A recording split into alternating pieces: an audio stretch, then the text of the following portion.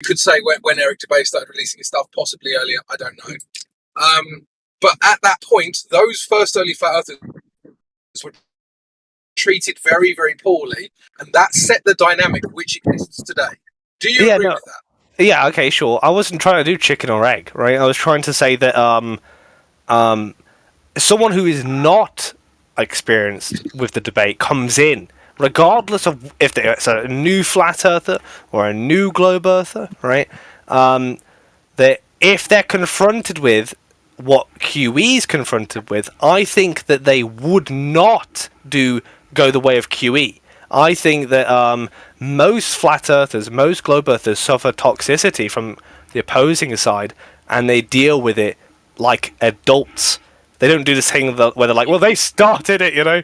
They just say, well, you know, that's just how it is. You gotta remember that Quantum also joined the conversation back then, and he joined an environment that was very hostile towards certain group of people that were questioning the globe. I was then 2016 listening to the conversations, and it was horrible. And years after that, it wasn't QE that I was listening to back then. It was a bunch of other people. But then years after that, I heard QE's argument, and Quantum was trying to be very specific about certain points, and he was being ridiculed about the information that he was trying to present to the communities. And then he also was dealing with other people, not just globe earthers or flat earthers. There was the concave earthers and the Pac-Man Earth, and he was dealing with a lot of different things. And the information that he was trying to bring to the table was kind of like, ignored, and also ridiculed. So he got into kind of like a more aggressive mentality, I would say, when he was presenting his information. Yeah, all right. Because he also speaks. He also talks to new people in a very new people, like in a lower level, if they have like a more casual conversation about other topics. But if they speak nonsense, he's gonna call them out on it. So that's the way he operates. I'm going to be plain, right? All of you in here have suffered toxicity from either side, whether you're a globe or a flat earther, and none of you have turned into that wet wipe, right? He is. I don't think there's any justification for him being the way he is. Yes, I have. I've turned into more serious deal guy because of all the nonsense that you guys speak to me and my children. You're not QE though. You're not like rude like QE is, or aggressive like QE. I'm definitely not QE, but I can be probably ruder than himself. Oh, we could all do that, right? Sometimes I'm hot-headed, right? It's just that, we have, like, let's say, we can evaluate the room. We know when to be and when not to be. He doesn't. Jack, well, you understand standard distributions, right? So, as any standard distribution, the majority of people are going to cluster towards the mean, right? And that's true of any psychological characteristic. If we're talking about aggression, then sure, most people are going to be somewhere in the middle, and you're going to get a couple of people who are hyper aggressive and some people who are hyper passive.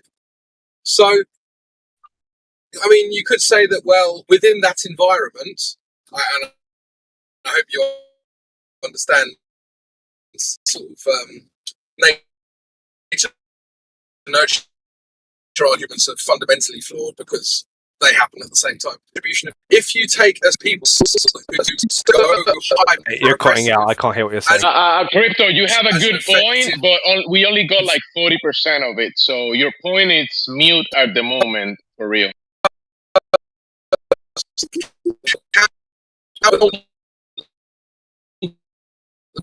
I need to be right back anyway. He'll be back once the satellite connects again.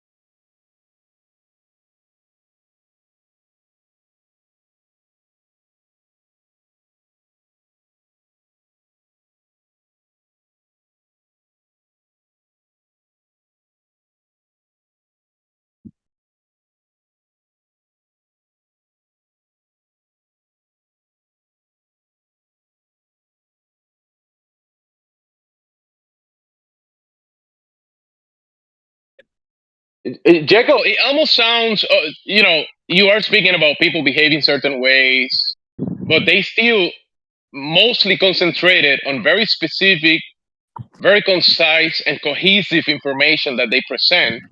And here you are, let's talk about their personalities. Oh no, I don't. But just to be clear, I love hot-headedness because it gives me an excuse to be hot-headed, right? So I don't mind that they are the way that they are. It's just an obvious observation. Shut Yeah, the fuck I up. agree with you. Shut the fuck No. up. Wait, what? That sounds Crayon like monster. Quantum, actually. Oi, Crayon Monster, shut the fuck up. Alright, Jekyll.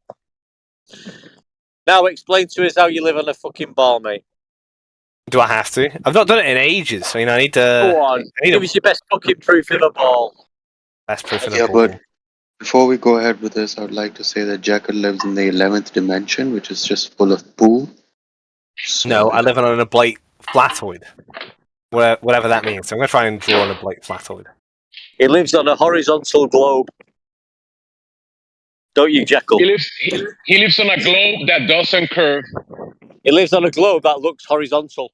And it's measured horizontal, but he thinks it's a sphere, but it's not a sphere because he's tripping. he lives in the 11th dimension that is full of poo. And he's on drugs. Tripping his back out. It's poo. It's just poo everywhere. Jekyll and Hyde snide in the area. We know the horizontal measurements mean more than that, don't we, Jekyll? Of course. Yeah, of course it is, mate. Yeah, so let's talk about that curvature then, mate. Curvature. So how would you explain the horizontal curve? The horizontal curve. In physics, yeah. Horizontal's curved. Yeah, so how can you demonstrate it in reality, but not in reality in the fourth dimension? Go. I don't know what you're talking about. Horizontal's curved. Yeah, Einstein, yeah, we're in the fourth dimension. We know horizontal's curve, we know curve's horizontal, but we don't really know that. How can you explain it? Um, Erming a lot, aren't you, mate? Erming a lot. What does mean? Are you a cow? Are you trying to get cow? I think this guy wants me to wind myself up or something. Become the. Okay, so listen, you've got a horizontal curve, right, with two lines going each way into a triangle. How do you explain the sphericity of it? Sorry, say it one more time. Can you ask the question again, one deck? Yeah, so you've got a horizontal curve turning into a triangle in fourth time space dimension. How do you explain the sphericity of it all? Well, it's obvious. Look at the side chat. That's the oblate flatoid. I just drew it for you. That looks like a shite. No, it's an oblate flatoid. Yeah, but that's not a curved triangle, is it? How do you Curved triangle? Yeah, but how do you get a curved triangle? How do you measure a curved triangle? No, how do you get one? Where is it? Oh, do you mean like? Do you just disagree that you could have 3 points? I agree with you, mate. I just want you to show me. I agree with you. I'm backing you up. I want to see your curved triangle. Well, that's the one who has curved triangles on hand. I'm with you on this, Jekyll. I'm all behind you, mate. You know what I'll say? I'll say boats go over the horizon one deck. If you want to, if you want to play games, you know what I'll do? I'll do you one better. There is no container. There's no container. How about that? No. We'll go into the container. I'm with you, It's my Jekyll. party trick. I'm with you now, mate. Right. I'm on your side. One deck. I'm on your What's side. the argument for the container? I'm on your side. No, so where is that curved triangle? What's the argument for the container? Curved triangle. What's the argument for the container? Curved triangle. Container. Curved triangle. Container. Curved triangle. Right. Why has been the arbiter of the debate? Why are we talking about curved triangles or containers? We know horizontal's a ball, don't we? And we know sea level's curved. We know a triangle is not a triangle, it's curved. Let's show these fucking flat earthers all about it. Come on, me and you. Let's go for it. I'm with you now. I prefer talking about containers. No, let's show them the curved triangle. Come on. I'll talk about container with you. No. Let's talk about curved triangles, mate. No, well, you know, I'm not really interested in And the geometry. horizontal. Remember the horizontal ball? If you just want to talk about spherical excess, talk to Yeah. Peter or So- something, aren't we? Yeah. So we do have horizontal balls, don't we, Jekyll? That's true, isn't it? We have horizontal containers. Yes. So do we have curved triangles as well in the container? A second. We must do. If it's in a fourth dimension, we can do anything, can't we? We can bend the space-time, we can curve a triangle, we can say horizontal's curved, and we can bend it all around in one piece and come out with a square, can't we, Jekyll? Yeah, but I prefer talking about containers one day. Yeah, but we can prove all this, Jekyll, can't we? Me and you can What? prove all this. Curve is horizontal. Once me and you go into the fourth dimension... Level means curved, everything else, whatever you want, We right? can have... me and you, Jekyll, me and Triangles you and me. at 8,000 We're degrees, friends now. whatever you Listen, want. Jekyll, I just want to we're talk about friends now. containers. I'm your friend now. I'm your friend. And we can take a triangle into the fourth dimension and come out with it curved, can't we, Jekyll? A triangle. Define a triangle. We can do that. We Define can a do that. triangle. We're One friends day. now, aren't we, Jekyll? Me and you Well, are friends now, aren't we? define a triangle. It's a curved triangle in a fourth dimensional space. And No, you can't use the word triangle in the definition. It's curved. A triangle's curved, of course. How do you define a triangle, one deck? Curved. Curved. Anything that's Yes. curved is a triangle. Yes. All right. I guess you can have curved triangles. Yeah. Well, let's have a look at one then. No, it's just a curve. Right? I'll draw it. Look, that thing I posted in the side chat. Oh no, post a Has real one. We curve. don't want to see a drawing. We know a triangle's curved. Let's see a real one. That's a curve. It's got curves. It's a triangle. No, but that's just in your imagination. We need to see a real one. What, a real triangle in the real world? No, a real curved triangle in fourth dimension that looks like a square. Yeah, but you said the definition of a triangle is that it's curved. As well as triangle square, of course, isn't it? There you go. There's someone playing a triangle. Yeah, triangle's got four sides, hasn't it? Four-sided triangle. Four-sided triangle in fourth dimensional space-time, bending it back. Show us that, Jekyll. Yeah. Show us that. What does Adds that up look to like? how many degrees are the interior angles? 65 degrees. 65 degrees of four sides. Yeah, and the square looks like a triangle, but it comes out as a circle in the fourth dimension. Show us that, Jekyll. I think this is a bit insane. Wow, it's fourth dimensional space time bending, mate. What's up with you? I just want to talk about containers because it's the most immediate thing I could debunk you on. A container is a triangle in a circle embedded in a square. Containers a triangle in a circle embedded in a square. Is that what you just said? Yes. Prove me wrong. Well, I'm an oblate flatoid. Of course, I agree with you. Yeah, well, you will agree with it because I know that's true in the fourth dimension. Yeah, and oblate flatoid Earth. And that's why me and you are friends now. And these flat earthers don't do anything, do they? No, they think horizontal's straight. They think horizontal's horizontal, level's level, Yeah. and curved is curved. But They think the Earth's measured globe. We know triangles are curved, level and horizontal are curved. And when you go into the fourth dimension, you can take a triangle into the fourth dimension, and it will come out as a square, but actually be a rectangle, isn't it, Jekyll? Yeah. How do you measure an Earth flat, one deck? Yeah, well, you measure the curvature of the flatness, and then you come out with a curvature triangle. Right, I see. Obviously, you know that already. That's how globe Earth works, mate. Do you get me?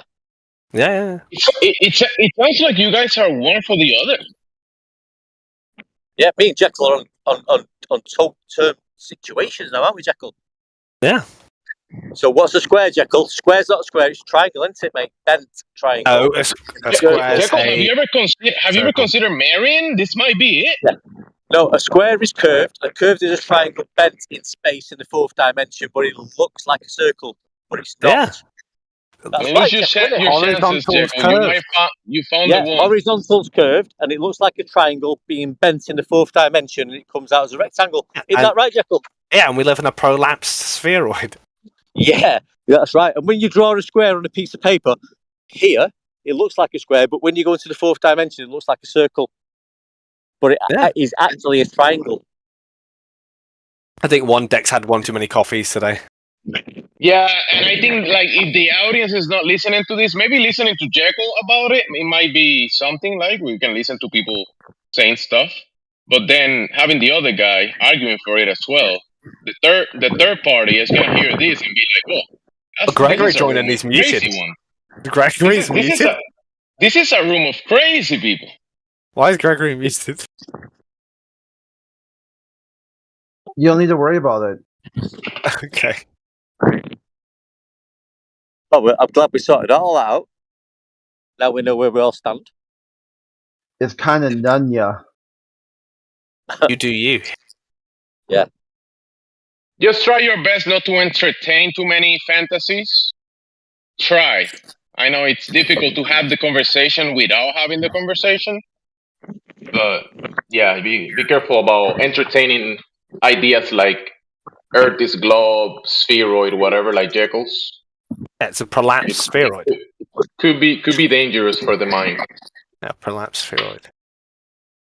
Yeah, it's a triangle which looks like a circle, but it's horizontal at the same time.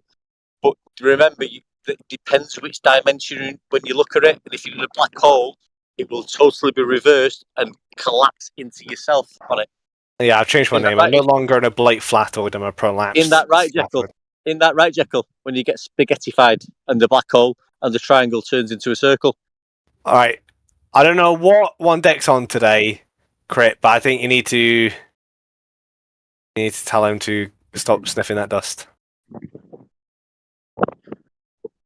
Talking about curved horizontals. Are you going to talk about which dust you're invoking, or is this going to be some sort of vacuous bagak, like word sounds? So, as Eggshell said before, horizontal is curved. You agree with that, don't you, Jekyll? Horizontal's curved, obviously. Yeah. So I'm sniffing and you're not. Yeah. No, we're sniffing together. Yeah. So what about when you go into the fourth dimension with the curved horizontal square and it comes out as a triangle? What do you do then when you get spaghettified in the black hole?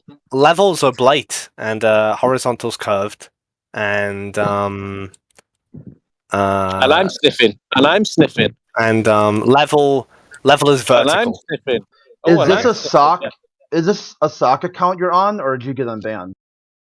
Jedi unbanned me. So what happens when you get spaghettified if you've got a square piece of paper in your hand at the same time and you think it's a triangle and it's actually curved? I don't know one deck. I don't know why we're still doing this. Yeah, because this well, we're just going to Globeland, mate. This is Globeland you're in. You enjoy it. Enjoy it. Anything. You can say anything.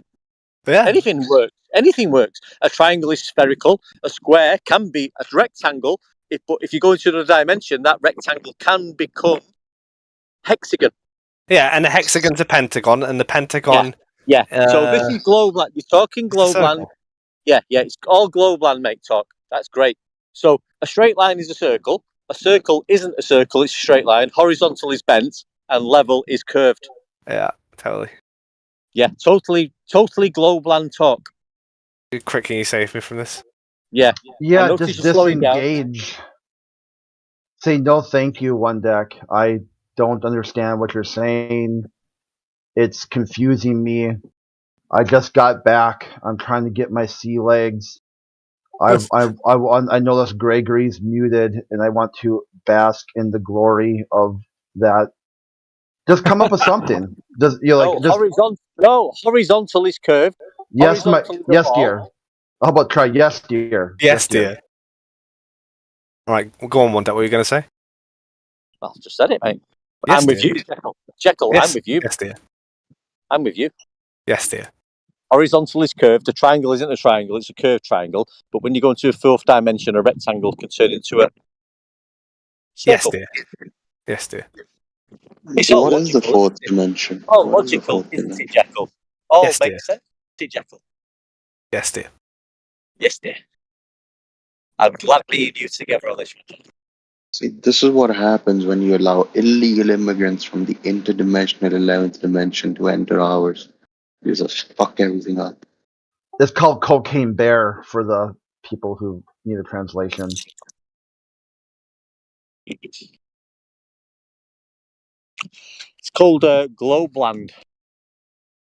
and you can say anything you want and make anything you want up.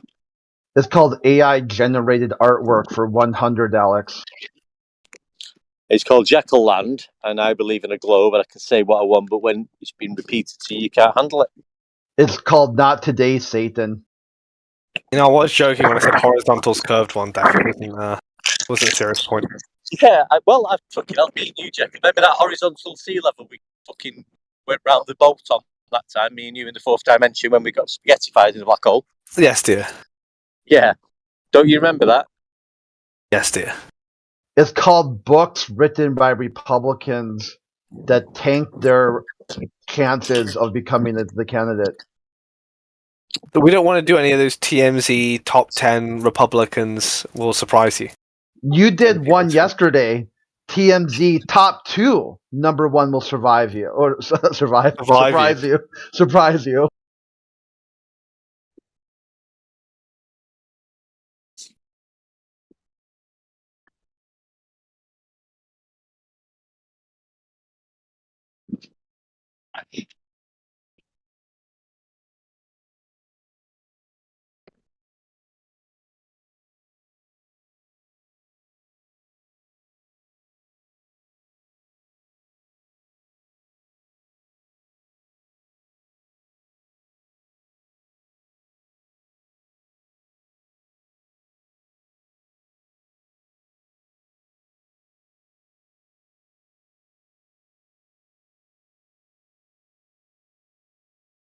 Okay, so it's over.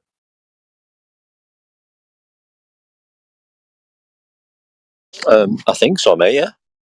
So that in postage paid, and we're all good. Yeah, we're all good with spherical triangles, mate.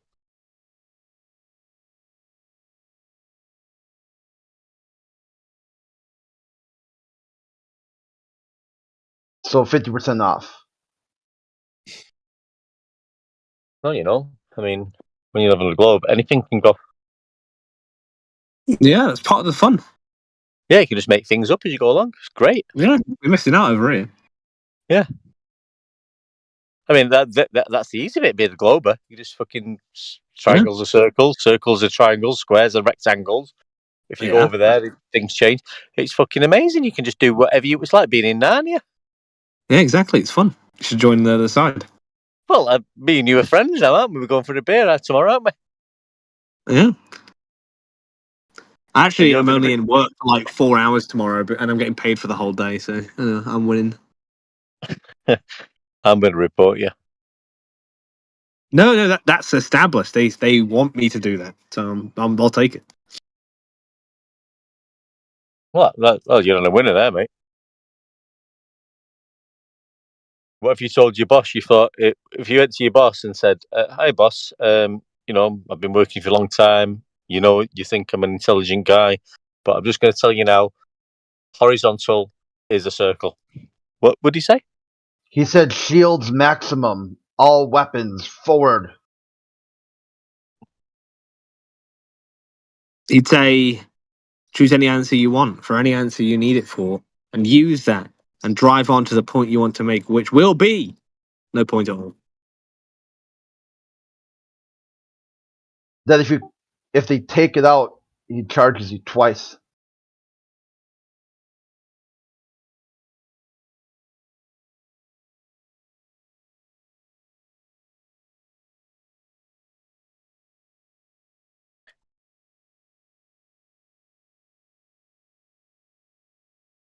Did you enjoy that, Jekyll?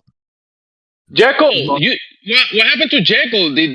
Are you hanging out with the normies? You sound like a normie now. I've been banned for a month. I just beat him up a little bit. It's been like a month, right? Oh, you've been banned for a month. That's why. Yeah. I just beat him up with the globe. You know, I respect you guys so much that I actually wasn't technically banned. I could have joined at any point and trolled, but I thought, you know what, they don't want me there, so I won't go there. You know, we love you, Jekyll. Jekyll, we love the absurdity of how your mind works, where you think horizontal is curved, and you go into the spaghettified black holes, and you come out with triangles that look like a triangle when you went in, but they come out with a rectangle. I mean, but you've got no actual proof of that. But you say these things, you know, the absurdity of it. You are actually in a Psychological dilemma. Just like a box of chocolates. Yeah. So Jekyll is evidence that it just takes 1 month to reprogram something into something else. Well, it's called the psychological dilemma. Is Now actually he's like a oblate flat earther. Exactly. It is a condition. Picture, because It is that a picture, condition.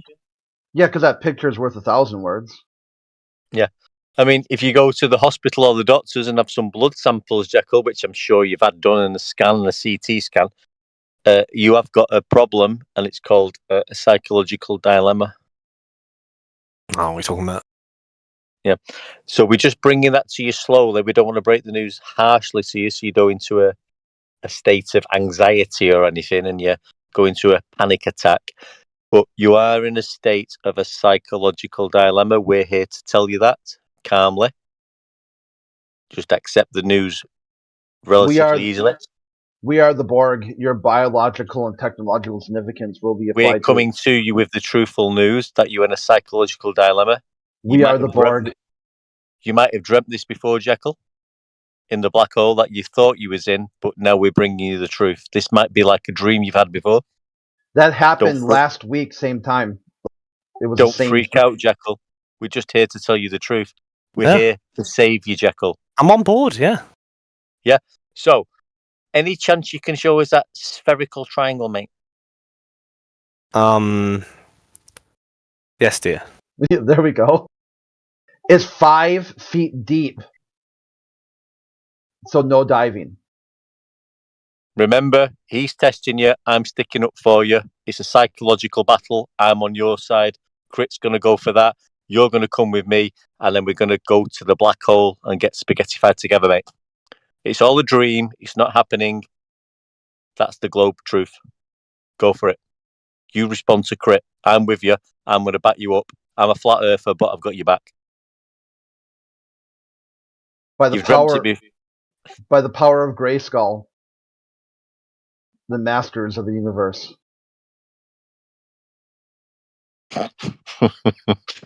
Remember Zorro?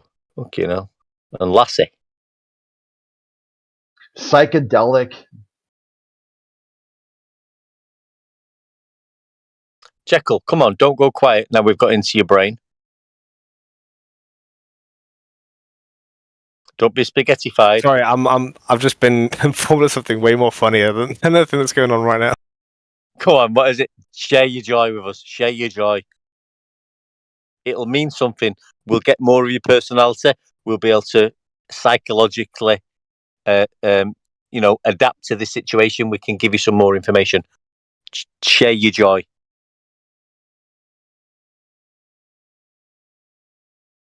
Dorothy said there's no place like home. He's not sharing his joy.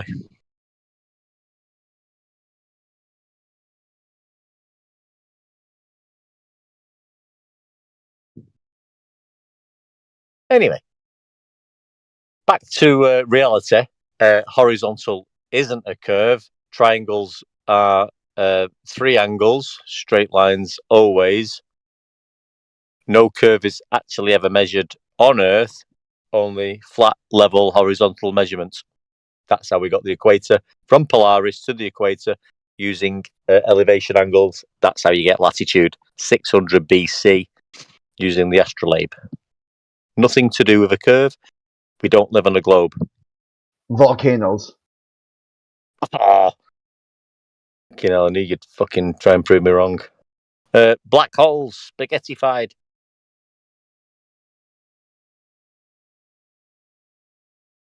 Well, the sun moves, doesn't it? What about the constellations?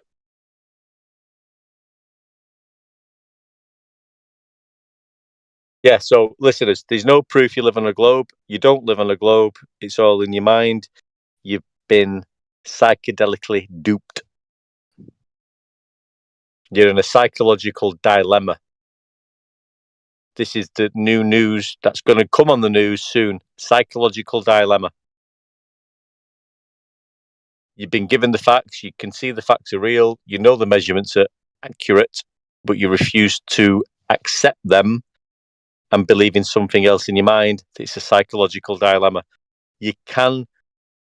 I would expect in the next 5 years, people will be being put into hospital institutions for believing this. So we're trying to warn you in advance that maybe it's a good time to start realizing the truth. Otherwise, you will be locked up in a straitjacket and the key will be thrown away. Jekyll. Yes, dear. And that's why they charge extra for guacamole.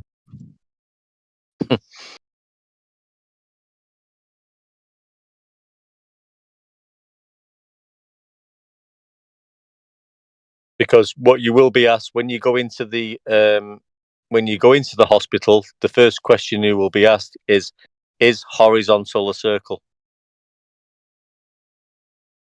That's the first question will be asked, and there'll be a gun to your head. And you're asked to answer that question truthfully. Is horizontal a circle? Now, you will know the truth as soon as you're asked that question. You will know the truth instantly. But whatever comes out your mouth will either be the truth or it will either be a lie. That's up to you. Only you can make that decision. Jekyll. Is horizontal a circle? Yes. The gun's to you. Dear. Oomph. Pull the trigger, crit. No, he said yes, dear. You can't be mad now. Horizontal is a circle. So how can we show that? If we were drawing a horizontal line, how can we represent that as a circle?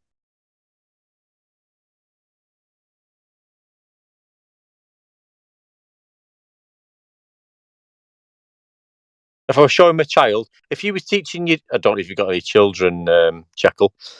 Maybe you've got grandkids because you do sound quite old. So if you were talking to your grandchildren or your great grandchild, and you were saying, "I'm going to show you the difference between horizontal and circular," how would you draw that on a piece of paper? The difference between the two. How would I draw a horizontal circle? No, if you was talking to your great grandchild and showing him the difference between horizontal and circular, how would you do that? I'll show you. No. How would you show your grandchild? Yeah, I'm just going to show you. You're my grandchild. No, I'm your great grandchild, mate. Yeah, exactly. You're a lot older than me. Remember that.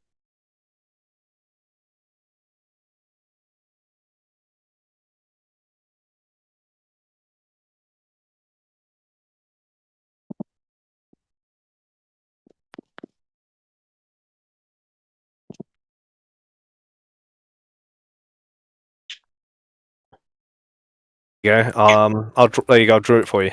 This is how I'd explain what horizontal is. That's right. Palestine is flat, terrorist. There you go. Post in the chat. Both of those lines are horizontal. Can't see anything, mate.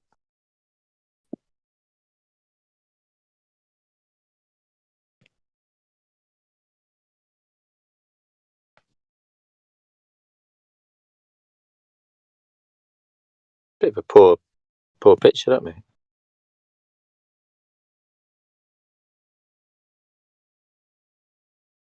So let me get this straight. Pardon the pun. Let me get this straight. Pardon the pun. Let me get this straight. Every line in that image is a straight line. There you go. So horizontal is parallel to the plane of the horizon. No, horizontal's curved. We already went over this. No. I'm trying to explain. Yeah, you're trying to explain to me, your great grandchild, the difference between horizontal and curved. There's no difference. They're the same thing. What happened here, one deck? What happened was in his farewell speech, after suffering a fatal wound, I need to fight. I need to find the good and the noble. I need to live by my code and lead once again.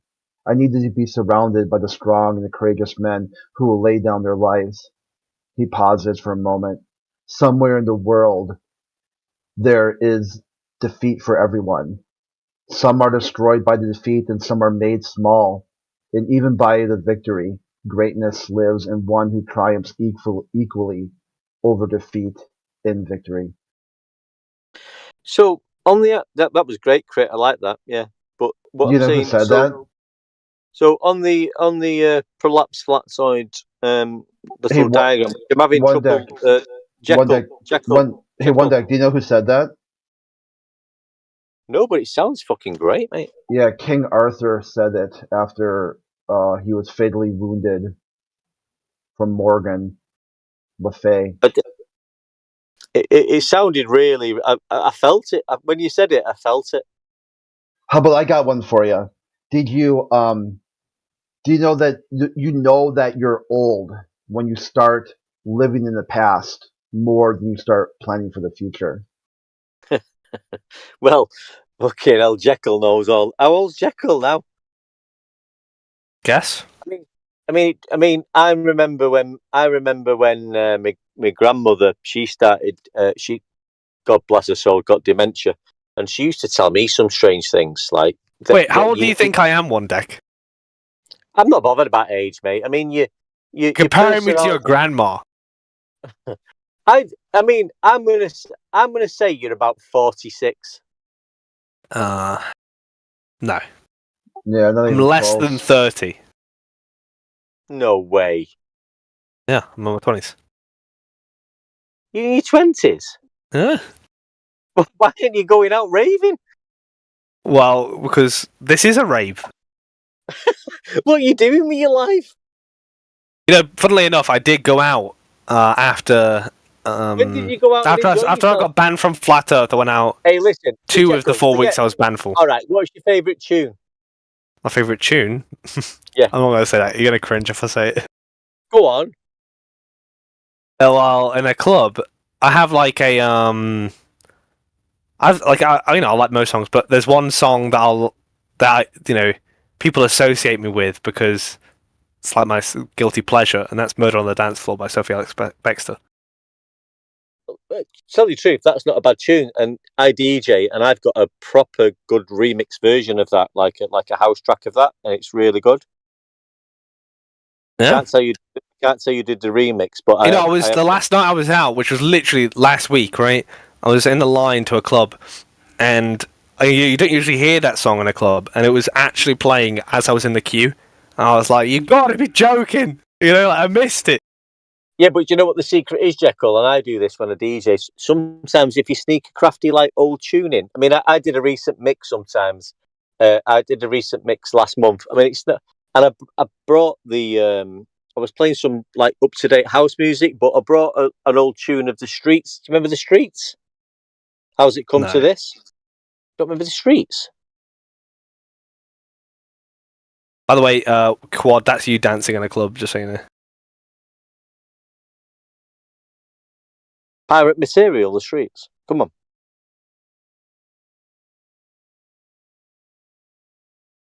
Come on. Come on. Anyway, so you like Sophie Alex Bextor. You've been out dancing. You sound quite normal. I mean, I am normal. In the real world, I have a social life, and I go out and I work, and I do everything. You are Jekyll. So you are Jekyll and Hyde, 2 personalities then. Well, do I sound like I'm not normal on Discord? Well, you don't sound normal when you're saying horizontal is a circle. Well, no, that's like just true. Curved is horizontal. So that picture you posted on the outer limits of the photo, where you've got the arrow saying horizontal around the curve. Now, can you show us the opposite of that? Hey, I'll show you another horizontal line. No, show us the curved horizontal. Yeah, there you go. The difference between that. There's no difference. Look, that's horizontal. There you go. So curved and horizontal the same thing? Yeah, it means the same thing, yeah. Right. So who told you that? Quad. Who's Quad? You know who Quad is? No. So one of the mods here. You know who Quad is, dude.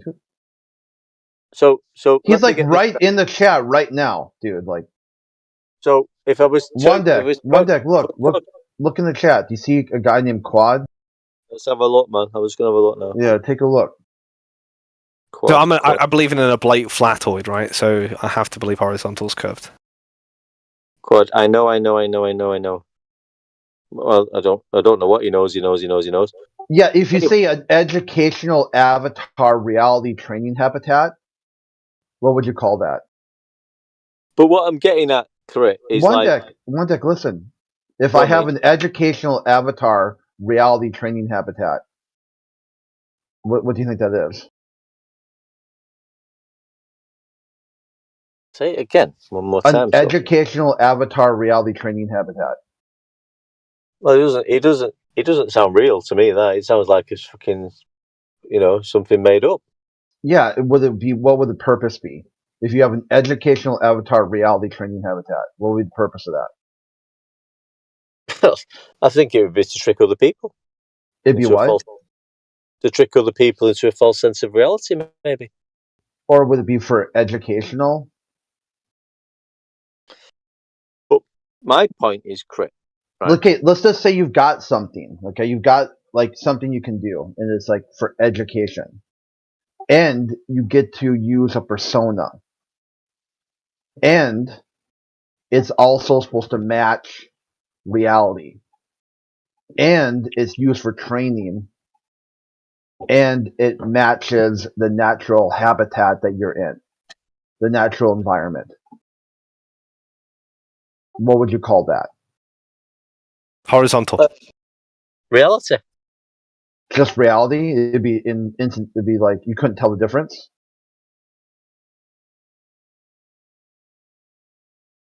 Yeah, I can tell the difference. Well, I can't tell. I only know reality. Yeah, so okay, so it's educational, right? Well, education and this you have an avatar. Educational isn't necessarily truthful. Yeah, so you have educational, and it's an avatar, and it's reality, and it's a training habitat. What does that spell out for you? If you were to spell that out, what would you say that is? I'm trying to understand it, mate, to tell you the truth. Yeah, I know. I'm trying to explain too. Yeah. So it's educational, right? So is somebody telling you something to learn? Education is just you're going to learn this, and that will be your education. So here, let me type it out, and so maybe if you see it, it'll jump out at you. What do you see there?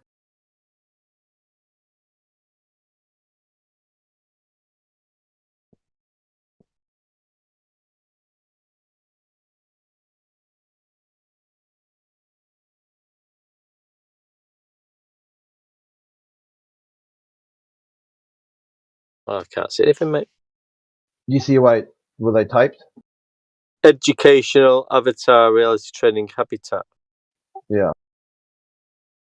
Educational avatar reality training habitat.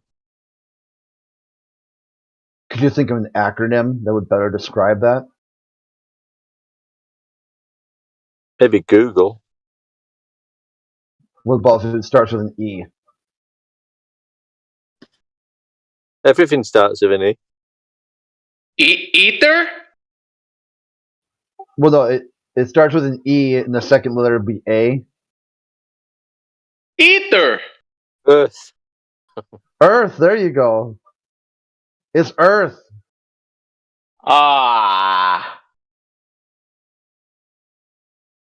Boring. Yeah. Boring. Yeah, but what I was saying to spaghetti black hole, I've been spaghettified with a spherical triangle. Jekyll was. I've seen your picture, and you're not proving it to me. You're sitting down with your children and you educated them. You've just drew a circle and you've got horizon or horizontal around it. Now, what you need to do is draw a straight line and tell them what that is. Oh, straight line? Yeah. So you've put horizontal around your curve on the outer limits of that picture. So we've got an idea of the shape of that now. Like it's a circle, and you put horizontal. So this is one deck here. Yeah, this is how it went. All right. It says the line must be drawn here. I will not sacrifice Enterprise. I've made too many compromises already. Too many retreats. They've invaded our space and we fall back. They've simulated entire worlds and we fall back. Not again. This does not represent the Federation's dealing with the Borg. The two battles the Federation has had with the Borg have gone battles of elimination. The Federation has not brought the fight to them. That is beyond their ability. It is not like the Borg to have slowly encroached into our space. The Federation keeps retreating. What I'm thinking of is that great diplomat, Picard, as at his breaking point. The reminder of being assimilated by the Borg has also brought back memories of being brainwashed by the Kardashians. He turned into the tool of his own enemy. This is a speech that Picard is attacking on his own ideal in mind idealism. This speech does not represent the Federation's dealing with the Borg, but it does represent the dealings of the Alpha and Beta powers. The moment it is Picard is admitting that men like himself have made the Federation weak. God, Larry's in the chat. There we go. Yep, I got. Oh, he's there. I don't want to interrupt though. Kind of waiting. One deck I showed. There you go. I drew it. Straight line equals container. That's how I'd explain it. I got a better explanation. I post some. Continue. According to the study, our creativity is drained by our education as we learn to excel at convergent thinking, or the ability to focus and hone our thoughts. We squash our instinct for divergent or generative thought. That there is a NASA study from the 60s that shows that we're born geniuses, and the educational system drives it out of all of us, except for like 2%. Because NASA was looking how to find geniuses. So, the guy who was on here yesterday, Chief Squatting Dog or whatever, he was saying that he doesn't trust anyone that isn't educated. And I was like, bro, you can be educated too much. Well, there's NASA backing up my claim, destroying what he said. Too bad he's not here to defend himself. Yeah, he just basically says the opposite of what anyone else says. So the best way to handle Chief Shitting Dog is just to cite some source that he trusts and then let him debunk it on his own. And then you drop the link, bang. And then he'll say, you just didn't understand what they're saying. Especially, it's even better if you just read it word for word. Yeah, but I mean, you could say, Jekyll's been educated in the globe, and he's been educated that a straight line is curved, and it gets spaghettified in a black hole. That's his education.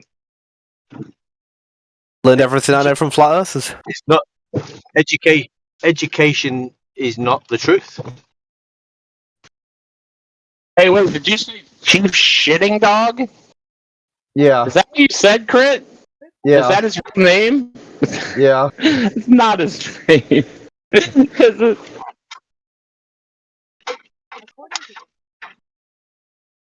My name's Trevor, and obviously I grew up thinking I was fucking relatively clever, but now I'm finding myself in a psychological dilemma.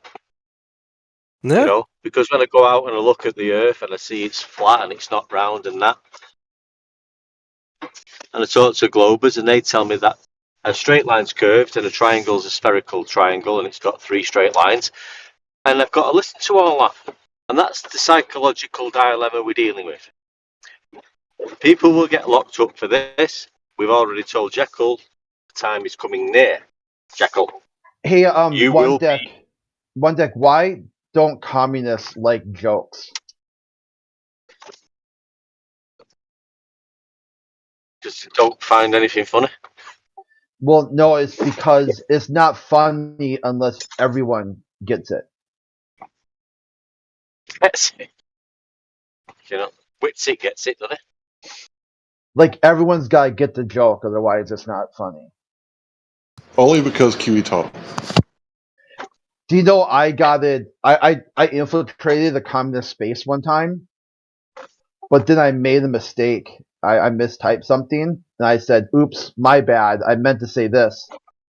And they figured out that I was an infiltrator. Do you want to know why?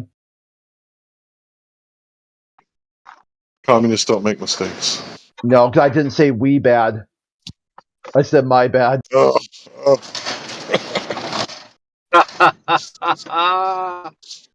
Oh, the communists. Anyway, we're either all on the level, or we're going to go out and talk about, like me and Jekyll. Jekyll, we've been to that horizontal a black hole, haven't we, mate? With that spherical triangle, and when we went in with a square, it came out looking like a circle, but oblique. We didn't know what happened, but we was in a fourth dimension. So that's where me and you are now. It's funny making a flat Earth believer angry, but if you push them over the edge, then you're only proving them right. Ooh. It's really weird that everybody's always asking us where's the edge, right? But originally we were asking you where's the edge of your sphere. Oh, refraction. Oh, so I guess then the only thing that you can argue is, well, flat earthers claim there's an edge. When actually there is no edge on a flat Why will the Earth. Flat Earth Society the never be popular? Because they can't get their word around. Yeah, we're not the Flat Earth Society. What do you say when you finally find out the Earth isn't flat? That's a relief. I don't get that one. Yeah, because a relief is an elevated portion. Oh, right, yeah, no, I get it, okay.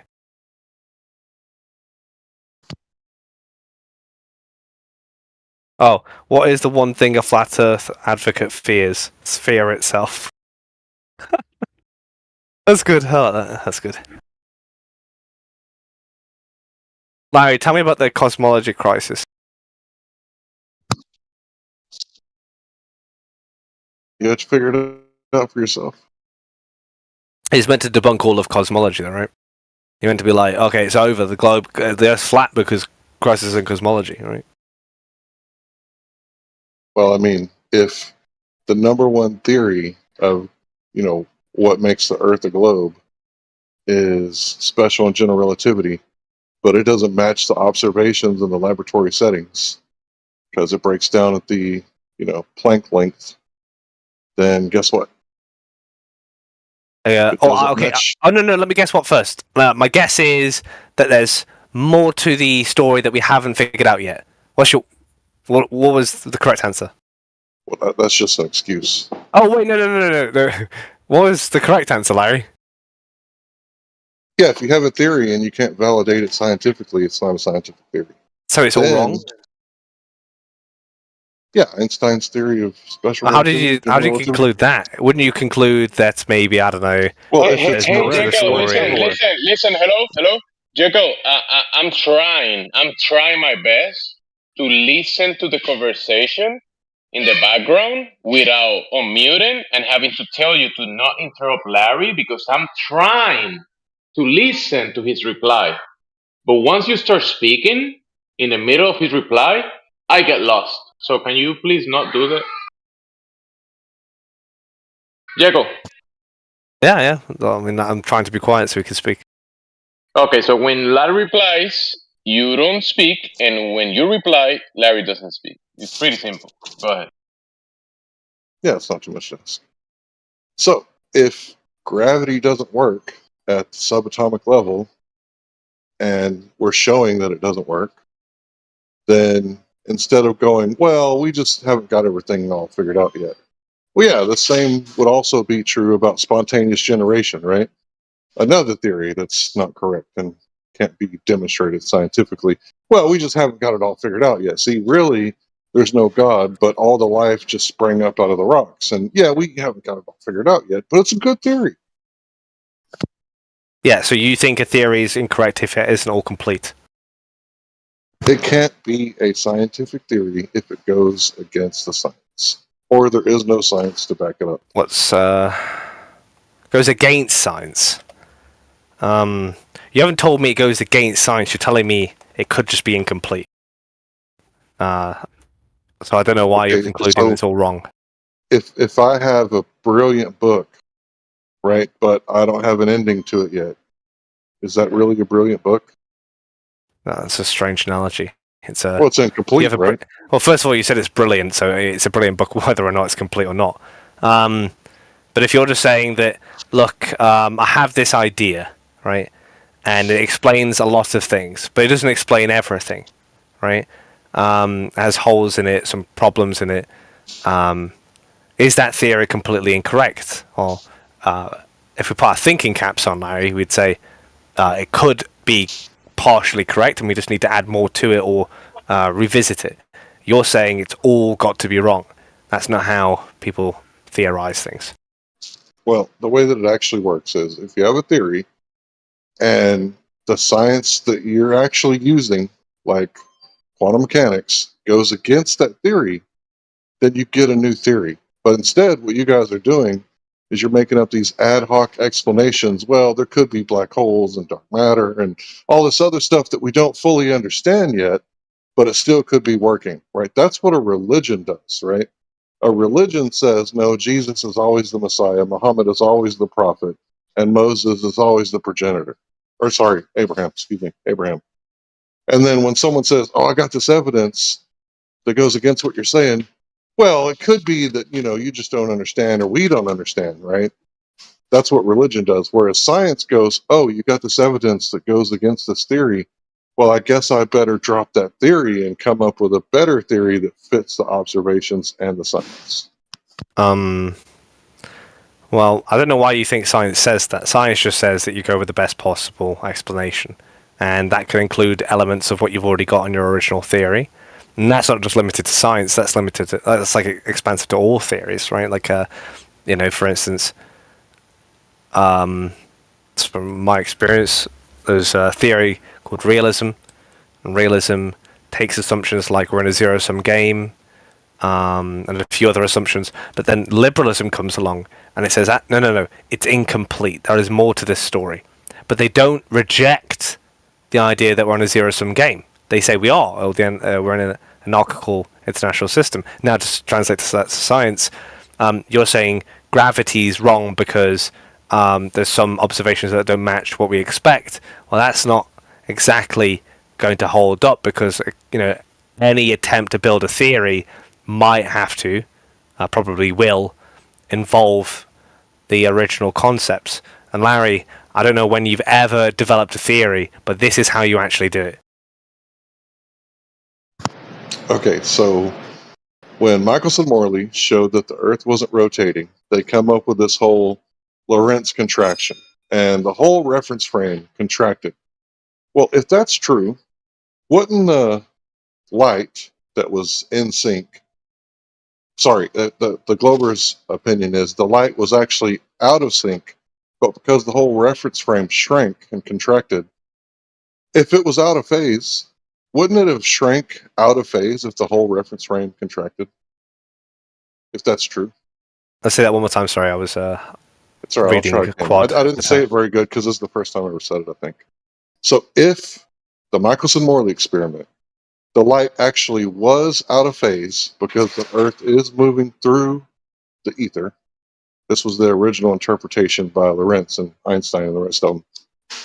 If it was out of phase, but the whole reference frame shrank, wouldn't the out of phase light have shrank consecutively with one another? And I don't know anything about the ether, and I'm not going to make a claim about that. But that has nothing to do with what I've just told you. In fact, I gave you an analogy to a different field of study with how people develop theories. Right?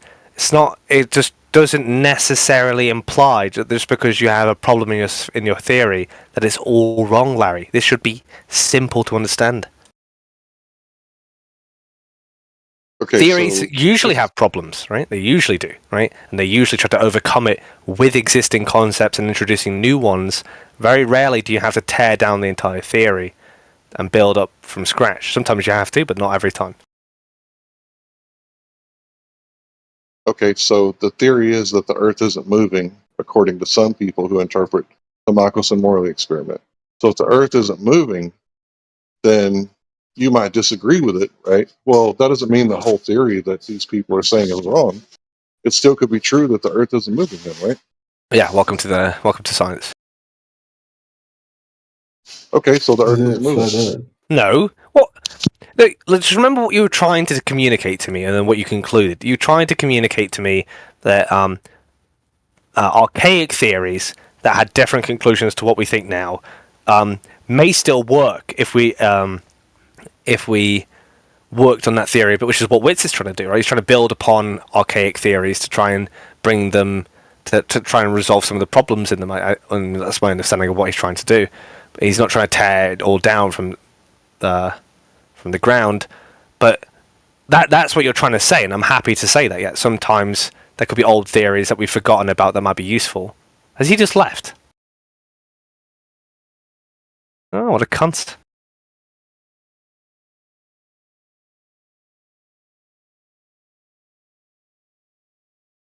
I guess I'll be quiet.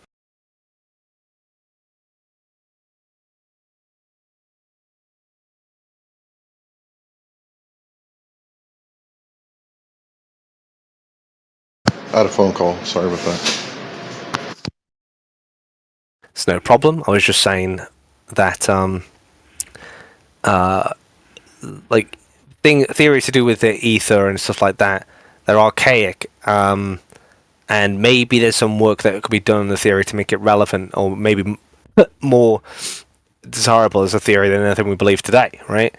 But you don't have to tear down that just because it has problems. You don't have to tear it all down. You can use some of the existing concepts, which is what Witsit basically tries to do, right? And make it more relevant or more applicable. And I'm happy for that, right? For people to try and do that with forgotten about theories. And Larry, that was the conclusion of my point, right? You saying that the Earth isn't spinning just because there's a theory out there that might suggest it is, doesn't make it a more virtuous theory. It has to actually have better virtues. The Michelson-Morley was trying to detect the Earth going around the sun, by the way. Yeah, I was just giving you an example, an illustration of the point that, Larry, again, just because some theories have problems, as all theories do, right, doesn't mean that they have to be torn down and considered completely incorrect. Existing principles can be applied and theories can be developed to patch those holes. Okay, cool. Then the vacuum energy catastrophe could very well be the ether. And the whole concept of Einstein debunked the ether could be incorrect. And the whole theory of the vacuum of space could be incorrect. And there could be no such thing as a vacuum. Yeah, it could be, but you have to demonstrate the virtues of that argument. You can't just say that could be, so it is. Which is what you which I think you believe, right? But you can't do that. Well, it could be. You could go for the lowest probability of could be. I mean, we could be in the eye of a blue-eyed giant, right? There's a possibility of that. We're not going to appeal to that because it's the lowest fucking common denominator, right? No one's going to appeal to that because it's hard to justify and it's got no virtues about it. Well, I mean, going by your concept of just because the theory was disproven doesn't mean that it's wrong. I mean, maybe the whole Michelson-Morley thing was incomplete because we didn't understand the vacuum energy, and this whole theory of the vacuum of space is completely illegitimate because even if you could suck out all the, atoms or baryonic matter, a vacuum is still not empty. So there's no such thing as a vacuum. Yeah, we haven't proven it wrong. You've shown that there's a problem in the theory that needs to be developed and enhanced and reworked at least, right? Not to say the theory's wrong. There might be something missing, some sort of variable missing that needs to be inserted and accounted for. There could be loads of different things going on with that theory. That doesn't mean it's all wrong, Larry. That's the point. So your entire appeal to the crisis in cosmology, I mean, the essence of it, what you're driving at, the horns of your argument, Larry, they don't land.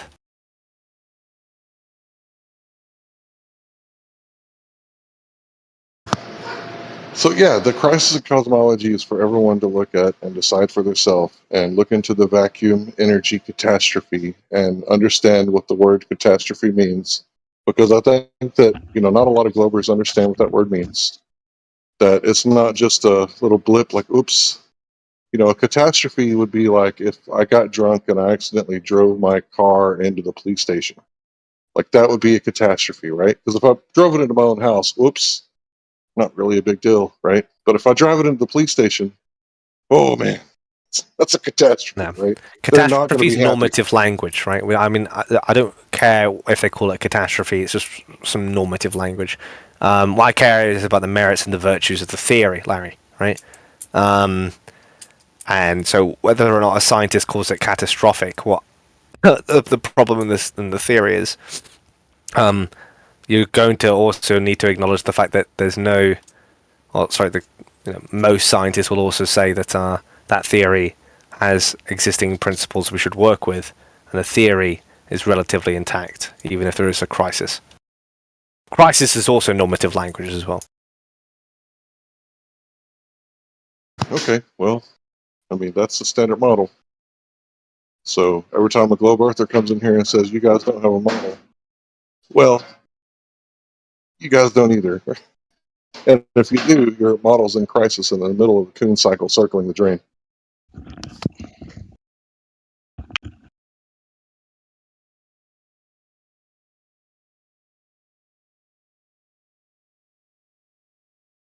But I've already looked into this stuff before and posted the links and went over all this stuff before. It's probably beating a dead horse at this point, so if you could quit bringing it up, I'll probably need to find some new material. Yeah, I only bring it up because you always mention it. I haven't brought it up in a while.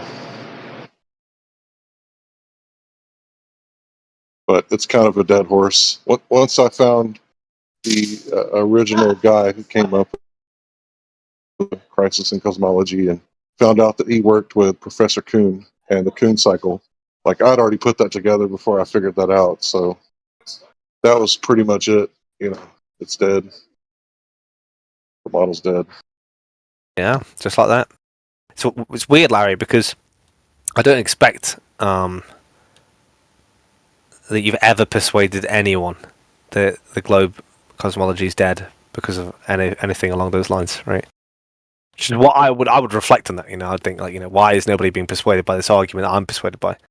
Yeah, maybe the argument sucks. It's really weird that you say that. Like nobody's persuaded by this argument. There was recently a poll, and I think it was Witsit Gets It versus some guy who worked for Alex Jones, and the poll numbers showed that they thought Witsit won like 50-something to 40-something. So when you say nobody is convinced that the standard model in cosmology, I don't know if that's true, bro. Larry. Because I think people vote on their worldview. Like, if someone has a real strong... Can I finish? Is that okay with you? If someone has like a real strong, worldview that the Earth is a globe and all that stuff, even if they thought Witsit won, they probably vote for the other guy. But when people have like an open mind, they might be persuaded both ways. Yeah. Because they're not going to let their bias interfere with who they thought won the debate. So it's really interesting. Do you got like any polls that say that nobody's convinced that the Earth might be geocentric in nature? Because I can provide polls that one. Yeah, to your analytical mind. Would you say you're analytical, Larry? 60-40. All right, look at the side chat. Your claim is that people are persuaded by it because of a poll after the InfoWars debate. Look at that poll, right? What do you think? That's not my claim. That's a straw man. That's okay. What was your claim then about people being persuaded by your argument? Claiming that nobody is persuaded by the argument that the cosmological constant crisis is saying that the model is incorrect. Yeah, but your evidence for people being persuaded by it is this poll, right? Yeah, because what does Witsit normally talk about recently? Yeah. He's talking Let's look at the side chat. Let's look at the side chat. Let's put our thinking caps on, everyone. Everyone put them on. I know you haven't got yours on, Flatsy. I can see you put it on. Let's look at the side chat. Round Earth, 49.2%. It was a joke, right? Anyway, Larry, look at the side chat. 49.2%. Flat Earth, 50.8%. What is the problem with inferring that people are persuaded by that argument in that poll? Like, does that actually tell you that? Well, I've already addressed this. I said the open-minded people who may still believe that the Earth is heliocentric in nature, or acentric, they might vote this way, right? And vote against their own model because they thought Witsit did a good job. So I've already addressed this thing that you're bringing up. They could be persuaded by the rhetorical style. They could be already flat earthers and just supporting their man, right? There's lots of things that could be going on in that poll. You don't know that there's like someone who is, let's say, neutral crossing the line because of the crisis in cosmology. This says 15 hours left. So this is an early screenshot. I'm just saying that poll that was posted by Amish doesn't really communicate your point. I don't know if there's a poll that says, are you convinced by the cosmological constant crisis? And it clearly shows the people who are undecided switching towards Witsit. You know? It's not a convincing argument, Larry. I don't think it really persuades many people. Because people could just think in their minds, as I illustrated to you earlier with other theories, that just because there's a problem in a theory doesn't mean the entire theory is wrong. Okay, you said nobody's convinced. And I cited a poll that shows, 50-40, 50-50, somewhere in there, that half of the people thought he made a better argument than the other guy. So I think that kind of debunks that nobody's convinced. Some of those people are globe earthers and thought that Witsit won the debate just because they're open-minded. Yeah, but they didn't think that Sorry, go on. Hold on. We don't know how many of those people are, but some of those people actually thought he was correct and don't believe in the heliocentric model and voted that way. So when you say that nobody, can you back up that claim that nobody's convinced? Because I think even the scientists are convinced. Yeah, there's one person I know in this arena, right, that appeals to the cosmological crisis as any sort of proof of anything. To say that globe cosmology is completely wrong and is collapsed as an idea, as a theory, like you have to start again, something along the lines of starting up with the ether, and that's you. And then I know that in the Earth Awakening server there are Witsit and his crew, right, that also think that. So people are buying that argument, but it's the demographic of those people are flat earthers, right? You can't. As far as I'm concerned, and this is it's anecdotal. That's fine. There is no polling to suggest that you're persuasive, and there's no polling to suggest I'm persuasive. We can only appeal to really what we've observed, and I'm sure we have shared observations here. No glober has ever been convinced by this argument, because everyone knows a theory having problems in it doesn't mean the entire thing is incorrect, except for maybe you. I don't know. Yes, it does. No, it does. Well, it means there's you lots don't of have a theory. It means you don't have a theory, period. No.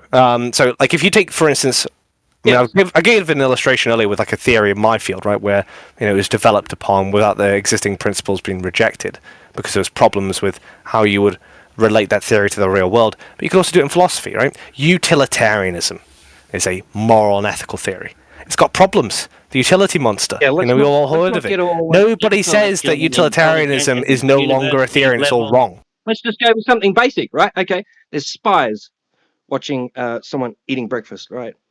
And they film it, right?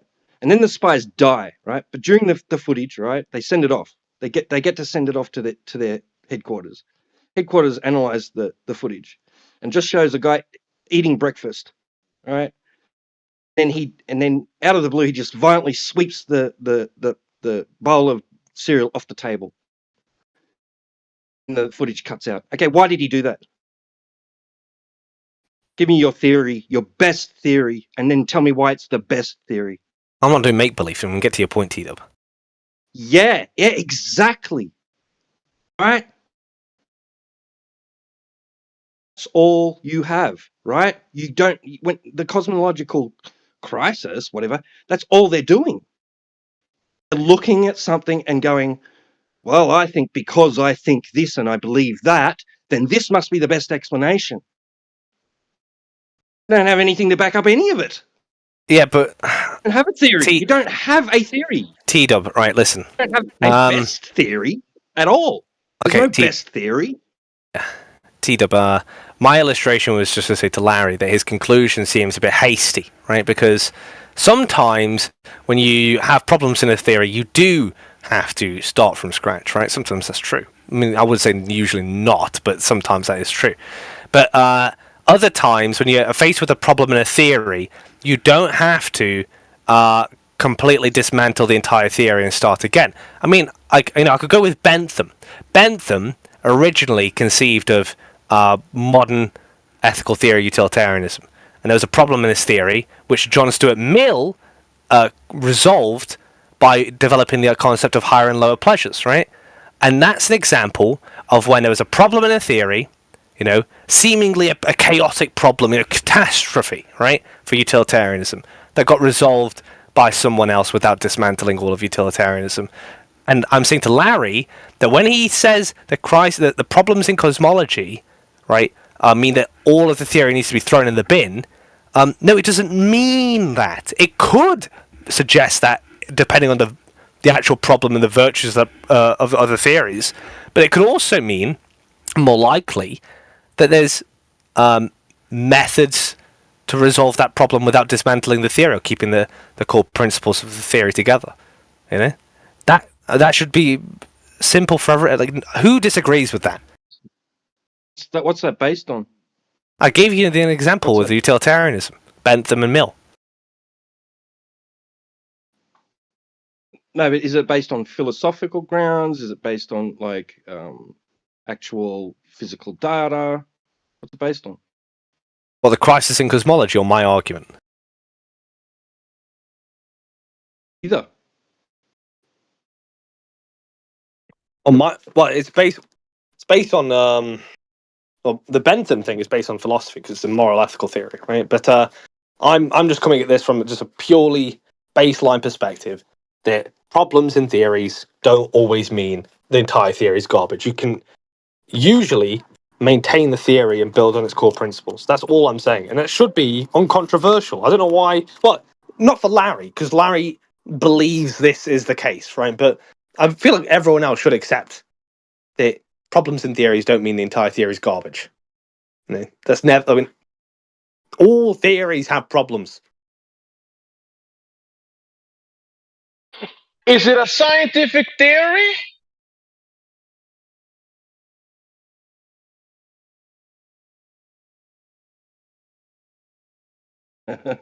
No, it's not. Not the one I Okay, I'll gave go was back. moral and ethical theory, but that wouldn't matter either way because if I would like one scientist to tell me one complete theory that someone else couldn't raise a suggestion on and say, well, I think that there's a problem with this because of that, right? I mean, I'd say every theory I couldn't think of is going to have some objections, whether it's philosophical, scientific, political, whatever you want. The theory, in the sense that you're suggesting, that you're talking about, that you're referencing, it indicates before the fact, right? Scientific theory is after the fact.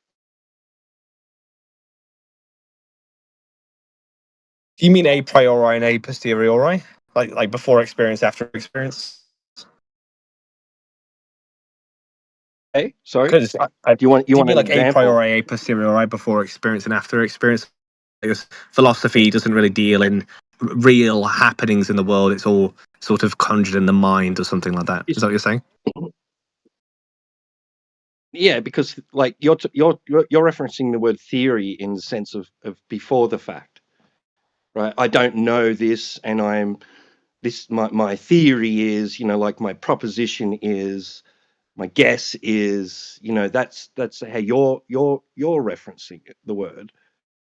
Whereas scientific theory is talking about discussing the data that was collected after the fact.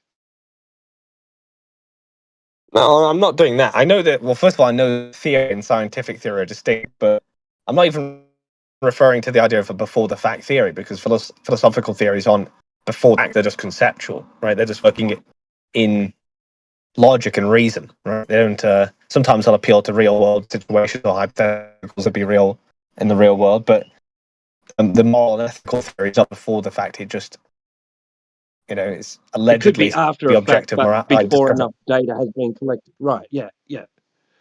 So it could be after a fact, right? An event, but you don't have, like the guy with the breakfast cereal swept it off the table, and then you don't have any more information, right?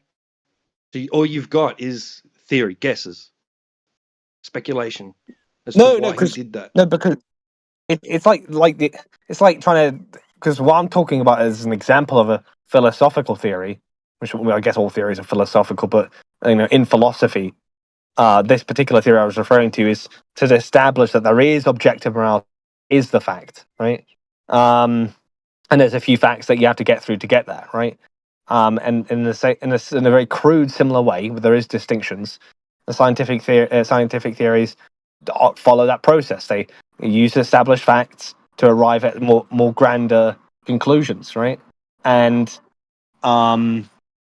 a problem in a theory, which all theories will have, doesn't mean the whole thing is bunk. You can keep original principles. You can keep large parts of a theory intact, or you could discover something that resolves the problem in the theory. It doesn't mean it's correct either, right? Neither. Doesn't mean it's correct either. Right? Either. Right. Is that a preface? Problems in a theory wouldn't mean that it's correct. Is that a preface? What do you mean? Like in cosmology, is that a preface? What's up? Do they preface that? Oh, you can cam up in here. When I say problem in a theory, I'm saying they're chicken. Like I don't want to. Like a theory. Someone is. Give me 1 second, Jekyll. Give me 1 second. Someone is hot mic, and who is it?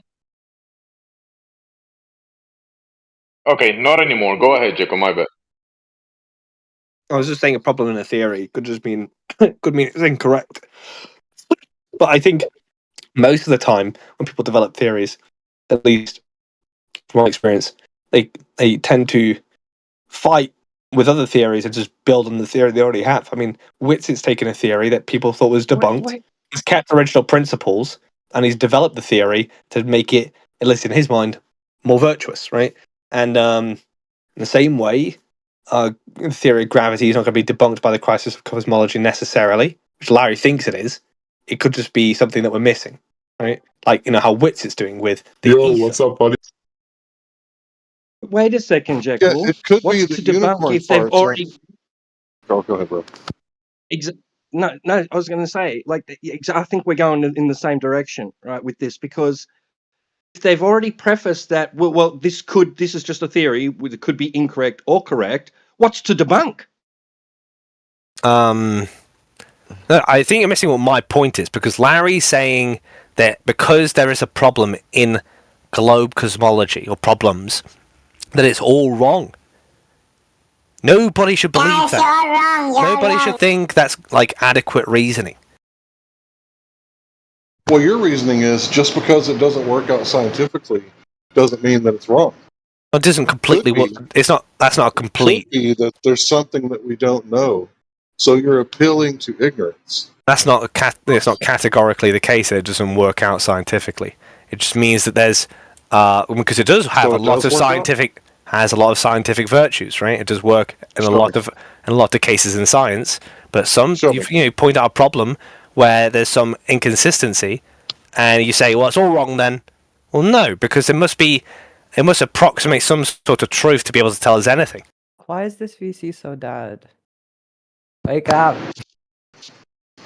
Are you do you have people muted? Because you just jump in the middle of a conversation. My bad. Yeah, how dare you? So the claim is that, there's a crisis in cosmology, but it could be that there's something that we don't know. Did you say cosmology? No. Oh. I didn't.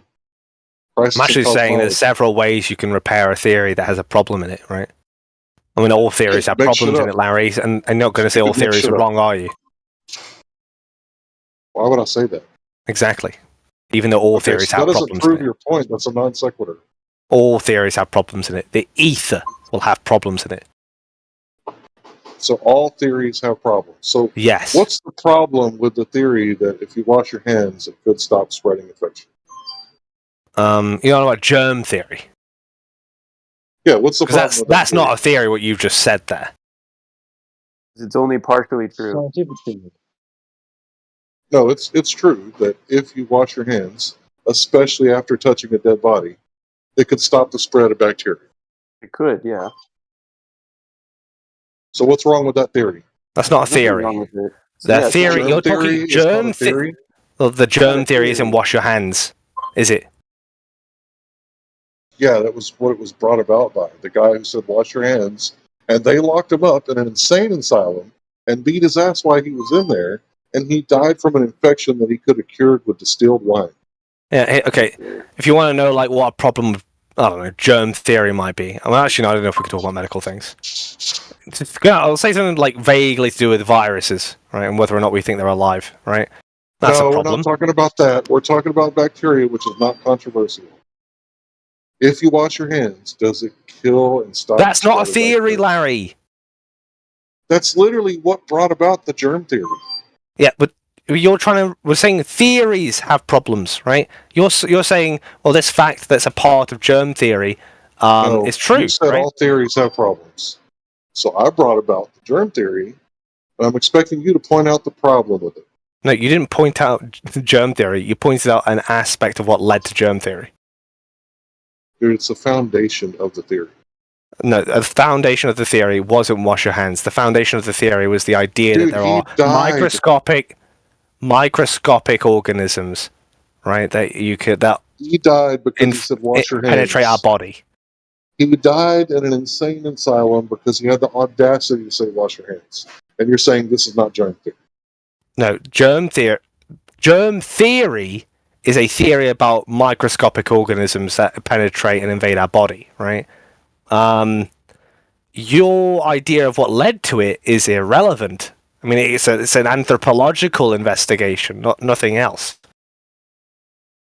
It's not part of the theory. No one says, right, germ theory, wash your hands. Really? No one Nah, says they that. don't. No one says germ theory is when you wash your hands. No one says that.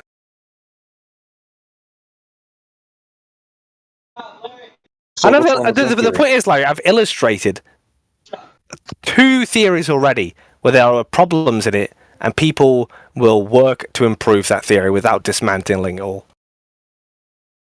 I've actually 3 theories. I can mention the ether as well. I mentioned realism, I mentioned utilitarianism, and I mentioned the ether. And you still believe that if there's a problem in a theory, then it's all wrong. It has no virtues, it's all wrong, throw it all in the bin. But it isn't right. There's a problem, of course, it's something that needs to be resolved. No, you're resolving. Okay. Nothing to resolve. If you want to say that there's if we don't have a complete understanding of something and it's not correct, then I will happily say every theory is incorrect. There you go.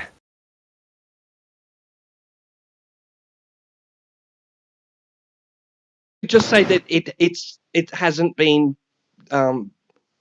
validated to be true. Can you name a theory that doesn't have a problem in it? But this isn't the point. The point is, how can you say it's the best theory? How can you say it's the correct one? How can you say it's the incorrect one?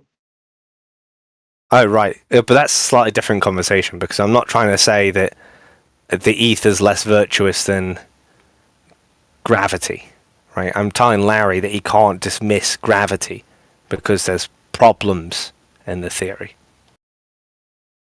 Yeah, he can. Well, he'd have to introduce a more virtuous theory then, because the ether's going to have problems, isn't it? Falsification is independent of replacement. You falsified what? that gravity works at the quantum level. Been falsified for a long, long time. Even Okay, can Einstein you? himself knew it. Yeah. So, can you source for me one person who says gravity's been falsified? Okay. Now I want the word gravity has been falsified or something very close to that line. Right.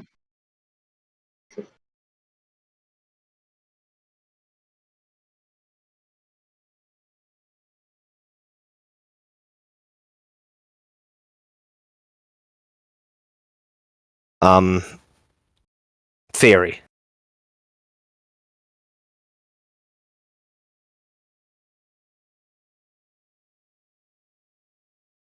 Okay, so this says in Nature that the idea of a scientific theory can be falsified is a myth. So if that's true, then it's not science.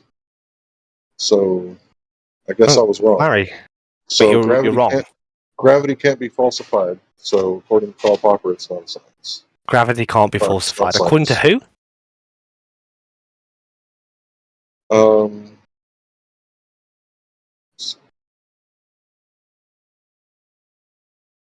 Karl Popper. Yeah, the idea that a scientific theory can be falsified is a myth, according to Nature.com. So let's look at that. I'm going to give them charity and assume they're saying that gravity, you can't. There's no silver bullet against gravity because it's not a theory that pulls itself up by one particular evidence. It's a preponderance of evidence. So you'll need a preponderance of disproofs, right? Rather than just one silver bullet. I assume that's what they're saying, and I assume. I would say, like, I guess any theory can't be debunked with one statement or one fact. You know, I don't really think that's possible. Debunk it. So I guess it's like saying. No, you can debunk it, just not with one fact. That things fall down. No, you can debunk it, just not with one fact. I guess you can't debunk it. You can't falsify my theory. It's kind of like gravity. It's falsifiable. Actually, it's bending and warping of space-time. Bro, can I speak?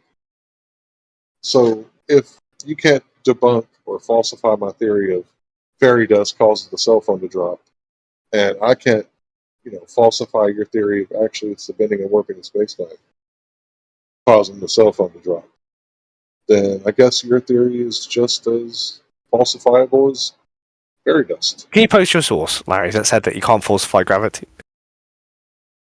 I said scientific journal, Nature. The idea that scientific theory can be falsified is a myth. Just post it for me. I've already done that. While you were saying, I'm assuming they're saying, I had already posted. No, I said to you what I think. I didn't say it was unfalsifiable. I said that the idea that you can solve a bullet, it's probably incorrect. I can agree with you to a degree, Jekyll, where if you look at the theory as having layers, right? And some of your layers, you've already agreed amongst your peers that, some of those layers, right, especially at the bottom, are irremovable axioms, right? You're not going to touch them. They remain. They're constant. They're not going anywhere, right?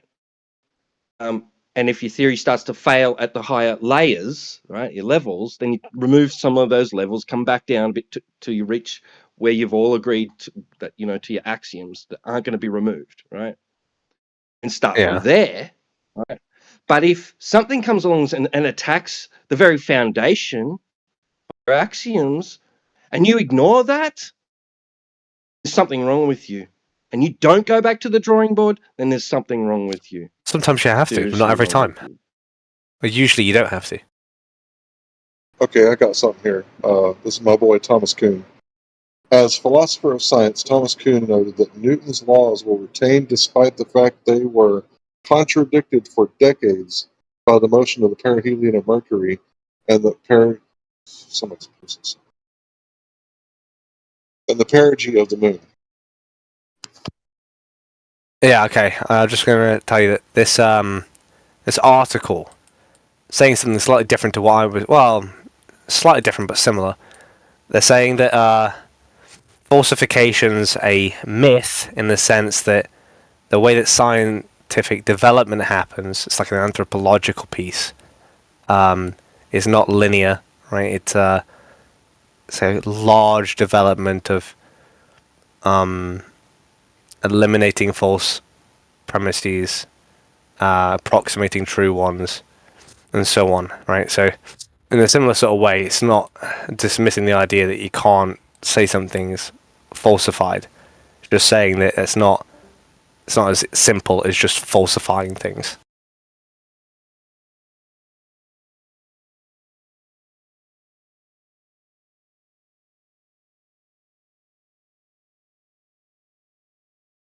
That would be proving to be false, right? Yeah, it's falsification, yeah. Proving or demonstrating to be false. Yeah, I mean, falsification, I mean, like in an anthropological sense, might not be the be-all and end-all, right? But, I mean, it's still useful as a tool. And you can, if you want to lessen the virtues of the theory of gravity, you can go through it and show why all the parts that they say that proves gravity is not that convincing.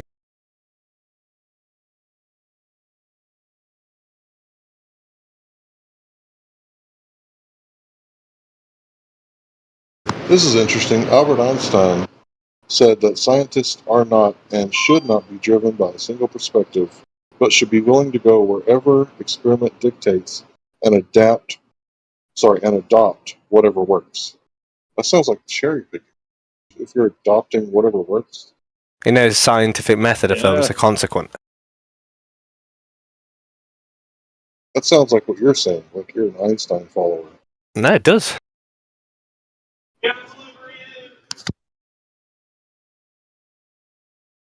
Sounds like pragmatic fallacy as well.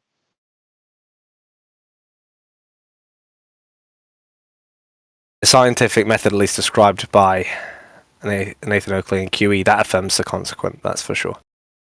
No, it doesn't. What are you talking about? I was surprised too. When I learned about it, I was like, oh, goodness me, it's over. It doesn't, because of the researcher's involvement.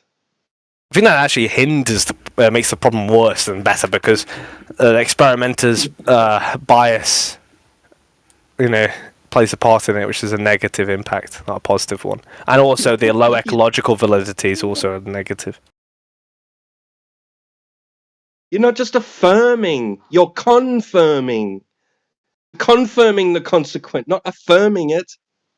No, you'd be affirming it. Like in a logical structure, you're you'd be affirming it.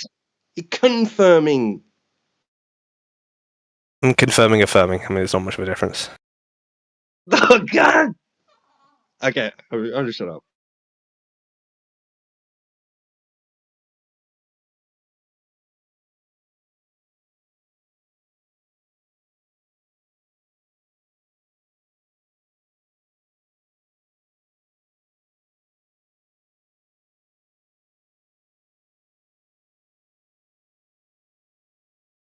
It would also be begging the question to say confirming also.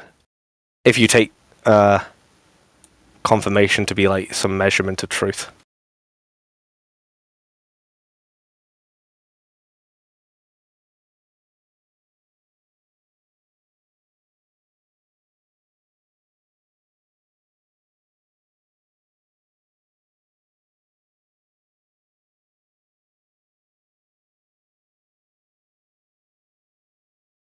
Yeah, I would definitely recommend, people look into Thomas Coon.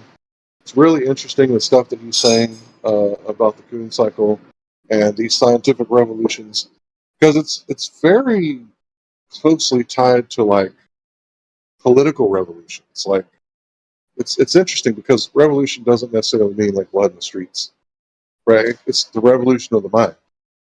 So even though he's like a philosopher of science, there's a bit of psychology in there too. And to me, like those two things, like crossing roads, because psychology isn't science, but it is a bit of a philosophy, right? So those two things kind of crossing roads is really interesting. And the whole scientific revolution, I mean, These people that are arguing with us now, if they would have been born in the late 1800s and would have been alive during Einstein's time, they most likely would have been like, no, Newton, just because it doesn't work with Mercury and the moon doesn't mean that we should like throw it out for a better theory. When obviously Einstein's theory was better than Newton's. They would be the ones saying, no, you guys are, flat earthers or whatever. Like,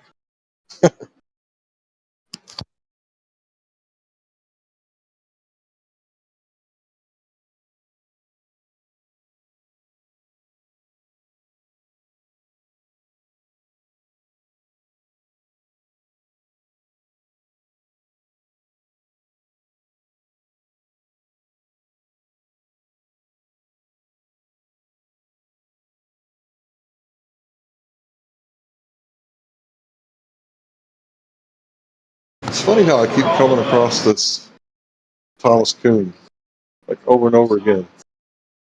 Like I'm not even looking for him, but he just keeps popping up. It's almost like he was convinced that, these crises and these theories was like a reason to let go, but some people don't. It's almost like he knew what he was talking about because he was like a professor of a college. I think he was a professor at multiple colleges. Yeah, the people that don't want to let go, they just keep on hanging on for decades.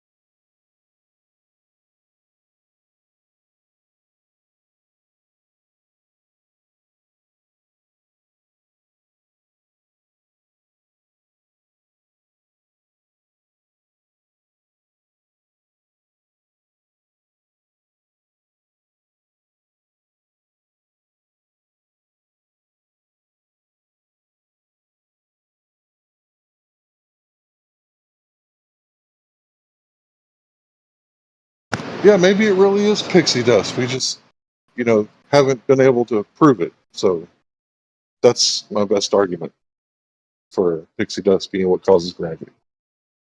I mean, that's a weak-ass argument. If that really is the argument for gravity and everybody's being taught in school that, Einstein was a super genius, and his claim to fame is that, we don't got everything figured out, so it must be true. Weird.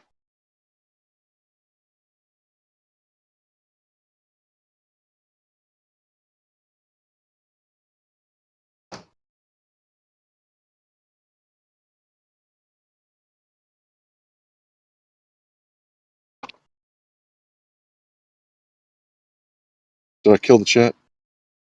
Killed it!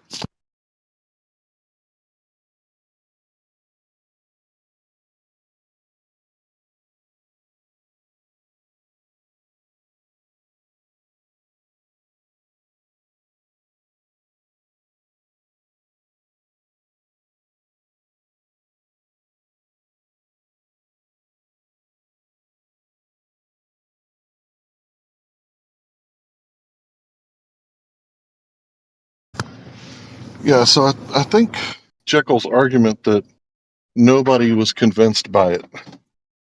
But I think that Coon was convinced. Because the more I find out about this guy and what he was talking about, he was straight up telling you that you're stuck in a paradigm, because he's the one that coined that phrase, coined that word, paradigm. You're stuck in a paradigm and you can't see outside of it because it's like your worldview. So for someone to say that nobody's convinced by it, I'm pretty sure Professor Coon was. Because when you read what he was talking about, he was like, not only are there people who are convinced that there's a scientific revolution taking place, but there's also the people that aren't convinced. So just going by what Coon was writing about or talking about, Jekyll's right.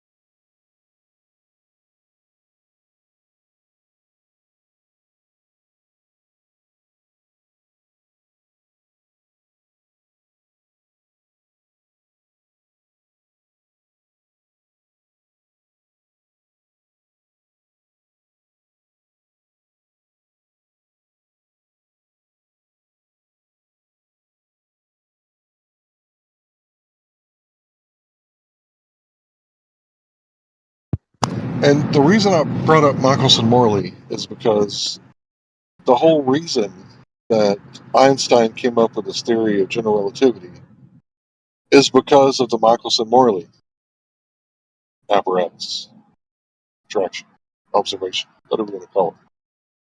So because of that, that's why they, started saying, well, there's Lorentz contraction, and they came up with all these, theories that, well, it's all relative, right? Even though the experiment shows, and I'm just kind of quoting what they said, I'm not calling it an experiment. Even though the experiment shows that, Earth isn't moving around the sun, well, actually, all motion is relative. So they were just trying to compensate because, what gravity is after Newton is an ad hoc continuum, right? They say it's the space-time continuum, but it's actually the ad hoc continuum. Because when, Newton's gravity didn't match observations of Mercury and the moon, well, then they came up with, Einstein's theory, right? So his theory is not working. That's why we have a crisis in cosmology. So now they've come up with like dark matter and black holes. And when that, finally gets accepted that actually that's incorrect, they're probably going to try again to come up with another theory, another ad hoc explanation. Well, we just don't got everything figured out. And because we don't know everything, gravity could still work. We just need to figure out something that we don't know other than dark matter. So it's an ad hoc continuum. You're just making shit up as they go.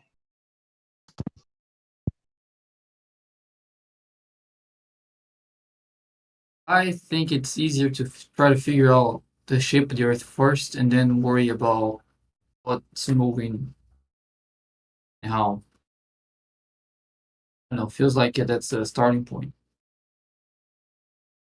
How long you been in this conversation? You ain't went to the beach?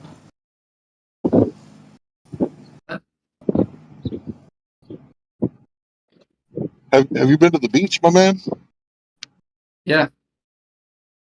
Okay, did you observe curvature? None that I noticed, no. Okay. So, Bacon, you're not a flat earther, so did you expect to see curvature? I honestly wasn't thinking about what I should, how much curvature I should expect to see when I went to the beach. I was just trying to have fun. Next time I might try to do it, but I would think I would need some equipment because last time I draw predictions from like curvature of the horizon, it didn't look like that easy to measure. Wow. Well, when I went to the beach, I made some observations. I didn't see any curvature.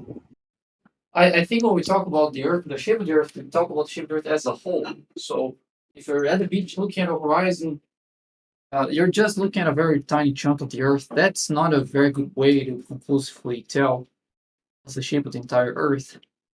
I think you should write a letter to all the educational systems and tell the teachers to stop telling the children we know that it's a globe because the Earth disappears from the bottom of it. I think that's different than simply trying to measure the curvature of the horizon on a beach. It's a separate argument. I think it's a bit stronger than trying to measure. How can you separate the two? Because we've been told for thousands of years, apparently, that the Earth's a globe because boats disappear from the bottom up. And then you're saying, well, that's actually a very small representation of the totality of the Earth. So that's not good. And then when I point out, well, why are people saying this? You're like, that's separate. How is that separate? I didn't say that's separate. Those are separate arguments. Trying to account for how much of the bottom something would be obscured and trying to measure how much curvature the horizon has are two different measurements, and they're not necessarily going to be equally valuable or equally easy to measure. They're different things. It's hard to account for boats disappear bottom up on flat Earth, so I think that's why people mention that. That's how we know Earth is a globe. It's not hard to account for it. It's the Rayleigh criterion. Just a second, please. I think that was just the worst indications we had that the Earth was a globe, so that's why that's quoted as the reason. Go ahead. Yeah, it's not hard to account for things disappearing from the bottom up, right? When you take into consideration the Rayleigh criterion and the fact that when you have objects in the distance, they're going to converge with lower apertures. You raise the aperture and the convergence lessens or stops. But then if you go out into the distance further, it happens again. And eventually, you're going to get a limitation to the size of the aperture and you're not going to be able to see what you're trying to look at. So this is well-known phenomenon. Plus, there's refraction, right? You guys talking about refraction. So if there's sinking and stooping, that's going to make things disappear from the bottom up. So how are you saying that flat earthers can't really account for this? That's just dishonest, bro. I didn't. Well, let me address. Yeah, I didn't say you can't. I said it's difficult. And between the two reasons you gave me, I think only the second one is potentially valid. The first one, Rayleigh criterion tells you about the minimum angular size you can physically resolve. That tells you nothing about things appearing to obstruct other things. It tells you about how much mixed up colors get in the back of the sensor of a camera or the back of the eye's retina, given the aperture of the camera or the aperture of the eye. And what that gives you is a more blurred image. It mixes up the light rays. It doesn't make things appear in front of other things that they're not actually there. Rayleigh criterion can't account for that. It simply scatters the light as they hit the edges of the aperture of the device, being your eyes or your camera.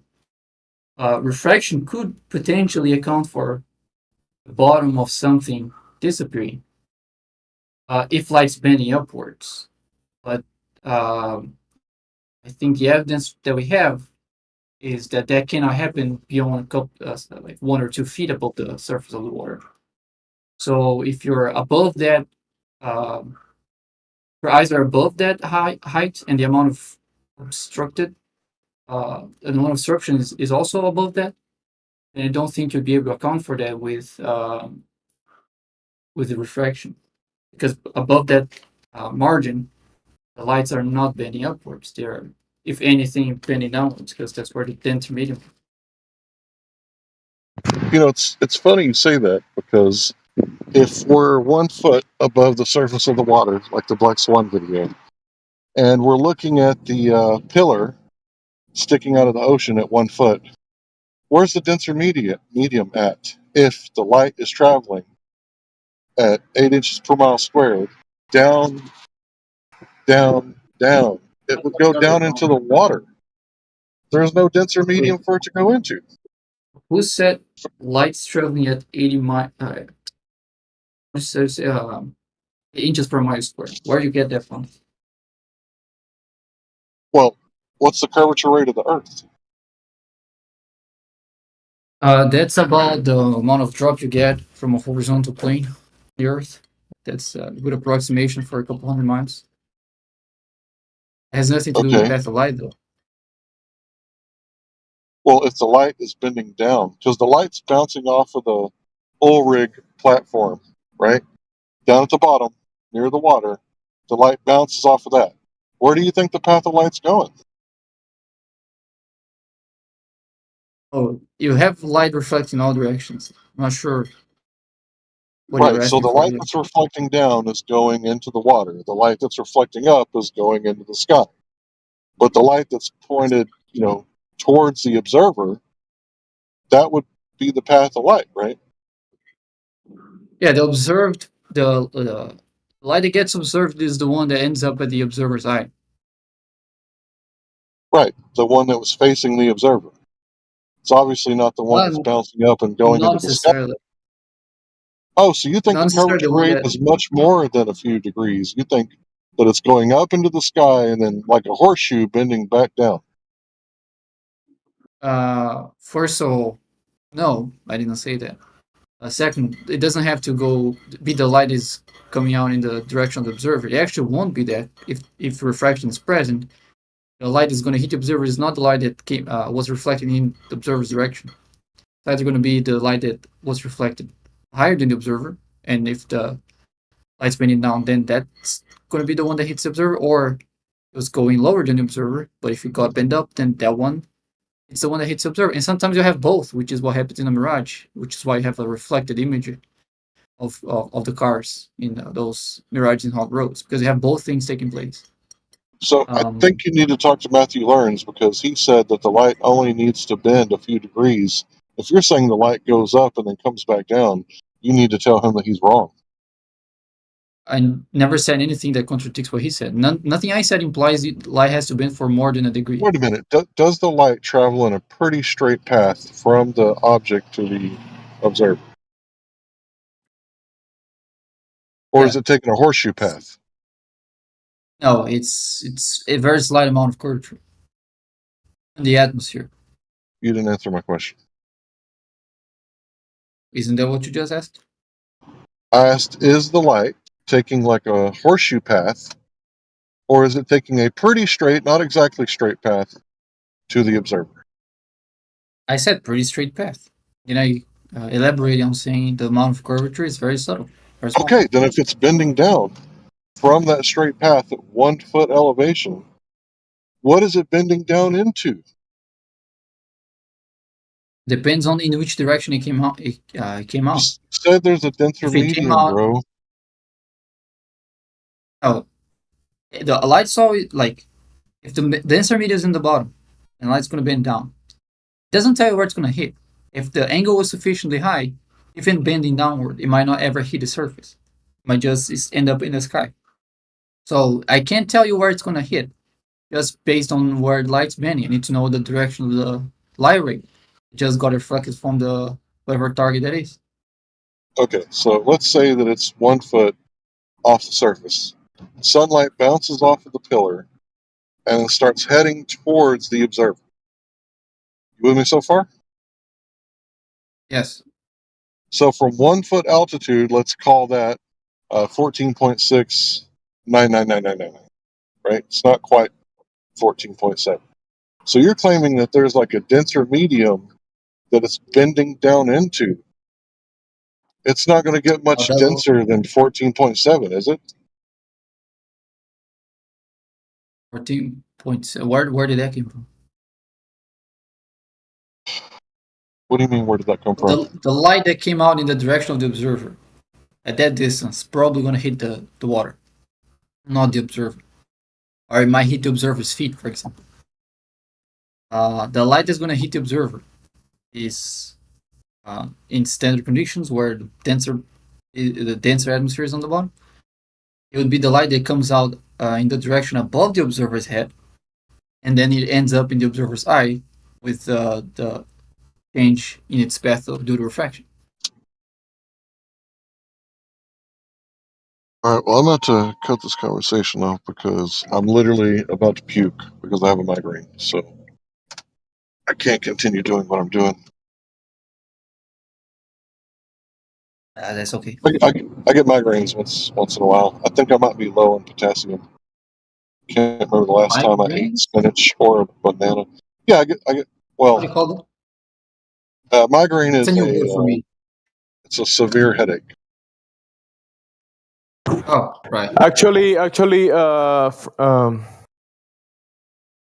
bro, since you under a lot of activity, mostly what you probably have to do is drink some good water, maybe some mineralized water. That might be a good thing for the headaches because it might be dehydration.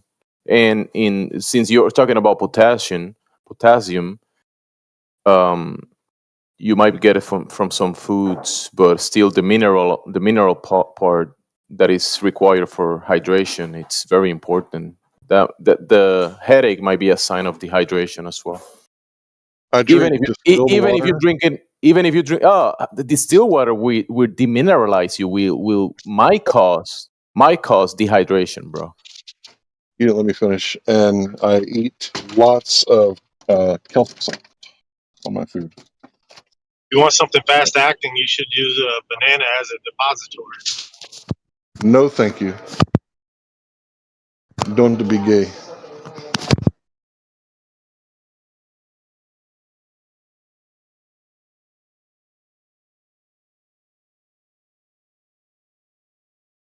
Yeah, if you're drinking a lot of distilled water, makes sense that you are dehydrated and have a headache, bro. Honestly, makes a lot of sense. You want to do the opposite of distilled water. You want to do like high sodium water. That's what you want to do, actually. Like to the level of seawater. That's what you want to do.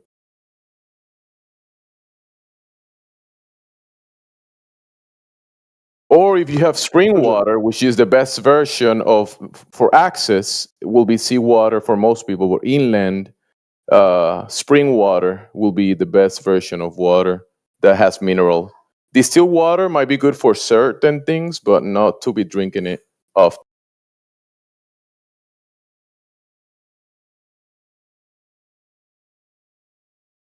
Well, this only happens like once a month, so not really a big deal.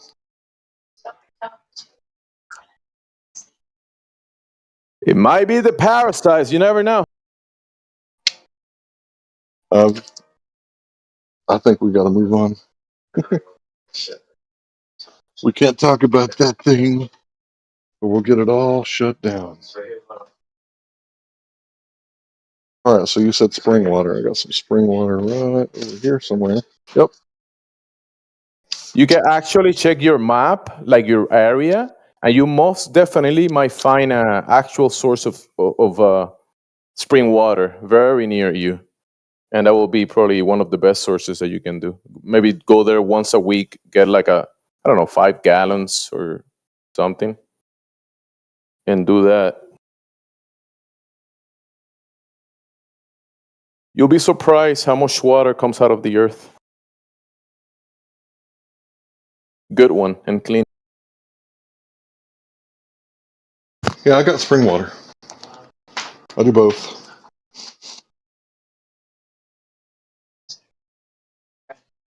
Yeah.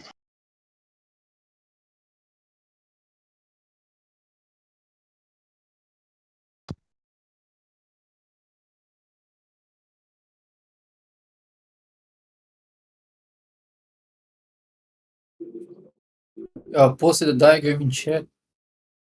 Yeah, I got that from a flat earther. I found a problem in the flat earth with navigation. If anyone's interested on addressing that, then I'll go for it.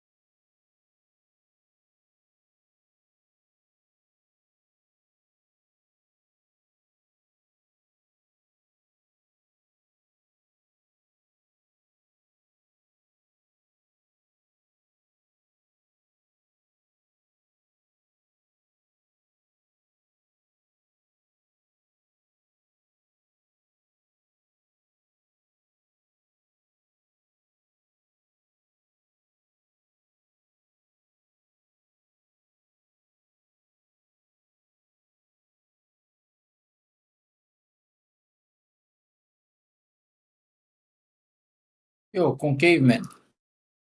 It's turquoise, right? Hey, yeah, what's up, bro? What's up? So, where's your tag gone, man? What happened? You fell off? Where's what? You changed your name. It's okay. Oh. Yeah, well, people kept mispronouncing my name. They wouldn't get that was bacon, and they would call me B4C. Oh, So okay. I got tired of being called B4C, and I removed it. Ah. I see. What's going on here then? How can I be homophobic? I blew his fucking brains out. This Luger will send a Christian to hell. Shorty looks so good, I use. What the hell was that? What was that? Sounded like that Dallas guy, Dallas Mike crazy guy from Gem server. Dallas Dave. Yeah. Yeah, yeah. That one. That was the type of bullshit that you mute and then move on from.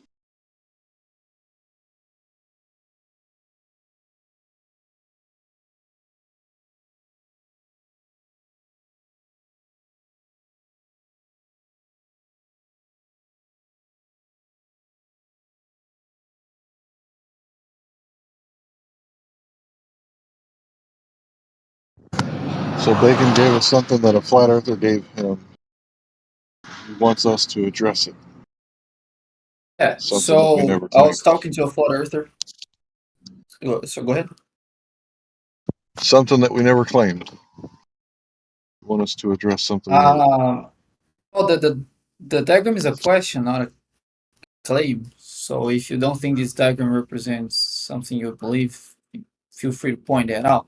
But just to give you more context, I heard a flat earther debating other flat earthers on navigation, and they were disagreeing with each other on how the elevation angle is affected by altitude. And he was describing the scenario that I put on the diagram. I think it's a good scenario because there is a contradiction you get to in flat Earth, and that's what he was pointing out. So I was curious about how you guys would deal with it. So simply start with an airplane having a reading to a star of 45 degrees with a bubble section, and then you get other two observers on the ground, one below the observers, sighting the same star with a bubble section, and another observer will be on the surface too, but where the line of sight of the airplane would intersect the surface. So if you continue that line of sight to the star in the other direction until it hits the surface, then that's where the second observer would be reading that same star. So the question is, what angles do the people on the ground get in this scenario? Because however you answer, you get into a different problem. Let me see.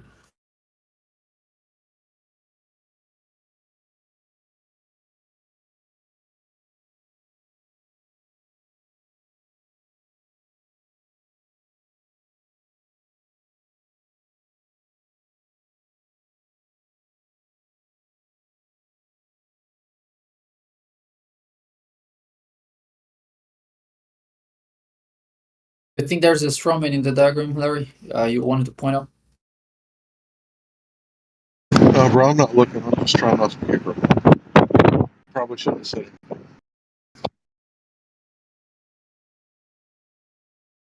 All right.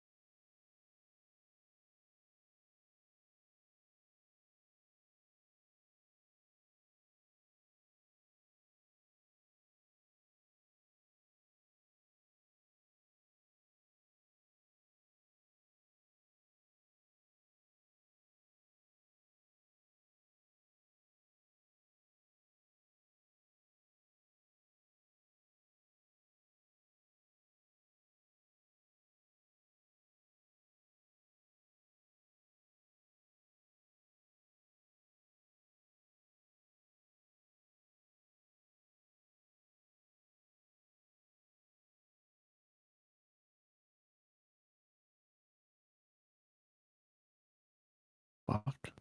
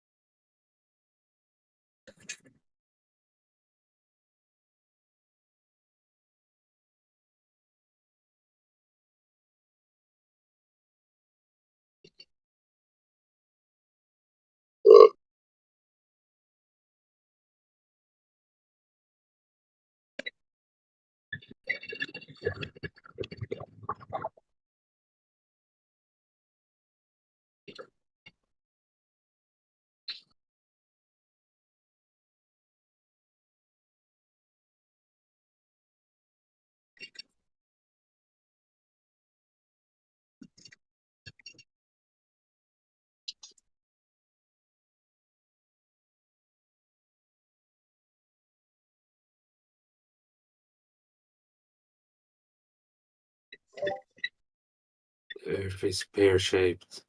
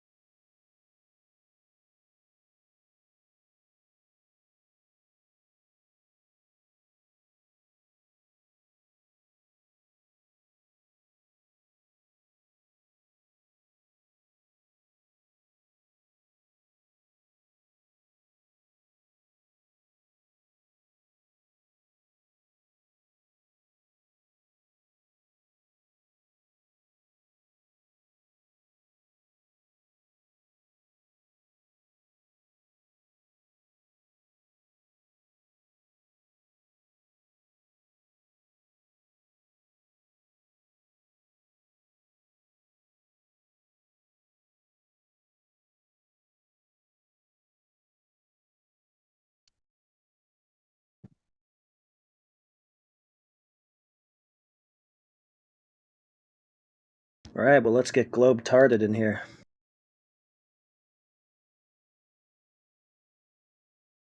When I say gravity, you say refraction. Gravity. You just gave the whole game away for Parsifal. Now he's got nothing left. Oh, that's all I got. That's all you need. Big G, little g.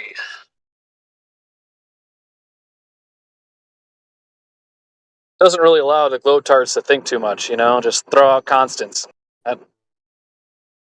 Boppity boo, you got yourself a globetard. Oh, you definitely don't want to start thinking about any of this. What do you mean? Well, if you're a globetard, you don't want to start thinking about, what you think. Oh, yeah. That won't help.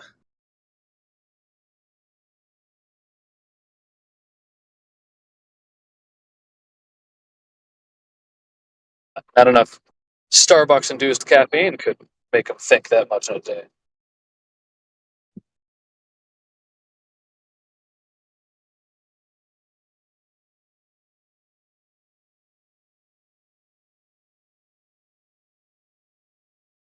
Yeah, I think I was the one that told you about my professor a couple weeks back, right? About the whole refraction lab that I did in physics. Remember that? I Talking don't know about if it that. was me. I don't think it was me you told. Oh, really? Oh, I okay. think Well, so. let's. I guess we'll find out. So a couple weeks back, I had a lab in physics. This is electromagnetic physics, right? And we're in like the refraction unit, okay? And we had these little acrylics, like these little glass acrylics. And I was like, I finally mustered up the courage to, talk about why the Earth is flat, right? And like basically make her dispute that the Earth is a globetard. So she took one of those acrylics, laid it flat, and was like, "Hey, so what happens to the light? It bends, therefore the Earth is curved." And I was like, "Okay, it doesn't really." I'm like, "Well, that's a flat. You're assuming a flat plane, though." And she's like, "Well, you have to. Well, we're neglecting curvature in this experiment." I'm like, "Okay, so then the Earth is flat. Like you're basically proving my point." And she goes, "No." Like I'm like, "Said, well, how does that not prove my point?" And her response was, "Well, because while the Earth is curved, it's still on a horizontal plane." I'm like, that's kind of autistic, but okay." And so like I kept trying to like debate her on it because it wasn't really up for debate, and she just like walked away. She like shook her head and laughed. She thought I was like joking. I'm like, "No, I'm being serious." But she like getting trolled while she says all she this thought trollish shit. yeah, she thought she was getting trolled. And so like when I really insisted to her that I was serious, like now ever since, like she won't even give me the time of day. She won't even look at me. Like, yeah, she doesn't even acknowledge my presence. It's pretty fucked. All right, So, send her in here. Send her to me. Send her to the dungeon, to the flat Earth dungeon. I'll take care of this. She clearly wants you, dude. I know it. Yeah. That's all. She's just If you playing say hard to so, get. I mean, she's a tough cookie. I mean, I don't think any moots are gonna discourage her. You know. Good. I like that. Yeah, she's the motivated type. I like that. Okay. She's not going to give up so easily. I'll see what I can do. If you're serious, I'll see what I can do. Yeah, send her on in. Okay. Be like, look, these guys are on the internet saying crazy stuff about the Earth being flat. You got to go in there and set them straight.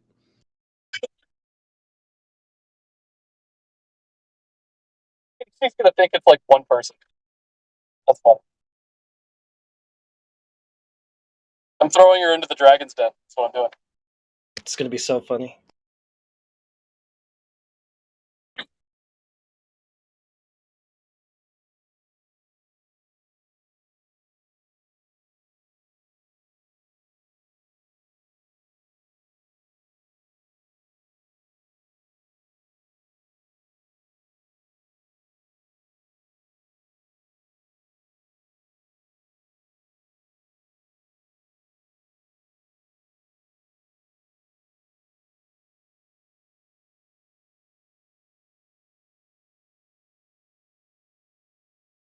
Parsifal is a refraction expert.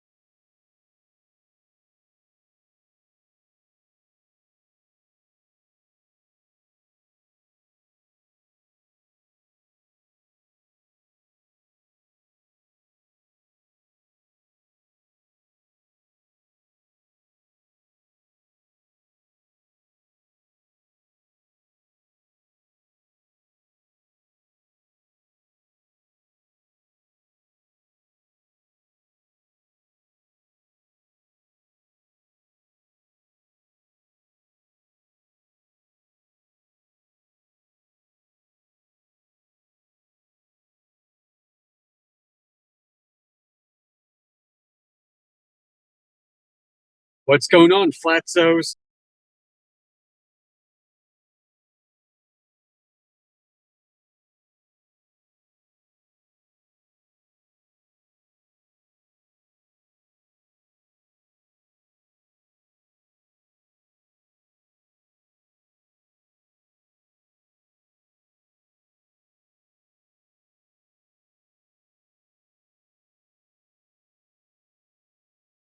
Is Flat Earth tired of winning yet?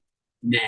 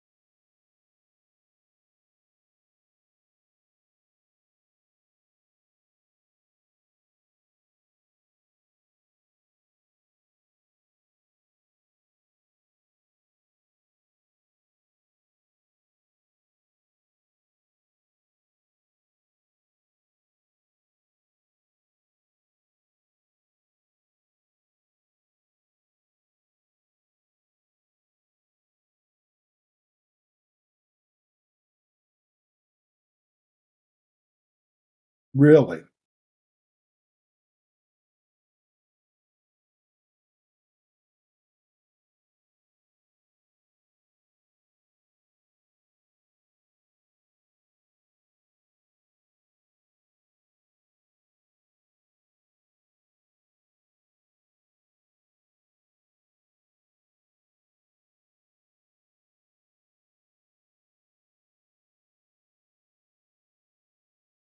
Are we meditating?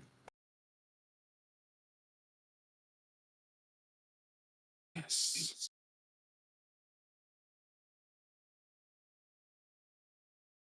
Yeah, I guess. I was thinking about that. If I was a glober, how would I measure the torque, the twisting power of globe Earth's axial rotation? How would I do that? Not calculate, measure. A global torque? Yeah, the globe's twisting power around its axis. Why would you need to?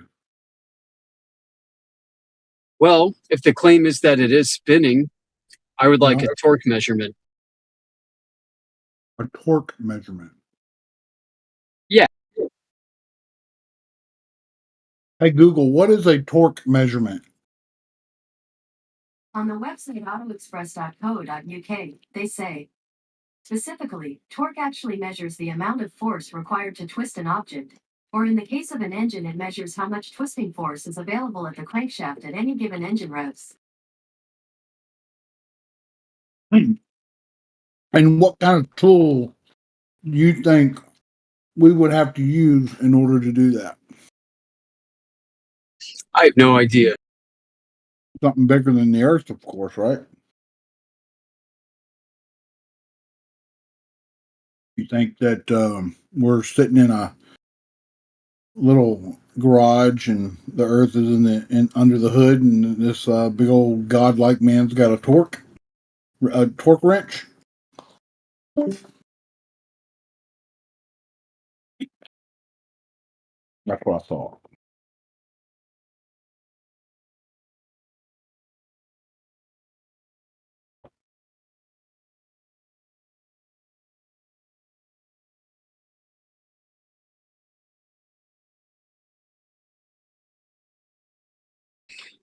And then my next question is, where's that energy coming from? Maybe your ass.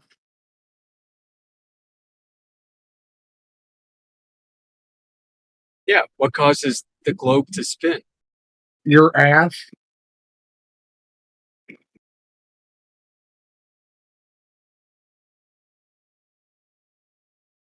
Okay, so both Vinces are trolls. Fantastic. Should be easy. Just got to kick both of you out of here.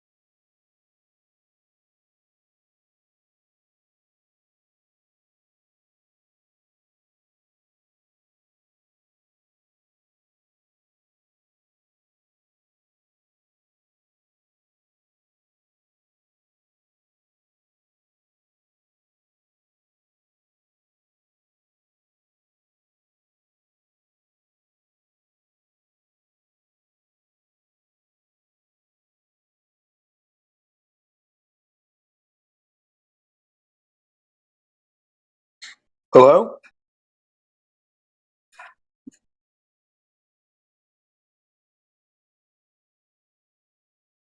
Hello?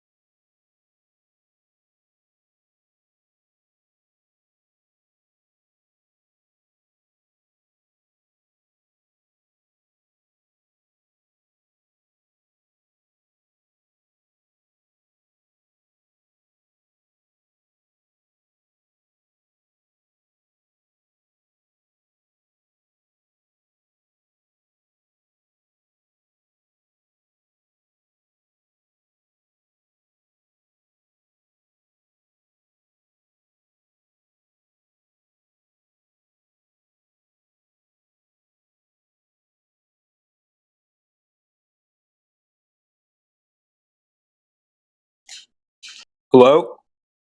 Yep. Hello? Yep. Absurdist. Okay. Wait 1 second. I gotta take her. Oh, hello? Yes. Hi.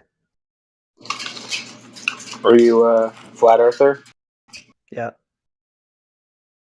Can you just explain to me, what the ideas are and stuff? Water is flat at rest.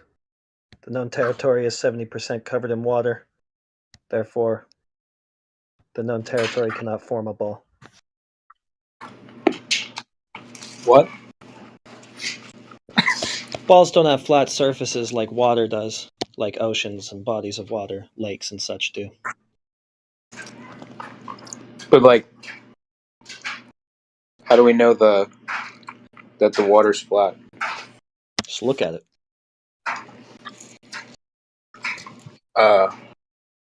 Okay. You ever seen a lake before? Or an ocean? I have. And I know that Ever if you notice look that water far enough, curving? that a boat disappears bottom So what? first. I don't expect to see it forever, do you? I wish I could. That'd be But cool. you won't. But I have a question. What's the thesis beyond the Earth is flat?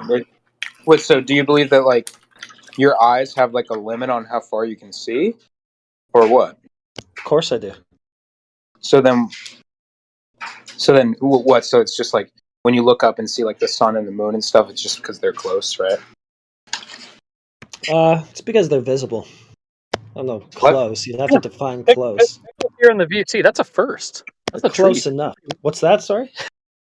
No, I was just saying, Pickle is or Newt is here in the flat Earth. You see, it's the first time I've seen him in here. It's kind of a treat. I've been by a couple times. Oh, you have? Okay. What's the thesis beyond Earth is flat? What's outside of this flat Earth? I don't have one. You don't have one. Okay. No. Wait, so there's no limit on seeing the sun, but there is a limit on seeing stuff that's on Earth, or what? I didn't say that either. Well, then what are you saying? Perhaps there is a limit on seeing the sun. Move the sun out further until you can't see it anymore. I don't know where it is, so I'm not sure where the baseline is, but yeah, try that. And the sun isn't on Earth, is it? This flat Earth, is it? It's not on it, no. So what's in between? Probably not a vacuum, I'm thinking. Like an ether or something? I don't know. No. Okay. What's running all of this? What's running all of this? Do you guys still have the Oreo frappe? Do you have a Do you guys still have the Oreo frappes? What's yeah, that? I'll do sorry? a large Oreo frappe. Oh, okay, I see. Oh, Hot that's Mike fine. and Brennan. Do you have a causal and then mechanism you can two double test? cheeseburgers. That's it. Okay. Yeah, Brennan, causal just mechanism. ping when What you're is back. that? Yeah, I don't know. I'm asking if you have one in mind we could test out. What? I mean, you could create a model with planetary bodies and stuff. All right. The only problem when you start rotating them, swirls will occur, which will cause spheres to form naturally. That's the issue. Oh, amazing. So which spheres do you think formed naturally? Well, anytime you have a medium that has a density difference in between them, you start doing this rotation action, spheres naturally form. Okay. So which spheres do you think Sure. formed? Sure, but which spheres in particular do you think formed? Anything due to that sits on the process? accretion disk of the Milky Way. Okay. You see the opposing poles of the black hole causing this spherical formation on the accretion disk. Yeah, so that's sky speculation. The beauty is I can take a really... Yeah, for all you know, that stuff is just like a projection on a screen. I mean, I'm not saying it is, but all you can do is stand here and look at it and speculate, and you can't really actually test or verify anything. What about the Earth itself? You can test that. And get a really big sphere, get a really big glass sphere and put a bunch of different liquids in it, create a polar difference in between the two, and then watch gravity just take place. It'll form spheres. Yeah. Watch gravity take place. Sorry, where? So in physics labs, right? On what they scale get are we these talking? gigantic. What would it matter? Yeah. Why would it matter? I'd like to see a demonstration of gravity having any effect at a local small scale. Yeah, that's what you do when you put liquid in a container. You rotate it. Centrifugal force. That's gravity? Gravity is nothing but a force vector. So if you create a centrifugal one, you have something of a condition. You can create an accretion disk. I think you can do what Legos. Legos Force, do. though. It's not gravity. What do you think gravity is? Like magic? Yeah, mathemagic, pretty much. What can you define what the hell that means? Well, it's just maths basically to go with a fairy tale sort of speculation about the sky. Okay, so why do things fall and stuff? What is that? Why would you use it though? Well, you use it. I don't use it. What do you think happens when I pick something in the air, like an apple, and I let it go and it hits the ground? And then I go up to further heights and it keeps happening. Yeah, it falls down. Specifically at 9.8 meters per second per second. Oh, is that what gravity is? Downward acceleration? No, it's a force that causes downward acceleration. Oh, now it's the force that causes the effect. So this is the problem we're having. That's yeah. So this is the problem we're having. You guys are going to have to decide whether gravity is the cause of that effect or whether gravity it's is just a that term. effect. Like I could call it hablublu, and it would be the same idea if it points. to That's something. fine. That's fine. You could call it hablubu, but the problem is we need to know what it is. What are you calling hablubu? Well, then you get into what's going physics, on? right? Easily. The Yeah, no, language of description. So how about we either assign the term hablublu to the effect or the cause? Which one is it going to be? Because we can't use the same term for both and be Let's flip-flopping do about what we're C talking about. and E, so we can distinguish easily, and not All right. complicate it with goofy words. How about we use hablublu for the effect? So 9.8 meters per second squared, that's hablublu, not in contention. We know that exists. So if you want to say that that's... Or we could call hablublu the cause. How about... Actually, yeah, let's do that. Let's call gravity the effect. So gravity is not in contention. Hablublu These things is what's don't in confuse contention. me if you're trying to do this. Yeah. No, but Flip continue and variables stop. randomly. Yeah, no, not at all. Not at all. I'm trying to unconfuse you because you seem to be confused between whether gravity is the effect or the cause of the Don't make effect. So assumptions I'm gonna about you. Continue with don't what make you were saying. assumptions Come on. about me. I'm gonna use the term gravity for the effect because that's what you guys wanted to do. So I'm gonna not contend with gravity. Fine, 9.8 meters per second squared. That's real. No contention. The contention lies towards hablublu, the supposed cause of gravity. So that would be either bending and warping of space, So what do you or think mass it is? attracting mass. I don't know. I don't posit a cause. Ouch. So you just have no answer. Wouldn't anybody move on Neither to do you. somebody who has at least a theory? Well, I mean, depends if you just want to satiate, like, you know, your curiosity or need for, like, fantasy tales about what causes this or that, then yes, but I don't have that, so. So do you Person believe A, in person forces? B. Like, Person is A a has force- no theory. Do forces Person exist? B has a logical, structural framework that seems to be sensible. Everybody's going to go with the sensible framework, dude. You have nothing. What's the sensible framework? Do forces exist? Please. Yeah. He already agreed to that by declaring Okay. 9.8 is okay. Jesus Christ. Then what's the normal, like, why can we measure the force that the ground has to give to something. The ground doesn't Such give that it anything. I don't know that it gave it any It's called force. a normal force. All I observed was a phenomenon. I don't know what caused it. I don't have any testable mechanism that I could posit. Well, then we get to what is the in-between stuff that everything in this physical world that me and you both agree to exists in. What is this substance in the background? I don't know. Well, it Do you does believe in exist, gas? right? We have Like- conformal field theories and stuff which posit that, well, it's measurable, that it's consistent, whatever this fabric of the universe is, right? Okay, Okay, so that whatever it is. cool thing, when it deforms, it would have deformation effects on things that exist within fields, right? I don't know. Yeah. For something to exist versus nothing, nothing has to be pushed out of the way. Well, thanks for that. Yeah, Thanks for two getting things nothing can't out of the exist way in the same to be space. here. Whatever it is that did that, thank you. So I just want to know more Yeah. about like what you believe. Like, do gases exist? Does nitrogen exist? Oxygen? Atoms? Yes, yeah, I think so. Curvature. Do atoms exist? Curvature proof. You're working all over the place. He agrees that certain things exist. It's premised that other things that are components exist too. What do these things float around in? What things? What gas? What does gas float in? What does it exist in? What's the substance that it exists in? Also, some sort of like background, like now we're going into like ether theories and stuff like that. Yeah, no, I got easily, nothing there. It's logical. All right, so where's the globe proof? It's in this idea of there being these fields that sit underneath what we call Idea? the You physical said it's universe. an idea? Just an idea. It's an idea. So it's your Every imagination. man has ideas. We're on a planet with billions of people. Everybody has ideas. They're just not created equal because some of them are shitty and some of them are just voids because you Yours don't can't have be any proven. details. Your globe has no data to back it. It's that can better be than validated. nothing. It's better than nothing. All of the data. I would backs it up disagree with because that. It's the true model. Show me a better model that's more accurate. I would actually say that nothing is better than a bad idea. I would just Ouch. rather have no idea. There's no such thing as bad ideas that are testably within a certain precision and accuracy according to physical phenomenon. All right, bro. prove it. just Prove the works. globe is It just tested. works, Prove bro. the globe has been tested and show the measurements and the errors. Longitude, latitude, Aristophanes. spherical coordinate system that we use for flight. It just works. Who fucking The cares? coordinate system's not the terrain. It's a different thing. The coordinate system has Yeah, to you can relate use to the different terrain. coordinate Do systems. you know what a There are like Riemann sphere hundreds of is? different coordinate systems that you can pick Coordinate from. system would not Yeah, but certain possibly ones are work premised on a on geometry. a non-globe Earth. No, the ones you think are premised on the geometry of Earth are taken from the sky. So it's actually from the premise that the celestial sphere manifests as such, not the terrain. Oh, give me a second. Do you think something works in the sky that is incongruent with what is measured on the ground? There's a continuity, sir. It's the same damn thing. No, there isn't. Prove it.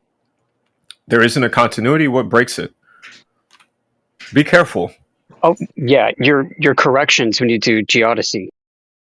No, you're Because then missing. you flatten That's it back due out to again the with the gas. math. You're You talking about flatten it back out atmospheric again with correction geodetic codes. corrections, don't you? Are You you take the atmospheric ball and you flatten it out. Atmospheric correction codes are what they're called. Yeah. I didn't go to the air. Yeah, You did, for, right? for And you terrestrial claimed it's different. refraction, which has never existed. Can't Are be you proven. actually Amish? Can't be proven. Are you- So if I go outside and I crank my car up or a motorcycle, when the exhaust first heats up, you can see the distortion in your visual acuity of what the hell is behind the hot Yeah, that's not fumes. terrestrial refraction. So I got to give you some Excuse me? credit. You're really good at dancing Yeah, around it's the this point. clown. There's no dancing, bro. We're talking about the atmosphere. In case I wasn't clear. Yeah, you got a red hair. Yeah, What's the because red I mean, herring? What's the well, red the herring? thing, the thing that I Don't make started claims with, you can't back and then up. the thing that he came in to get it back to with was what is the proof of the sphere in the first place? And we're on all kinds of other topics. So are Avoid you a that one, I flat earther, suppose. or you just don't? We're you on the just don't have topic of evidence looking for through it? gas and trying to see what's underneath and the distortion that's caused by the gas that use environmental correction codes for. That's what we're talking All about. right. Okay. All right. So you have to look through the gas in order to ascertain that the Earth is a sphere. So can you show us how that was done? Atmospheric correction codes, you want a link? No, I just want to know how it was determined that the Earth was a sphere while looking through the Atmo so-called sphere. Oh, you take a statistical measure of gas at various different temperatures, pressure, blah, blah, blah. And then you have a statistical model of gas at different pressures and temperatures. And then you map this to the atmosphere through sensors, and then you get correction codes that allow you to decipher the photonic structure underneath it. Standard are you correcting to? What are you correcting to? Well, then you're going to get Gas, 7/6R, right? So when photons hit particles, they go in different directions than straight. And so then you're going to get a standardized observation of 7/6R for the globe, right? Seems you have read. You just disagree for some reason. Have you ever actually published your What disagreement? did I disagree with? I was just asking a You question. just gave me a mathematical measure that's known by academics. I know it all. We're going to apply it, though, to the sphere, right? We're going to be looking at the refractive index that we normally get, and then we're going to come up with a standard for how that's going to affect the geometry that we're looking at, right? Yeah, you know how you kind of just use some common sense. I put a camera up in the sky, right, and it can't see shit underneath, and then I put these correction codes That's in, really and then it's nothing able to do to. with what I'm saying. Yeah, you're and kind it's of just going able off the to. point again. No, Kind of I'm talking about a satellite that you're referring to that It takes was just these like measures. a yes/no type of thing, though. This you're already defeated. I'll stop here. You're playing Defeated with games what? already. What? I Defeated just with described the satellite that takes the measure. You're trying to whisk me past it, sir. For made a what reason claim is that we're this? still trying No, to I mean, understand. This is a part of the claim. Try to pay attention. Yeah, We don't believe that satellites are real, duh. Well, I think that you defeated yourself when you failed the yes or no question. I That was- didn't. that was I'm a backing softball. you up because you're playing a That's a game at a certain frontier. So I'm going to back Backing you me up up. to the original recognition of the thing that does the measure that gets No, we the don't need value to of back. 7 so now, over okay, 6. So now you're What? trying to back up. So now you're trying to get out of it. You're trying I'm to backing back you up away because I from think where you're this playing a led to. game with me, and I'm trying to call you out. I know don't this play. led to a place that you didn't want And it you're to just go, and now throwing your you're hands trying around. to back it up. And Oh, now we you're can trying to we can funny go mute ref. me. Oh And my now you're god! trying to What? funny mute me. I mean, I could just use the actual mute button, and then we don't hear you. Pathetic. But I'm just going to Goodbye. allow you to make a display out of this for yourself. I'm allowing you to make a display of do. yourself. It's a two-way road. Always remember Yeah, that. I know you are, but what am I? But I already did it. So No, it's a two-way road is so what it it is. was a really simple Underneath us. question, and now you're Yeah. funny muting. You and are you're you trying and to I am evade me. the We're not question. entangled, Just- sir. So you I'm see, looking you're at you talking just about like you're that. looking at me. You're talking about that instead of the yes or the no that I asked for. That's I'm all talking I about the fucking satellite that does the measure that you keep trying to avoid. Right, and then the next place that this goes to is after you find out how air affects what you're looking at. As far as the globe goes, you're going to get a standard refractive You don't know what I'm going to value do. of 7/6R. But I'll let you dance and I'll watch you. Okay, Yeah, but so yeah. you can't watch. You're not watching me. You're not even listening. You're talking. You're while I talking talk. nonstop, bro. I'm not even making a point. You're just dancing around on the stage in front of me. Yeah. All right. So I am going to start meeting you. All right. So we are gonna back it up because you keep trying to get away from the point. Okay. There he goes. All right. Are satellites real? Oh, it's the gradient for the win. Yeah. Satellites? Yeah. I don't know. Define that. Yeah, I tweak the I tweak the optics a little bit, and I can see further. Therefore, globe. Yeah. Well, I mean, he was trying to use all this convoluted language so that like we wouldn't catch on to what he was saying, but like I knew exactly what he was saying, and then when I asked for clarification, he's like, I don't know, talking about anything but what I tried to bring up. So like, do the countries actually launch up these systems, or are they just lying about it? I don't know. They put stuff up on balloons. I don't know if they stay on balloons or what. I'm not sure exactly how the tech works. I mean, the rockets. Oh yeah, sure. They launch Not rockets. the Who cares? balloons. Big deal. Where do they go? Up. They also come down. What about when they don't come down? But they do. They all come down, or they blow up. What about things that, they say are just orbiting constantly? They call them satellites. I don't know. Why don't you ask them? You're the one who's making the claim that there's a flat Earth. Am I wrong about that? Yeah, it's true. Now, if you think satellites are real, do you have any verifiable evidence that they work in the manner in which they're described? There's cameras and things like this, data that's transmitted from Really? there, that we transmit to them, and things like this. Well, if it's your claim, maybe you can present some data. Space Force. So I have the GPS. What about it? I mean, most GPS is based off the ground using differential GPS networks.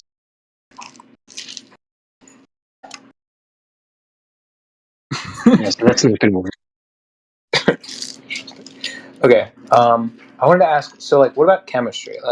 What about chemistry? is real versus not. Let me tell you a secret. What's real is actually real. Yeah.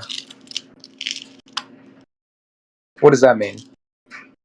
I don't know what you're asking. You're like, is chemistry real? I'm like, what? So I have certain things that I believe are real, but I just want to know what you believe is real, right? Because, you know, I might... Okay, I accept all of science 100%. Let's start there. What did you say? Couldn't hear you. I accept science 100%. Okay, science. Mm-hmm. So, like, you're saying, like, scientific, like, you know, processes, methods. Yeah, rational empiricism, specifically. Mm-hmm. Natural philosophy, which means we're testing cause and effect relationships. We're not doing imagination. Real science. But conclusions can come from that. That the conclusions in of themselves aren't testable, but they're based on testable things. Is that not true? Your presumed cause must be testable.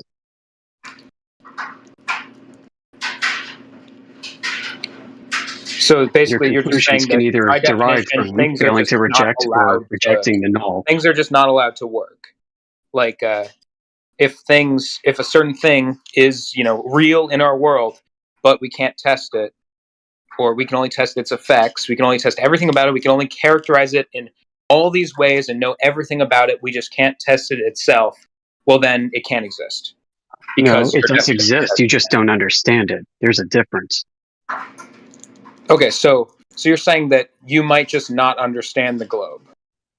No, the globe has been tested and it fails. Okay, can you tell me about that? Sure, go outside. You can see ships too far. No. Nuh-uh.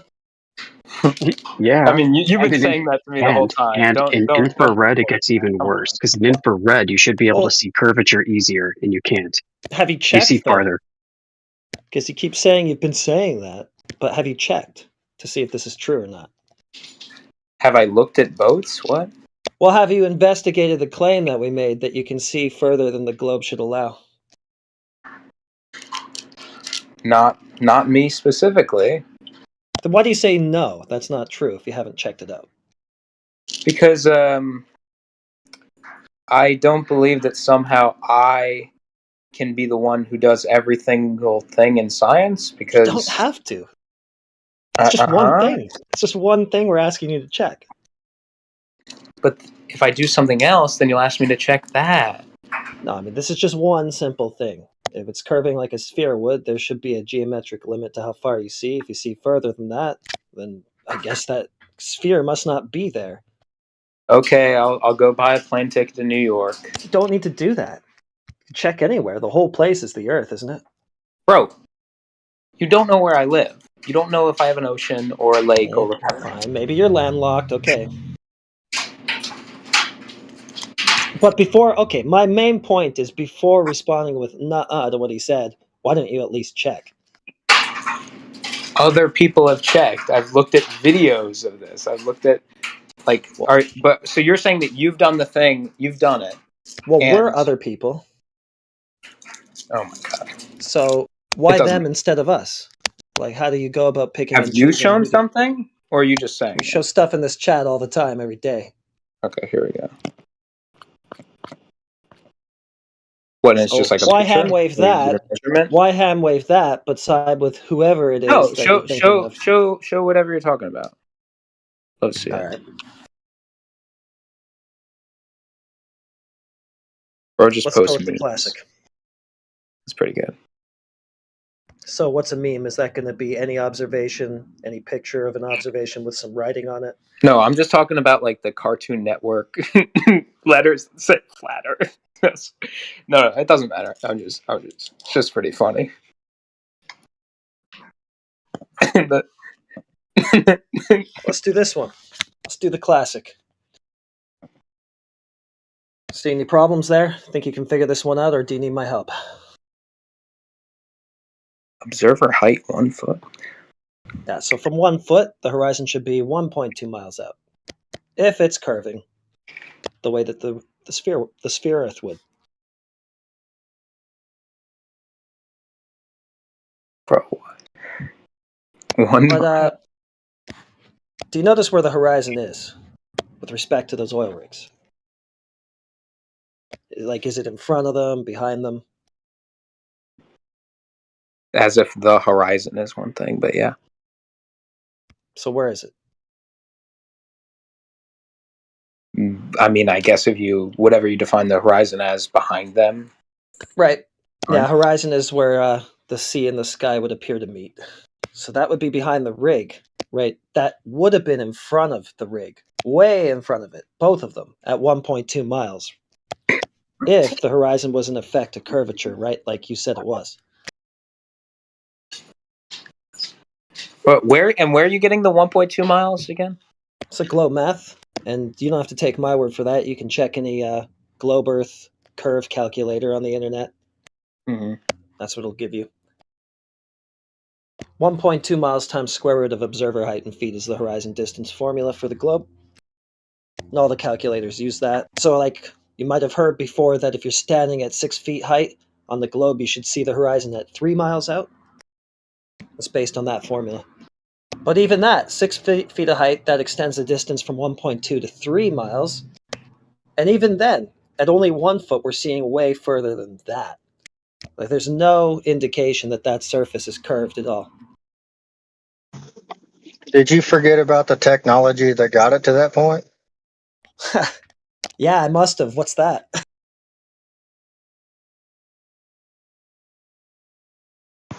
The 29-foot drop before the oil rig. What the hell are you talking about? Are you going to measure the 29-foot of drop before the oil rig? Yeah, it's very clear. What drop would that be? Like, what he's saying is that would be 29 foot. It's not there. And yeah, it's not there. They can very clearly. Yeah, that would go hand in hand with the geometric horizon, right? Because the furthest you'd be able to see over that drop off would be that 1.2 miles, and then after that, it's all dropping below your line of sight. So that. Oh, okay. So just another nuh-uh. No, it's not a nuh-uh. You can only see 1.25 miles with your eye, but when you use a piece of technology that has more lenses in it, it extends, does it not? Yeah. The point is this So would be a camera lens. Okay, so now we're obstruction. measuring in between. Now we're measuring in between two different distances. Now, right? So, No, so you're agreeing with us. You're saying the horizon is optical, not physical. Then, if it changes location with your optic, I'm saying there's a 29-foot drop in between that too. what are you talking about? Yeah. How much drop would be over 9.4 miles? 66 feet almost. 66 feet. That's what it'd be for 10 miles. But if the horizon is the drop, that's after the oil rigs, not in front of them. So now you can prove the horizon is the drop? No, it's not. That's the point. Otherwise, it wouldn't be Yeah, so beyond let's the oil measure rigs. the It would be drop in front before of we them. get to the horizon. How about we? What drop before you get to the horizon? Well, there's a circumference, right? Not in this image. In this image, there's just flat water.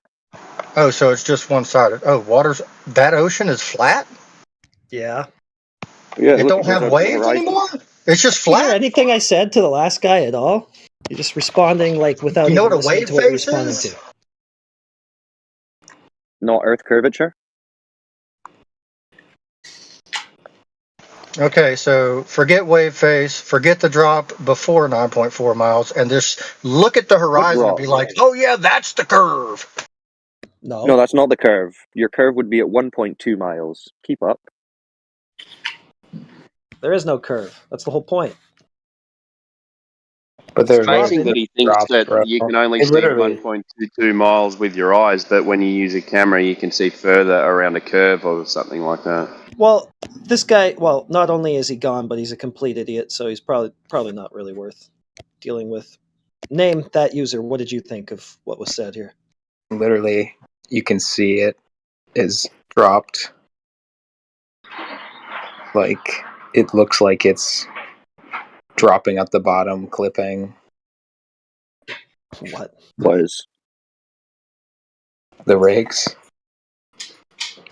And they also What do you look mean? very, like, they're very clearly not, like, normally in view. Like, they're hazy because there's, like, reflections and stuff. Well, they're hazy because he's looking through 10 miles of air. Where is this? Where is this guy? Is he in a boat? Is he in a freaking No, I believe it's the coast of California. Why are all the miles different then?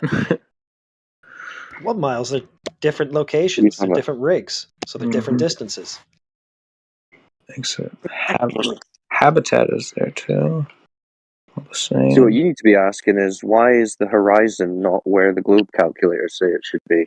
That's what you should be asking.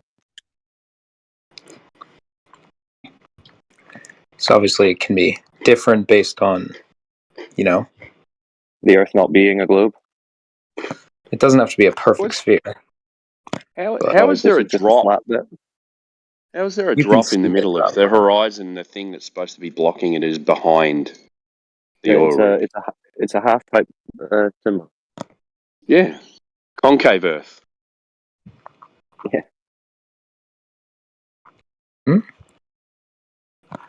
So why is the horizon beyond the rigs and not in front of them, do you think?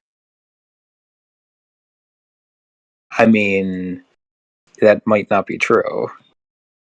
Well, that's what we're observing.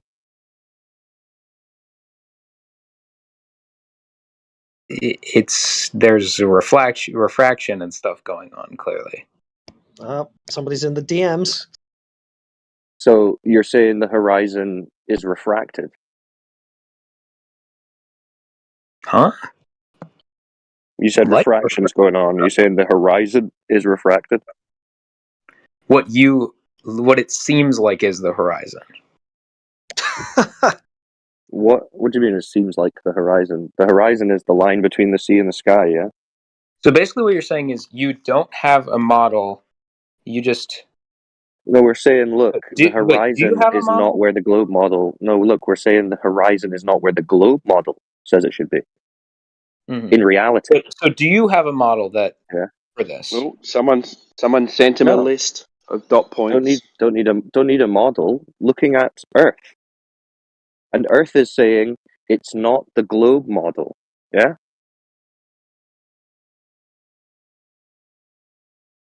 I mean, yeah, you can claim that, but that's not. I don't believe that's we true. can see that. We can see that because the horizon isn't at 1.2 miles, is it?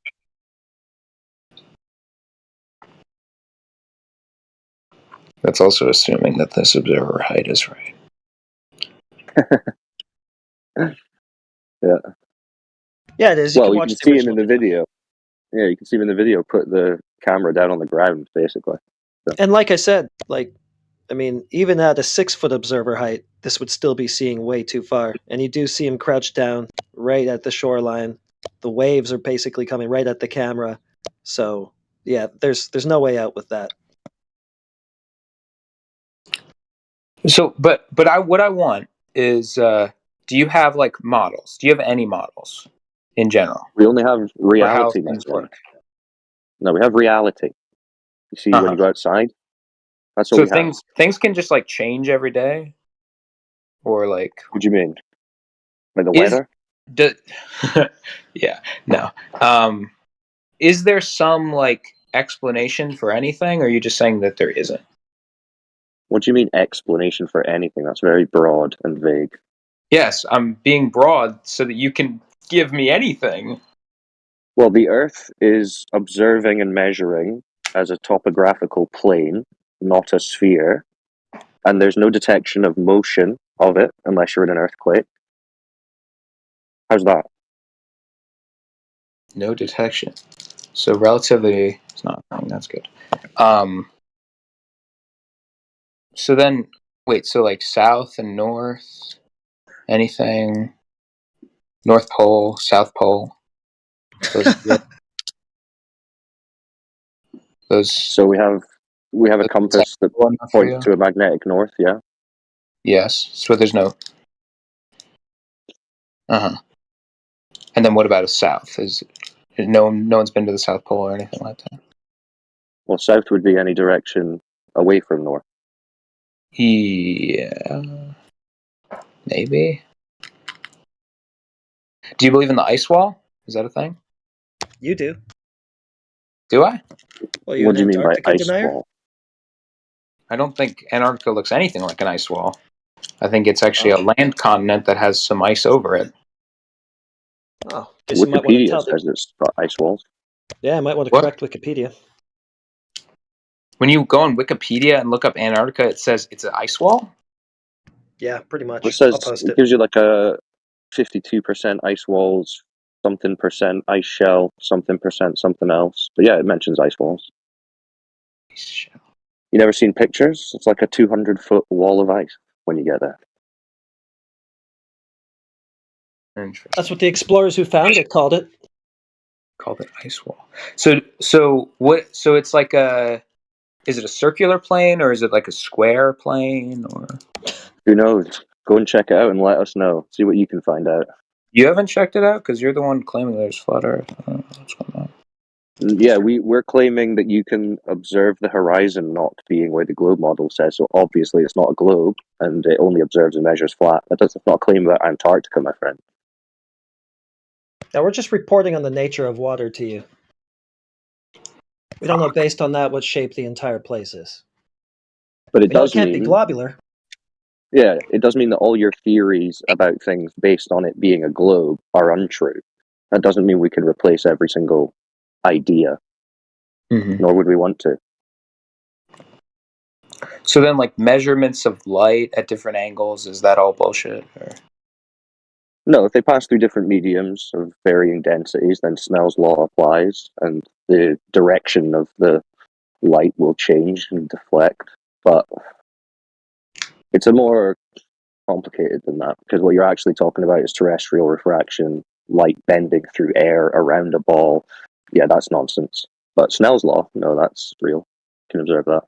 So you're just saying that it's different density at the points such that it perfectly makes it so that we have these angles that could calculate a circumference of an Earth? No. That's what the globies would be saying if they're saying the light is just bending around the ball perfectly to make it look like it's flat for 10 miles. That'd be what the globies are claiming. We're not claiming that. Do you believe in local linearity? What do you mean by that?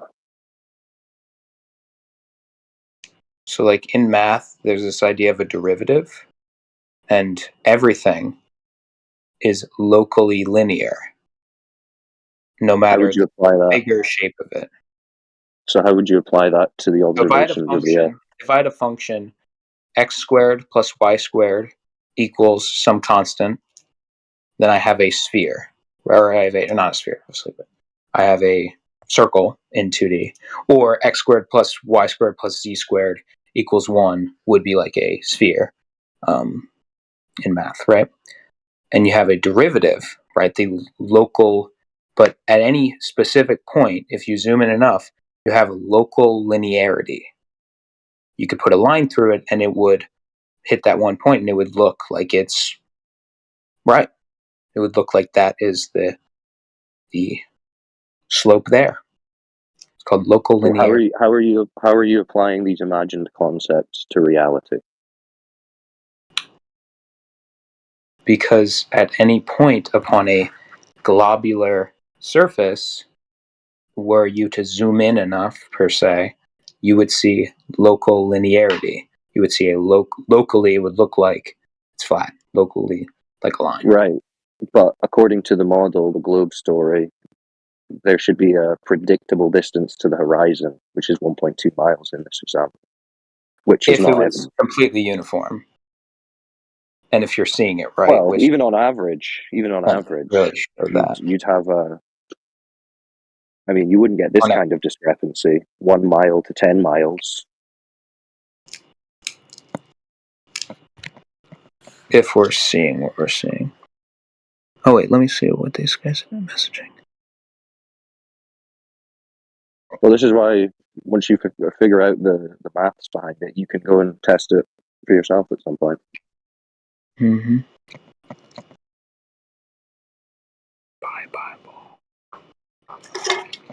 If you're brave enough. If you really want to know. And then wait, what did you say gravity was again? Yeah, it's just like that's all. It's all bullshit. Yeah. Well, don't throw the baby out with the bathwater. That's not what anyone said. But.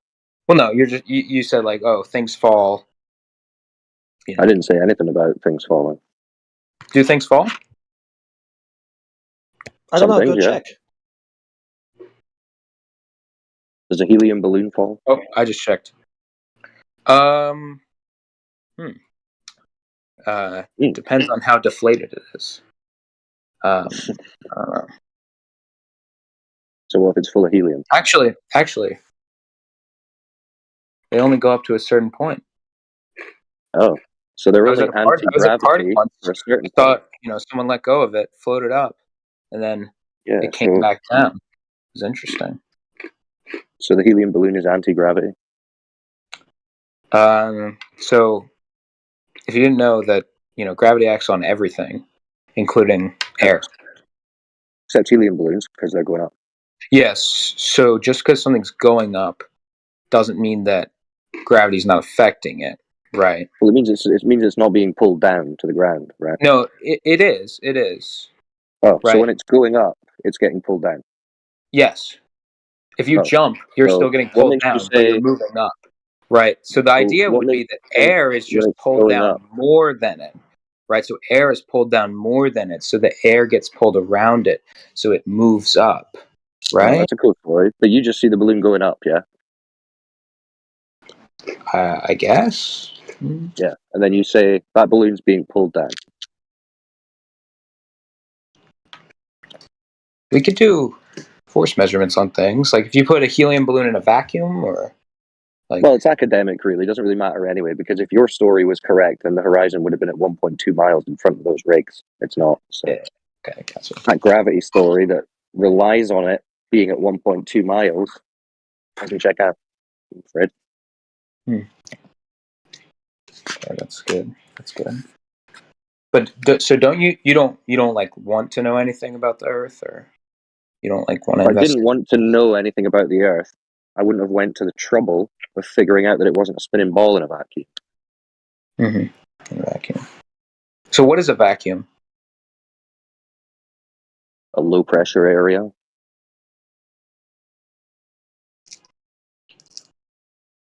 Yeah, well, a vacuum would be no pressure, right? Well, that would be a perfect vacuum, which is totally conceptual. Yeah, which is not what's around us, right? Correct. You would agree. Yeah. There is no perfect vacuum, and there isn't even an imperfect vacuum beyond the sky. Mm-hmm. So, yeah, because there is no sky, maybe, right? No, we can observe the sky. What? But it could just be like a projector screen or something. Go figure I it didn't out. say that. It could be, though. Well, the sky I would just define as being a certain distance above our heads. What you can fly in the sky in a plane, so I wouldn't say that, no. What distance? What distance of what? What distance is the sky? What distance is beyond the sky? Like, at what point are you at? How would you figure that out? You would go there. And how would you do that? You would get a rocket. Oh, would you? How would you do that? You would build ask NASA for a rocket to go beyond the sky. You would shoot fuel out of it. Oh, really? Yeah, it's interesting stuff. So who's done that? Quite a few people actually. Oh, really? So how far up did they say it was?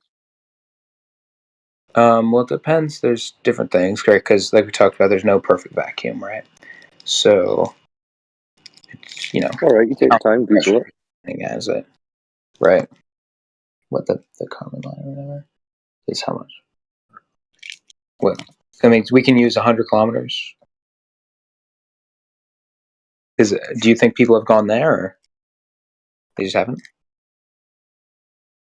Don't know. How would you find that out? Someone might tell you they have, but how would you confirm it? You can't go there, right?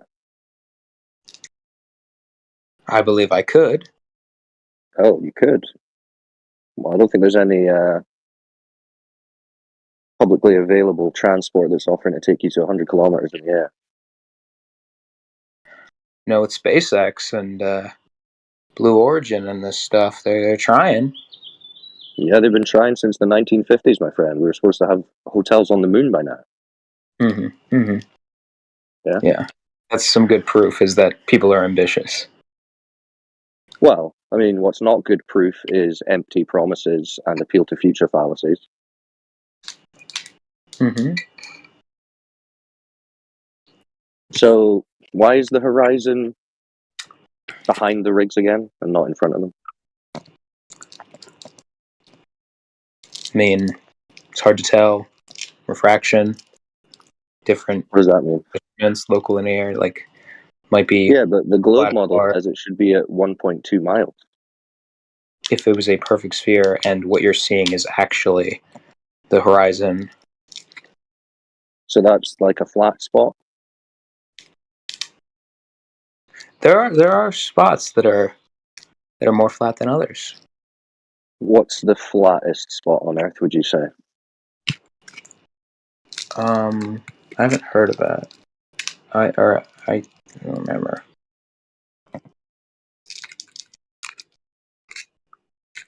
But you're gonna say that, well, you know, the flattest claimed spot is less than, still wouldn't make that, or whatever nonsense, right? Well, you can't really have a flat spot on a ball. I don't know if you know Really? about spheres and balls. Yeah, they're You never had like 360 something degrees. that wasn't machined well, and the That overall wouldn't be a thing sphere, you then. describe as a sphere, but there's like That wouldn't be a sphere, on then. it. Well, if it's got a flat spot, if it's got a bit that's flat on it, then it's not a sphere, I'm afraid. Oh, okay. So you think that the Earth could be like almost perfect but imperfect sphere, but so not a sphere No, because it's imperfect, you would right? need curvature for that. We're just finding these flat spots, as you're putting it. Mm-hmm. Unless you've got a spot where someone measured curvature. Do you know that?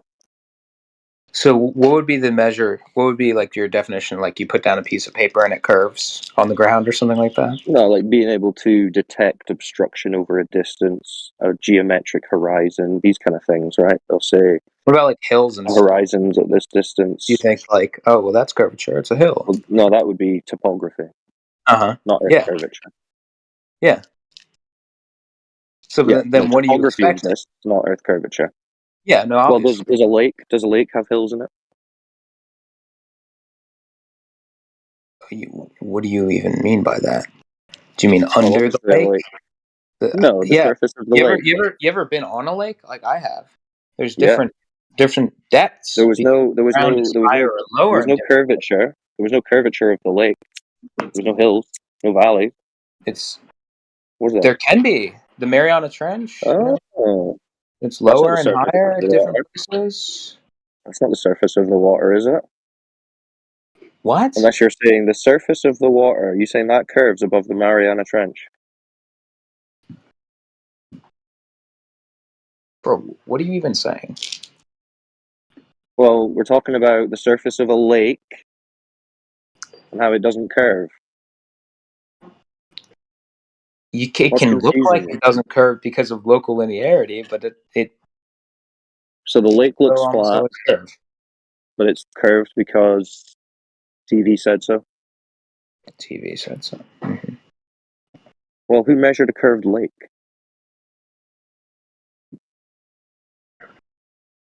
Has that ever been done?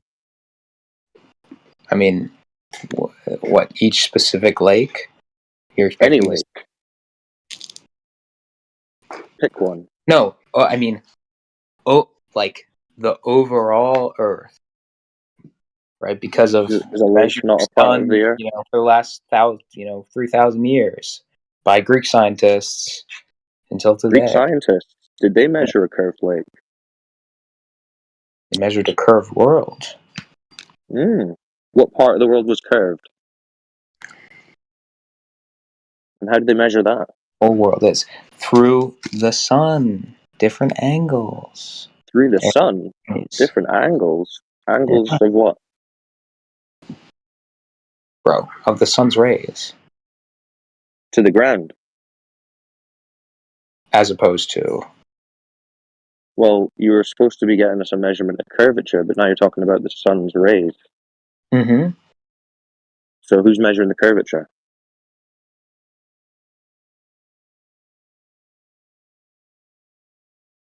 What? Bro, what are you expecting? Me to drive a tractor measurement of the curvature? And put out a carpet and the carpet's curved or something? Well, you know how they say that over about 10 miles there should be around 66 foot of drop due to curve? Yeah? That's an average. You do know that hills and... Right, mountains. okay, so that's the claim we're talking about. Who's measured it? And drop, what do you mean by drop? Who's measured it? But, so when you say drop, are you saying that you're presupposing that it's essentially flat? Because what I would be saying, is supposed to be dropping down and away from you. is that at any specific point you're around the radius of the Earth, right? So because down changes, but you're presupposing any direction away down from doesn't you, change, and so you're dropping. Any direction away from you over a distance, the surface is supposed to be dropping down and away from you due to it being the curve of a sphere, correct? But then down changes because it's toward the center of the Earth. Why are you obfuscating? Why are you deflecting? What? You understand that the sphere has curvature. You understand that a sphere has curvature, which is a drop over distance of the surface from wherever you are. Yeah, and that drop over a distance. What is that down? drop over a What is distance? your definition of down? A No, drop. irrelevant, A drop in what non way? sequitur. I've just explained to you. If you're on a basketball, the surface curves down and away from you over a distance, right? But if you were walking on a basketball, there you go. And your head was always away from the center, a straight line. then you're always away from the center. Let's say you put a ruler on a basketball, yeah, and that ruler is going to be going off of the sphere, and then if you draw a right angle down to connect with another part of the ball, you know, there's going to be a drop, a vertical drop, an amount. Over 10 miles, it's supposed to be around 66 feet. With your ruler straight? So this is the globe claim. We're asking who's validated that with any kind of measurement. Could you stop pretending you don't understand what we're asking for?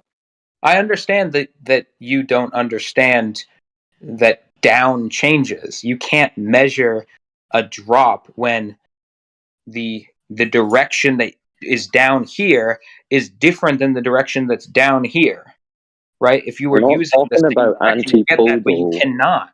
We're talking about line of sight. We're talking about line of sight over the surface.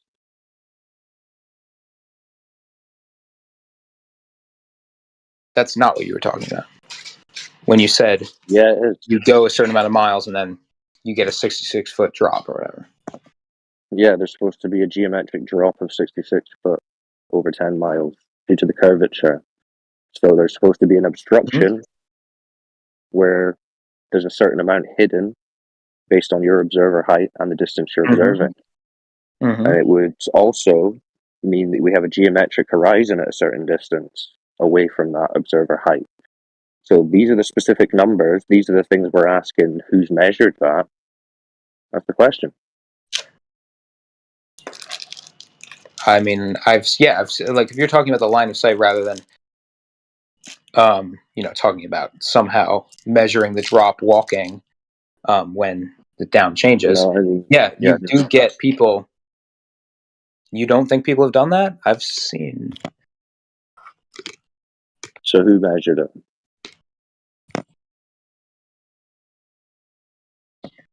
I mean, I have to find stuff.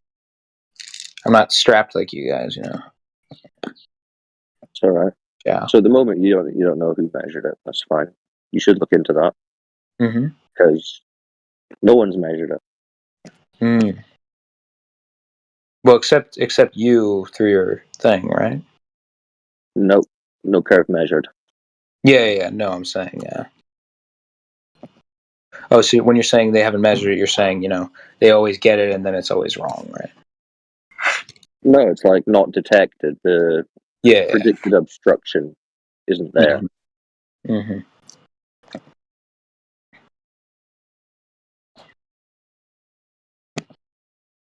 Which is a problem because, curvature is a pretty fundamental aspect of a ball.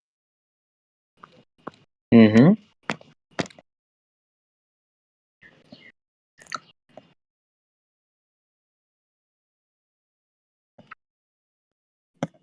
"24/7 flat Earth."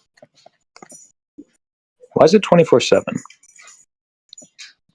Because people want to talk about it all day and night.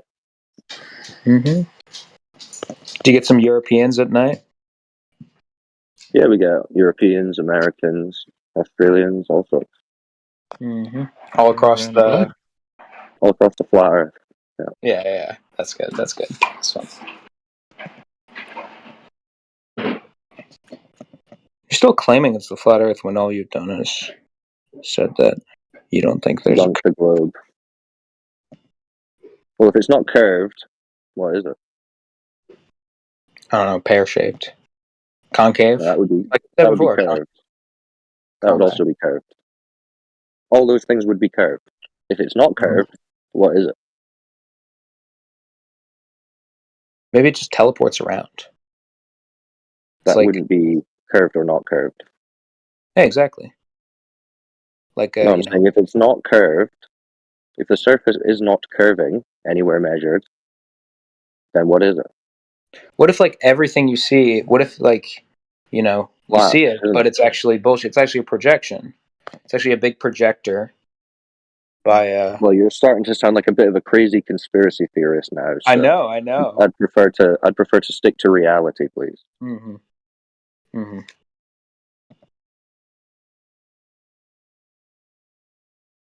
But I'm saying in reality, that you don't seem to detected. You can't, if you don't trust anything, you can't really know if anything is right. I trust the Earth when it shows me that it's not a ball of a 3,959 mile radius. Sounds like you're the one that has the problem trusting. Trusting what? You or the Earth? The Earth, yeah. Yeah, which you always experience as flat and motionless. But you're told by the TV and the government, oh, it's a giant spinning ball. So then, why did Greeks 3,000 years ago think it was round? They were just stupid or some shit. Was it all the Greeks? How many of the ancient Greeks did you know? I know. I didn't talk to any particularly.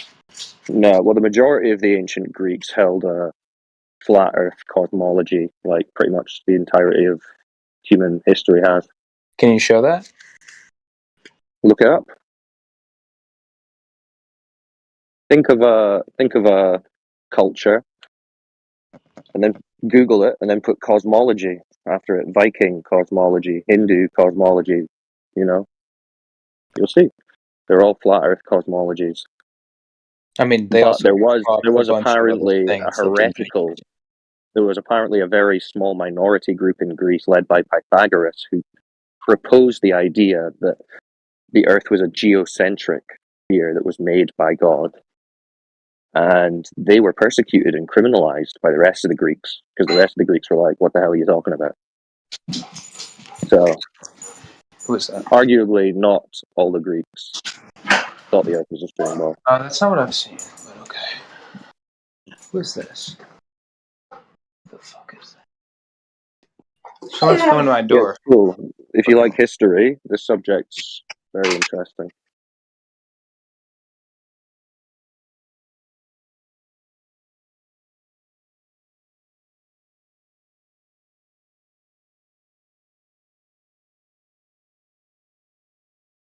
Did he dip?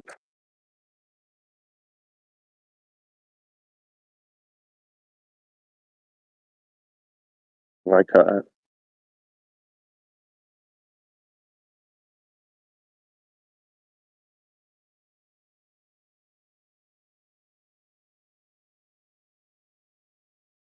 Mic check. There you loud and clear, man. Yes, he dipped.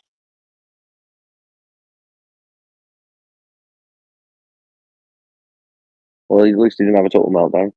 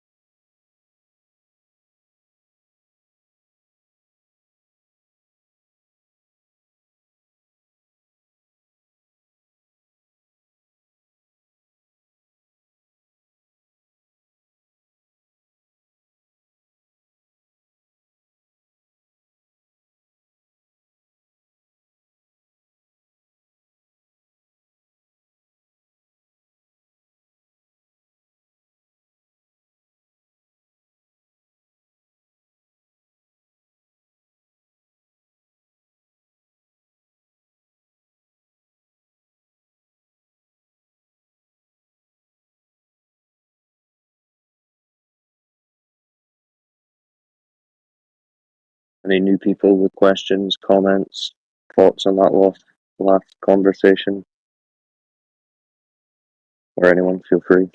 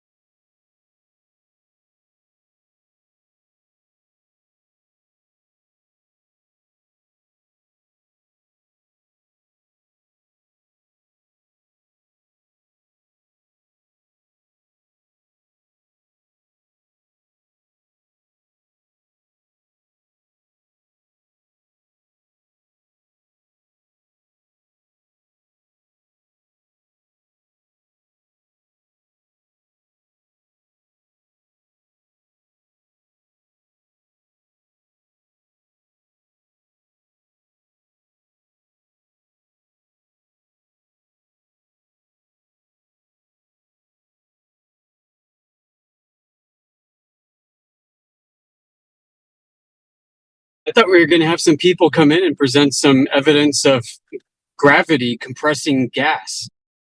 What happened to that? Ping him again. Did he chicken out or did he come in and get tossed? I think he just got bored while we were talking to someone else. He's like, nah, not worth it. It's too hard. Probably listening on YouTube right now. Come on in, Dazza. Yep.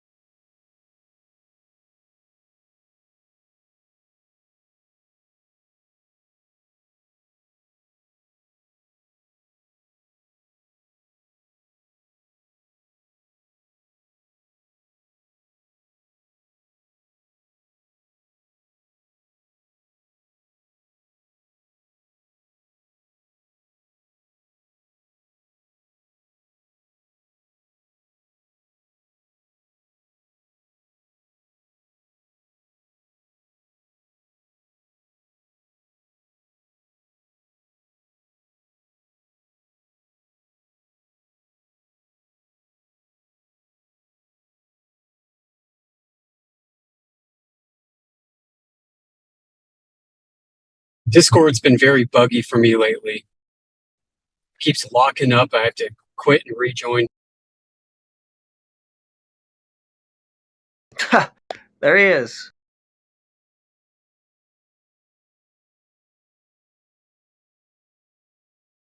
Me?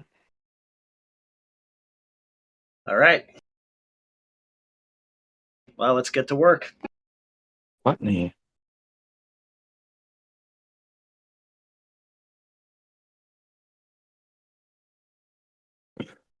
But what we're going to talk about? Well, you said that gas compresses in the presence of gravity.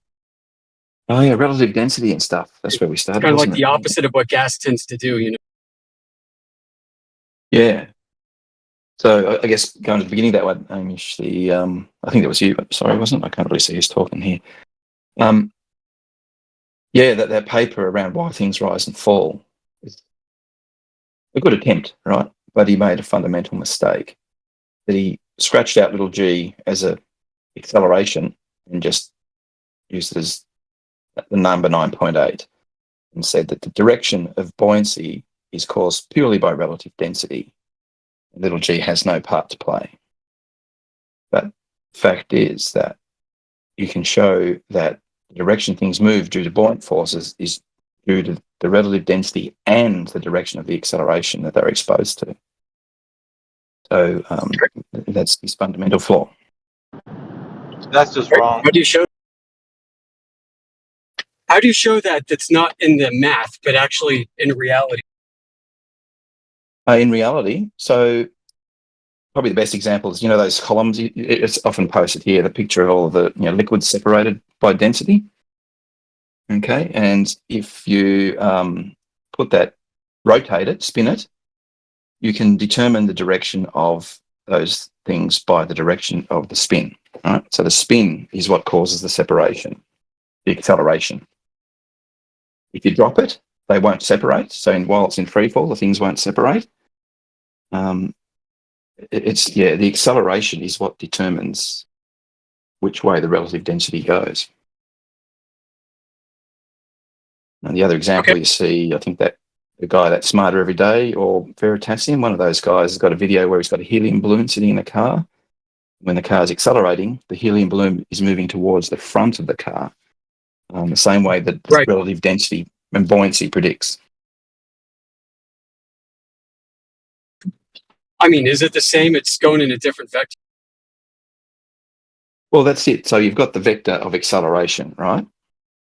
And resulting in a vector in direction of movement. Well, everything accelerates in the direction that gravity is claimed, right? No, but you it's can not. apply any acceleration, right? All accelerations are equal. Daza, that's your presupposition. So if you were to, we're getting on to what causes buoyancy first, right? One second. Yeah, 1 second, Daza. So in the balloon example, the balloon's tied to in the middle of the car, so it's not going anywhere because it's still. And once the car takes off, then you can see acceleration take its effect on the balloon. So if the balloon was to be let go, and let's hold on, if the balloon was to be let go and there was nothing that it was tied to, and let's say the car had an open top, where do you think the balloon would go? Would it stay in a place where acceleration could be proven to show its force on the balloon? Yes or no? Well, the open top would cause too much disturbance, right? Yeah, but you couldn't do this experiment. Yeah. So you need something closed and it's something held down so that you could see something applied onto the balloon, which is the case for the the result that you see with the balloon being tied to the middle of the car, and when the car takes off, the acceleration makes the balloon go forward. But we understand that if the balloon wasn't tied down and if there was no roof to hold it, it would just simply float away. So the acceleration that you name is not being able to be applied because the car is not able to hold that in a specific static. So your experiment is bogus, right? Then you can't prove bogus. anything with taking the roof off the car. No. Right? You got acceleration is a force. Acceleration is a force applied due to the fact that we have a controlled environment. So the controlled environment is the balloon is tied down and it's also inside of an enclosed system. So you can let the balloon go in the car. It doesn't need to be tied. Yeah, but what I'm saying is, if you want to prove that this is exactly what is happening on Earth, then you don't need to have anything that's containing the thing that you're trying to prove is showing a force of acceleration. So this is the issue. Once you undo everything and it's not a controlled environment anymore, the balloon will not stay static in that position, and therefore it will go up. And as we let it go up, there's no force applied to it. It just simply goes in a vector due to its relative density of the medium that it's in. It's pretty simple, actually, when you think about it. So it's an uncontrolled environment. So in the controlled environment, you're trying to get a result with acceleration. So what you actually essentially prove is that the Earth is not in motion due to acceleration. So acceleration is not a force applied to the balloon. If it was, you would see a resultant that would lead you to understand that the balloon would be then moving in a specific vector, even if it's tied down, even if the car wasn't moving. But that's not what we see. In the vector that we see is everything stratifies due to the fact that we see the density of the balloon being what it is, or buoyant, because of the fact that the medium that it's in will stratify in the same way that we see everything in nature do its find its equilibrium. So with this, you understand one simple fact: if the Earth was in motion, the balloon would then be having an acceleration force applied to it, because we know that the Earth is, according to the globe, always an acceleration. It's not just in a constant rate of motion. It's in an accelerated motion. It's always accelerating, decelerating, accelerating, decelerating, as it's going through. You're using the wrong acceleration here, AV.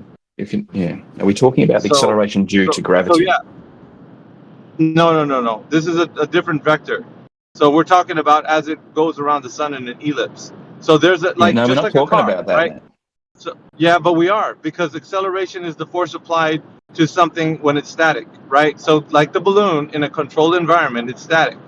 So when you use the tiniest bit of acceleration, it pushes the balloon forward. So let's just take, for example, on Earth, you could tie a balloon, inside your house, like somewhere in your room, tape a balloon to the ground, and the acceleration of the Earth at any given time should move that balloon forward because of its acceleration due to the fact that it's moving around in an ellipse. So See, this is the problem. You don't like it when I'm pointing out the fact that if the Earth was You accelerating, can't even measure that. What is the rate of acceleration well, of the see, Earth around the sun? wait, time out. We can't even measure that. That's your concession that the Earth is not moving? Is that your concession? No. Because I'll take your concession. No, you're just creating a bogus argument out of something that was initially straightforward and simple, used right? it. Simple Listen, observation. you're the one that brought the balloon example. You're the one that brought the balloon example up, and I'm just pointing out how the fact that you can't use that example to show any type of acceleration. Yeah, but see, here's the thing. Why did you bring it involved into the conversation? So I'm only using it against you. Now you don't like it. You're like, well, now it's bogus. Well, why was it bogus? I brought it into the conversation. Wasn't bogus then? I brought it into the conversation because the paper around why things rise and fall was cited as evidence of I can't think what the topic was, but I know that paper, it has a fundamental flaw in the way it is analysing relative density, and that is by taking away the acceleration that the liquids are exposed to, right? And claiming that relative density is the only thing that causes the direction of the buoyant force. But it's relative density and the acceleration of all of the fluids. So it's the acceleration of the entire environment. Right? Yeah, the caveat that you gave it is not what's true. The first is, so we can see the fact that relative density is how everything stratifies in nature. We see the equilibrium that everything sits upon due to the fact that its density, depending on whether it's in whatever medium. So it's an object in medium specific. So we don't see the other caveat that you gave it, that the acceleration that's also being applied to the thing that we see that's stratified. We don't see that. We can build these things, right? We can accelerate gases. We can cause them to stratify, and the direction the gases move. We're not talking about gravity yet, right? Well, I am. I asked you to provide evidence of gravity compressing gas. You won't even let me finish the conversation about the relative density and the force, right? Relative density doesn't just work up and down; it works left and right. Depends which way you're accelerating. No, wait a minute. No. Yeah. Acceleration. It does. That's your acceleration. The direction of relative density depends on the direction you're accelerating. The force. You just finished saying that. You just finished saying. Yeah, I know. You just finished saying that was bogus in the case for me showing you that let's tape a balloon to the floor of your room and seeing if there's any acceleration applied to it. You said it's not even, you couldn't even measure it. So now you're kind of you're dancing back small. You're dancing back and forth between the line whether it can be proven and it can't be proven. Use the example that you brought forward about some balloon inside of a car. I showed you how the balloon inside of a car is only showing us the force of acceleration due to the fact that the object itself is moving. The car is moving. But the Earth itself is not moving. Therefore, the only thing we see is things stratified. We don't see what you were talking about, the force of acceleration applied to the object. We don't see that because I showed you. All you got to do is take the balloon, put it in your room, and where there's nothing affecting it, you're not going to see anything happen to it. It's just going to sit there still. We cannot measure the acceleration of the Earth using relative density. It's just too small, right? And I'm sure there's other reasons as well, but it's just too small. Whether Earth is moving or not is not relevant to this conversation. What we're talking about is what is relative density. Why does buoyancy work in a... No. We haven't even got past the first principles, AB. Due to gravity, Can we go back to the first principles? Can we agree on the first principles? If you've got two... Yes, if you've got two things of different relative density, something a fluid and something in a fluid, and you accelerate them in a particular direction, that the buoyant force will be a combination of the direction of acceleration and the relative density. So a lighter relative. In the case of the balloon, do you agree with that? Sorry, in the case of the balloon inside the car, that is explainable. You could quantify this. Yep. Yes. Cool. Good. So we got that sorted. Okay. Yeah. So we know that we need acceleration to have relative density do its stuff, right? If something's not accelerating, we don't get you're adding that. No, you don't. Okay. That's where you're going wrong. So what would you expect would happen if you got our hold on a second, balloons? Wait. You can't just say yeah, and then just give your explanation as to why that's the case. because the demonstrations that we see, in nature, don't lead us to that conclusion. This is your conclusion due to the fact that you have to have a paradigm with a spinning Earth. That's the reason I why haven't you're even got saying to a what you're spinning saying. Earth yet. No, you're going off on a wild goose chase. So we've agreed that the G or that acceleration, right, is required for buoyancy to do its thing. If you've got no acceleration, there's no buoyant force. Okay. Now on Earth, we see things accelerating. We drop them, they accelerate, right? You guys claim the cause of acceleration is buoyancy. We've just shown that buoyancy only exists when there is acceleration. The cause and effect is the other way around. Acceleration causes the buoyant force. The buoyant force doesn't cause the acceleration.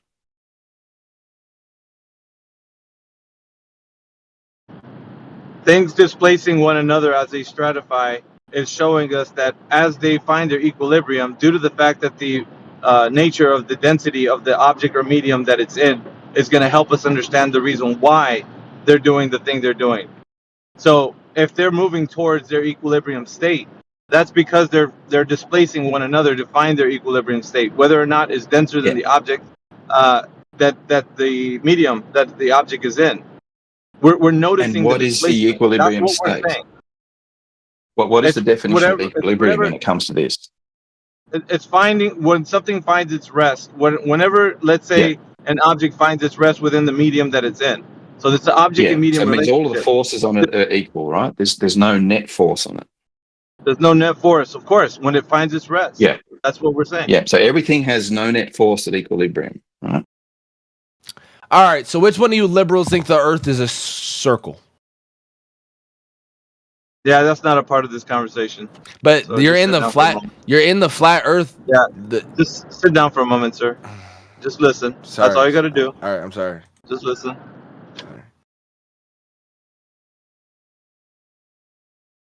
Yeah, so that's my fundamental point here, AV, I think, is that Nah, you we got can muted, show... YBG. You a fucking bitch. You got fucking bitched.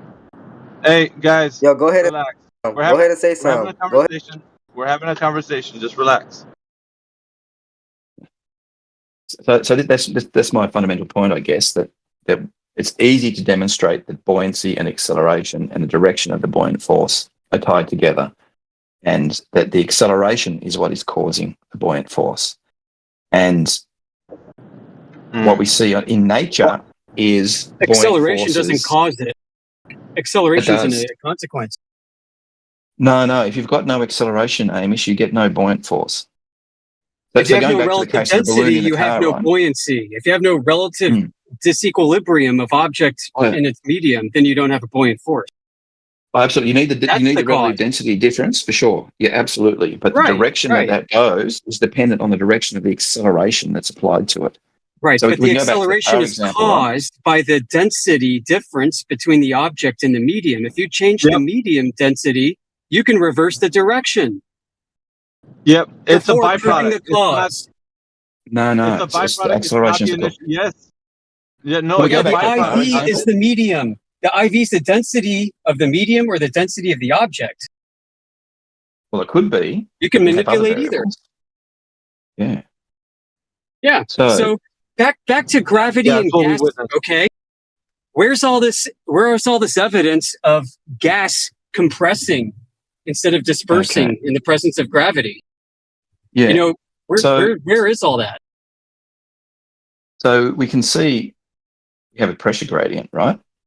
But just one last point on the cause and effect of buoyancy force, right? We go back to the balloon in the car. If the balloon in the car, right, the string is taut, which means the buoyant force is going up. And it's not until we accelerate the car that we get a sideways buoyant force. A net acceleration becomes sideways and the balloon starts to move to the front of the car. So the net acceleration on that system. Yeah. So the acceleration is causing a buoyant force. You created a density gradient. By accelerating the environment, right? Okay. Yeah, but see, here's the thing. The thing about it was that the thing about this, it was something that you made in a controlled environment. It was not something that nature's showing you. So when we see nature itself, we don't see the force due to acceleration. It works differently in the car. Time out. Wait. So when you talk about the force that's applied due to acceleration, you don't see nature doing that. You only see things stratifying and displaced by the fact that something's denser than the medium that it's in. So you don't, the object that you're witnessing, depending on what medium you see, is being displaced, and the acceleration is the byproduct of that displacement. It's not Right. the So let's cause of it. suppose the car was a vacuum inside. It was a vacuum chamber. What do you think the balloon would do then when there's no medium? We go backwards. It would try and stay where it is, remain stationary. You change the Relative to direction car, by you would changing the see- medium. Yep, that's exactly what we're saying. And see how that all works out? That's nature. Now, what you're trying Start to again. provide I missed what evidence Amish said. Can you repeat, Amish? If the car was a vacuum and you had a balloon in the vacuum, yep, and you were to accelerate, the balloon would not go forward. No. Yep, we'll go back. Yeah, because there's no relative Yeah, we'll go density. There's nothing to apply force to the balloon. That's what we're saying. And this That's is how what we're humans saying. have understood this phenomenon for thousands of years. So you're going up against all that. Yeah, see, do Yeah, you there's understand also- now, Daza? So it's not, you're trying to, There's and no when I buoyant use, force, right? Yeah, hold on, Daza, can you hear me? When you were trying to Yeah, use yeah. acceleration as something, as the force applied, then we're going to tell you how did you get that force applied, because the only way you did it in the instance of the car was you created an environment where this could happen, and something man-made like a vehicle was used as a controlled test, and you accelerated the car forward, which then caused the balloon to then go forward due to the fact that the car is inside the medium of air. So the medium of air and the helium balloon reacted upon each other because you applied force onto it. So you did that. Yes. Nature didn't do it. So when you see nature do something like putting force on the balloon and in a room where there's nothing applied to it, then you can tell whether or not nature's doing something. And you know what you get what I'm saying? Because the car is something man-made. Yeah. You're saying that the cars have a different set of laws than outside.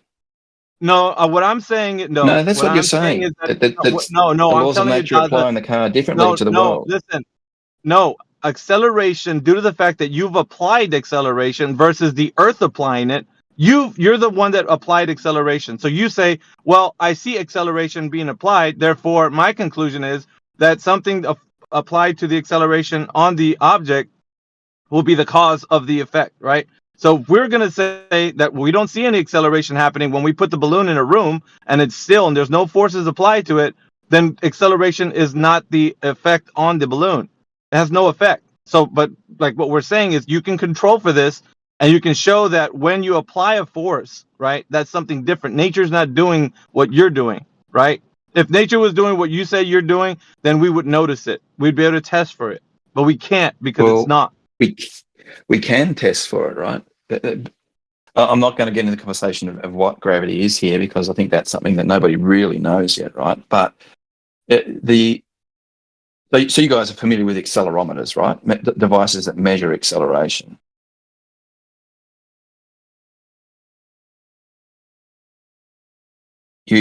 And what you see with those is that they think that we're accelerating. Everything is consistent with the fact that it seems like we're in an accelerating state. And same with the buoyancy. Those things all line up together. That the buoyancy we would measure in the car at a particular acceleration is the same as the buoyant force we measure on Earth with the 9.8 meters per second acceleration that we see. Yeah. So, why would an accelerometer... so is Earth creating its own gravity because it's accelerating under special relativity? Well, I'm no guru in special relativity, but or general relativity, or even. So, I mean, isn't it all the same phenomenon? Probably got the same underlying cause. Yeah, it's just how we describe it is different, right? Oh yeah, what causes gravity? I don't know. So maybe it doesn't have the same cause. Sorry, which same causes are we talking about? I thought you were talking about the two different views I'm of gravity. saying, maybe they don't have the same causes for these phenomena because we don't know. Well, everything is consistent, right? With the concept that there is a force causing things to accelerate. There's an or that we acceleration. are I don't know if it's a accelerating, force. right? I mean, there's Yeah. a little g. I mean, of course. Yeah. And little g's in the pressure gradient, right? We can't get rid of it. Well, yeah, but what is little g? I mean, I don't think it's like, Yeah. I don't think it's a planetary body creating its own force like a perpetual motion machine. Free energy was debunked, right? It's not free energy, but what causes Earth to fact spin? that there is G's everywhere, right? What causes Earth to spin? Pulling on everything. Isn't Earth spinning perpetually? Well, perpetual motion machine Earth? Yeah. For short values of perpetual, I'm guessing it'll eventually stop. Yeah, maybe. Is it slowing? Can they measure the slowing of it? I think they have, haven't they? Slowing and speeding up. You know, Earth has a really big oblong orbit with two foci. And somehow both of those foci are accelerating upwards in space at the same rate. How is that possible? Well, we're getting way off. Let's talk about comets with long period orbits with two foci, and they're all accelerating laterally too. I mean, it's a giant space story because it's all nonsense. You can't prove the cause of any of this stuff. No, I'm not trying to prove the cause of gravity. I'm showing that, saying that the relative density is not the cause. It is an effect of something being accelerated. Right? That if you've got no acceleration, and everything says we're accelerating, right? Accelerometers say we're accelerating. Hold on, back to that. I mean, we changed the density of the medium, and we can alter that acceleration. So we can change that. By changing density. No, the rate of acceleration doesn't depend on the relative density. It's constant. Yeah, it does. If I drop an object, the density of the floor stops the object. Oh yeah, that's resistance, right? But if you've got, we'll go back to the old classic, basketball and a bowling ball. Right, the relative density of those two things is significantly different by a factor of 100, right? And they fall at the same rate. They accelerate at the same rate. Okay. They do different things if you were to drop them in water. Yes, because you have drag in water, right? The buoyancy in water is different. You have a lot of drag. Yeah, so there's other forces involved there.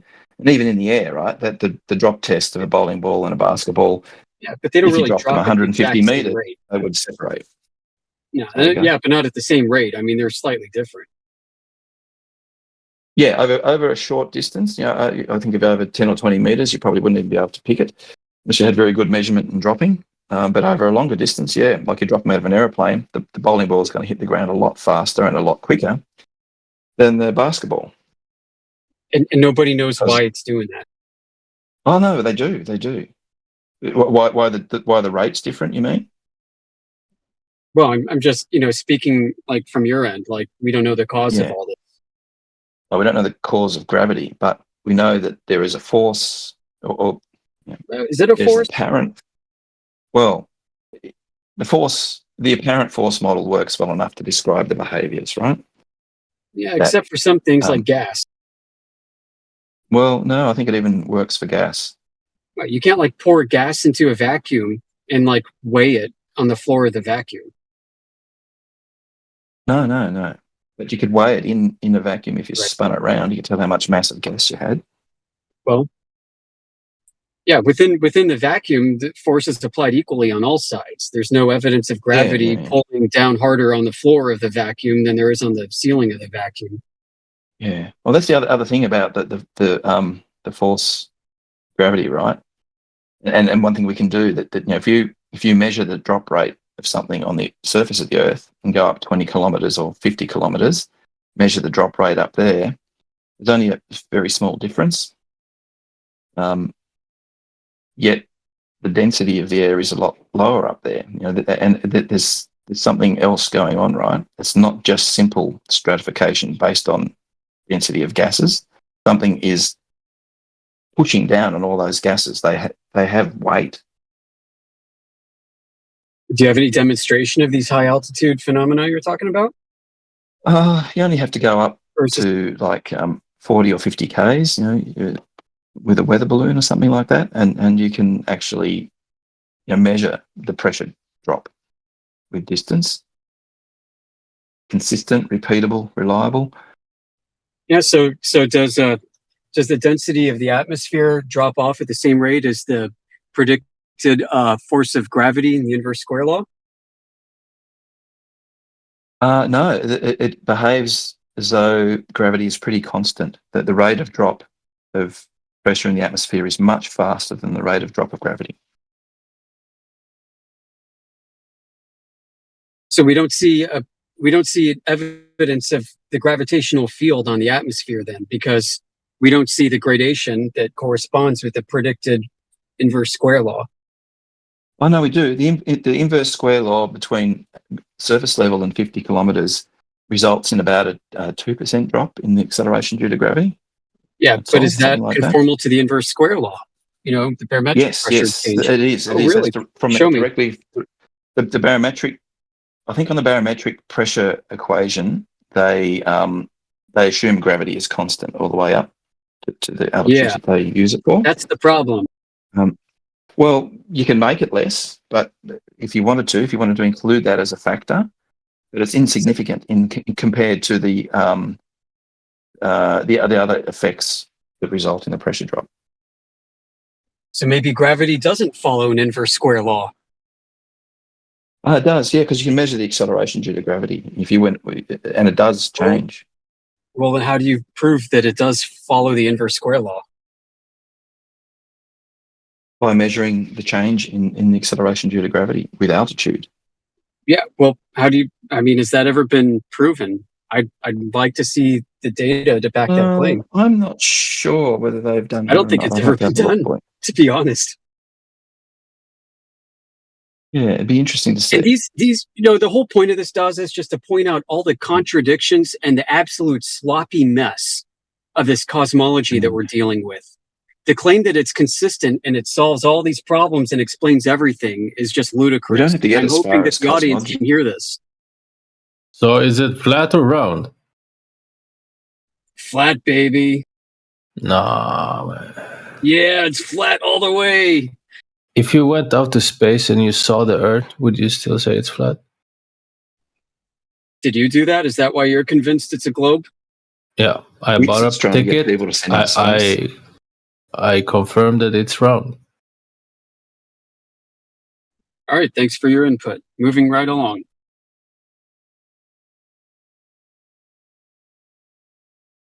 Andy's out.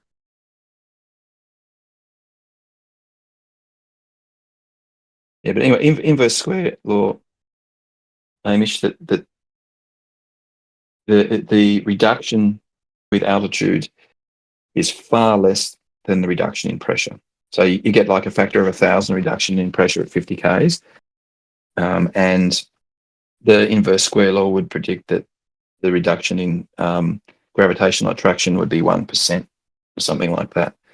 So, so it's not the reduction in gravitation or attraction that's changing the pressure with altitude, just literally the weight of the air stacking up. And you find a different mixture the higher you go too.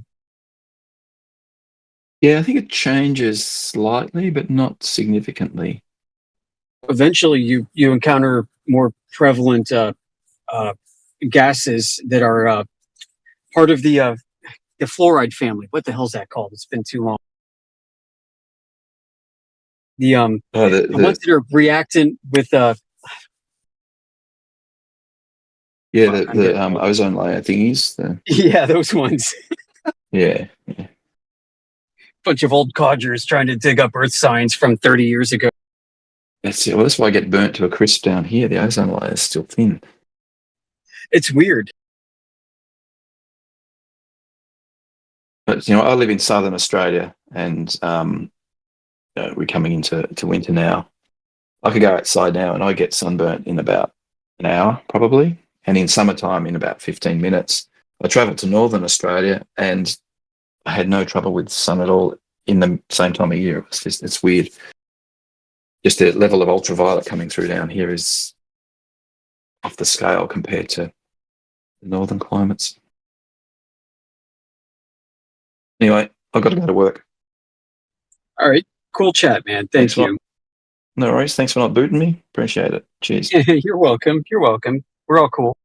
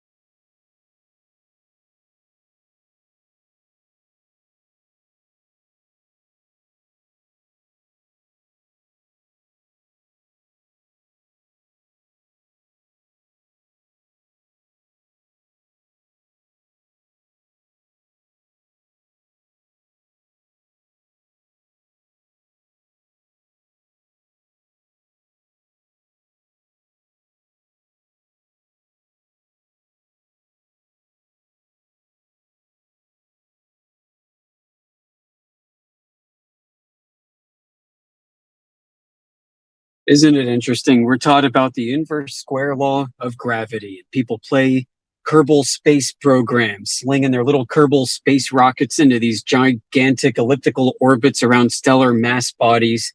And it's just so much fun. But then when it comes to practical reality, we don't treat gravity that way, do we? No, it doesn't have a fall off that conforms to the inverse square of the distance. Instead, it's treated uniformly. It's treated uniformly for atmospheric barometric pressure modeling. Isn't that something?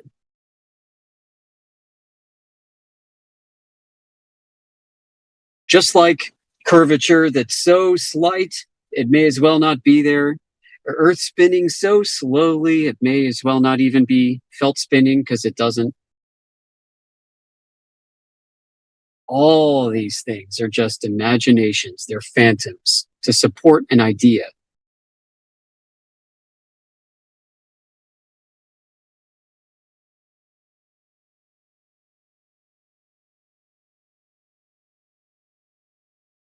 I'd like to see somebody measure the inverse square law of gravity.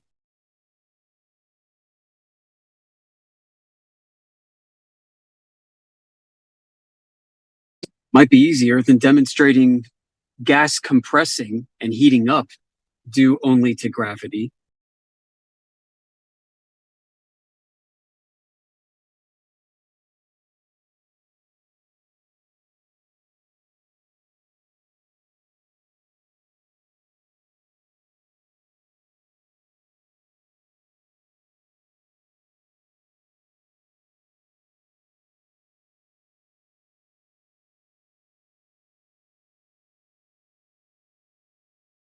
Makes you wonder what Bill Nye really meant when on his last show during his send-off, he wanted to leave the whole world and all the kids with a message, and that is, human beings can't leave this place.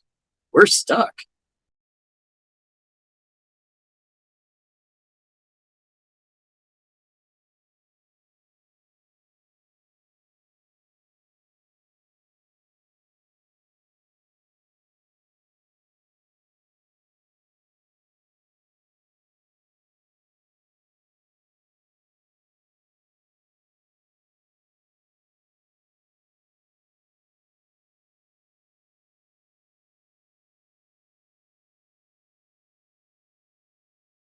I really hope Adam Unsalted doesn't mind. And if he's listening in, shout out to Adam for making some really cool memes and graphics and logos and designs for our community to use.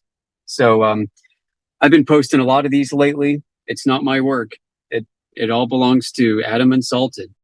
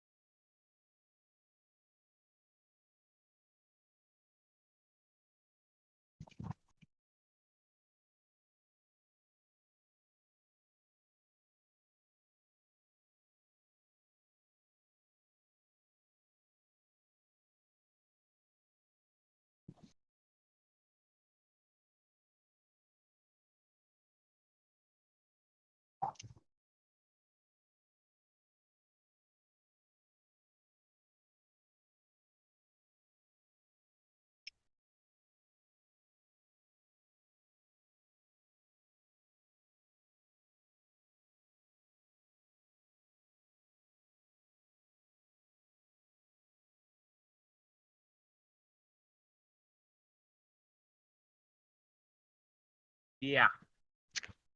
But that shit's the bomb. I think I better get some freaking ratatouille. Pounder.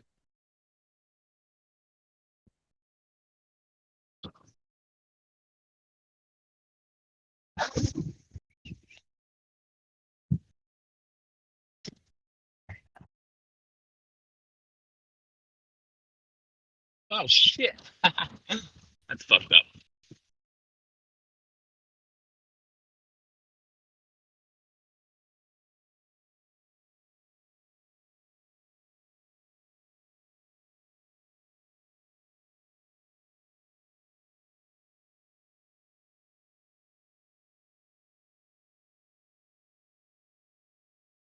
Sorry about that.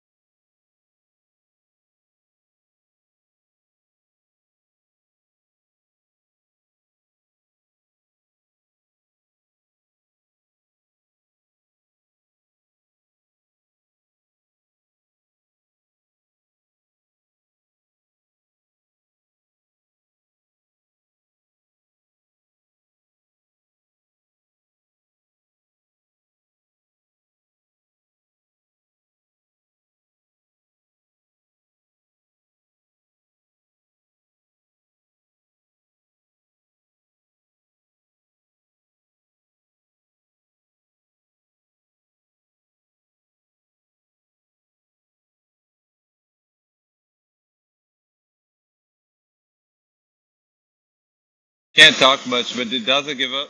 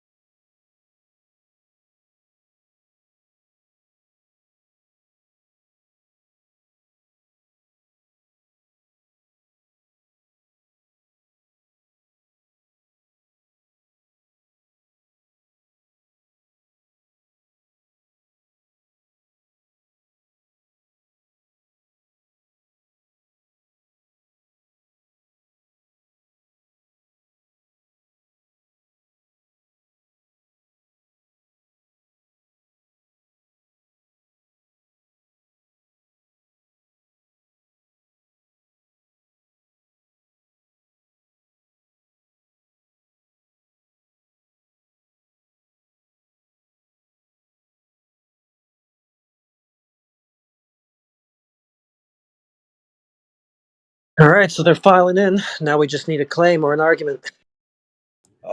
Oh god, I didn't realize I was in the room this whole time. Did anyone hear me say slurs? Nope, you're good. Good. I have push to talk, so You're safe this time. this time, yeah. So you guys are like, this room is dedicated to debunking flat Earth, or what? No, What's it for then? it's for finding proof of the globe, but all we can find is flat. Oh, you're one of those guys. All right.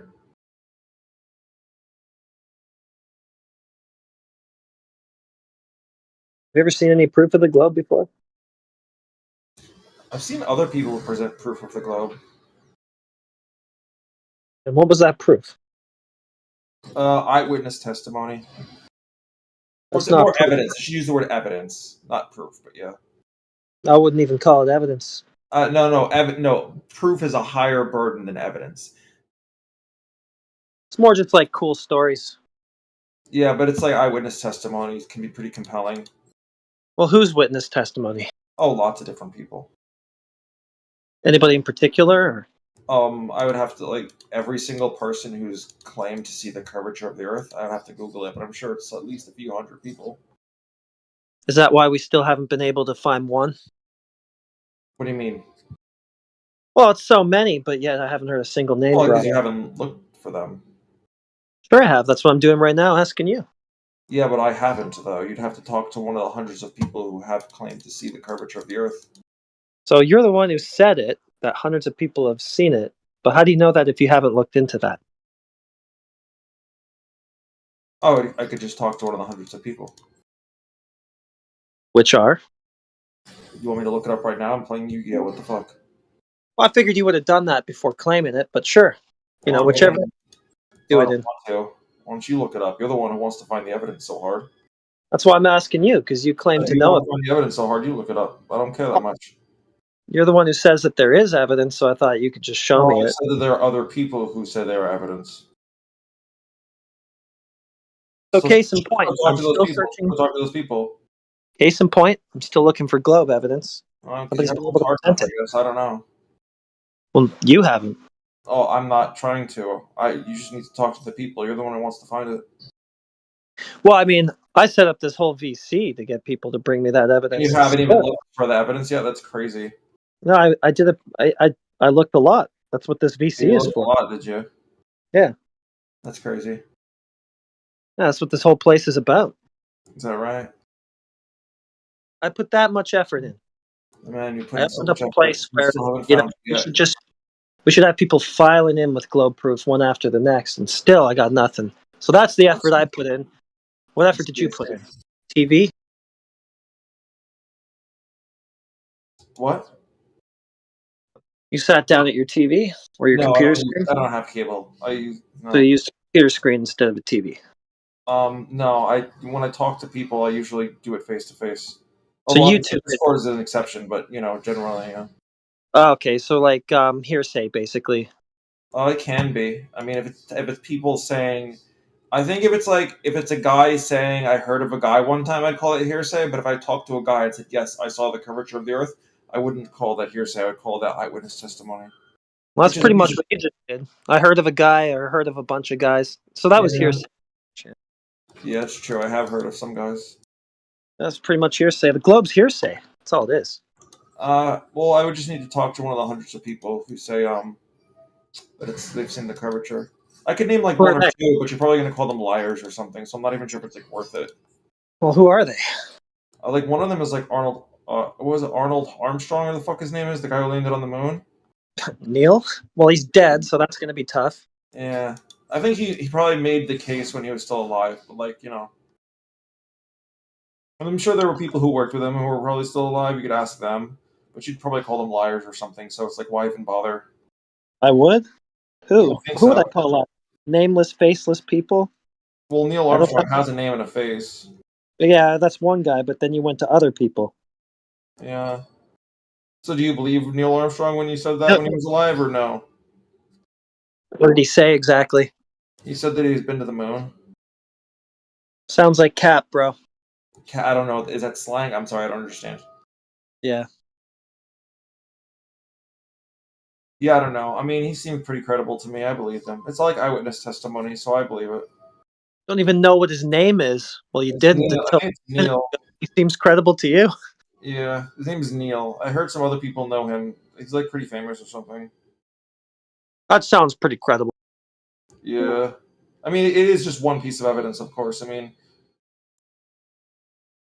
Some guy you can barely name says something, says some sort of true globe thing. Sounds Yeah, credible. it does to That's me. good evidence. I could talk to a second person, I guess, if you want me to like memorize their name. Do you also need to get the social security number too? Like, make sure they're American citizens before you believe them, or no? No. Okay. So just need to know how much I need to know about the people who I'm citing.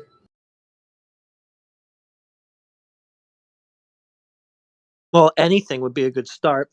I did see one guy, but you're all said that I didn't remember his first name, so I don't know.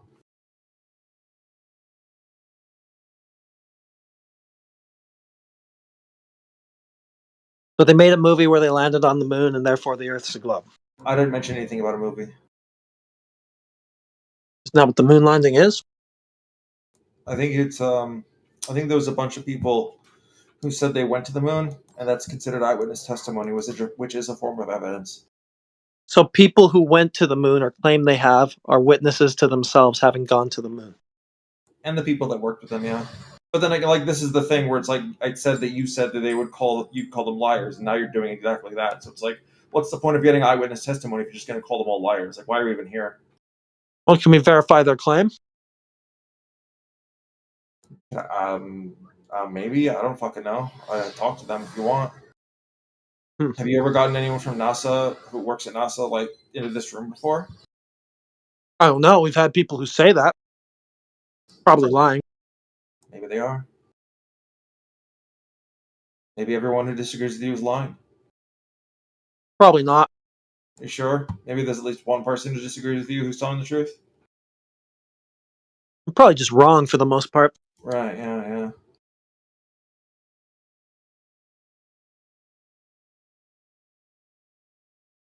Some of them lie, sure. Right.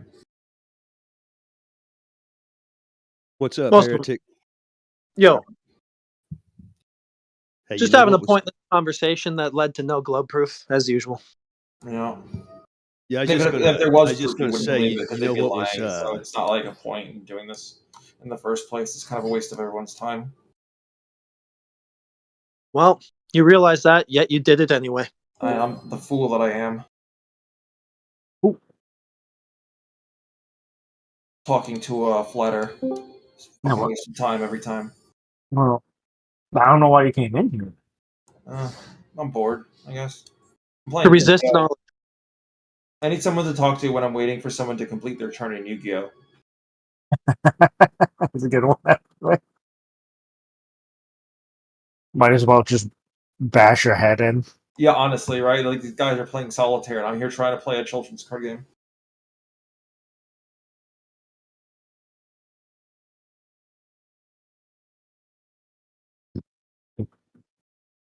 So why do you think it's a globe, Applejack?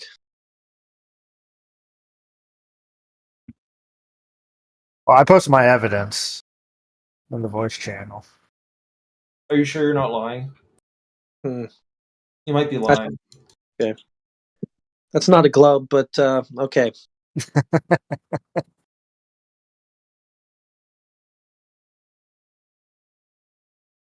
Well, it's about as good as any I've seen.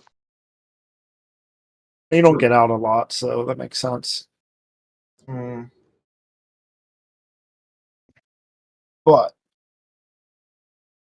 and that's a pun Get intended. that all the time. I'm always out here asking that same question, and that's about as good as anything I've ever got in response. So, yeah, I mean, I've been around. I've got good evidence. What's your evidence? Hit me up. What's your evidence? I want to hear it. Go ahead. Good evidence? Like, even just evidence would be a start. It's got to be evidence that he Solid. believes, or else he'll call you a liar. Solid evidence. Give me the evidence, buddy. Hit me up. What you got? You can't go back from it. I hope so. So, well, it's the moon buggy. The moon button? What? The moon buggy? The moon buggy, yeah. Lunar Doom Buggy TV shows. Where's old Hoss? This is his forte. Well, the thing about it is the tires, right? So Right. they had They're square. air. Go on. They had air in. Yeah. Well, first they took them with them, right? They put this thing together, on site. So they took 4 big ass tires, But the cool thing about the buggy was the satellite dish, right? Flopping around. So it's transfixed on that phone call. They could have called the president from that buggy with that satellite dish flopping around like that. Okay. You know what I'm saying? So yeah. Right, and that would work between one flat plane to another flat plane, would it not? Take a reading of the room here. Are you guys now convinced that it's a globe based on the Lunar Doom Buggy TV show he brought up? I'm less convinced because one flat plane can communicate with a different flat plane elsewhere. No, That's right. Plus, you just proved it's flat. Is what you've done. The moon buggy looked a lot like the Baja Dune buggies of that time. Oh, I mean, that's just a coincidence, though. Okay. But it's the planning to take the dune buggy with them and assemble it for the ride. So they had a phone call, and therefore it's a globe? Phone call, also rock solid. Because they don't want to walk? Because you can't have roundness of the world? You can't have two people call each other on Earth, right? It would have to be like somewhere outside of the Earth and, somebody on the Earth. To be honest, those chairs look very comfortable on that moon buggy. Well, that's great. Thanks. Okay. I hope everybody learned a little bit. Look, some other people in my RimWorld colony can talk to the other people in the RimWorld colony in another map. Like two flat planes can communicate with each other. Are those flat? That's crazy. I thought they were round. Well, it depends on if you're looking at the world view. And RimWorld really piss these people off. But I'm sure if you the ground that I'm on right now is pretty flat, but I'm sure if you zoomed out enough, that you start to see. If the Earth were flat, water would orient what we deem in level. Right. Yeah, there's called the water level. You look it up. If the Earth were flat, there would be a such thing as being in level. That's and deep, also dude. plumb. That's fucking But deep. we know neither of those are true. Okay. Right? I have no idea what the fuck you just said. All plumb I think bobs that we do. diverge and water does Yeah, not we do use water levels to establish level, though. So Wait a minute. What are you saying? I think we use water levels to establish level. I use lasers, my dude. Are you serious? It's called sea level. Oh, geez. Maybe You're I need to saying- look. You're saying water's level? Yeah, I'm saying it. It leveled up. Yeah. You kind of sound like a dune buggy denier. Me. We can't get any So solid. you probably also say something silly like plumb bobs are parallel. I might say something insane like that. Yeah. You talking about over all heights and distances, they remain parallel? What kind of plum? I think so. Just any weighted line. I like plums. Oh, yeah. Prunes, though? Not so much. Stick in your thumb and pull out a plum. All right. Well, nobody wants to take a serious crack at proving the globe because it's not a serious thing. That's fair enough. The globe's a You troll. won't believe anything we say, but so does it matter. You're going to defend it because that's what it is at the end of the day, right? Say so heretic, seriously. So you're the big boss for the server? I'm the Discord boss. He's not like Okay. a boss. He's just like sort of a Man. moderator. Well, nevertheless, you're here Nevertheless. enough to know what's happening around the block, right? I have the I power mean, to ban myself. Are you noticing this? I don't think they're going to like that term. Around the block? Come on. Oh, Yeah. Let's get real here. Oh, no! Worldwide. I mean, over there on the block, you mean? There Right? are flat earthers all around the world. All right. Calm down. Continue on. Equal elevation around the block. No, but this new personality that's trending, which is the double agent thing, right? Pretending like they're flat earthers and Doing a little trolling. warming up, getting close. Have you noticed this personality type more and more? The Russian I think- bots. Huh? The Russian bots. Yeah, can't confirm in every suspected case, but yeah, Man, I think so. it's getting silly. Why, you trying to tell me something about yourself? Huh? Trying to tell me something about yourself? Am I trying to tell you something about myself? Yeah. Am I projecting? No. But that is why I came in and did that little, So you can no longer know who's a flat earther. Yeah, what I'm saying is that there's a trending personality, that comes in and warms up to flat earth concepts, but really is just to lead away, even if it's to concave earth, just anything but the fact that it's flat. Yeah, that's happened many Yeah, oh, times. yeah. They're all on the flat. Yeah. Many They're on the people flat are- wagon, and then all of a sudden, no, guys, it's concave, and actually, it's a globe, and then they just flip flop everywhere. Oh, I've it's a seen. bowl. You ever look at the globe and say, "Yeah"? It's a 'Cause I donut. did once. That's what it is. It always has been. I think the Earth is pear-shaped. Oh yeah. This conversation's gone all pear-shaped. Yeah, that's a good point. Yeah. Prove to me the Earth is flat. It is clearly pear-shaped. Yeah, prove to me the Earth is flat. I want the proof of your claim. Burden reversal. Yeah, I want your proof. Go ahead. I'm reversing the burden. Go ahead. No thanks. I won't bite. He can't do it. He can't prove his Dang. claim. I love these guys. They're so It's clear- skeptical. They're so skeptical, and it's like, well, can you provide proof? Like, no. I just question. That's what they do. They just question. It's clearly pear-shaped. Because look at it. It is shaped after the most beautiful thing in the universe. A I'm woman's going to body. believe that the Earth is round until anyone provides me proof otherwise. Fine. Yeah, believe whatever you want. Yeah, believe whatever you want to, buddy. But do you have any proof for that Do belief? you have any proof? Do you have any proof? Do you have any proof for that You belief? have no proof. You have no proof at all. All right. Only one retard at a time. We'll try the other one. It's too much cacophony when there's like two of you. Even one of you is too much. All right, Applejack. Go ahead. What? Well, what proof did you want to offer? Now you're just going to say something.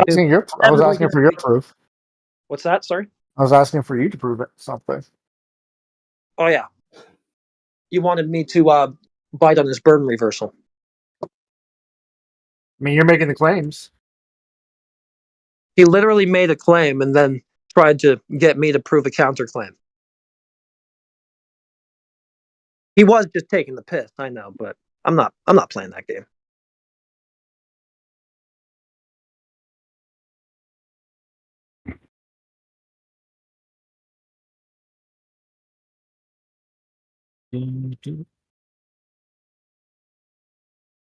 All right, you clammed up. You only want to talk if it's to cheerlead, so next time you do that, I'll just mute you. I'll take the other guy off mute. He can take the lead. So, do you believe the Earth is flat? Water is. Do you believe the Earth is flat? I'm just going to keep asking the question until you answer it. The Earth, like the Mother Earth, the whole shebang? Do you believe the Earth is flat? What, like the Mother Earth, like the whole place? I'm not talking. Yeah, the whole, you're not the talking whole place. Earth The whole and place. Do you believe the whole Earth is flat? No, it's a horizontal plane of reference. So, is that yes? Colloquial speaking, yeah. Okay. That sounds like a positive claim. Do you have proof? Yeah, seawater. What? That's a good one. Well, 70% of the known territory is covered in water, right? Right. Allegedly. Allegedly, Right. yeah, allegedly. That water seeks a flat horizontal equilibrium over its surface, right? Oh, not necessarily. No? What does it do? Well, if you zoom out enough, you might see something else. I might or I will. It depends how high have you gone in the sky. I've never seen water do that. I've never seen it form any kind of other. Because you're like just look at it from like a very low level, right? So for your claim is the Earth is flat because you've only seen the Earth being flat. It's because of the natural behavior of water. From where you're viewing it, of course. Okay, so is there some other vantage point we can view it from which would show us that the natural behavior of water isn't what it seems to be? Yeah. Where? If you went up high in the sky, you might have a different vantage point. And if you went up high enough in the sky, you might actually see that you're correct and the Earth is in fact flat. Or you might see something different, but you haven't done that. So you just see what you've seen and then assume that's what everything is seen. Yeah, and when we check it... So that's your evidence is just, well, the only thing I've ever seen is flatness. We check against the globe. Anywhere else, I've seen flatness. So, okay, this is how the flat Earth... I see. Shut the fuck up. Yeah, so, okay, he's gone. You're right, heretic. The behavior of water has been studied. I mean, it's well known. So was that a water pun? It's well known. The behavior of water. Its behavior. You know, like for example, at rest. How it behaves when it's at rest. It doesn't behave as it would on the surface of a ball, or if that water were, forming the surface of a ball. I mean, if you throw water in the air, it turns into a sphere. Sort of. Yeah, when we notice bodies, when we observe bodies of water, the behavior of those bodies of water is well known. So when water's at rest, a body of water, its behavior is well known. And what it does is lie flat, level. So much so consistently so every time and never not so, that we have a tool that mimics the very thing, a level. It's so consistent that the flat water denier that was just in here, the best thing that he could possibly do to argue against it is say, well, if you go to some other vantage point, you might find that it's not what it always observably is. It's the best that he could offer. If the Earth is flat, when I go to the shore, why don't I see, across the whole thing? You can't see forever, bro. You don't think that you know something that's funny? Video games are made on a plane. When you run forward with your character, you're looking at two planes meeting in the middle, a horizon line. Whether you can see it as an actual line or not, that game has been digitally scripted for the middle of the screen, the very middle. When you run forward, jump, whatever, you're just moving straight forward. And that's what it looks like, because they're accounting for perspective. So when you run forward, it opens up, doesn't it? Like a V, that angle that you see. Yeah, but you're still going just forward. You're not going over a curve. The perspective from your eyes to the horizon down. From the eyes. Picking the up what you're horizon putting is down. straight in front of you, eye level at all times. No, it's foot level. Unless you walk on your eyes, my dude. No, the horizon that you see. And your eyes are about 6 feet, depending, from your feet. So you see down, and it's a little bit of an angle there. No, I'll take that. I'll take that. You don't see down. I think he's right, though. The way that the horizon is level. perceived is at it your is definitely eye foot level. But it's actually, yes, at your feet. Because when you reach there, it's still going to be at your feet, won't it? What you're looking at. But everything you see will be eye level at the horizon. Oh, yeah. Every time, no matter how. I mean, yeah, because you look at it. I mean, you can look down slightly and it'll not be eye level.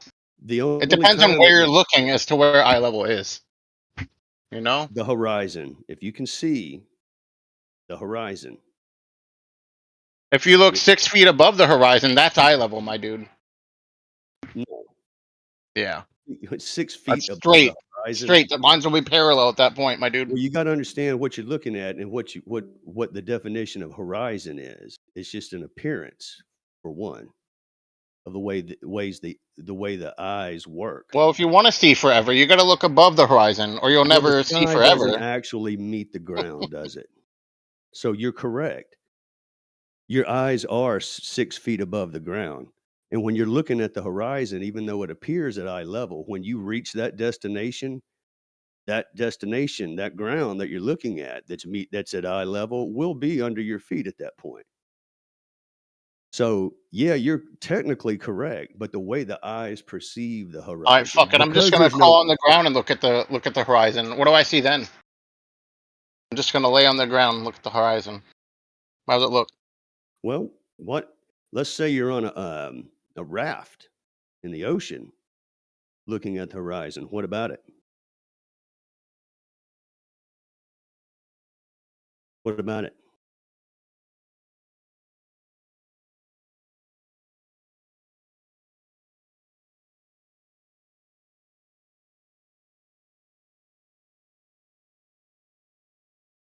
Does everyone agree that the horizon appears at your eye level?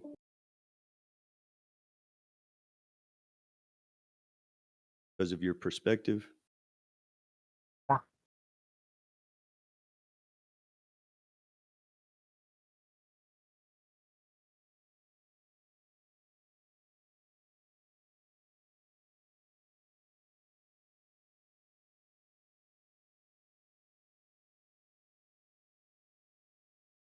I go for a donut.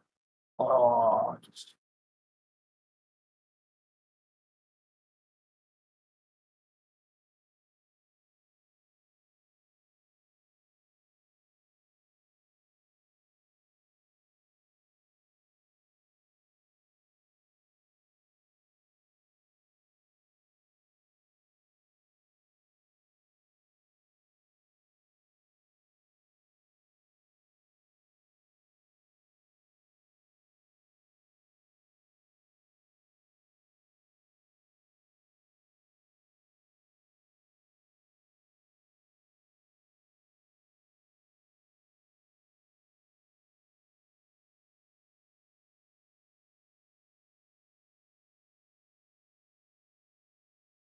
I should go do actual work, or I'm a bad person. I've clocked in already.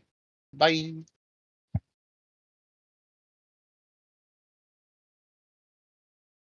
All right, who's next?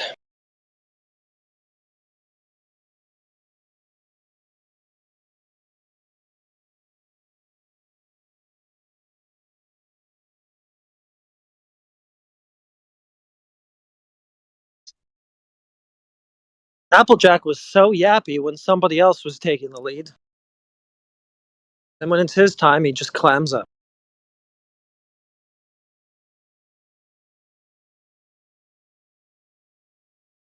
You're like, yeah, true globe thing, yeah.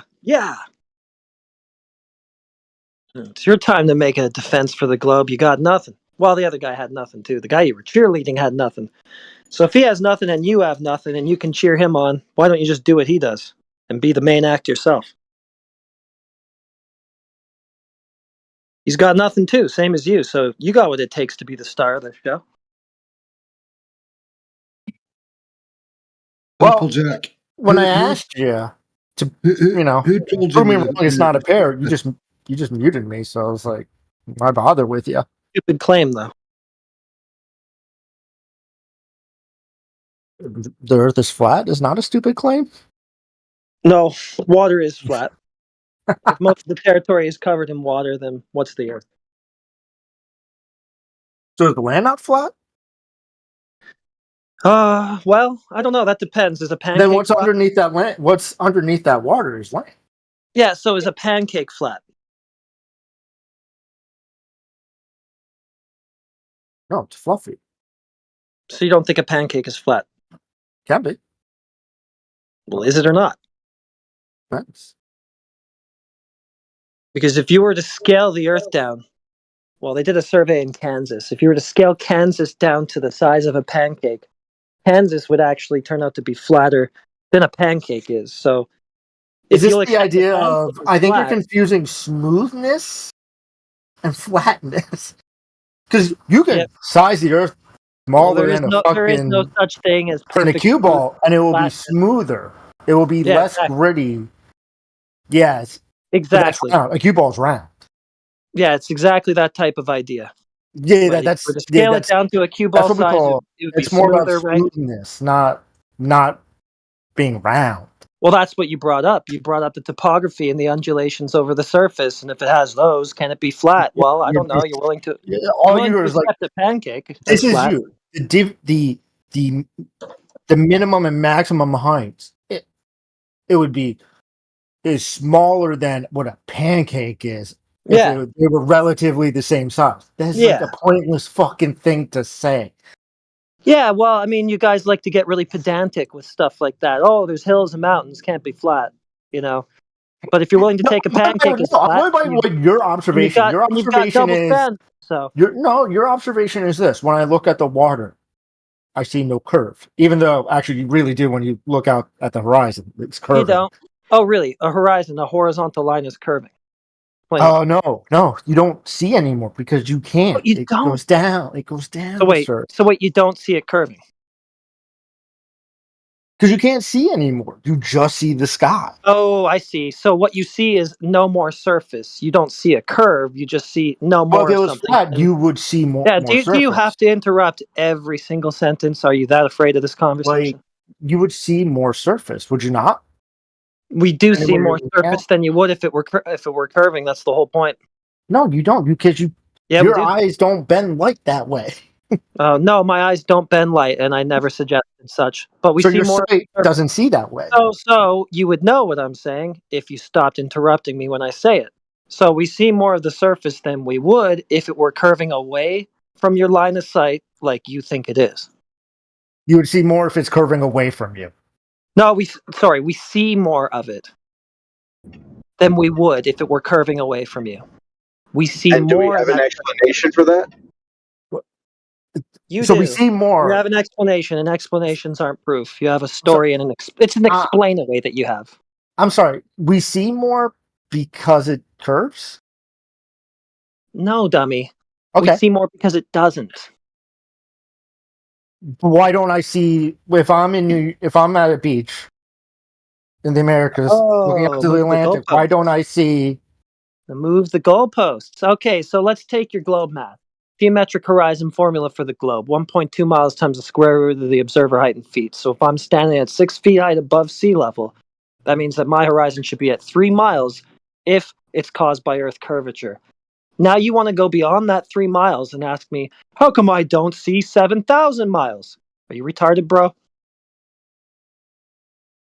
An epic case of moving the goalposts. So there is a curvature. No, that's not what I said at all. I said you can't see 7,000 miles, and curvature isn't the only reason that would be the case. Obviously. Just the air is enough to stop you from seeing that far. Think you're going to see through thousands of miles of dense medium through the densest air at the surface? Get real.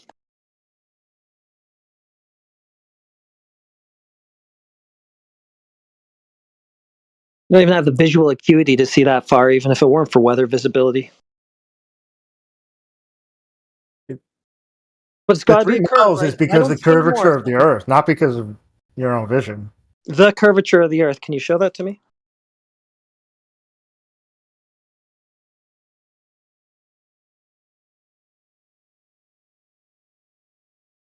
I'm going to take that as a no.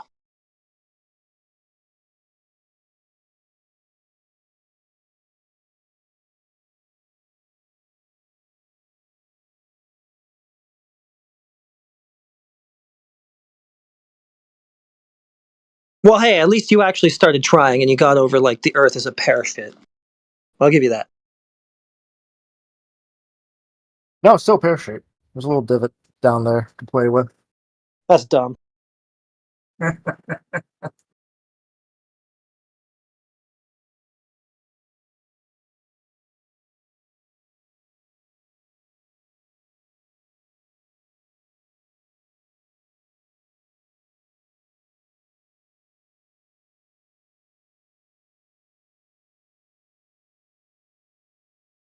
All right, if you don't want to continue, I'll let the interrupter have the floor.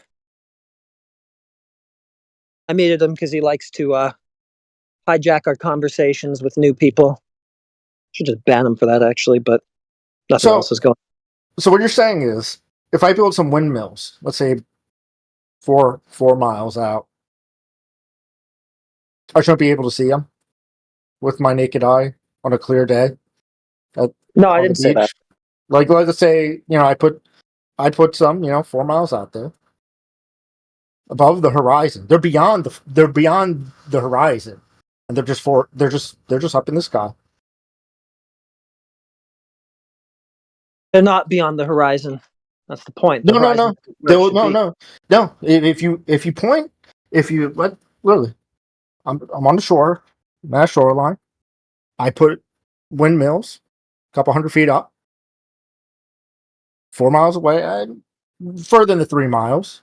I shouldn't be able to see them by what you're saying, because my eyesight does not go that far.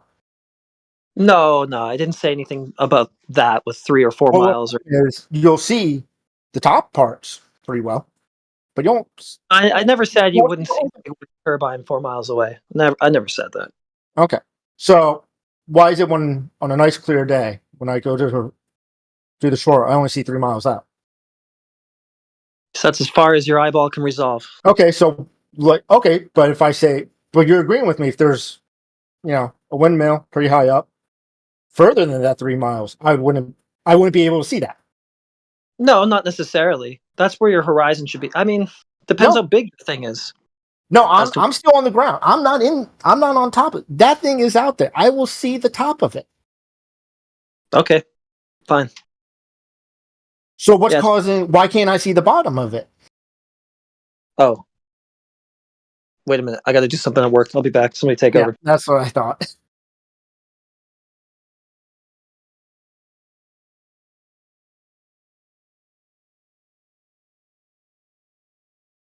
You can definitely see way further than the 3 miles.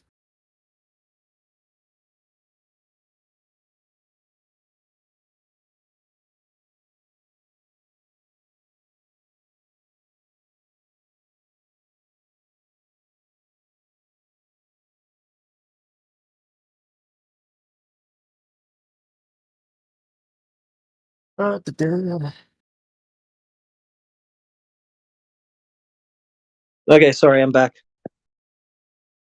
Where was it? You wanted to ask me about the horizon or something.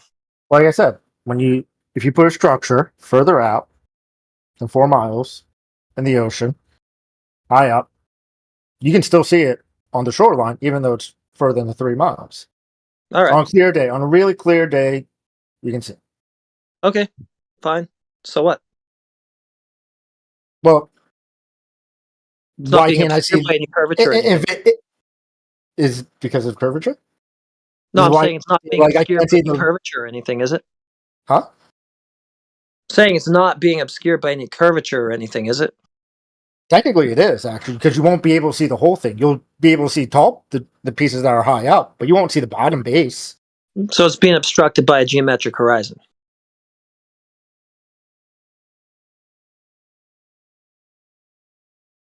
So then it's going to be the horizon's going to be at 1.2 miles times square root of observer height in feet. So if I'm standing at 6 foot height, observer level, that horizon's going to be 3 miles away from me, and it's going to be physically obstructing anything beyond it. Is what you're telling me? But why is it being obstructed? Why can't you see the bottom of it? I'm asking you. Because it's a curve. It's on a curve. Right. So that would mean that it's geometric, and at that distance, I keep bringing up. So the Earth is curved? No. This is what we're going to check for. You can find some windmills out there, and you can look at them yourself. Let's do it. I'll take your present. I think someone posted a photo. Yeah, let's test it out. 1 second. Let me post something. I think someone posted for you a photo of what we're talking about. Yeah. All right. So if we have wind turbines out in the water, you don't see the bottom. Right. They should start to be obstructed at that distance that I keep giving you. I don't think it's doing you any good for me to say the number, so you can just rewind the stream if you want to hear it again, but let's just see. Okay.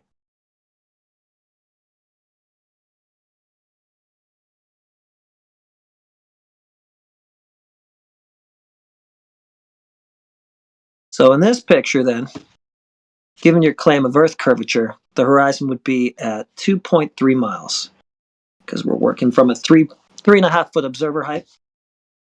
So we're going to post a bunch of wind turbines, and they should all be starting to get blocked at 2.3 miles, because that should be the furthest distance I should be able to see over the surface of that water. Let's just see what happens. Here we go. Well, if you said the surface is flat, why can't you just see further?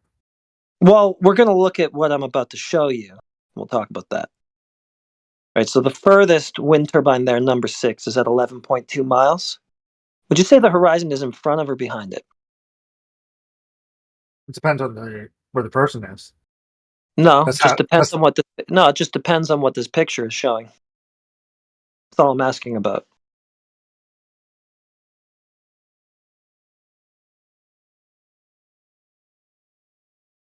Or yes.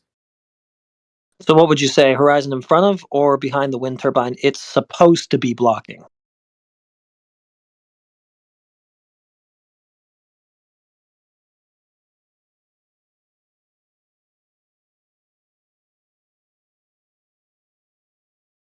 Yeah, silence speaks volumes. Well, it's just... So it's behind the thing that you think it blocks. So I don't think so. So you're telling me the horizon's further out than 8 miles? What happened to your 3 miles? No shit. What happened to that? That's my point.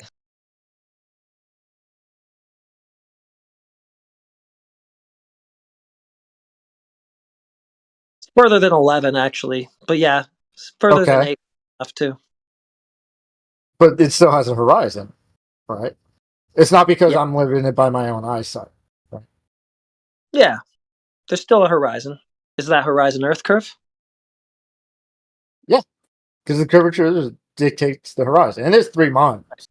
So then it dictates it to be at, 2.3 miles in that picture, given observer height of 3.5 feet. I'm just saying that to annoy a guy in the chat. It still doesn't fucking matter. Like, you still will see... It does.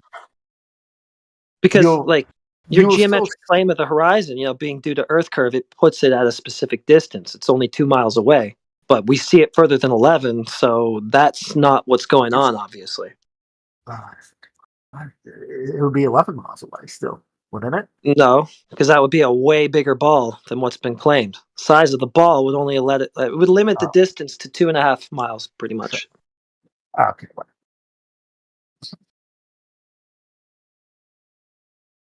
Yeah, I mean, you do see, and by the way, you do see less of the pylon of those. Did you notice that?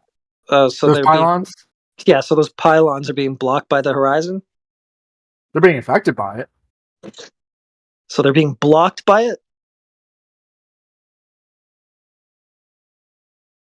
You can clearly tell, a little bit, actually. Well, how does the horizon do that when it's behind them? Because it's not the horizon is not like a dead set thing as well. It's also you have the curve. So let's say all those are on a flat plane on the ground still, or just. Well, that's what we're looking at. There's no indication that water's curving at all. It's just flat. It is. No, it actually is curving because you do have different. You do see the different levels, right? So if it curves, that horizon must end up at 2.5 miles, right? Mm-hmm. Just given the rate of curvature of that ball that you think you're on, right? I mean, you're the one who said 3 miles earlier, so I don't know. Yeah, but dude, it's dependent on observer height. I said that many times. Okay. If you're at a 6 foot height, it's going to be 3. If you're at 3.5 feet, it's going to be just about 2.5. If you're at 1 foot, it's going to be 1.2. Depends how high you are. But it also depends on that curve actually being there. If it's not, none of those numbers actually comport to reality. And like I'm showing you, they don't. But you're still seeing, like even the one above, you still see all these windmills. You see different parts of them, and you're seeing that. So do you know why we're using the windmills in this picture? I think he cut out.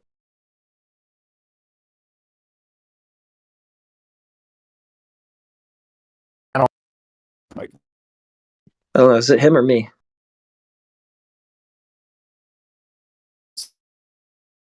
I gotta get that cable replaced. It's just a common thing that's out in the ocean nowadays. And you're the one talking about water being flat. Well, it's clearly not if it's curving. It's clearly not curving. That's the point of everything I just told you. No, it clearly is. Well, how is that clear? It just is. Like, look at you don't see the same height of the pylons, even when because you can't. Because here's the thing: you cannot see. Like, let's say all those windmills are 200 feet tall. They're on the base of a ground, right? Okay. They're 200 feet above the water. You're not gonna see all the same pylon lengths. And even the photo you posted, you do not see that. You see different levels of the pylon because there's still water obstructing it. Right. Because guess what? It curves. So they're disappearing over the horizon of physical Earth curvature. Yeah. Even if it was on land, you would still see something similar. You'd still see, like, hey, I'm being obstructive a little bit over there, but then you'll still see another further out horizon as well. Okay, so the pylons are disappearing over the horizon of physical Earth curvature, right? Yeah, sure. So the horizon must be in front of them, right?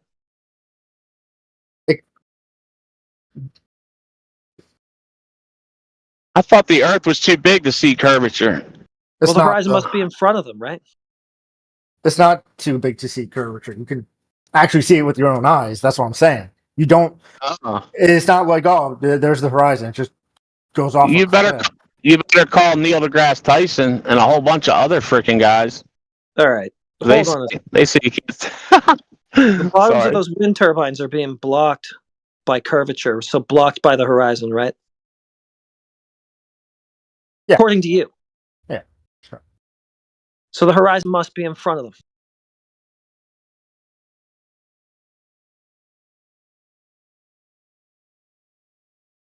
Mm-hmm.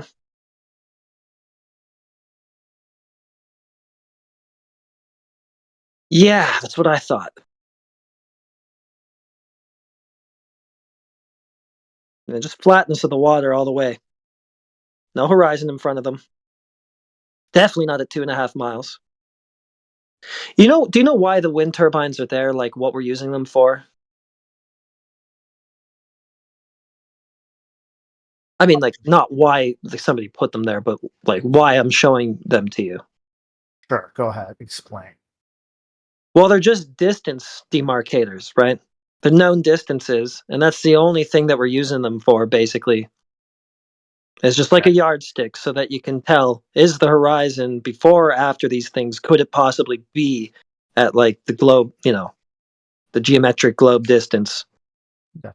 So that furthest one, 11.2 miles, it's just a mile marker. That's all we're using it for. We know it's 11.2 miles out. We see the horizon further than that, so we know the horizon further than 11. I got a question though. Yeah, go ahead. Why do the further out ones look further down? Like they're lower? Are they lower? That's the thing. Or do they just appear lower?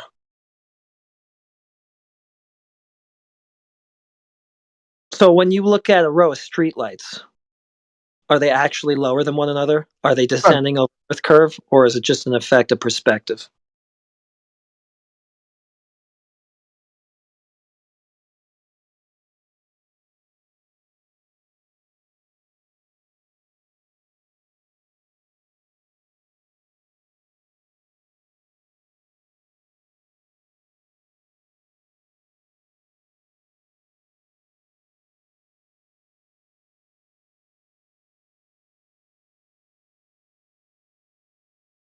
Well, thanks for coming to my AMA.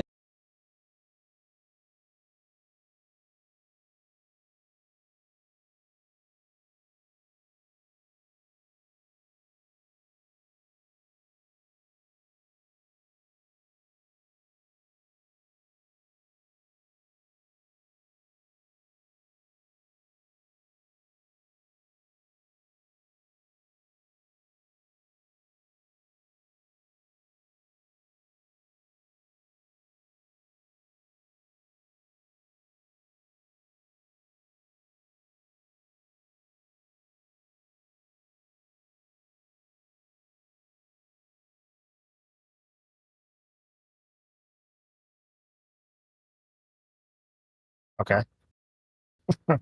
I think someone posted a boat.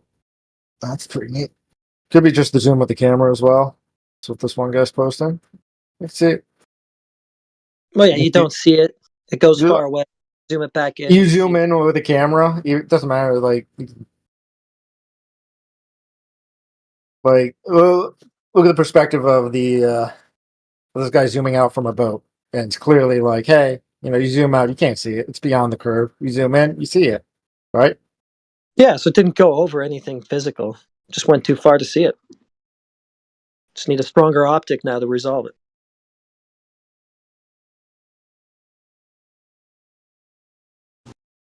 And then the Glober usually says it starts curving beyond that. Beyond that boat, it'll start curving. I know. Yeah, they just moved the goalposts. Like, yeah. Oh, it didn't actually go over the curve. Well, isn't that the whole? I mean, isn't that the whole reason that you're giving me for why it disappears to begin with? It's still the observer part. Like you're zooming in. That's all you're doing. You're still zooming into it. So you're going to change your perspective of it. When you zoom in, you're changing your perspective of the image. No, but before you zoomed in, the Glober's perspective was that boat went over the curve. You can't see it no more. Because it does. Because it does go over the curve from your point of angle. Well, if you can pull it back into view, it didn't go over any curve. You're incorrect there. I'm sorry. Yeah, because that would be like a physical obstruction. You would never be able to zoom it back in from. It would have gone over something that's physically blocking it. Doesn't matter how powerful the optic is you're using, you won't be able to see something that's physically behind something else. It's like if I just use like a better camera, I'll be able to see the guy standing behind that building over there. Like, it's not going to happen.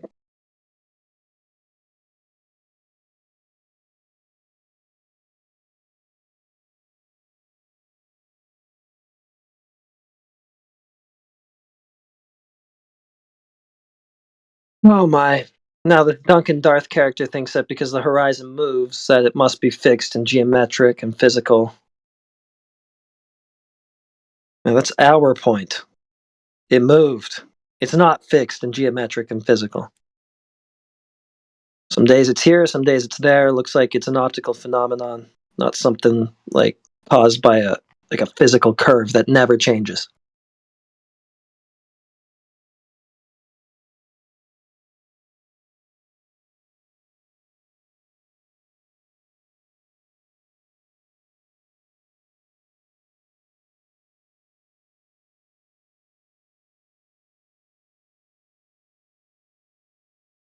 Any thoughts, comments, concerns, questions, objections?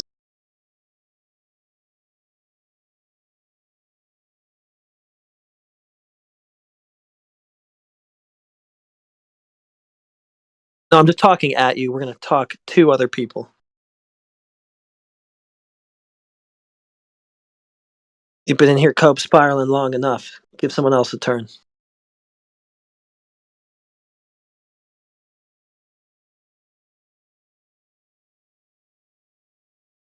All right, he doesn't want his turn right now.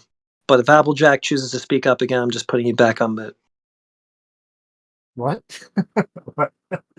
No, I'm giving the floor to you. This Duncan guy's been in here doing this since we got here, so he always likes to disrupt when we talk to somebody new too.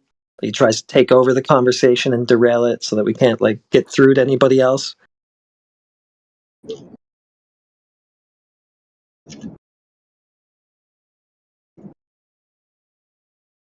Like I don't just have a mute button I can use. Like these guys just can't figure anything out.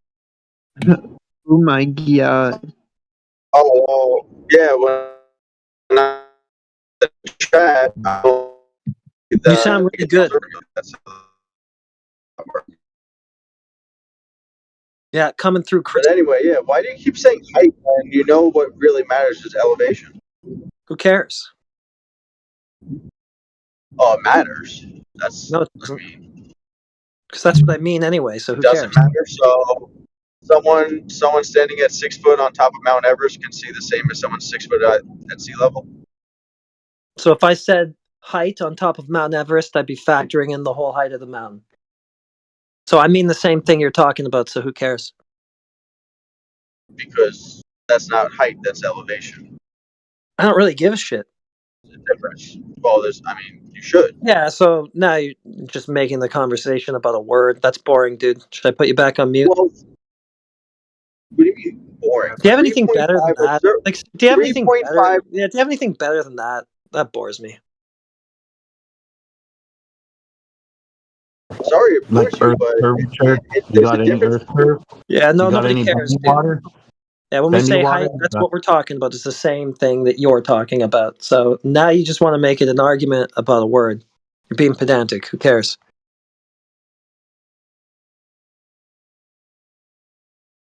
Like the people who say it's not flat. I just think it's funny that he's trying to argue the difference between height or altitude or elevation because they're wasn't really all a one and big the deal. same. They're talking about standing Well, at it a beach matters. line. If you're on the beach and it's high tide, that 3.5 feet above sea level could be a much higher elevation than just 3.5 feet. These things matter. So that whole picture of the windmills at 11 miles, if the observer height is 3.5 feet, that doesn't tell me anything. I need to know the elevation of the observer, not the height. Does have a point. When you're doing the calculation, it does matter. Like Dude, the height, do you know what the elevation does matter definition of more than that. elevation is? The definition of elevation is a height above a given level, especially sea level. It's a height. You're arguing the same word. Yeah, I already told him like 3 times we're talking about the same thing that he says that we're not talking about because we Well, didn't because use what the experiment is the guy's just on the ground. I put the camera 3.5 feet. There is an elevation to that as well. There just is. 3.5 feet, Elevation and 3.5 feet height above sea level. And if somebody are the walks same up thing. some stairs and they go 35 feet up above it, they're not going, oh, my camera is like 3.5 feet above the step that I'm on. No, they're taking the whole height, the whole elevation into account. So it's just, man, can you come up with Doesn't something matter better? if it's high tide or low tide, guys. It's 3.5 foot above water level, whatever the water level is. Why are you making this hard for yourselves? Yeah, when they go up to Canagoo, they say the height now is 9,100 feet. Because they're factoring in exactly the thing that you're telling us to. It's just a non-point.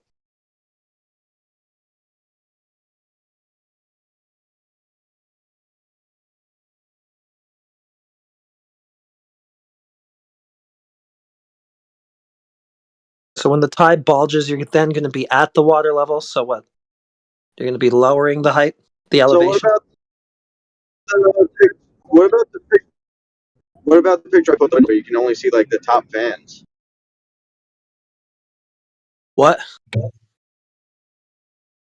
The windmill picture I posted. Oh. Have you got the pedigree for it, Duncan? Do you know where it was taken from or what the distances are? Or could we get an orthographic view or perhaps a Google vision on it? Those questions would be very important if we were trying to determine the size of the Earth, not whether or not it curves or not. Well, we need to know it's real for a start, dude. It may well be photoshopped. I'm not saying you're being nefarious, but we need to be honest and actually take it apart. Right, and I'm being honest with you. I don't know those details that you're asking for, but the point of that picture is to show that there is a curve.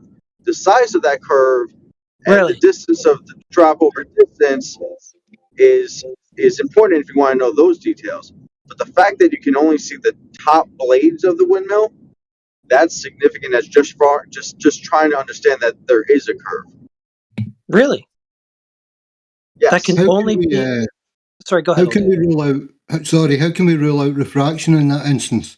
How do you know it's not a lensing effect or some sort of towering or stooping kind of thing? How can we rule that out? So refraction makes things appear higher than they are. So the fact that it's disappearing, yes, really.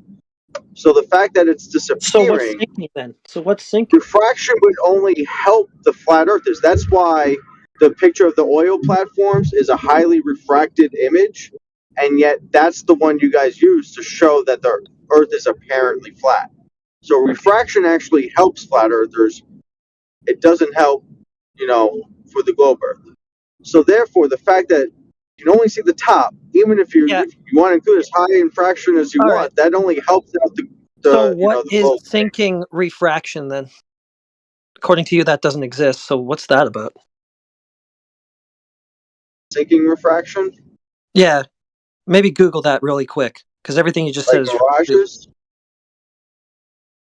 Well, it's a form of refraction, where an object appears to sink below the horizon when it actually doesn't. Just appears to. Something you just said doesn't happen. So back to old dude's question: how do you know it's not just that? Yeah, it's one of the subsets of refraction, mirage, is sinking, towering, looming, stooping, and another couple others, I think. Yeah, none of that exists. He's a mirage denier. No, I said mirage. I was the first person to say the word mirage. Yeah, that's great. This is a form of mirage that you were just denying a second ago. So get it together. Did I deny it? Lowering. Maggie nailed it. Lowering. That's one of them. Do we not understand how refraction works? You don't. Going back now? Really? Yeah. Okay. So how do you know it's not just that? I guess I don't. Thank you. You see where I'm coming from now, Duncan, about the pedigree on it? If we could get, like we've got in the Black Swan, the distances to those windmills, or the Rampion windmills, if we could get the distance to it in that shot of yours, we could actually take it apart properly and do this to, we could actually go into it and see how much of it is looming, stooping, on the figures of refraction at the given distance, if we knew the distance.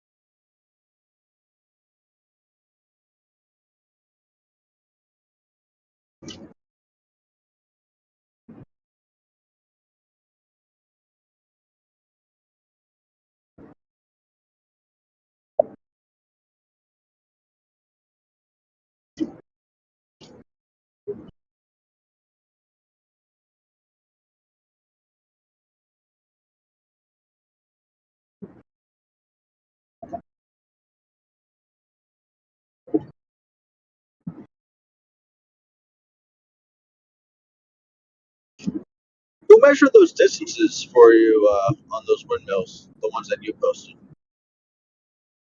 Google. What's that? Google. You don't know who measured the distance? Like, I didn't hear the first part. Took it from Google Maps. Google Maps. You sure you want to trust Google Maps? Sure, why not? I mean, they say it's. Oh, I mean, They it's say based on it's the round. sphere. Yeah. All right. So can we trust them? Can you? I mean, About those apparently you distance? do. Well, I think the distances are correct. Do you? I actually don't know. I mean, it seems weird that you're just trusting it when you haven't measured it. Okay, so you want me to go out and directly measure that distance? Or is that what you always want us to do? I don't know. Depends. It's kind of tricky when like.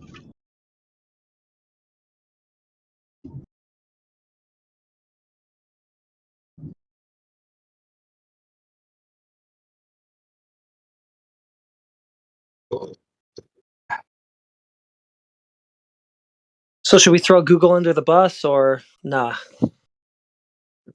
I mean, no, you're saying that's where you get your measurements from. So I mean, it seems Yeah, a no. little weird though. I guess every map in the world would have to be completely screwed up if that's all wrong.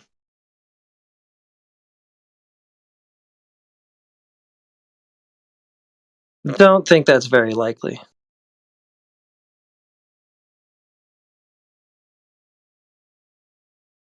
Well, I've often asked that, what map do you trust? Do you trust your town map, your city map, your state map? Which map do All you trust? Glober lies. Which map? At what point do you stop trusting the map? Or you just don't trust it at all? I don't know. It sounds like you're the one who doesn't trust them at all. No, I do trust them. Now you're questioning these known. Okay, so you're fine with the distances. No, that's just words on a screen. No. I don't know where that person's getting that distances from. I mean, All right. Do you want the source material here? you want to know what my favorite kind of map is? No. File map. File There's map. one with the bumps on it. No. File map is something different.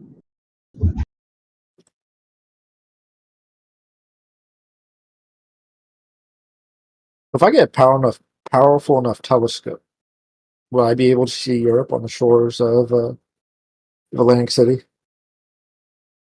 No. Wherever that will go. No. Too much air density between you and it. You'll never be able to see that far with any optic. What if he's on the Empire State Building? Can he see the Sears Tower? No. Why not? What if I ask them to shine a really bright light at night? Should I be able Well, he to has see a really powerful telescope. Yeah, I get powerful I just telescope told and they you get a really big bright see light. I should endlessly be able to from- see it then. You can't see forever through the medium of air. But Light yeah, really. Yeah, it becomes really opaque over a distance. What about at night with really bright lights on the buildings? Oh my god. It's going to be even worse. It's going to be worse. You know how in the ocean the light from the sun only reaches about 1 kilometer deep? Okay. Well, the same thing happens in air, just to a lesser extent because it's a lighter medium, obviously. But that still happens. You can't just see forever through a medium. So, how far can the sun go through our medium? I don't know. Why don't you go find out? See if you can see all the way across the Atlantic, and then I guess we'll have some sort of a baseline. Well, I mean, if I was high up enough, I could. All right, do it. Let's see how far you can see. Oh, Longest I don't distance have observation I'm aware of is a few hundred miles, so I don't know. I don't have space equipment. So it won't be you doing it. I mean, they got cameras up there. You're going to be looking through lighter air, too, if you go way, way up. They got some cameras up there. Haven't people gone pretty high up? dense air at the surface, though, that you have to see through. Haven't people gone up and seen the curvature? No. Astronauts have, yeah. Can you verify that? Well, they took pictures with film. Which like ones? actual film. Which ones? Not even like digital pictures. Which ones? Do you want me to post them in the chat? I can post a few. I mean, which ones? Show us. Okay, just give me a sec. Relax, man. Relax. Just look up any photo from the ISS video. Waited long enough. Moon landing. No. I know he's These not are going to actual, believe that. Like But, film, like film pictures that had to get developed, like from cameras that they took up there with them. That's amazing. Just show me which ones. Yeah, I know. All right. Literally everything from the moon landing. They were all done with Hasselblad film cameras. The photos, at least.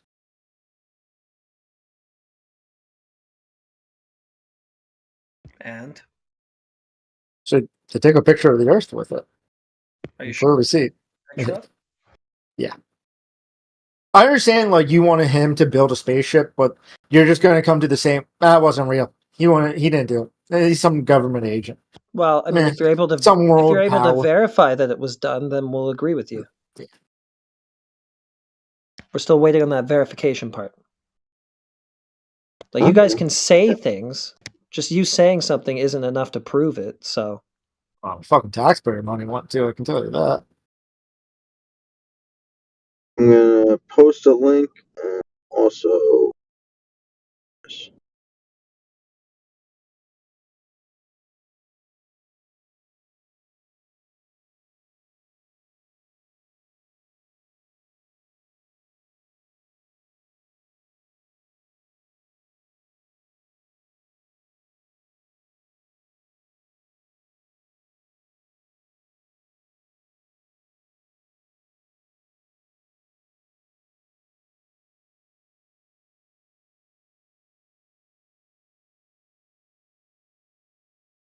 I have a phone call. 1 sec.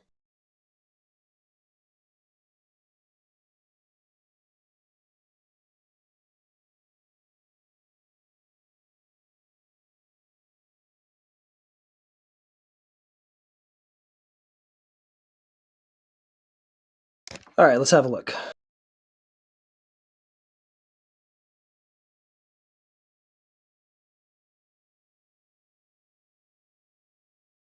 Get some high altitude shots here.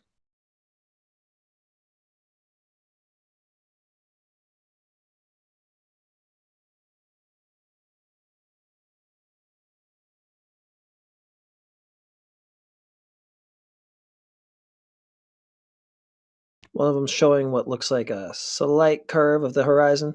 Is that an optical effect or is that physical Earth curvature?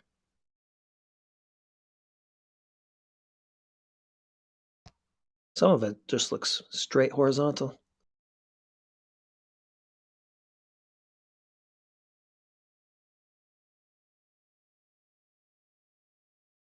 Okay, so optical effect or physical curve? I guess I already know the answer because that's your claim. Physical curve. But how do you know it's an optical? Sorry, were you just talking the whole time? Was I talking? No, you're making the claim. You're trying to state. No. My audio was screwed up. I didn't hear anybody a minute ago. So how do you know that's an optical? Don't get me wrong. I know lenses have optical, but they're typically rarely in the center. They're usually the opposite way. It'd be more of a bowl on most camera lenses. Yeah, there's barrel distortion. So Pincushion distortion. All lenses have some distortion to them. Yeah. I'm not necessarily even saying it's a camera effect. Maybe it's something else going on. But it would most of the time it's the opposite way in some of these pictures in the center. So your conclusion is that if that were distortion, it would be the wrong type of distortion, so it must be a physical curve of the surface. God damn it, phone call again. Sorry. Well, you can't claim digital, though. These are straight 35 millimeter film. It doesn't matter. All lenses have some distortions in some ways. And I get it, but I mean, this is actual film that's developed. So, like, it's not like they can say it's like, oh, this is just a computer image digitally enhanced and doing this. Yeah. It's film. I'm going to be honest, the distortion, unless it's an extreme type of lens, like, it's very subtle. you're not going to get that much curvature out of an optical illusion with your standard lenses, 35, 50, 85, 125. You need fisheye lenses to get curvature like that. That's not a fisheye lens. It's not an optical Especially when you distortion. can see the spaceman right there, the astronaut. Yeah. Oh no, they put him in. That's just a doll. I don't know. No. Guys, I zoomed in on my camera. I can't see that far. Maybe some angular resolution, but the horizon moved. Yeah, because angular. I mean, I can get the super wide camera. I mean, Yeah, let me if get it the was a super wide wide camera, sure, there'd be a lot of distortion. But that's really easy to see. That's not what's happening. It looks so funky, and things that are closer to you in cameras would have a lot All more. right. The further something away from the lens right. will have less distortion. All right, so clearly your position is not optical effect, physical curve, right? Yeah. So the ground must be physically curving. Actually, it's the Earth. So that must be measurable and observable from the surface.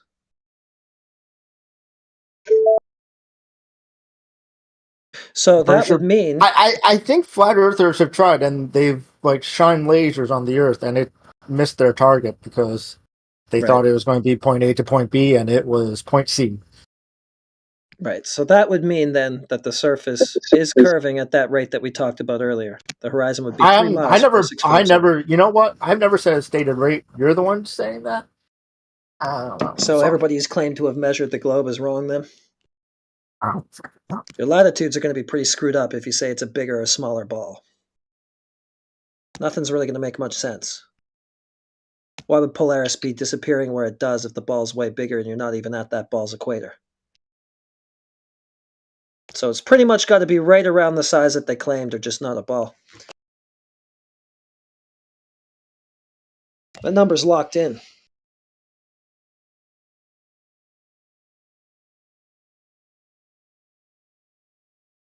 Because it's just not adding up. If that's physical Earth curve, when we're down here, we should have a 3 mile horizon for the 6 foot observer, etc. But we see way further than that, and there's no indication at all that that water is curving like you guys are saying this shows it to be. Oh, so now you're saying there's no such thing as refraction. I thought you were advocating for refraction before. I'm not saying there's no such thing as refraction. So there is an explanation as why you might see further. Okay, an explanation. Can you prove it? Prove refraction? I mean, I thought we weren't trying to prove refraction anymore.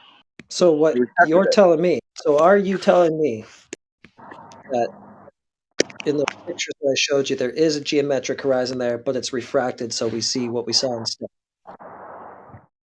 There's always a little bit of refraction. Yeah. Okay, so there is a geometric horizon there.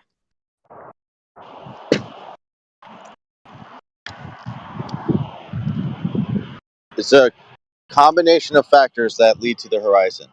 So is there a geometric horizon there that we don't see due to refraction? I can't be more specific than what I just was. It would just be a yes or a no. That's as specific as it could get, and you haven't done that yet. A combination of factors lead to the horizon being to where we see It's it. really fucking vague, dude. That's as specific as you can get.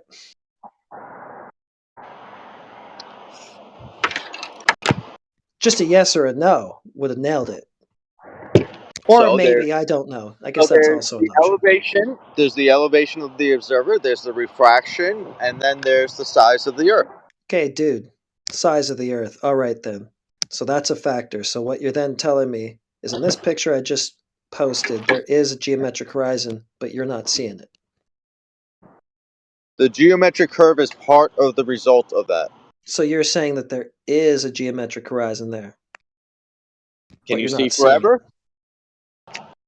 Yes or no, dude? Yes or no, dude? Yes or no? Or maybe. I'm not seeing forever in there, so no. You're not seeing forever, so there is a horizon there.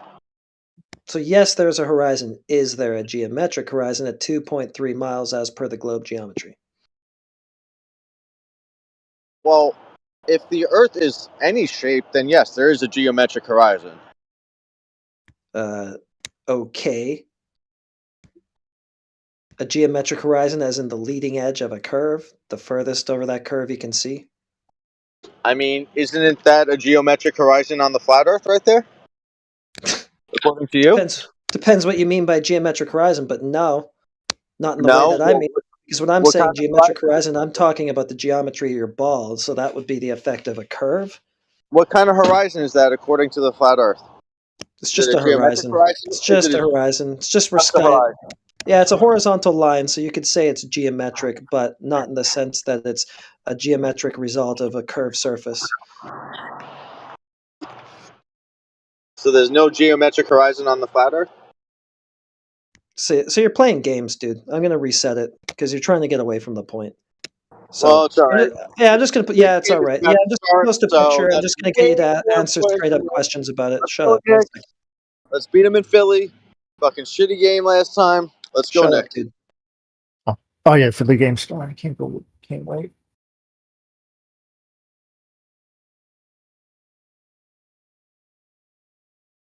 Okay, he left. Fucking weasel.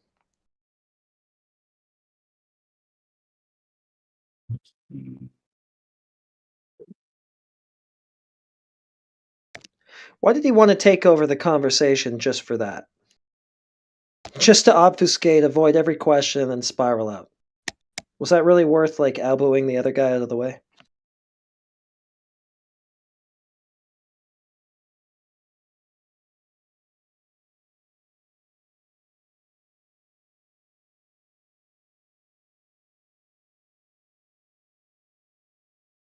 Well, is it geometric? Prick knows what I'm talking about. Just doing everything to avoid the point.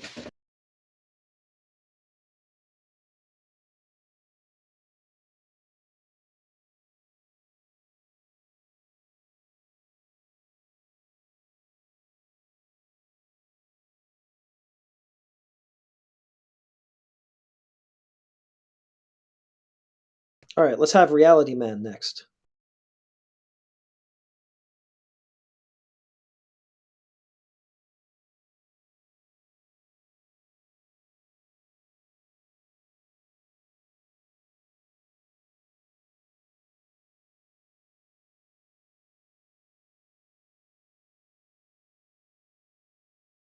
I mean, refraction is a real thing. Okay, is Earth curve a real thing? Yeah, those two things can be real. So have you ever seen how, like, okay, have I'm you not ever going to seen contend with refraction. How do you know Earth curve's a real thing? because it is. The problem is what? you will rarely have zero refraction, and just because once I again don't- you I say don't care air is a about medium, refraction. you'll have to. Well, that's I accepted refraction already. Okay, that exists. How do you know that Earth curve Do you exists? notice how those, like you said, you post the photos with all those windmills. It does look like they're floating a little bit. That is refraction. The light is bending around because. Yep, I don't care about refraction. How do you know that Okay, Earth curve then. exists? All right. Well, the problem is you're trying to be an observer and you're dealing with refraction, and you say you don't care about refraction. When in reality, you have to deal with it. I grant refraction.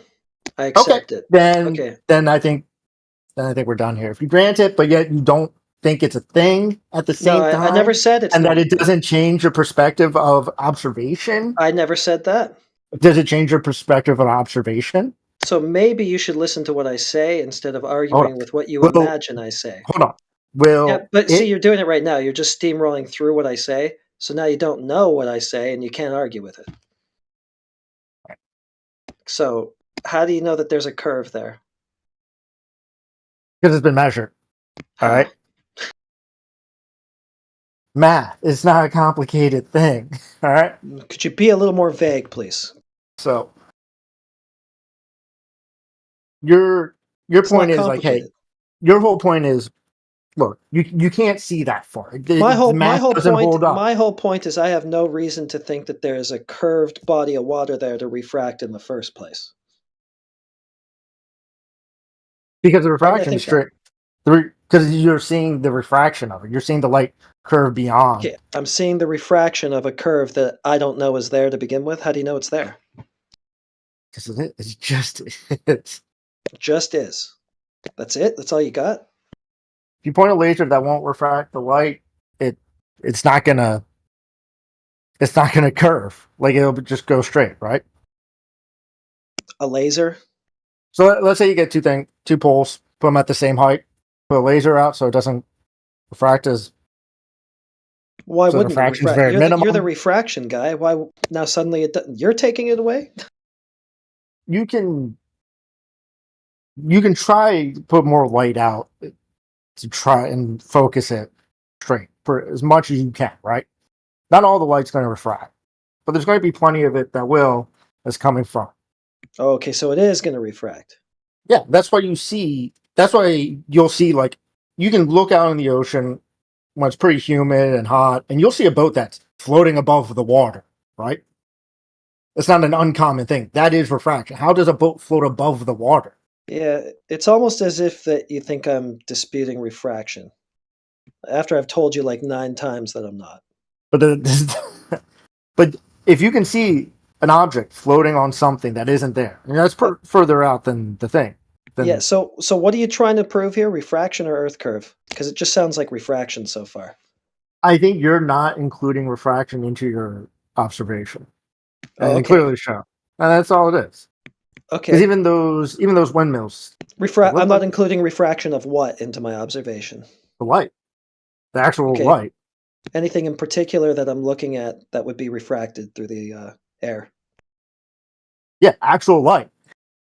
How It about literally curvature? bends. It Curvature, literally maybe? bends. Curvature. The curved surface that you think is there? So I'm going to just ask you again, why do I think I'm looking at a refracted curve? Because that's what you're actually looking at. And how do you know that?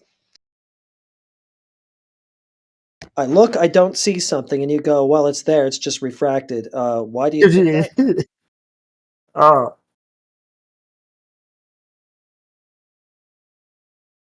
If the refraction was 0, you wouldn't see it. That's the thing.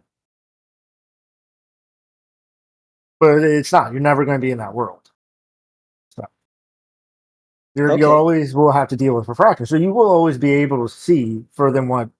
Oh, but if I was standing here at 3.5, I wouldn't. No, because light bends. So you can't actually see the globe.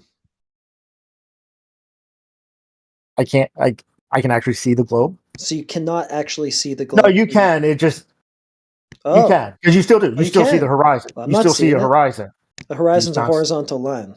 It doesn't tell me that there's any curve there. Oh. So I can't actually see the globe. So when they how went was up it in space, so how was it detected? when they went up in space and they saw the curve of the Earth, and They? that they saw that. Well, I don't think they call it a horizon. They call it Who are something they? else. Who are they? Fucking oh my god! How many astronauts? How many government bodies? Few hundred. Who are they? It's not that many. It's actually it's less than a dozen. I think Russia, India, China, America. Well, you've got a few hundred who say that. And then a few hundred, citizens. Sure, absolutely. No, you've got a few hundred who say they've been to the ISS, and then you've got, I think, 24 Apollo astronauts who claim to have seen the whole thing from space, and that's it. And you know what? Build a rocket. I'm going to go watch the Sixers game, and this sounds like fun. You go build the rocket. It's your. My taxpayer already built the rocket. What'd they do with it? They put people on the moon. Are you sure? Yeah, I'm pretty sure. Well, it sounds like you paid for it, so you'd want to make sure, wouldn't you? He left.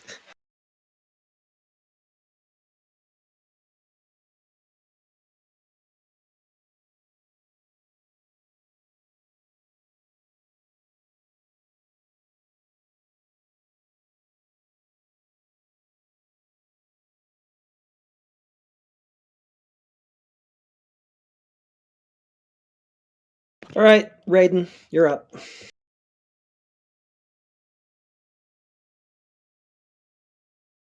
Grounded in the reality that the Earth is a sphere. And how did you come to this grounding, sir?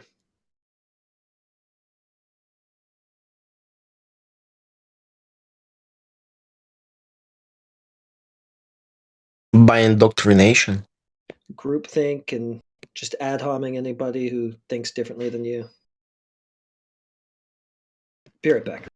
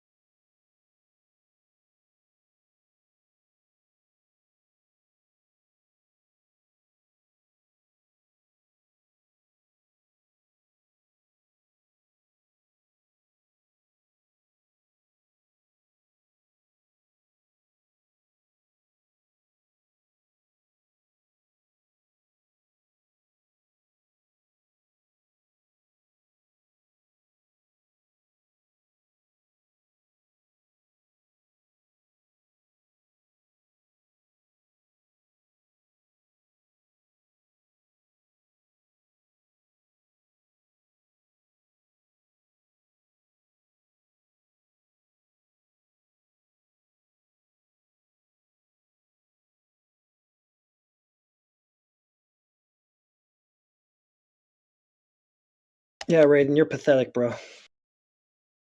Just chanting, endless chanting. Speaking of delusions, like you don't have one single bit of evidence or fact or anything to ground your shit on. It's all just insults and just chanting the shit that was just told to you that you blindly accepted.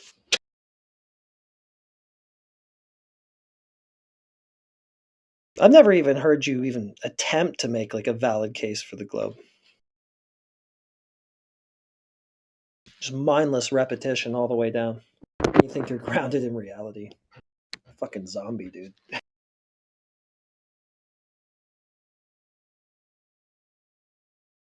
It's groupthink. So if all the people think X, then that must be X is true. Well, all the people used to think it was flat, so I guess in your worldview that was true then, right? That's a problem they have, that they don't really know history. Or much of anything, really, but definitely history. Just roll the clock back, and the same talking points they're using for the globe, they could use for flat Earth. Yep. They were just born in the time. Look, this dude told me that he was too young, or too old, born too soon, there we go.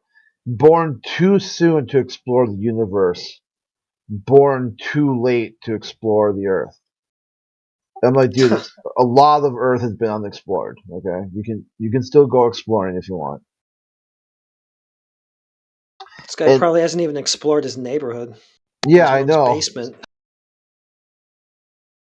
Just like or even just your imagination, you can explore all kinds of different ideas. Like everything on Earth has been cataloged,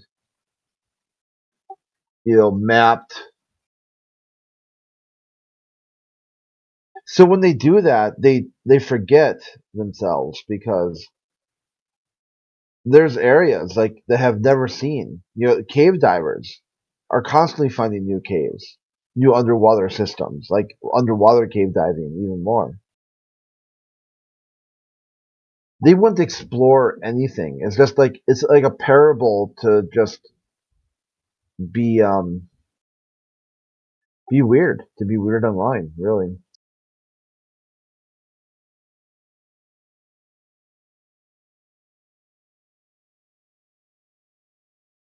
If flat Earth isn't understandable, they can't make sense of it. They can't understand what it's about. They can't get back to their globe. They're stuck, never understanding the Copernicus revolution. It's like that's it. That's all the further back they can go in time.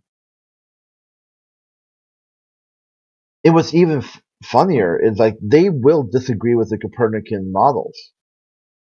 Like all of them. I mean, the Copernicus talked about the firmament. Now, I mean, fast forward today, they try to pretend flat earthers said the word firmament.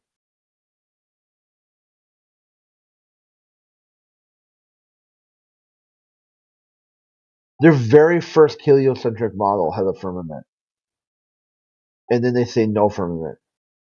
Well, that destroys your very first model. It's gone by your own logic. And if that's what you've got, then where did you start? What's your starting point? If it wasn't step one.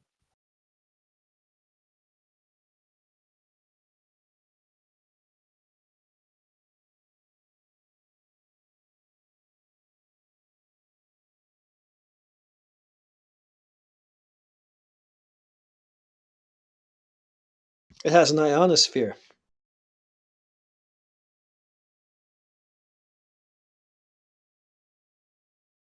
A plasma shield that they can bounce shit off of.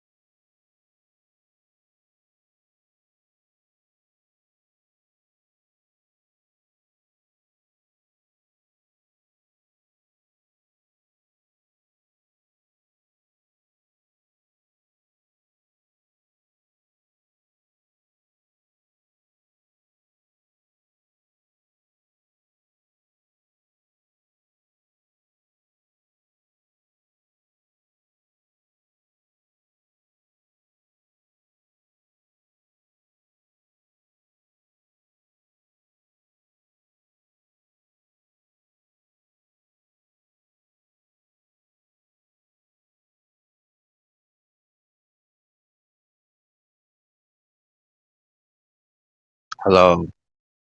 Henry the Brit, how you been today? Good evening, sir. Good evening, sir. Very good. Doing all right. Henry, I've got a question for you, mate. So, you know, back in your day, because I'm about 45, a little bit younger than you, did people believe in flat Earth in England back in your day, mate? Haven't a clue. Well, nowadays, a lot of people, they have this conspiracy. They say that we're not on a spinning globe. They say the Earth is flat, and the governments are lying to us. What do you think about that, mate? Maybe they're just wrong. Well, how do we get the seasons or daylight and nighttime? Well, they've created this whole system. They've created this whole system for it. The weather changed, so we must be on a ball. Yeah, and also the stars in Australia are different to the ones in England and America. So you see a different part of the sky depending on your location. No, but I have a really serious question for Henry though, because he's from Britain and he's a bit older. Mate, you know in Britain today you see a lot of pro-Palestinian stuff going on, right? Everyone's anti. It's the wrong topic. Try again. Wanted to know is that wrong topic, Zay? Try again. Flat Earth. Zay. Yes. Wrong topic. Okay, my bad. Sorry. I apologize. I apologize. Yep.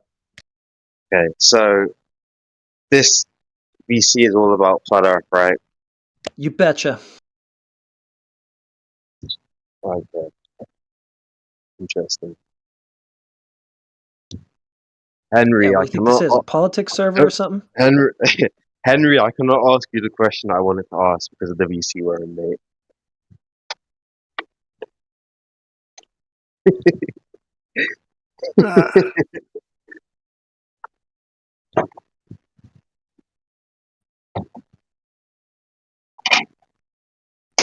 All right, How let's does the talk weather about. change? If it's a globe, how does the weather change? Just gonna reverse his logic on him. When the Earth spins, it creates drag on the atmosphere. That causes your winds. Plus, if you have excessive heat, the area in that area where it will rise, and it will pull in colder air from other areas. That is where Right. you get a wind.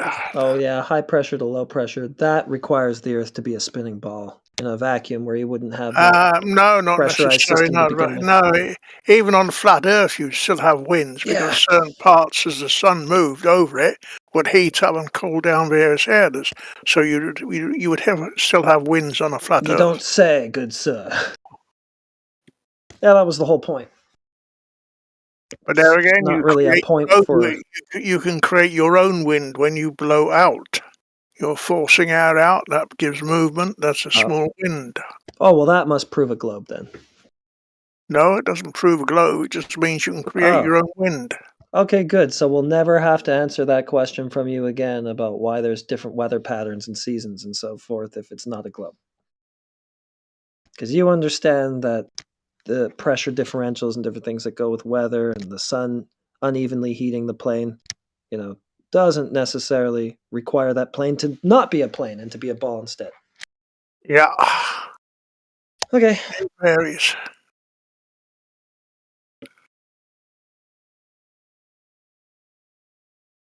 All right.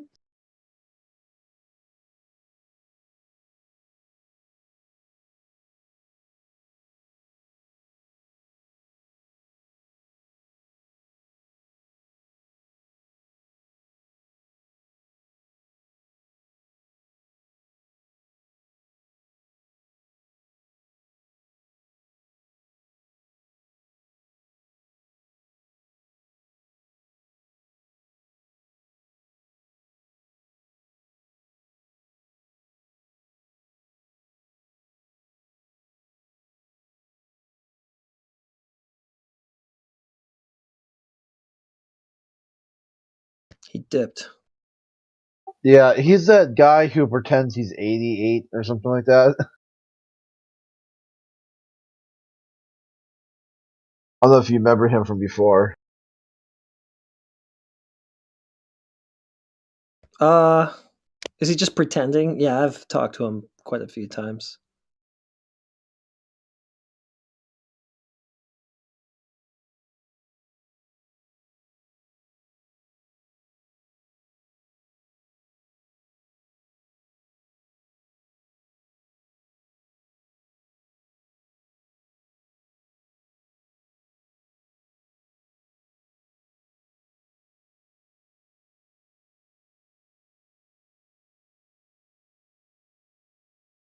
Does just kind of seem like an internet character, but what do I know?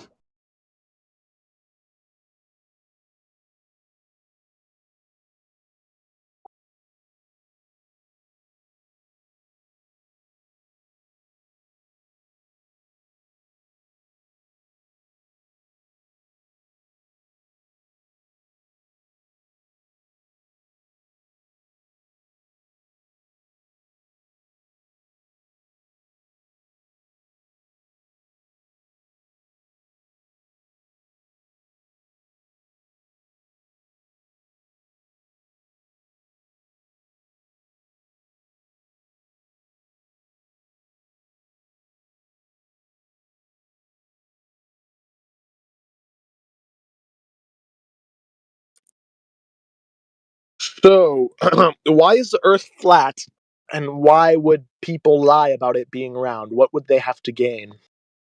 Why is it flat? I don't know. It was like that when I got here, bro. So why would people lie about it being round? What do they have to gain? You. You just gained my heart, brother. Come here and give me a hot kiss on my hot mouth. Your worldview. Whoa, what the hell did I just walk into? The average flat Earth conversation. I heard kissing, and I think it's pretty weird, man. Well, you might as well just go kiss NASA or the government or one of the TV bobbleheads that told you live on a ball. But why Take would they lie anything that about they it? say? That's what I'm asking you. Because they can. Because your whole mentality is that you can't be lied to about this or that. So that makes you the easiest person to lie to about this or that. No, I'm pretty skeptic about everything, and I know people lie, especially the Guess I got it government. wrong. But why, though? They'd have to get something in return that's pretty much of value. Otherwise than that, they're just goofing off. You, your worldview, your epistemology, they got that, didn't they? No, not really. I kind of hate NASA. Yeah, Okay, I gotta Voltaire. work. 1 second. Take over, Crit. Yeah, Voltaire said it best. Do you know who Voltaire is? Have you heard of him before? Yeah, that guy.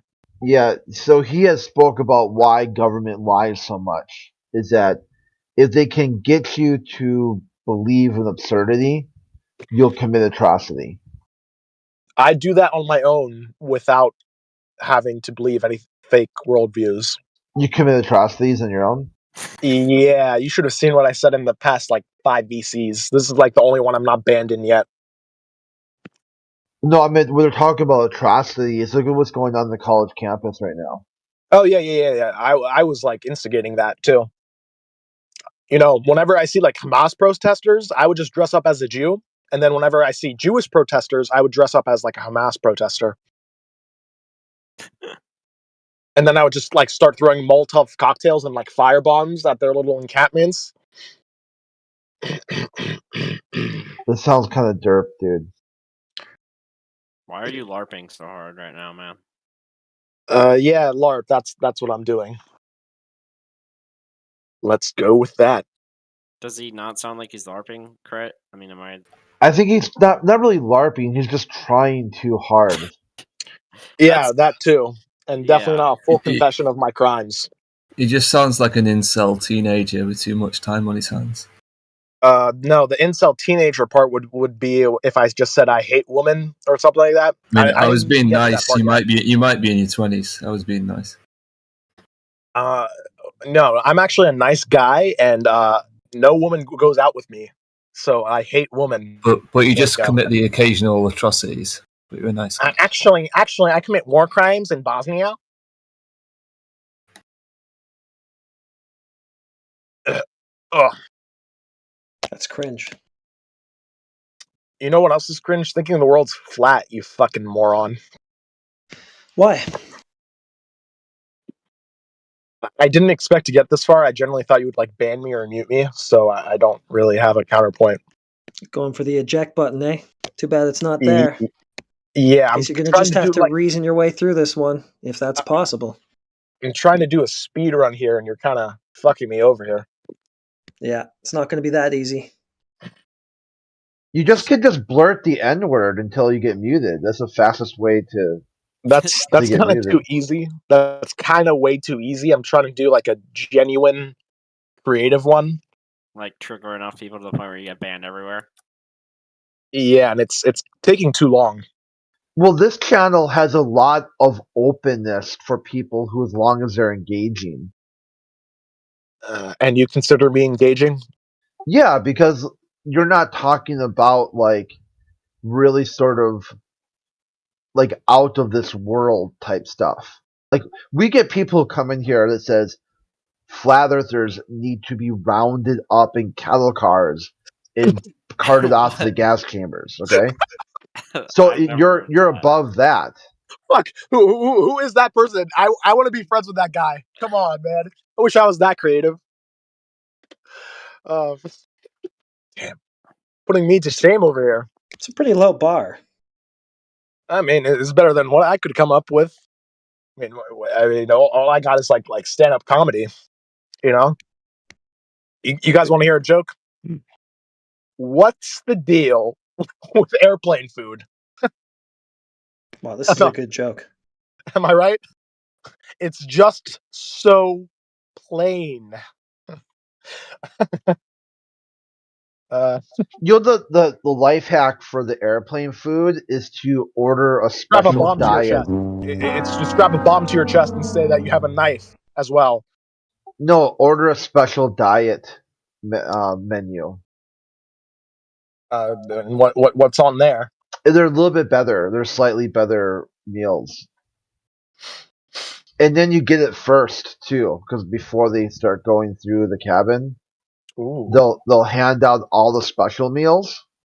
Then if you eat it quick enough, then when they come back, when they come back and just hand out the meals to everybody, you can get a second meal. Wow, crit. That's huge. Wow. Brain. That's big brain. Wait. If the Earth is flat, how come boats don't fall off the edge and no one has ever fallen off the edge? Prove edge. Wow, we've never heard that before. Prove edge? I'm edging right now. There's your proof. You want to see a picture of my pants? I'm about bored of you now. No, but seriously, look, you know what? We do have a policy here. Like, if you're gonna troll, at least be funny, and you're just not even hitting that mark. You're killing me here, man. You're really killing me. Like, we don't like just blanket banish all trolls. If you're funny, you might get a bit of mileage, but like, I can't even say that much for you. You're busting my balls here, man. You're really busting my balls. I No, got a family check it to out, feed. man. What happens is if you come in with the IQ of a road cone, we don't engage with you. That's basically what we do. The joke's on you. I have the IQ of a cockroach. That's still above a road cone. There's one guy that reminds me of another troll. This dude called holy shit, what was his name again? The guy he was actually lived by me. George Nunchucks. He said that the experiment he wanted to run, if Globetard is true, is that flat earthers are cockroaches. What? And cockroaches can live without their head. So he wants to shoot flat earthers in the head and see how long and see if they can live or not. Okay, but genuine question: if the Earth is flat, how come no one falls off the edge? Like, what's the flat earther response? What edge? What edge are you talking about? If the Earth is flat, it's like a coin, which means there's an edge, which means you go to the end of the flat surface, you'll fall off naturally. Now. That's a good question. Is the Earth, or could the plane be infinite? The Earth is infinite? No, could the? It's just a question. They can't be infinite. Okay. So what happens? So like you can't fall off the edge of the Earth? No, you save that for Sunday about infinite or finite. Those are the speculation parts, like what is beyond the known. What you know. The known plane. Yeah, like same thing. If you were to dig down 5 feet, do you know what that's 6 feet? No. You have to guess, right? You could guess more dirt, but it could be sand, it could be rock, it could be a pot of gold, whatever, right? So that's the same thing. That the distance is what the key is. It's the same thing going up. Like if you've only gone 5 miles up in the air, do you know what's at 6 miles? I would have to say yes on that one. How? I don't know, because I can use radar or just like look further optically. Like I don't have to physically go there if like the sky is, it's not obscured by anything like the dirt. Yeah, so you've never seen like the Truman Show or whatever, where they can just project the sky onto like a dome ceiling, like on a. All right. So now we're going to projectors and domes. So. No, we're saying like you don't know exactly what you're looking at because you've never been there. You've only been so high, and anything beyond that is unknown. What if I just have a radar that like, I get a certain return from that indicates that, there's no physical objects in the way? Like no dome or projector or anything? You wouldn't know that. How wouldn't I know? Because the medium it's propagating through is an unknown. But the photons are telling me that there's nothing there, so. You haven't been there to check it out. So the photons are like just lying to me? No, you don't know what you're looking at. You don't know for sure. Yeah, we never said like what we were looking at necessarily. We were talking about like this is semantics anyway. This is horrible. We need to stop. No, it's interesting how all of a sudden you agree you're on board with everything, with the logic. You don't know until you've been there, until you started invoking your sky magic. No, and once no, you get into your sky I magic, I said that you don't have to go places to know something. Like even with like the through the ground thing, like I can also use ground penetrating radar and know what's down there before I don't have to physically dig, do I? yeah, when they physically dug that the deepest hole ever in Russia, Mm-hmm. they didn't match their ground penetrating radar results. Is that true? Yeah, check it out. What's the hole again? The cola super. Yeah, cola. Yeah. You know what's part of the funny part of that is when Russia was doing it, like the tabloid news was Russia's building a doomsday device. Wait, what? Yeah, because like they thought they were gonna put this really super powerful nuclear bomb right onto the crust of the Earth. That just wouldn't do anything anyway. Well, they thought it would crack the Earth in half. What? Earthquakes are much more powerful than any nuclear weapon. Yeah, where they put it though, right where they put it, it was going to be like this perfect spot to just destroy the whole Earth. Like, look it up. Why would Russia want to do that? They would have just. Well, because this is at the height of the Cold War. Yeah, but they were already threatening mutually assured destruction, and they had talked about having a possible doomsday bomb. Yeah, but you only use like the doomsday bombs when you're already been attacked, right? Mutually assured destruction isn't something where you just suddenly decide to like kill everyone. Like, it's if somebody launches an attack on you, not just like I'm gonna kill everyone right now. I don't know. That just doesn't seem like it makes sense. But anyway. Yeah, nothing they do makes sense. That's the part you should be thinking about. Has government ever done something that where you're like, you know what? Yeah. I agree. Government doesn't make sense. Next. So when people were worried what the Ruskies were up to, where they're like, are they really digging? Why are they digging this hole? What's the purpose of digging this hole? What are they doing? Wasn't it sort of like a competition between the U.S. and Russia? Like no, they just arbitrarily just did it without telling anyone what they were up to. I thought there was sort of like a race to see who could get the deepest. Like I thought that was a competition between the U.S. No, not at all.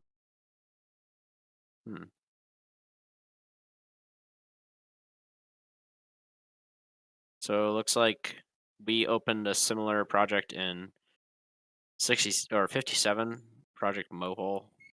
We got down no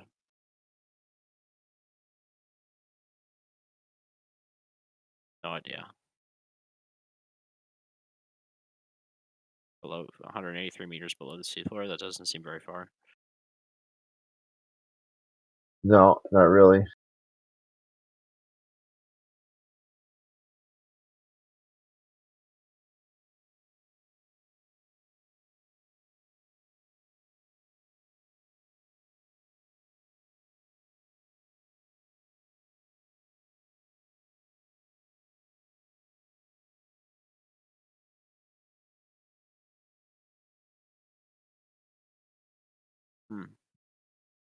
It's kind of unfortunate. I wish the project kept going.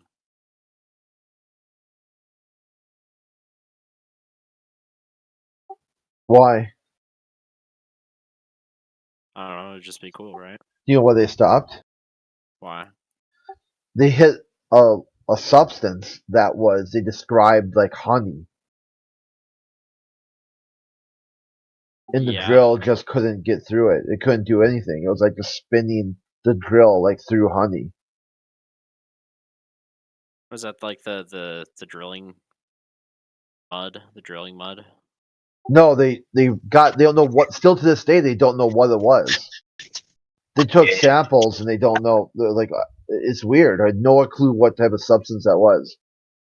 Yep, but from what I recall, it forced their drill into thermal failure. Yeah, that's what I thought it was. It was like just getting too hot. Yeah, some substance that spun around,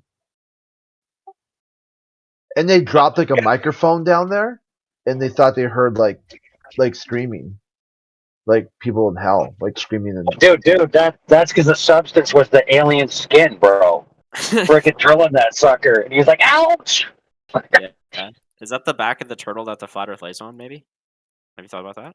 No, because that's a Terry Hatchet, and there's the elephants first before the turtle. Oh, maybe it was the back of the elephant that we were drilling into that was screaming, right? No, because the elephants are first, and then the turtle. Oh, okay. I got it wrong. Sorry. Yeah, that's Terry Hatchet. That's like, I think, yeah. Dang. Listen. Was the material ladonium, perhaps? Could have been, dude. Liquid ladonium.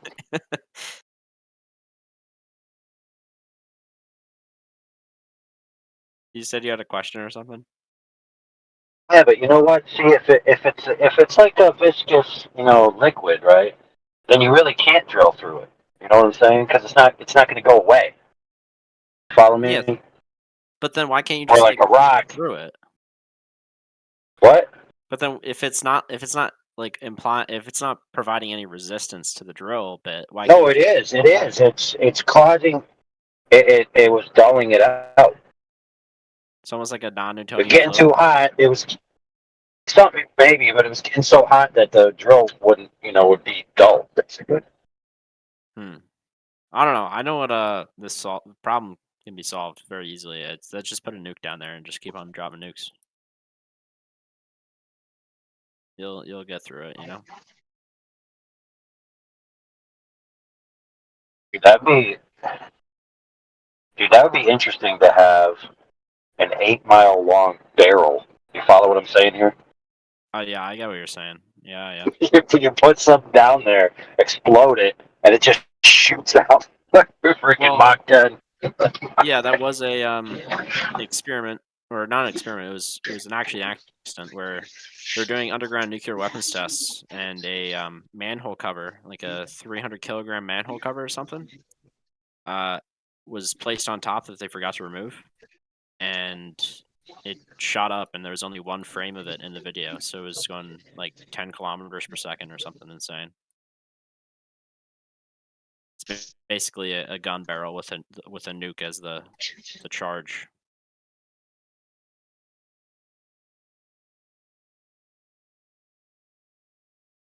I was doing some explosions, bro. Let me tell you all about it. So I was drilling cabinets, right? So when you put the cabinets together, the front part, the stiles that are, the facing is like hardwood, and then the back's plywood. It's too cheap to buy hardwood for the whole thing. And so when you got to drill those stiles together so then you screw them. But if you drill right into it and just keep going and don't stop, the wood gets so hot and it just ignites on fire, and it makes a mini explosion, like a gunshot sound, but on a very very subtle, not like a loud like a gunshot. That smoke just pours out. Pretty cool, interesting. That was my own version of the Pensacola super deep borehole, reaching the thermal point. Yeah, the hole was pretty lame. I sent it in the side chat. It's just like it just looks like a flange with some bolts on it. It's pretty lame. Ever heard? You heard it? I can't hear what you're saying. There's this old saying: if there's a hole, some dude will try to stick his wiener in it. Yeah, I heard that. Yeah. Yo, Crit.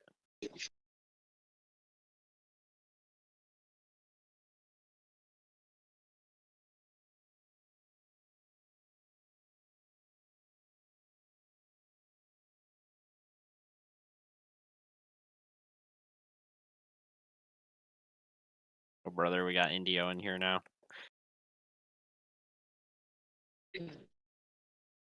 Yeah, he heard you dissing Ladonium. He's got a lot invested in that. He does? What's a kilogram of Ladonium worth right now? Dude, kilogram? Dude, I'm not doing math this late at night. It's probably worth a lot, though, right? I don't know, dude. What's lead worth? Let's see. Something's only worth what someone's willing to pay for it. That's true, yeah. Well, a Ludonium is a 5. No, 7 Ludonium is a 5-inch cube of pure lead.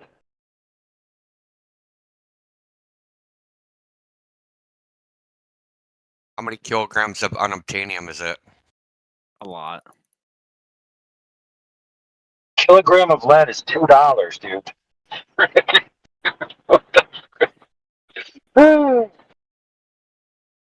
Ain't getting rich off that. Is lead really that cheap? Yeah, dude. I just looked it up. It says a kilogram of lead is like $2.19. Wow, so I can buy a ton of lead for $2,143. That's pretty cheap. Yes, and then you could do naughty things without Superman being able to see you. So could I shape these into some balls and do Cavendish, right? We'll probably do that. You could. Yeah, you might be the first one to actually successfully achieve it. Maybe. So I'm going to ask you a trick question. Trigonometric function. Yep, Roger. Do you know what a non-Newtonian fluid is? Yes. Why? So if you did the Cavendish experiment with a non-Newtonian fluid, what would happen? Okay, funny. Yeah. No, I'm serious. I'm serious. You guys think gravity is a force, right? So if I take some buckets of oobleck, right, the oobleck should get harder because of the force pulling on the oobleck. I guess it should solidify or something. I don't know, but I don't think it would solidify because, because why? You need like a shear force on the oobleck, I think. Well, not wouldn't like there be a shear force? Yeah, I don't that's think... right. That's how dumb Cavendish is, man. If you actually start thinking about it, it becomes really fucking stupid. But you know what? I'm gonna post the link of this device, and I'm so want to hear it get even stupider? Yeah. So if we use Einstein's definition of mass, I don't care about his mass definition. Well, think about this. The definition is resistance. Mass is the resistance to acceleration. Now, how dumb of a statement is this? Resistance to acceleration attracts resistance to acceleration. Okay, but if we observe it in the Cavendish experiment, it doesn't matter how ridiculous it sounds, right? What are you talking about, dude? All right, so because it sounds ridiculous, it can't be true? No. Yes, exactly. That's how reducio ad absurdum works. So I could say that because the Earth is flat sounds ridiculous to me, so therefore... No, just saying those words, right? Resistance to acceleration, right? So why would something that resists moving attract something? It's a contradiction, right? The definition contradicts what it's supposed to do. Because if it does what it's supposed to do, then it negates the definition in the first place. Well, just because you define it as or a measure of how resistance it wants to, or resistance of its acceleration, that doesn't mean it just like won't accelerate at all. It just doesn't want to be accelerated. I didn't know I had feelings. All right, yeah, whatever, Matt. It is referring to mass in this situation. So let me ask you: if I set up a Cavendish experiment 100 times, how many times am I going to get the result? Result of what? Of mass attracting mass, yeah. The gravitational constant, you mean? Well, let me add. I should probably go back. What is even observed in the Cavendish experiment? It's just the deflection and the torsion beam. Yeah. What? Describe what exactly is observed in the Cavendish experiment, please. The deflection of the torsion beam when you change the lead ball's positions. And then what? And then, I mean, you can have a mirror or like a vernier scale, and you can see. Yeah, but then what do the balls do? You know, what do the balls do? You've never seen it before, have you? No, I have. So how do they measure G? They measure the deflection. There's a formula for it. I can send you the formula. I know what it is. I don't need it sent to me. You don't know. All right, yeah, I don't know the formula. So the balls oscillate. So what happens is the balls oscillate. Yeah. Okay. And they measure the time that it takes for the balls to rotate, and based upon this oscillation, using F equals ma, they infer the gravitational constant from that. Okay. Well, they let them oscillate after they change the position of the balls, move it to one side, or another side, and then they let it reach its equilibrium point over, however long it takes, and then that's the value or the time value. Yeah, that's fine. And then the equilibrium point is the new point of deflection. So what's causing this like random deflection value to be observed if it is random? Yeah, it pretty much is random. It is random? Yeah. So if I do it again, it'll be different. Well, you do it again, you're probably not going to get the same result. That's why I asked you if I set up 100 times, how often am I going to measure the gravitational constant? Within what degree of accuracy? Like within fucking 1 significant figure. I don't know, like one significant figure, probably like 90% of the time, 95% of the time. Are you just making up numbers now? No, I'm just saying, like, I don't know. Well, yeah, actually, no, I'm not making up random numbers. From the videos I've seen of people doing it. Have you ever seen anywhere it don't work? Yeah, I mean, I've not seen it, but I've like heard of it. People don't normally post videos where it doesn't work, right? Well, I've found quite a few. I found one from 60 Symbols where a professor of physics at Cambridge University in England has a scientific grade Cavendish experiment and it doesn't work, and they get so mad they end up sawing it in half. Yeah, that's because they're just shit experimentalists. Oh, that's what it is. How do you know that? I said maybe. I didn't say they are. Then there's another one where they take Christmas bulbs. Yeah, Christmas bulbs. Yeah, and they get it to work with Christmas bulbs. Yeah. And then there's another one. Christmas bulbs. That seems kind of BS though. Hey, it worked. I can post all this in the chat. Because I feel like Christmas bulbs would be like the worst thing to use. They shouldn't work. They shouldn't work. That's the point. The point is it works when it shouldn't work. It might be like and then it doesn't work when it should. And then here's another one someone did. They took washers, right? So they set up a Cavendish experiment in washers. And so they taped all the washers together. And what they did was they changed the orientation of the washers and got a different result.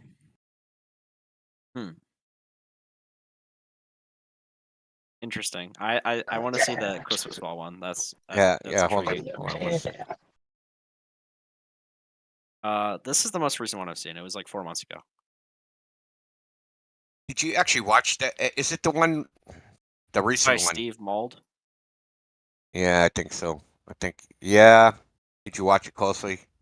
Yeah. He was off by around 10%. Yeah, and then he says, well, I didn't calculate the electrostatic force because that was just too difficult, so I decided, fuck it.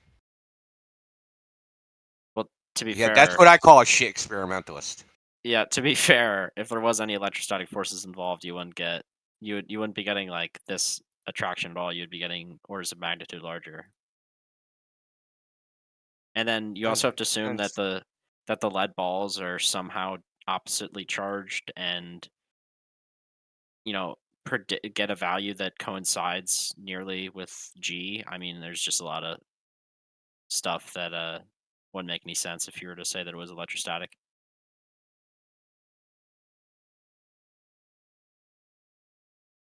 There's a couple. Hold on a second. Find the tilt washer one. Oh, here it goes. Oh, by the same guy, Mike Hodges. All right, Lord Sid, show me Big G.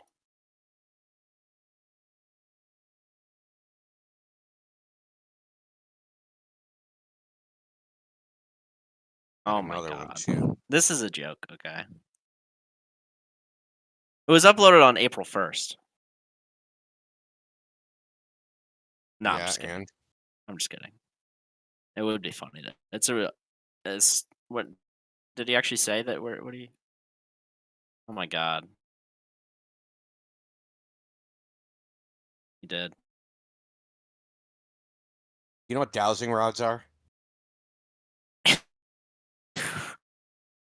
Do you? Do you know what dowsing rods are? Those things to get rid of electrostatic charges? No. They use them to find water, so it's like two crooked sticks. You hold them in each hand, and they come towards each other if you're over water. Mm. Yeah. What if I said that was caused by mass attracts mass? Would that be stupid? Oh wait, the dowsing rods, the ones that they use to like fold people, new tradespeople, like locate the water. No, they use them to find water.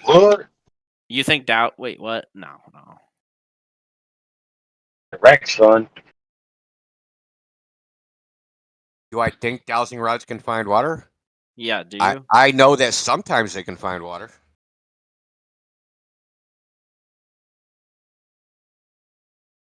Wait, no. Do you actually believe in dowsing rods? Yeah, they exist. Sure, I believe in them. Do you believe that they work? I think that sometimes they work. Okay. Oh, okay. I see what you're trying to say.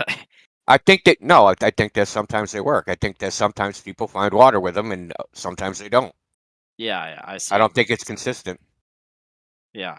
One of the hypotheses is that the water has to be flowing water, and it'll fly flowing water because flowing water has what would they call it, a triboelectric effect. Yeah, so and that they would work somehow through that, which is plausible because are you familiar with the method of images for electricity? Wait, is he asking the dowsing rods questions? I don't fucking know. Probably. Probably answering back to you. Can you point me to the nearest buried silver? Well, yeah, I've heard of people trying to use it for precious metal, but it's normally it's for water. I don't know about the fucking metal shit.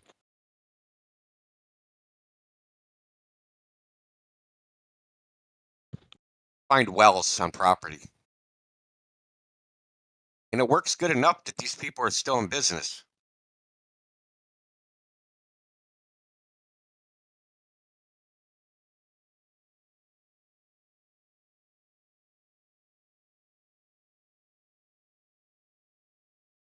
So it works sometimes and sometimes it don't. Kind of like Cavendish. Kind of like a lot of things that work sometimes and sometimes they don't.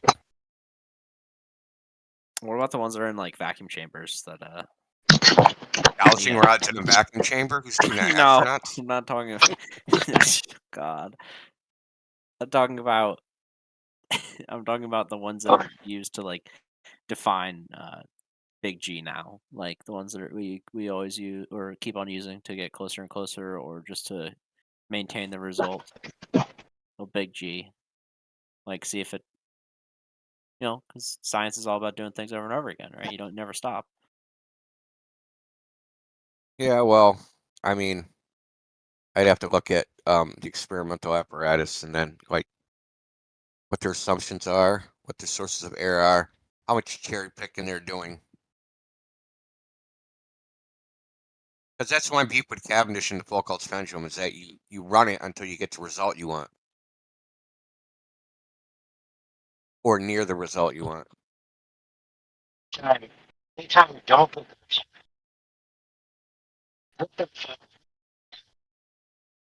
I mean, the deflection in nearly all of these experiments is going to be like 10 to the negative, on the order of 10 to the negative 11 or 10 to the negative 10.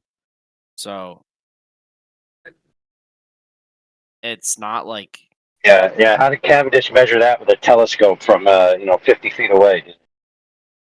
Probably because he had 158 kilogram lead balls instead of 1.4 or 1.5 kilogram balls, which is what I think most sets use now. So he had a much larger margin for error. You're trying to say he's got the biggest balls of them all? I would say that 158 kilograms of leadonium is Listen, friend. If you didn't get that reference, you need to get some culture. He wasn't allowed to listen to ACDC. Why? Because it involves electricity, and I don't like thinking about electrostatic. No, because your parents are devout, born-again Christians, and that's satanic. Yeah. Are you aware of something called the method of images? No. It's kind of obscure. It's about the conservation of charge. Right. Method of images. Yeah, I'll post a graphic to it. So Gauss's law says that the net charge on a surface has to be 0, right? Yeah. So if you have a charge above a surface, or a group of charges, the only way to keep that net charge at 0 means that on the other side of the boundary, everything has to get rearranged. The positions of the charges, right? The polarization. All right, I gotta admit, I don't know much about electrostatics, so I'm not gonna BS you about. Yeah. Okay. But this is pretty obscure, right? So if you I have, just want to be So if you have, like a lot of times people say, well, we neutralize the balls, and relative to each other, they don't have a positive or negative charge. It doesn't matter because you have a boundary, right? You have the Cavendish, you have the ground, and then you have shit underneath the ground. And that shit underneath the ground has a charge. And that charge, or polarization, can affect the behavior of things on the other side of the boundary. That's why we have this thing called method of images. What if I did this with a lead ball? I mean, lead obviously forms oxides on its surface, right? So it negates a lot of its conductivity, which is why it's a shit conductor. I think you would have to. What if I even just had rubber balls, just really big? Well, I'm just speculating here that the rubber balls ain't gonna matter. That shit doesn't matter. I don't think you're really understanding what I'm saying is that the polarization. So say I have something on the surface on one side of it, and I put a charge on it. There's gonna be an exact opposite charge on the other side of that boundary, right? So if it's on the ground, right, if I stick a freaking electrical wire on the ground, on the other side of the boundary on the ground, all the dirt molecules and all that shit. Now, it's not going to be the same shape as the electric charge because the different material in the way it polarizes is going to be different, right? But the same amount of electrical charge is going to be the exact opposite on the other side. Right? And if it doesn't, there's going to be a lag and there's all sorts of things. So if the ground is not neutral to the Cavendish device, well, I'm just hypothesizing on why Cavendish is so inconsistent. Very inconsistent. That's well known. It's not like shit I'm making up. Well known that Cavendish is crazy inconsistent. It doesn't get consistent results. All right, so if I buy this apparatus for $3,000, and what? Said yeah. Go ahead. All right, and I live stream it in here for however long it takes, nonstop until I get a value, and I get it on the first try, and it's within a certain degree of get it on the first try. You're optimistic. Yeah, if I get it on the first try, would that would that say something about the experiment? Or no, it's repeatability, man. You got to be able to repeat it. Hold on a second. All right, but if I got it on the first time and then I did it on the second time and I got it again and then again and again, would that be interesting? Hold that thought, man. I got a phone call. All right. Yes. I want to believe. Listen, though, friend. Hold on to that thought, but don't hold on tightly. Or might lose control. I might let go. Yeah.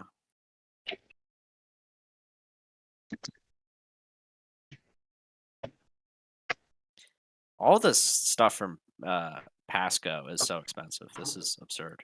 A projectile motion kit is $400. Come on, man. What, a projectile? Man, I could throw a ball for $1, bro. Yeah, I don't know what's going on here. Rotational motion and torque kit. $749. Jeez.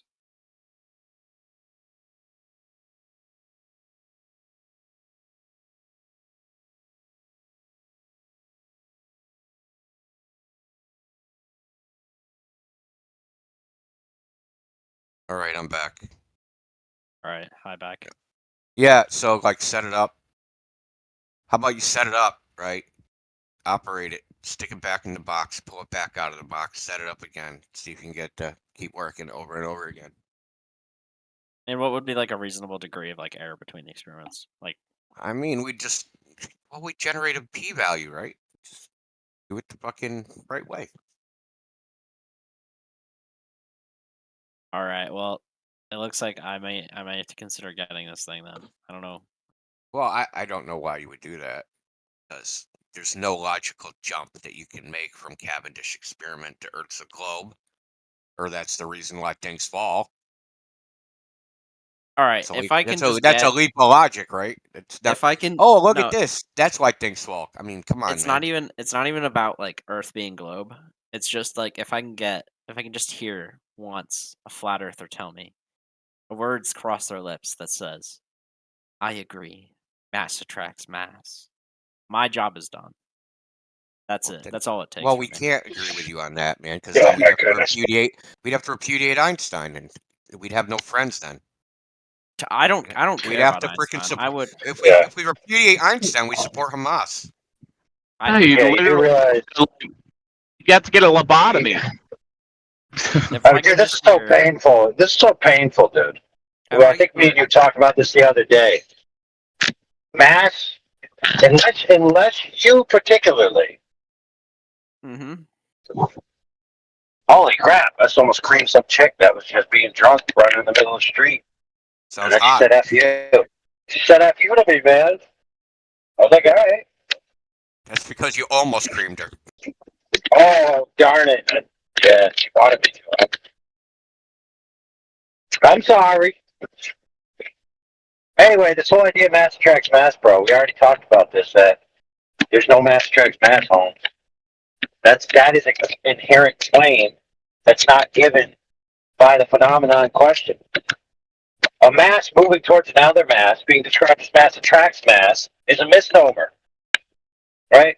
I mean, good grief, how hard is this to comprehend? Yeah, if you're a tried and true globe believer in the modern paradigm, then you believe in some type of Einsteinian nonsense, right? I don't. I'm not even. I never once have the words that's come out of my mouth saying I ascribe to Einsteinian space. Well, do you or don't you? How about that? I'm not even going to say anything about it. Well, because that's not what this is about. okay. So here's the problem with that. You'd have to define mass on what it is. It can't be the quantity of matter because we know that that is not correct. Because you can't count up all the little atoms and protons and neutrons and electrons and then get the mass of the object. Is molar mass not a thing? It's the molar mass, man. So would you? And then you bring in Avogadro's law. We're talking about mass. Yeah, I mean, but is that not still mass? No. Not. It doesn't mean the same thing. They're not doing calculations of the gravitational constant with molar masses. I mean, you could if you wanted.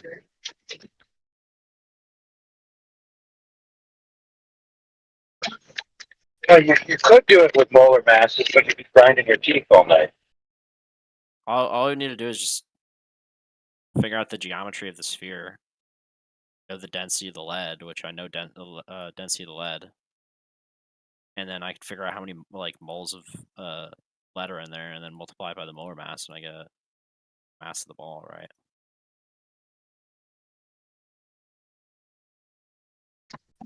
Right, let's go down. So we said resistance to acceleration is mass. That you agree with or disagree? I agree. You agree? Okay. So what is acceleration? The change of velocity. No. Acceleration is not the change in velocity. What? Increase. Change in rate of speed, right?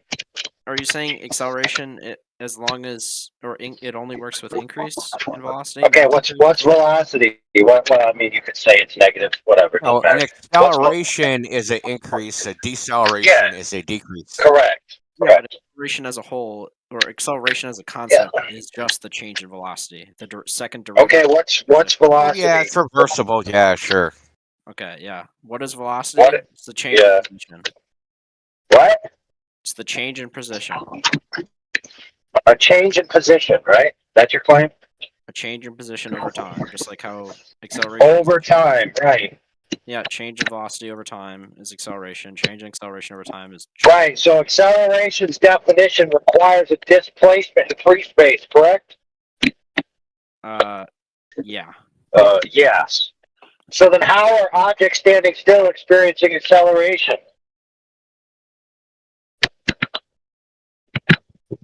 What? No. When did I ever say that? Mass being defined as resistance to acceleration just means that Dude, okay, cool. Now what's force? What's force defined? Force is defined as like the amount of work you do on an object. Yeah. What? Force is some blankety blank, insert whatever, that changes the F equals ma, maybe? Yeah, the rate of speed of an object. Right, so F equals ma, and acceleration requires displacement in free space. So that means something that's not moving can't be experiencing a force or exerting a force. Correct? Right. The answer is yes. So it can't. just because the definition sounds ridiculous to you doesn't mean it's ridiculous. No, dude, it's not ridiculous. It's incoherent on its face. So mass cannot be It has an inherent mutual exclusion within it and makes it incoherent, dude. All right, sir. Are you saying that a 50 kilogram mass of lead, we're gonna have an easier time moving it than a 1 kilogram mass of lead? Dude, I don't care whether it's easier or harder. I'm just telling you that the way these words are defined, no, but when you put them all in a string, they're incoherent. Well, yeah. I mean, if it sounds incoherent to you, that's really not my problem. No, dude, it's not that it sounds incoherent. It is incoherent.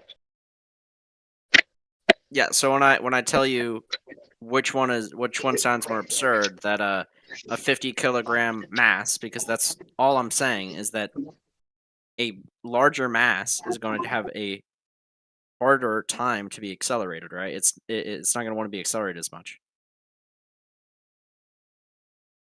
That's great, but if we have a bowling ball on the ground, there's no force on it because it's not accelerating by definition of force, right? It's not accelerating, but that doesn't mean it still has inertia, right? So mass is inertia? Mass is just the quantity of like how much inertia something has. Yeah. Yeah, resistance to acceleration. What you said you Yeah. don't believe in. What do you mean? I never said I don't believe in that value. You said you didn't you did the definition of quantity of matter. No, I never said that. I've always in this voice channel I've always went with the resistance to acceleration as mass. Isn't that the first thing I talked about? And I brought up molar mass, but that wouldn't be my first go-to. I would always bring up like resistance to acceleration first, and I did. Well, the problem with listen, that's not the actual mass. So the mass of an object, right? The amount it resists acceleration does not depend on how many atoms, electrons, neutrons, and protons are inside of it. There's other things. All right, right? so Because the what? mass energy equivalents, right? So what other So than there's the binding energy. Yeah. So what other than like the amount of mass an object has affects its like or ability to be accelerated. Like if I'm applying a 1 Newton force on an object, what value could I decrease or increase to get a certain behavior? Like if I increase the mass of the object, what's going to happen? Well, you could. What do you mean increase the mass? I don't even know what you mean by mass right now. We're still waiting for you to define it. It's the resistance to acceleration. Okay, it's resistance to acceleration. Yep. Okay. So it's not the quantity of matter. Yep. Well, you could define it that way, but I want to go with the resistance. It's wrong, though. That definition is known to be wrong. Do you want citations? All right. Yep. I would like the citation. It doesn't actually match reality. All right.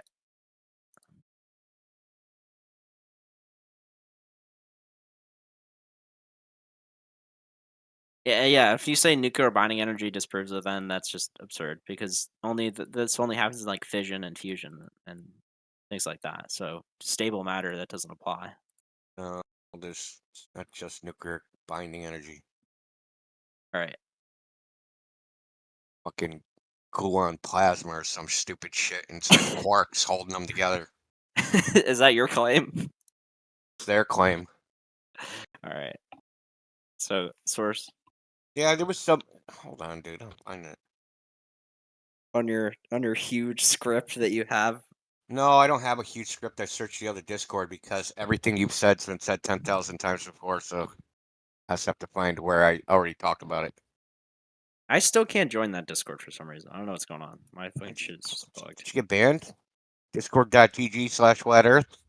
I did get banned, and then I tried to get Heretic unbanned me, but then I'm still not able to join. It's weird.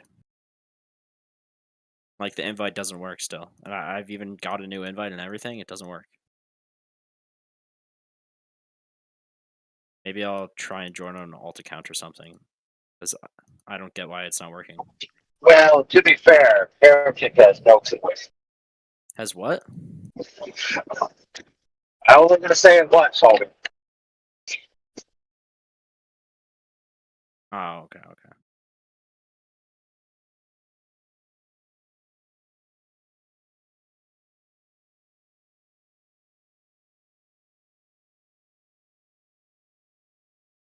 Like 3 citations.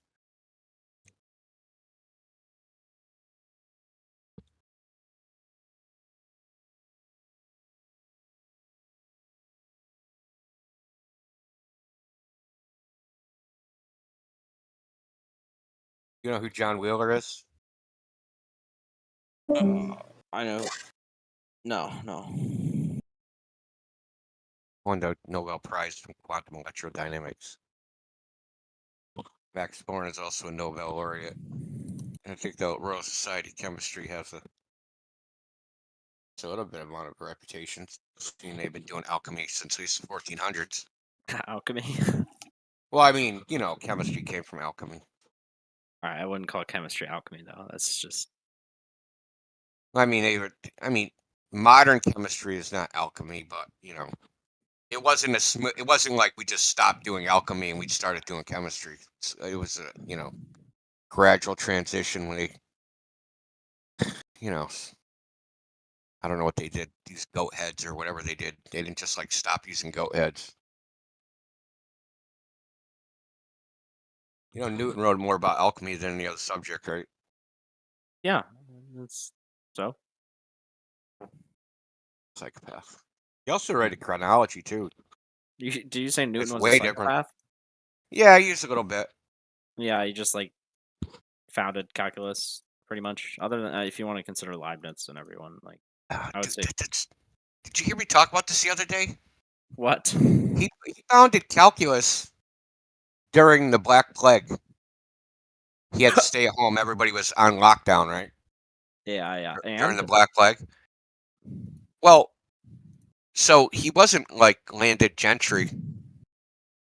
He was going to like an apprentice school, and they noticed that he had a very knack for baking machines, like whatever machines that they were. I can't remember what it was for exactly. They were doing some sort of like mixing or something. So we'd make little machines to mix shit better.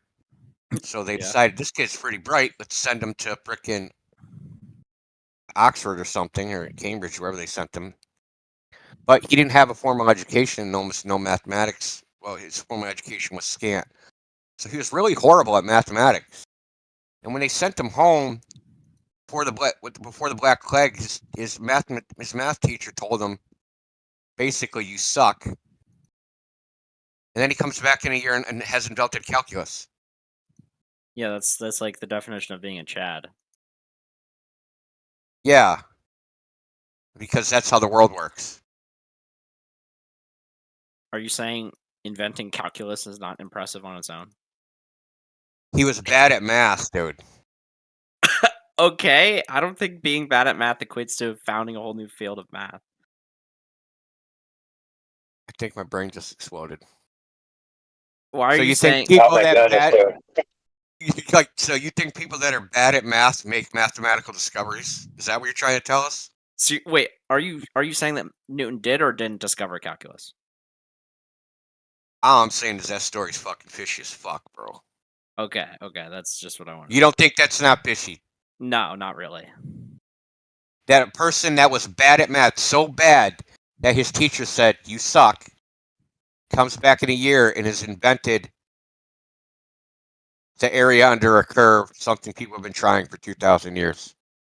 Simultaneously, there was some other guy that invented it at the same time. Leibniz?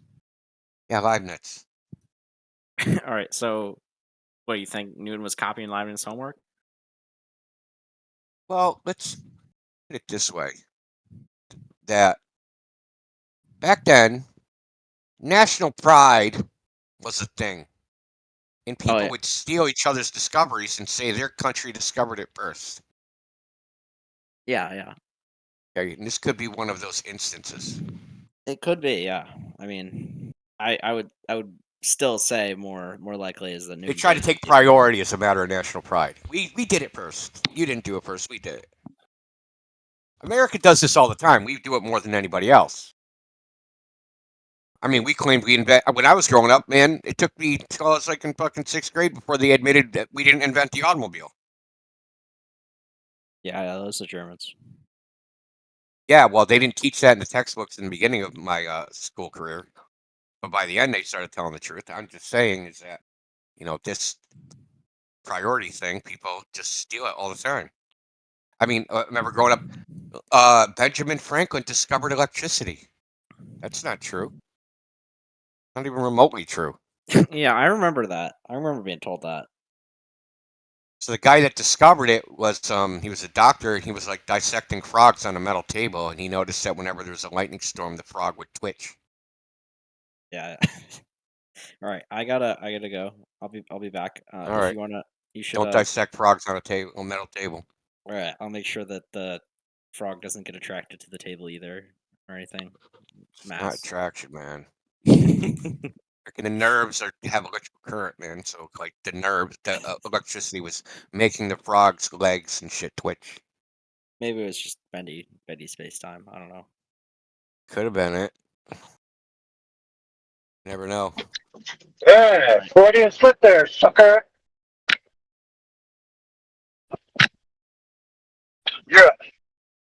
You are a space-time believer, Holmes. He is too, when he knows it. I actually jumped in because I was listening on the live stream. I heard somebody say, "Where's the edge?" Well, if the Earth is flat, then it's got to be like a coin, right? And if it's like a coin, then there has to be an edge. And if there's an edge, you have to be able to fall off. Speds.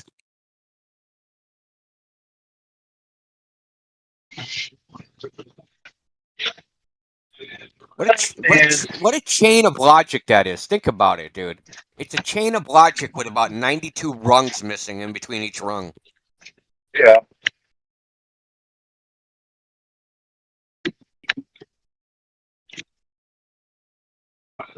Future voter.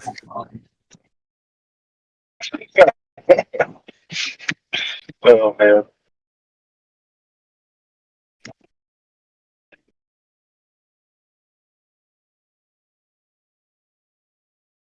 Wow, there's almost no Globers in here, man. Crazy.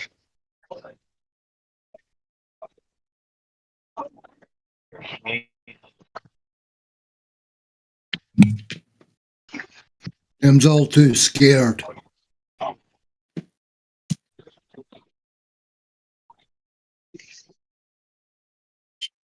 They're researching flat Earth. That's what they're doing. Do you know, Indio, I wish they would. It's been like 8 years. We're heading towards a decade. And how many of them have actually went out, used the links that we give them continually to stuff, researched it, and come back and torn us up on it? I could count it on one hand. Probably. It's one of those things like they almost don't want to know. Yeah. Sort of like being told there's a fire at the end of the road, don't go down there, you're going to get burned. They can smell the fire, they can feel the heat, but they're still pushing towards it.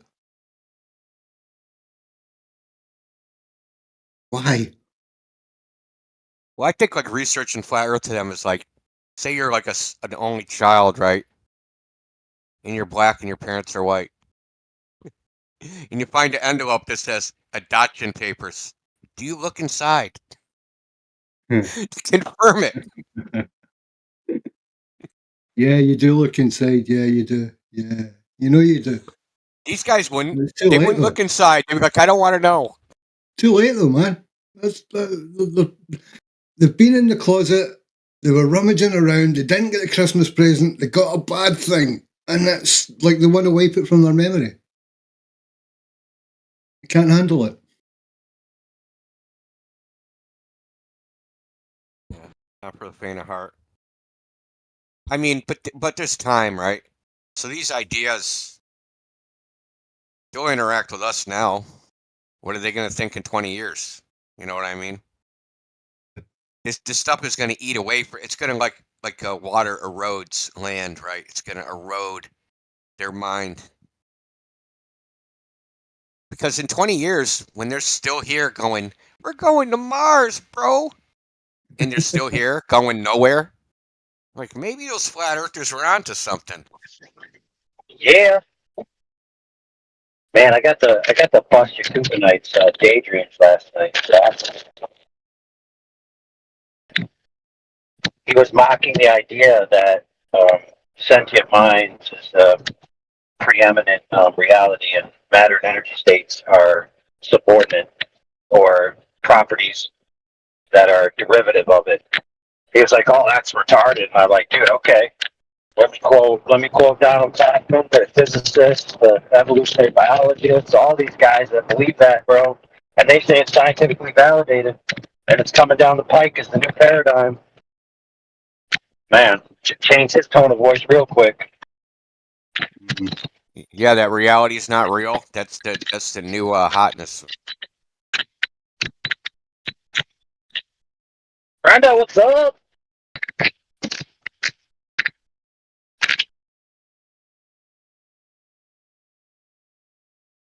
Brenda, what are you going to do when they scientifically validate that everything is mind and not actually matter?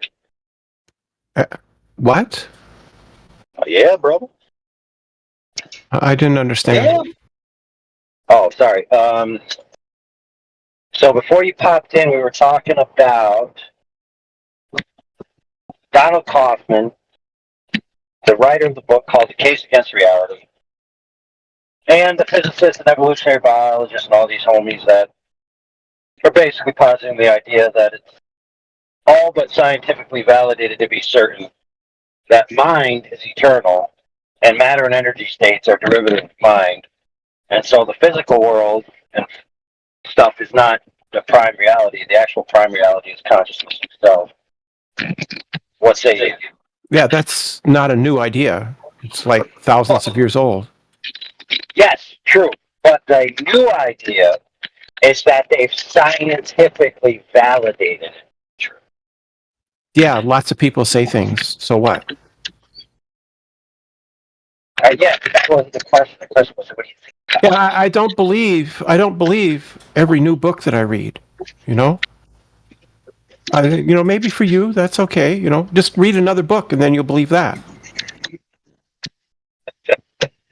Well, Just read a different book. Just read a different book, right? And then you'll have a different belief. There you go. Problem solved. Are you mad because Garanism is doing a live stream right now and put your name in the title that says you're not invited? Right. I'm just curious. I'm just curious. I don't care. That's literally what he's mad about. What's she mad about? I'm not even mad. What am I mad about? Been blowing up all day. You sound like someone pissing your cornflakes, man. You came in here hot. What do you mean I came in hot? You do sound a little extra perturbed. I could When be have you wrong. not been mad? Why am I supposed to think that everything is mind? Be blowing up. I didn't say none to think that. I'm just saying that these guys think that, bro. Why should I care? Why should I care what somebody thinks unless they have a good reason for it? Well, they reacting. Oh, then you got good reason. Well, maybe I think that they're wrong. That's fair. You could do that. He's hot. There you go. He's hot today. Maybe you're wrong. But let me ask you this question. All right, this is an interesting question. If everything is reduced to eternal mind, and you say, if I'm not mistaken, that everything is physical, and that just means that physical and mind are the same thing, right? No, it literally means the opposite of that. What? What the hell are you talking about? How would it be the opposite? No, listen, you believe everything is physical. Am I wrong?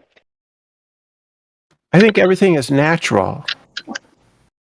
I'm a naturalist. Okay, well, yes, but see, the problem is that the last time we had an engagement with these terms, you described yourself as a physicalist. So have you evolved your position? In the philosophy of mind, people who believe that consciousness is the result of our natural world typically call themselves physicalists because it's physical. They use it as a catch-all. It's a catch-all. So physicalist, naturalist, materialist.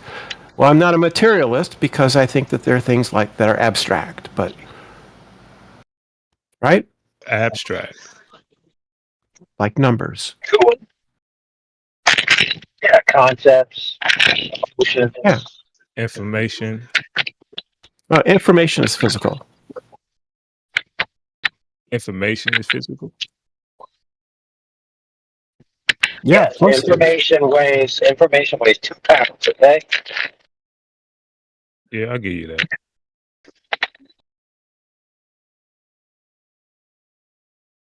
Intuition. Yeah, intuition weighs 3.2 pounds. Those are beliefs that people have. Okay. Intuition is beliefs. Yeah, if you have an intuition, you believe something, don't you? So that's not physical. Beliefs are patterns of brain activity.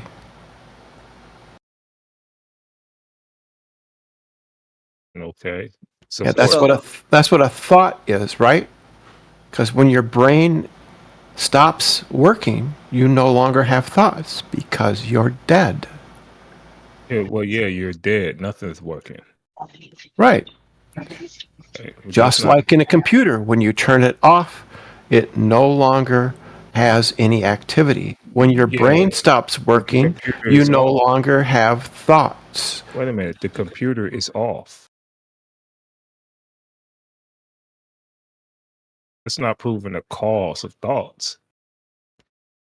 I didn't say computers cause thoughts. And I'm not talking about computers. You're talking about your brain. You literally just said computers. Listen, though, I got a question. About this conversation. Hold on. Do computers have an existential crisis when they know you're about to turn them off?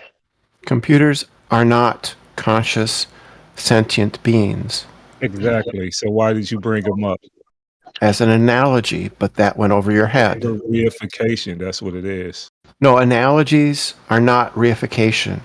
Well, what you just brought up a reification. You put No, I human brought up an aspects to a analogy. machine. You brought up human aspects to a machine, sir. Yeah, I made an analogy. I said this thing is like the other thing. You made That's a not equivalence. reification. You don't know what reification You means. don't know what reification means. I do know what it Treated means. it as it is a human being. You done that, not me. No, that's not what it means. Reification. That's not reification. That could be a pathetic fallacy or an anthropomorphization, but it's not a reification. Just a metaphor. Metaphors are not reification. A metaphor is just saying this thing is like another thing. Right, yeah. A computer is like a human being.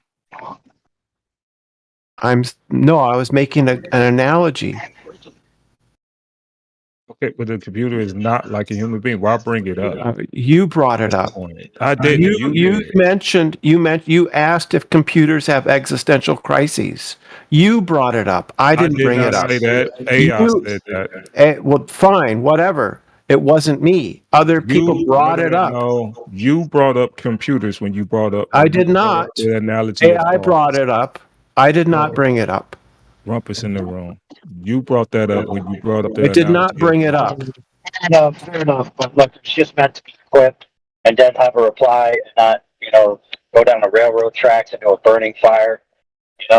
Let's move on to something more salient. I said that information is physical. Right? Exactly. Right. And so, then you brought up computers. No, somebody else did. So, physical tree rings, if you cut down a tree, you saw it in half and you cut it down. The tree rings are information and they are physical. They are patterns of rings in the tree. They are physical and they are information. Right. So information can be conveyed in a physical form, correct? The meaning of the tree rings is a belief that we have. The information itself is physical. It's realized in patterns, right? It is perceived patterns that we see in the world. There could be other patterns, right? Like footsteps. Footsteps would be information. They would mean somebody walked here. That would be our interpretation of the information. What you mean footsteps? Footsteps. Footprints. Footsteps. Yes, footprints. Shoeprints. Yes. I shouldn't say that, but yeah, footprints are physical patterns of information, right? And then we interpret those patterns. We interpret tree rings. We interpret footprints. Yeah, but the shoe prints is made up of something.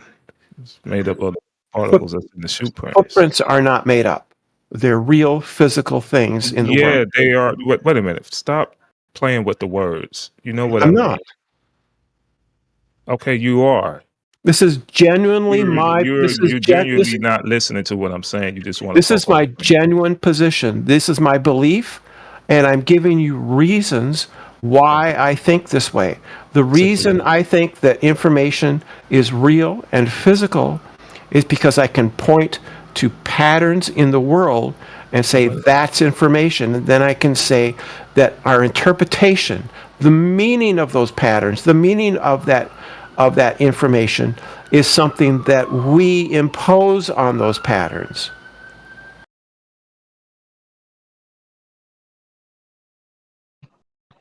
Fair enough, but isn't a token meaning pair something that requires a token, which is something that exists in the conveyance of in the physical form, whether it's sonic, visual, tactile, etc. I don't know what you're talking about. And then, I'm just talking about semiotics, the whole field of meaning,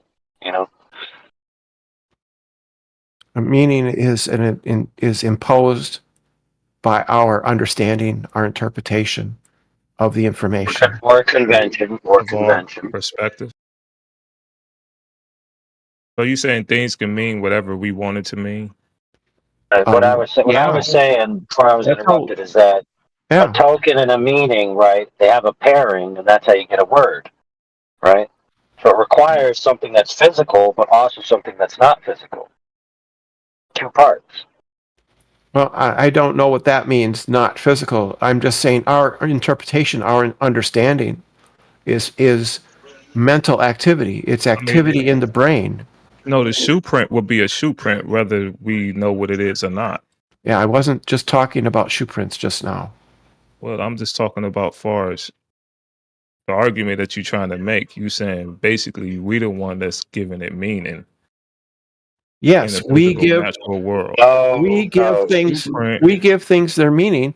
That's I mean, why, AI, for you instance, saying no? That's exactly what he's saying. He's saying Yeah, yes. but Joe, you got to think about it this way.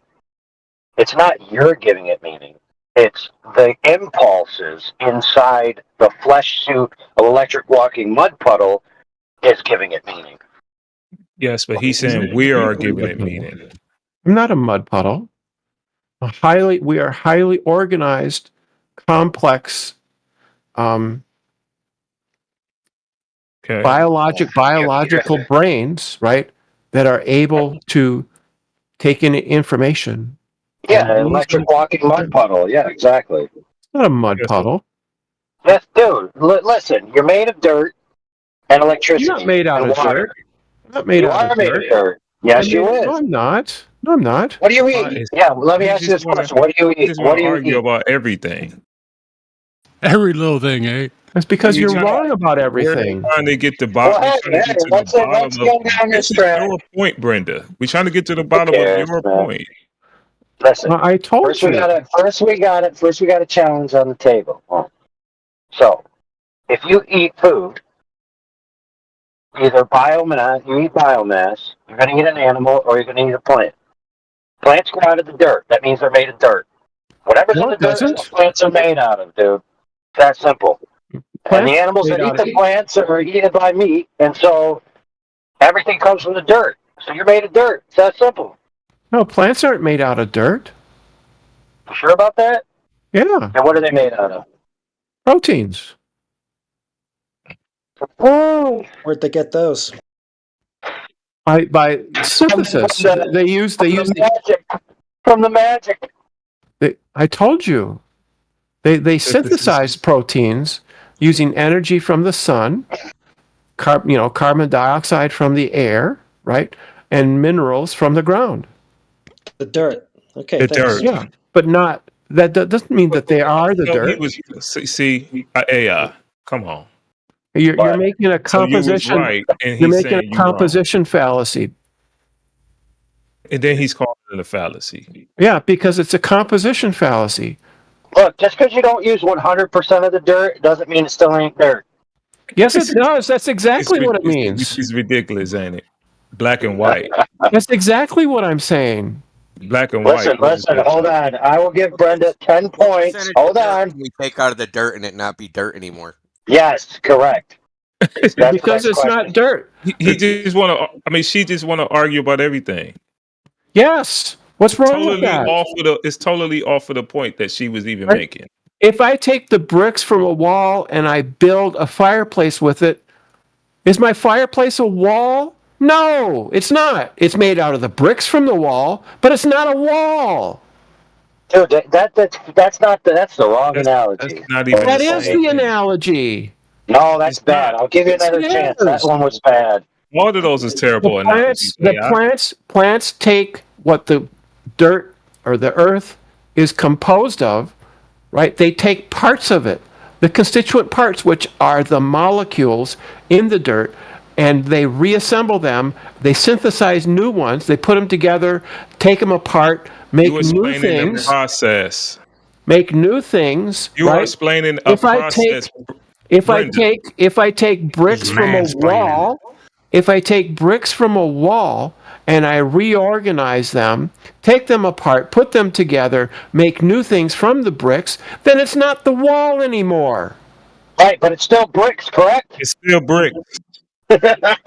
Yes, it's still bricks, just like AI is making that's bricks. not the point. That's not the point you were making. AI was making. No, it isn't. That's not the point he was making. That is now you're telling him his point. You're He just wrong. want to argue AI. You're wrong. That's not the point that he made. He just want to argue. So let me ask a question real quick. If I decompose the plants, what do they become? They become no, they don't become dirt. Oh God! You never made a compost pile? Yeah, but it isn't dirt. Believe me, they become dirt, dude. Leave that compost pile out long enough, it'll become black soil. Sure. So It's actually Sure, but I'm going to argue it. Yes. Just one more time. Hold on, Brendan, before you go. I'll let you go. Don't worry. Brendan Don't is worry. pissed It'll be all off right. today. I'm just saying that when you make compost and you leave it till it reaches that level, you can bag it and sell it as titled soil. Yeah, it's soil. Yeah, sure, that's fine.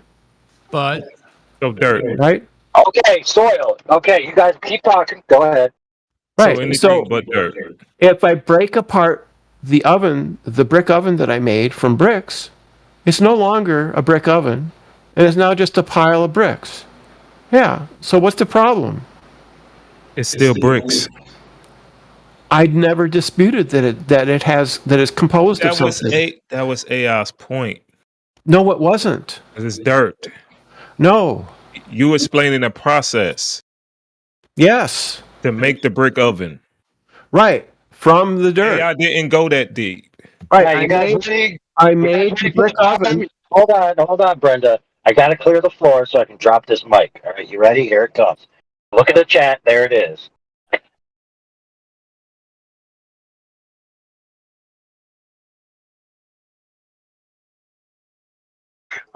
Yeah, that's fine.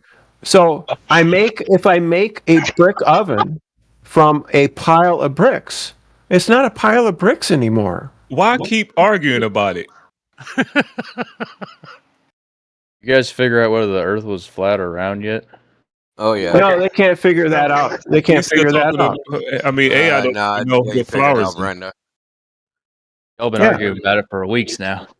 Well, they can't figure it out. Well, many of them can. Okay, what's they that? just come here. Okay, all I heard was, I want to be muted. I want to be muted. I don't want to talk anymore in here. I want to be muted. Okay, no problem.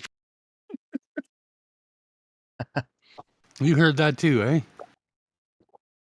That's what it sounded like to me. Why do you think we haven't figured it out? Yeah, I've been arguing about it for months. Well, we're not the ones arguing. And I don't know about figured that. it out. We're trying to let people know that their delusion is not reality.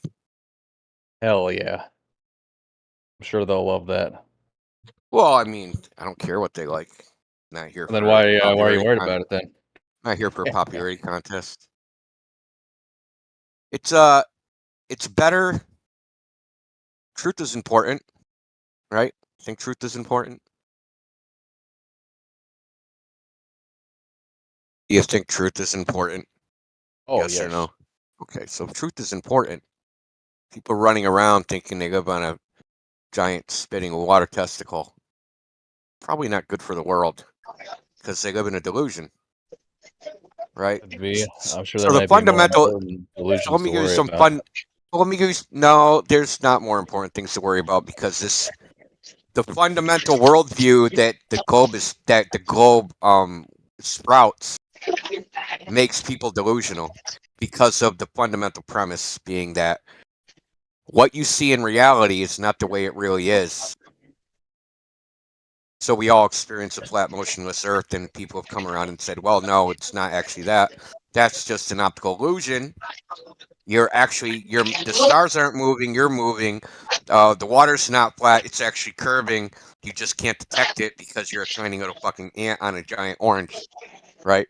So they convince people that their primary experience, their perception of the world is in fact wrong and that they know better.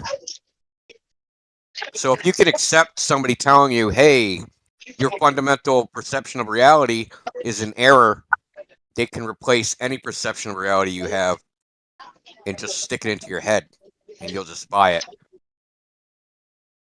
So yeah, it is important. I don't buy that the Earth being flat is the primary contradiction. Maybe it's not, dude. So But what do you everybody think here is seems what to do you think think is that the it is. primary contradiction? I don't know. I'm somewhat of a communist, so I think it's more to do with class struggle. I can't Not going to convince anybody of that. Oh, hold on a second. There's some people in the Amazon rainforest right now that aren't in contact with anybody. Do they have class struggle there? They probably have some other historical developmental struggle. I'm not sure what it is. I don't know who they are. Well, okay, let's take the Pirahot people, for example. They talk about, they're super empiricists. They don't talk about anything like in the past tense. They're way in the Amazon rainforest. They don't associate with anybody other than their tribe. They don't have hierarchies or anything like that. They actually have a language. They can actually speak their language in whistles. That's cool. So yeah, it's all cool, but they don't have class struggles because they don't have classes. That's true. They might not. They don't. Then that's fine. I mean, that's. What are you talking about? Control? I mean that kind of thing. Just like the financial overclass and all that. You know, all that kind of stuff. I mean, I think It might be the motive, but this is one of the ways they're achieving it. Yes, I don't deny that. I get where you guys are coming from. Definitely. You think the power structure is at, I understand, believe me, I understand the money thing. I'm a fucking expert on money. And I don't say that shit lightly. I don't claim to be an expert on anything. I'll claim to be an expert on refraction and money. That's it. And when I say money, I mean the legal system, how the legal structure of money historically as it is today. Notes, bills, promissory notes, fucking specie money, silver, gold coin, all that shit. All that crap. I'm expert on all that crap. The Federal Reserve and stuff. Yeah, but that's so down the road of of the fuckery. Like everybody sees like the Fed now, it's like, oh, they're printing this fucking money that's backed by nothing. The fuckery started happening way before that. Yeah, it's another system of control. Yeah. It started with paper money generally. When they introduced paper money and got rid of coin generally, that's when the fuckery started. Because there's, without getting too deep into it, there's a different legal connotation for you when you buy something right? Say I buy something and what I give for it, the thing I buy, has intrinsic value, like a gold coin, right? There's the value of the gold itself outside the face value. Are we shitting on government right now? No. Just let me finish. But if I buy it with paper money, there's no intrinsic value in the paper, right? It's a derivative, right? It has extrinsic value. The intrinsic value is somewhere else. When you do a transaction like this, your legal right to the property is different. So it actually changes your relationship to the property you acquire, right? You actually don't have an absolute right to the property. It's a temporary right, because if you give somebody like a check, right, and there's no money in the bank, when they go to cash the check, they can take that property back.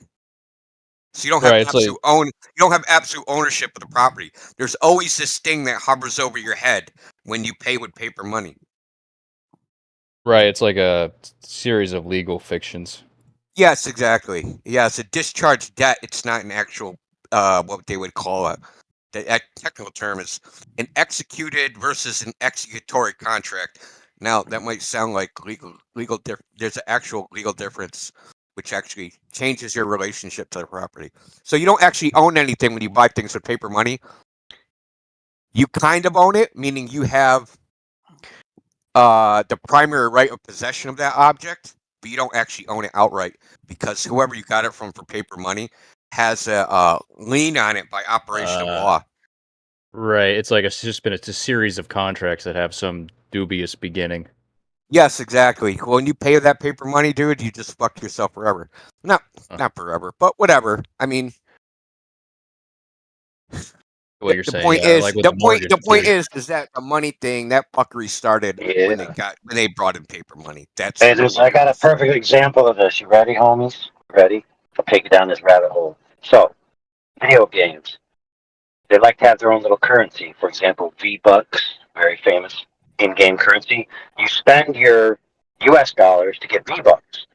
But then whatever you purchase with V-Bucks have obligations, contracts, and the right of refusal from the company who owns V-Bucks.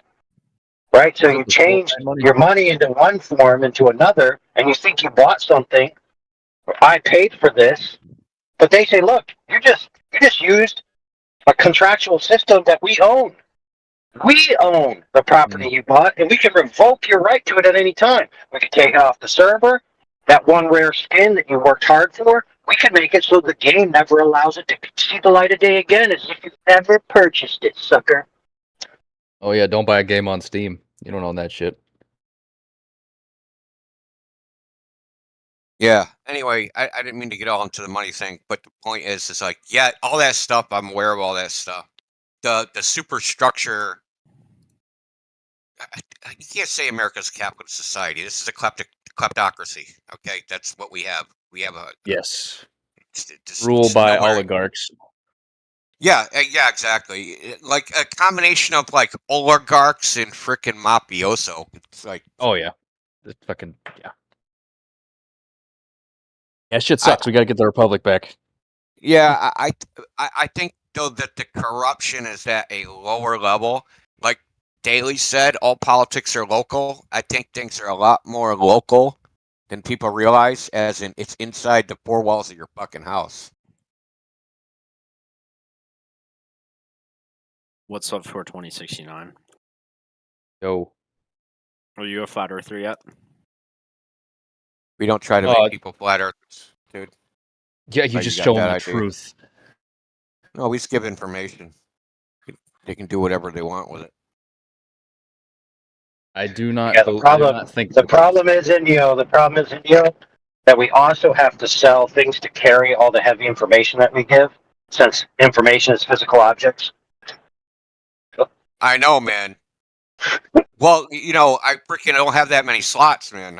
Fuck, dude, I have to upgrade. Maybe I can get some of those V-Bucks and get more slots for my information.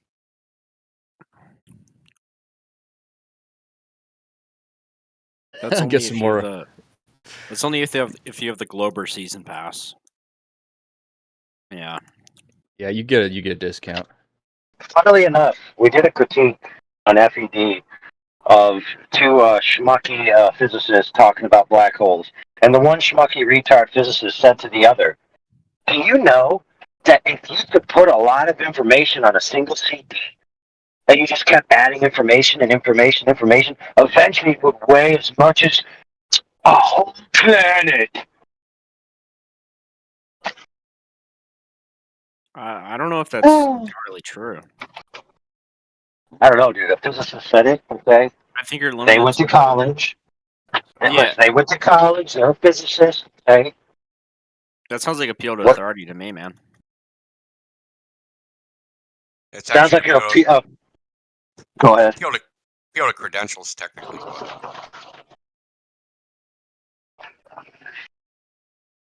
Hey, I have a question. How much does information weigh, and at what scale do we weigh it with? Well, I mean, it's not a weight, it's a volume. So you see how much fits in Burned shoe. Wait, are you saying we should burn it and see how much gas it holds? There it is. Yeah, how much Brenda- is the magnetic information on my my hard drive weigh? It's a good question. It's a really And where interesting did question. where did this problem space come or the ones from? and zeros? Yes, but where did this problem come from? It came from the morons speculating about black holes, because black holes couldn't work in their worldview, or sorry, in their opinion, unless they retain information, right? That's not So they true. had to find a way to convert mass into information. And that is why that stupid physicist chick said, if you could get a bunch of information on a CD, it would weigh so much. That's not what the paradigm says at all, though. That's not what, like... And how do black holes evaporate? Hawking radiation. Yeah, what is that radiation? What was the argument they made? You realize that all it says is just that, you know, the objects that go into them, they just turn into, like, infinitely redshifted light. They don't lose the information. It just becomes so distorted that you, like, can't gain the information anymore. It doesn't destroy it. Yeah, like redshifted, like its wavelength becomes like infinitely long. What they said was at the event horizon, you have something that's at that boundary, right? And there's a non-zero probability that it will quantum tunnel across the boundary, and that will be evaporative. So are black holes in flat Earth? Is that a thing? Like, no, we don't believe in fairy tales. All right, just making sure. You think the black hole image is a picture? No, I don't. Okay, at least you're not retarded. Is it? No. Somebody blasted out there, and they took a picture with a Polaroid. Came back. Yeah, and what do they, you mean? showed it to Come on, everybody. Indio. What are you? Well, I mean, I don't know that you can take a picture at 697 gigahertz. I don't know what kind of camera that is. It's in my house. You just can't see it though. 600 Yeah. gigahertz. 697 gigahertz is what the image, the wavelength, the frequency was created at. So that's not visible light. You can't create an image out of that. Oh, thanks for letting me know. Yeah. Well, you can create an image out of it. I'll let him know. Port 2069. Yeah, but isn't like 800 gigahertz like super fast gamma rays? Isn't that like crazy retarded fast?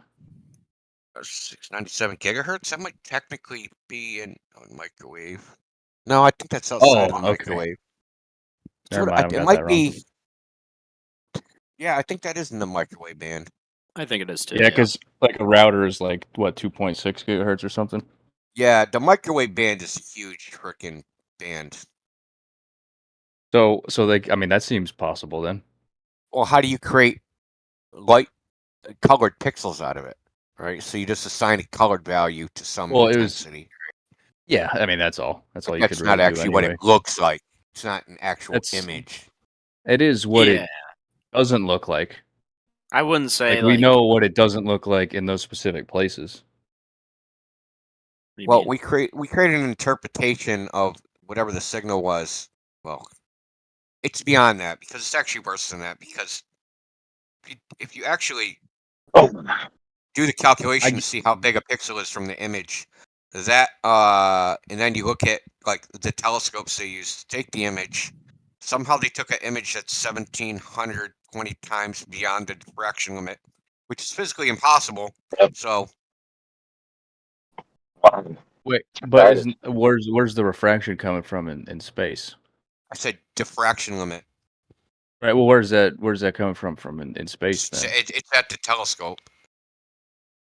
Yeah. So there's the smallest amount of like resolvable angle you can have depending on the size, the diameter of the telescope. In this case, it's a microwave. So they used a series of radio telescopes that are all over ball Earth, right? And they used the whole ball Earth as the telescope. Well, even if you have a ball Earth, you have a telescope that's 3,950 or 8,000 miles in diameter. It's not big enough to resolve the elements. I get a good elements inside there. I get a good example for you for 2069. Because one pixel is something like one US or something like that. It's pretty absurd, like the angular size. This is like the reduction to effective of what the black hole would be. Like if you were standing on the Earth, what would it be like? Black hole. Yeah, but that's not bad. What do you mean? That's like me looking at the moon in the night sky, then zooming in on the like Apollo's, I think it's Apollo 14 landing site, and then zooming in on the guys on the moon, zooming into his hand, and then seeing the black hole. That's like, or seeing a tennis ball. That's like the size, angular size, equivalency.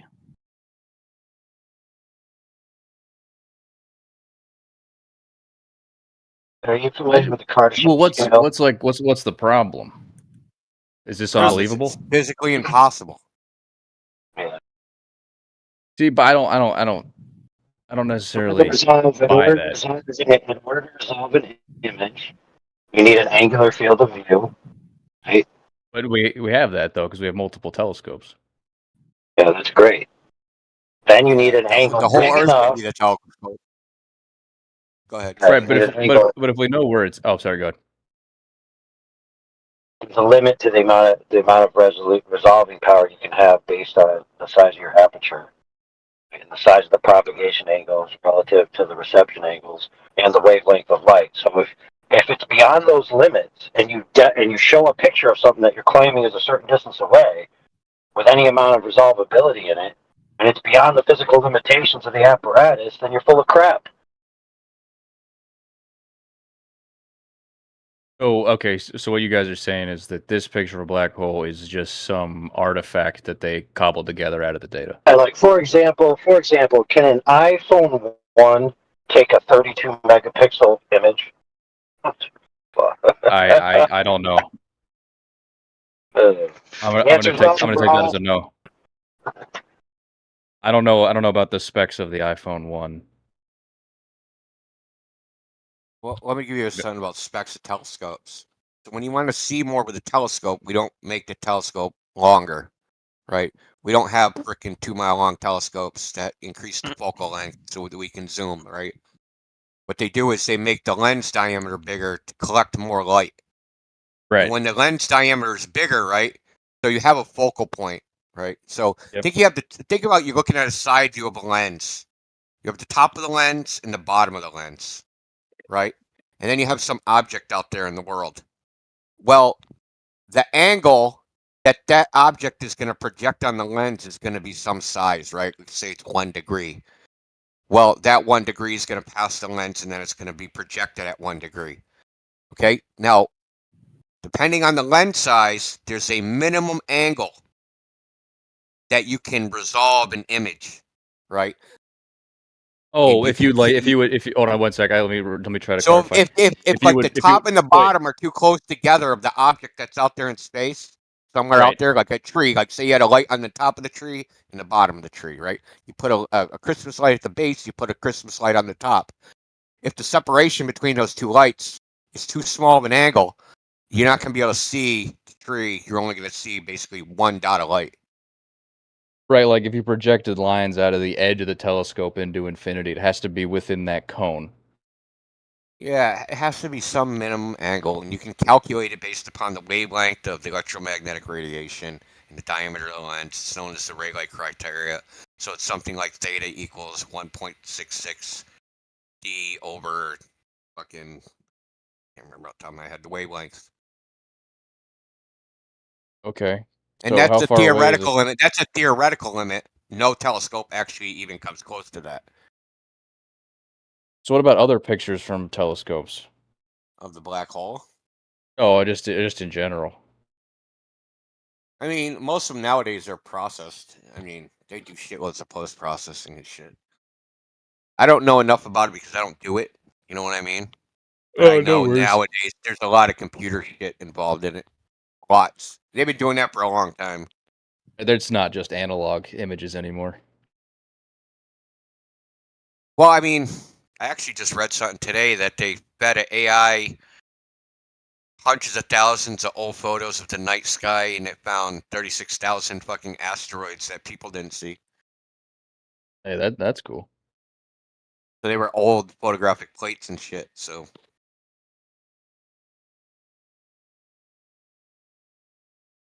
I wonder if we could make like a new analog telescope that would be better somehow.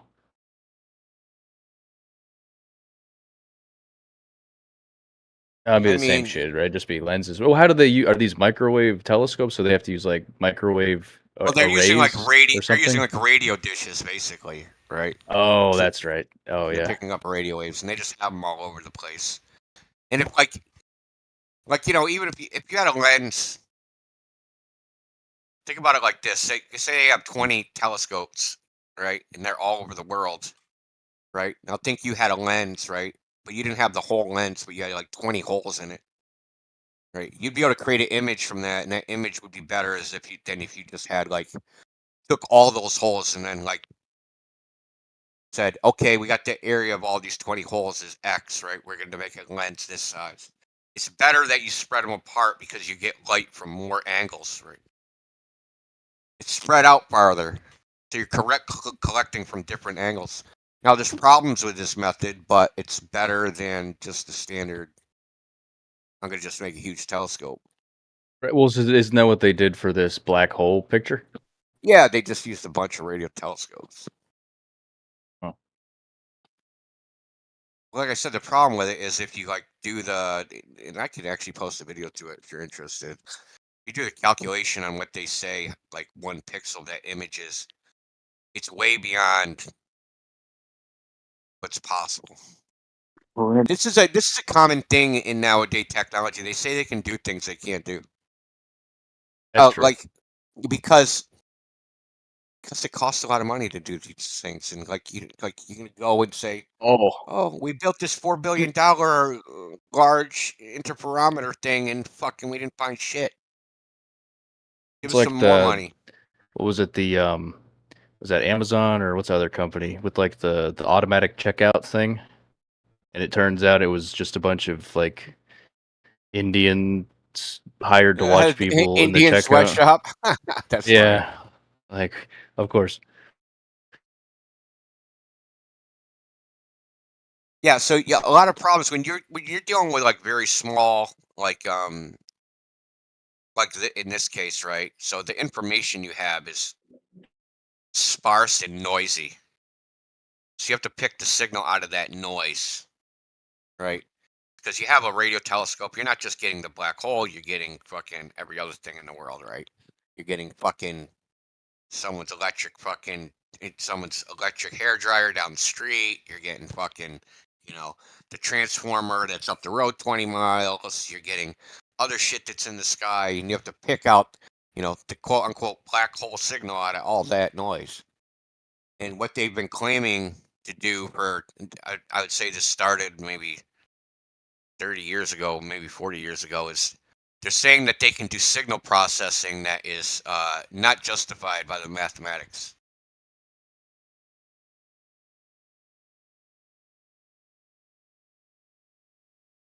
So, Okay. like, claiming you can do signal to noise ratios and get the signal out of 10,000 to 1 is probably the limit of what you can do. But they're claiming signal to noise ratios of like 1,000,000 to 1, 10,000,000 to 1, 11 orders of magnitude to 1. So that's 1 followed by 11 zeros to 1. They're literally claiming that shit. That's what the LIGO claims, that they can fucking pick the signal. The thermal noise alone is 11 orders of magnitude greater than the gravitational wave they're supposedly trying to detect. But somehow they can detect the gravitational wave out of all that noise, which is a bunch of horse shit. There's no method that you can use to actually do that. And the best way to think about this is to think about a jigsaw puzzle, right? If you have a jigsaw puzzle, right, a signal to noise ratio 1 to 10,000 would be like having a jigsaw puzzle that's 10,000 pieces, right? And you have one piece of that jigsaw puzzle, and you're gonna be like, "Oh, I know what this jigsaw puzzle is a picture of," even though the other 9,999 jigsaw puzzle pieces are noise, right? How are you gonna tell what that's a picture of? You can't. But they claim that they can do this. You'd have to take a lot of pictures. Yeah, you need lots of samples, right? Yeah, I mean, you need then a lot. each individual sample that also has noise, so it's like, I don't know how many samples you would need. Probably, maybe, but well, if you had a priori knowledge of what the source was, right, of what like how it originated, you can use signal processing to get more information. So one way they do if this, you had an idea of where it was, well, like so prior one way, somehow. well, what they do this with plate readers, right? So it reads plates. The camera will read plates, but they know what the numbers are supposed to look like, right? They know the shape of the number. They know like the order they're in. They know the spacing, right? So they can, because they already have they already know what the source of the information is going to look like. It has to look like within these parameters, right? It's easy to pick the signal out of the noise because you already have some template. That's what they call them. They call them templates. So you have a template to gauge what the actual, what the camera actually read as the plate. They use this in the European Union and shit. But they applied these same methods to LIGO. And there's no justification for it. because they don't have any a priori knowledge of what the fucking black hole looked like. Do you think a bunch of Globers will fund the Cavendish thing, or you think it's a dead end for me to buy one, or I'll just have to buy one with my own money? I don't know, man. Whatever floats your boat. Why don't you just build one? I could do that too. Yeah. It's hard for us. Are you willing to give me $3,000? Dude, I saw build some. one? Dude, one of the people in Jim Panda's server did it with a fucking what was it? A drawstring, and was it dumbbells? I think you'll be fine. I think that sounds like huge. There's massive, people in yeah. Gen Panda server? I didn't know there were people. Oh, dude, there's like always people in there. There's like always like 40-something people in there. Are you in it right now? Yeah. Can you send me an invite? Gross. Oh yeah, give me a bit. Yeah, I wanna- flat earthers don't go there anymore because they just kind of get like wedgied every time. Yeah, I don't fucking think so. We don't go there because they're fucking degenerates. Go in the What? search bar and type in anal. Huh? When I did it like 5 years ago, I think I got 1,800 fucking hits. That 1,800 seems- anuses? That's a lot of anus. That seems like a you problem if you're hitting that much anus. No, that's how much anus they're hitting. They're fucking degenerates. They had a They're channel about smoking children and bowls of shit. anus. Whoa, But I don't know if that's true. That seems No, it is true. That's It is true. That's a bold Card claim. Force, you're naive. How long you been on the server? This server? Gen Panda server. Oh, fucking years. Oh, so you remember the fucking little room they had with the children of Flat Earth? You don't remember that one? No. Then you haven't been around that long.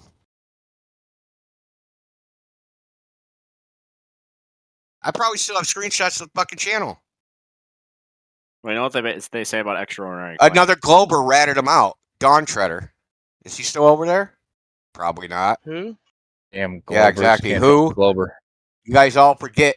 Like, you guys, you don't know what's going Dude, on. I don't think you realize like how many fucking names we process on Discord a day, and you want me to remember one guy's fucking weird gamer tag, Dog Shredder? No, Dawn Treader was a big deal over there and all this shit. How about fucking M. Scott Beach? You know who that is? Son of an astronaut? I remember that. I also remember Lemon Bird when Lemon Bird used to frequent that shit. Lemon Bird's a glutton for punishment or something. I remember M. Scott. I'm full of shit, Beach. Hell yeah. Oh my god. It was an open challenge for him to freaking put a spacesuit on and go into a vacuum chamber. Hell yeah. I don't see what the issue would be. Other than your tongue boiling? Yeah, passing out. But he's in a spacesuit. He'll be fine. Yeah, have you actually seen them test those in reality? It'll work out just like freaking Arnold Schwarzenegger on Total Recall. It'll be fine.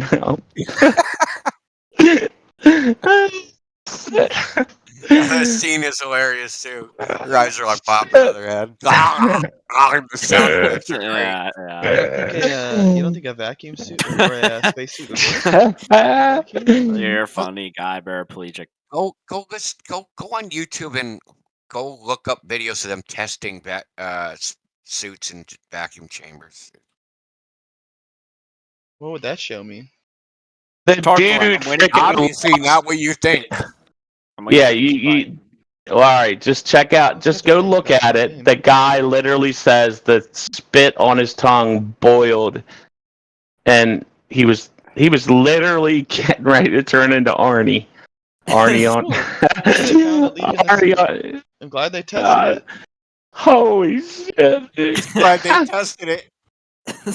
What? What is going on? Even better, dude. Look up what's the one where they turn fucking urine into water? That test. That's hilarious, dude. Hey, you know we do that right now, right? Who's we? People that work in water refinement facilities, water reclamation systems. My fucking brother fucking works as a pump schedule. You drink your own pee. Not pump schedule. Everybody drinks their own pee, dude. No, Where do you think? Where do you think your water comes from? A reservoir. Okay. Well, And what Lake do you think we Michigan. do? Oh, and what do you think we do with our pee-pee water? You think we just dump it? What do you think we do?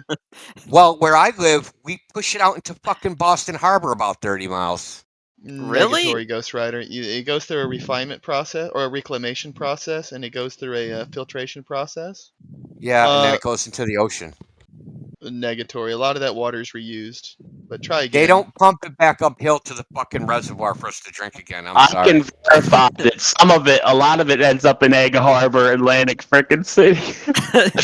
I lot of it can't does go to frickin' Atlantic see it, dude. You drive through frickin' Egg Harbor, dude. Oh my lord. It's almost as bad as Essex, frickin' Maryland, back River Neck Road. Holy shit. Is that why New Jersey smells so bad? Like, it's like immediately as soon as you cross the border from New York, dude, it's just like, what the fuck happened, man? This place smells. You know what though? Thank God for places like Egg Harbor. I'm telling you, that's the shit that's saving. Like even some parts of Chesapeake Bay. Yeah, you can tell. Like Essex, like Back River Neck wastewater treatment plant. Like, dude, the I guess they're tidal flats, right? So it's like crap loads of like cattails, moss, all kinds of crap. Like, I don't know if you've seen those sewage treatment plants where they have like 6 tank systems where they Yeah, we got a new one, so like there was a bunch of problems. They built a whole new one here and shit. That's they slowly put in like more moss, more mussels, more plants, more this, more that, and they say by the 6th tank you could use it for like water in your garden and it'd be fine. Now that's what the show that I watched said. It sounded good on paper. I don't know if I would think. People do it at their houses with ponds. They'll have it go down into a lower area where it's like cattails and all this other freaking crazy stuff, and then pump it back up after it gets clean there. So, I mean, nature's pretty good at taking care of that crap. So, yeah, I thought it was pretty slick. The they had like 12 6-tank systems, and that was gonna like clean like 250,000 houses or something. It was like a lot of cleaning. We have water reclamation systems that like go through the sewage and they turn like human waste into like this grayish powder, and they reclaim all the water from that. They recycle it. They sell it to Japan for that the Schmeat project. The Schmeat project, man. You ever seen Japan turning freaking shit into meat? The Schmeat project. No, have you ever seen Holy crap, dude, Schmeat. Have you ever Oh, seen good. China's gutter oil? It's what's for dinner. Oh, the dudes that freaking cook their stuff, they just pull it out of the gutters and then Yeah, they get all the doo-doos and shit out of the gutters, like the sewage, and they boil it up until the fats separate out of the poop, and they use the fats for frying. and they clean and then they clean it. Yeah, so they try to clean it, they try to like heat it up and then pour it through a coffee filter or something. Something, I don't know. Pour it through some paper towels, who knows? A big funnel and some paper towels or something, or a shirt, probably a shirt. And then they use it. Some guy's shoe and a shirt, it's pretty nasty, dude. Back that all the places are complaining that they're having a hard time dealing with all the Prozac in the water. Holy crap! And that's terrible, man. Like they're already putting fluoride in the water, dude. That's a fluoride derivative. That's all like Paxil, Zoloft, used to Prozac, all that. I don't know if it's still. G. Yeah, probably, no doubt. Ugh. Like, hey, I told my brother. I told my brother-in-law that I said, you got to get off that Prozac, man. It's fluoride derivatives. He goes, it'll keep my teeth white. I'm like, what dude. the hell? I'm like, no. He's the one guy that when I told him the Earth was flat, he's like, dude, there's something. I told him I took pictures of Mount St. Helens from 120 miles away, and he was like, I think you freaking were using the wrong Earth curve calculator. Why was I muted? Was I accidentally? Because you were hot micing, dog. I was? Trigger man, yeah, you were hot micing like a bitch. I didn't mute you, but I was watching you hot mic. Oh, damn. Yeah. Welcome back, though. Tard Force, when am I getting that invite, sir? Whenever I'm in a safe space. The name of the Alright. service called Flat Earth Debate and More. Just type it in Google. Oh, okay. Well, y'all want to go to server Gems? is that they Oh. bait? Yeah, he wants to go to Gems and join the degenerate circle. Okay. I'm gonna warn you. There's just a bunch of nut jobs. Now they'll come in there, and then we'll meme on them, and then they'll leave, and then. Yeah, because they think you're a flat Earth frickin' Discord, and y'all frickin' lure regular flat Earthers and trolls in there. Oh, dude, Witsit goes in there all the time. It's fun. Really? Yeah. I remember you guys, maybe not you, but I remember there was like an 18-year-old that wanted to know about flat Earth, and he landed in Gem Panda server. And then he ended up in our server, and he was literally crying because all the shit people said to him. So right now we have y'all angle in there. And that's always a treat. Mark Taylor's still in there? Wait. Yeah. He was crying from what? At what point did from verbal abuse start? Wait, from us or them? From Gem Pandas. He thought he thought it because the title of the server is Debate Flat Earth and More. He thought it was a legitimate Flat Earth server, and he went in there and was like, "Hey guys, I'm a Flat Earther," and they just fucking do what they do. They proved him wrong, and then he like cried. Proved it wrong. Holy no, that's not what happened. I'll tell you what happens over there. Delusional. 3 people insulting you, 3 people trying to dox you, and 3 people trying to debate you. Nobody ever gets doxed on there. You're a fucking They're trying. mother, man. Dude, I go in there shit, all the bro. time, and I cause shit by just being controversial, and I never get doxed. In fact, Jim is like public, like made it his mission to go and get people who dox on there.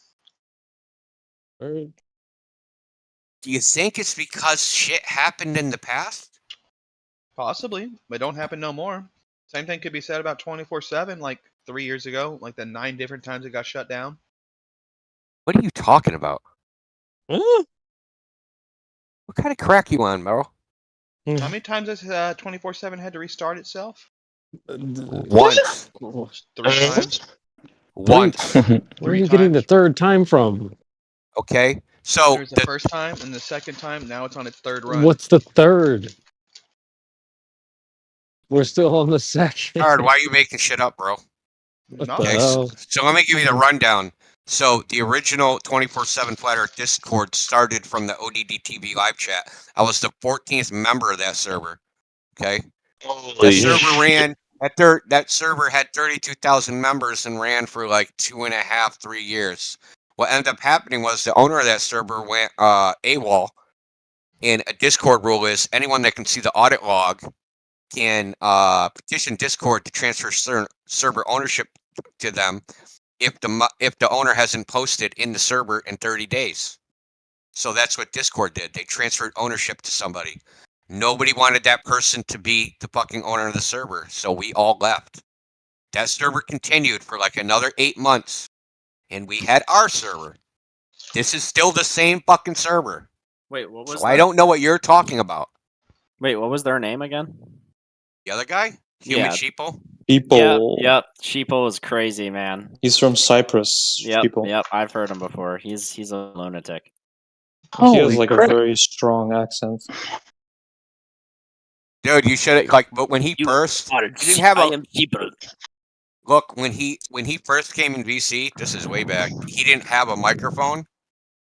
So he would use text to speech and like a robot. Yeah, he would type and a robot voice would come out in the VC, dude. Hello. Here's the fucked up thing. He chose a female voice. Oh my god. Yeah. Mushrooms. Weirdo. I never met the dude. I was your leader, man. Something I thought that was cool. No. Something that was cool about him was he doesn't own a mobile phone. I thought that was kind of cool. Yeah, but he has a laser. Hey, he measured a stud, you know. More than what a Glober can. Stud. So that, like, you know, Eratosthenes? Yeah, So the stadia length, or whatever. yeah, so it's stud. The stud is the length of the unit, right? Gotcha. So a stud is based upon how long a stadium is. And in one of their Greek stadiums, and he lived in Cyprus, and there actually was an ancient one there. He went out there and measured one with a 10-meter fucking goddamn tape measure. He measured the whole thing, 10 meters at a time, with his freaking live streamed it with his daughter. It was kind of funny. Dude, but he was laid up for like 3 days from bending over so many times to freaking put that tape measure down. Yeah, Ewan Cheapo was a crazy guy. I never met that goofball. Oh yeah. So that does. He's not my leader. Nah, he's Fuck a funny that guy. Like he is The most flat. I Fuck was out of here. Yeah. Good. Dude, he had what's the shape of the Earth 4-way debate? He freaking finagled. Do you remember? Were you around for that? Me? Yeah. Yeah. So, yeah. Yeah. So was concave Earth, flat Earth, round Earth? No. What was the other one? fourth? Hollow Earth. No. Yeah. Dude, here's the funny thing, CB. 4-way SmackDown. He somehow talked Fight the Flat Earth into doing it. And he live streamed it, and it was nothing but a freaking 2-hour-long troll. It was hilarious. Yeah. So did you like him or? Dude, listen, it's like I like him, but he stabbed us in the back, so that's just the way it is, dude. Yeah. Fucking can't be friends with someone that's gonna stab you in the back. That's true.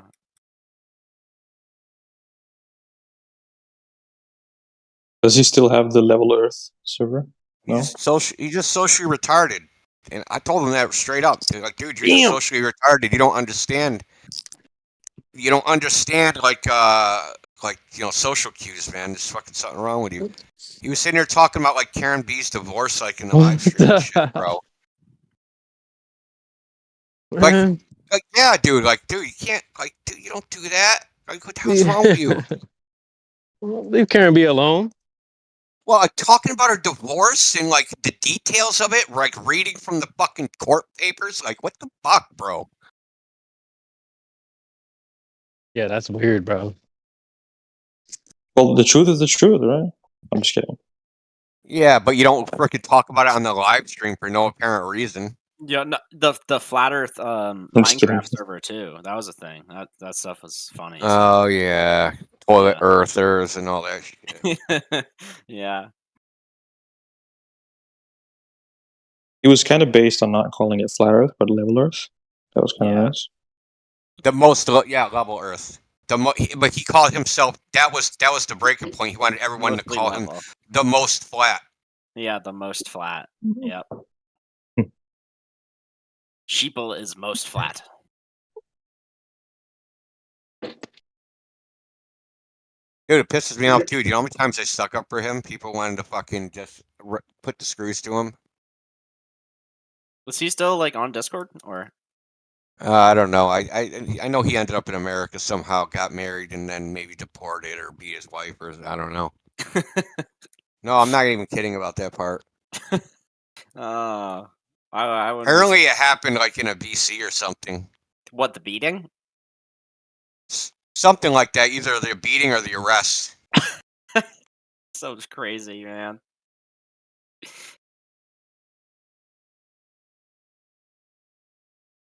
I remember he baked cookies with a frickin' 5-watt blue laser. He was a good guy. He was. Oh yeah, Sim Earth. That's right. Vostok Vlad.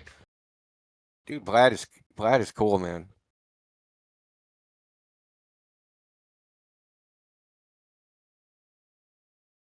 What's the name of his YouTube? You guys might get a kick out of this. It's a YouTube channel from a guy named Vostok Vlad. It's called Games Decoded or something like that. Yeah, he's gonna type it. If anyone could convince me of the Earth being flat, it would be Sheeple. God. I heard he tried to go to Antarctica. I know. He told me, he was telling me about his trying to steal a boat in Chile to go to Antarctica. He said he was gonna steal a boat. I think his wife left. He was married to a Scottish lady. Yeah. A girl from Scotland. I don't know how, dude. He was a character. I don't He was know, a character. man. I He was a don't character. fucking know, man. I don't know who he robbed to get money to go anywhere because he never had a job the entire time he was on fucking. Imagine sheeple with a Scottish accent. That'd be funny. No, a Scottish and a Cyprus accent. What would Yeah, that sound mixed, eh? like? Mixed, yeah. People's only job ever was to sell cookies to some frickin' market, man. That's like what he did. Like With his I don't laser? think he's. Well, I mean, I don't know if they were made with the laser. All I know is when I first met him, he was selling cookies in a market, and that I don't know whatever happened to that. But that was the only job he ever had. He didn't work for a living.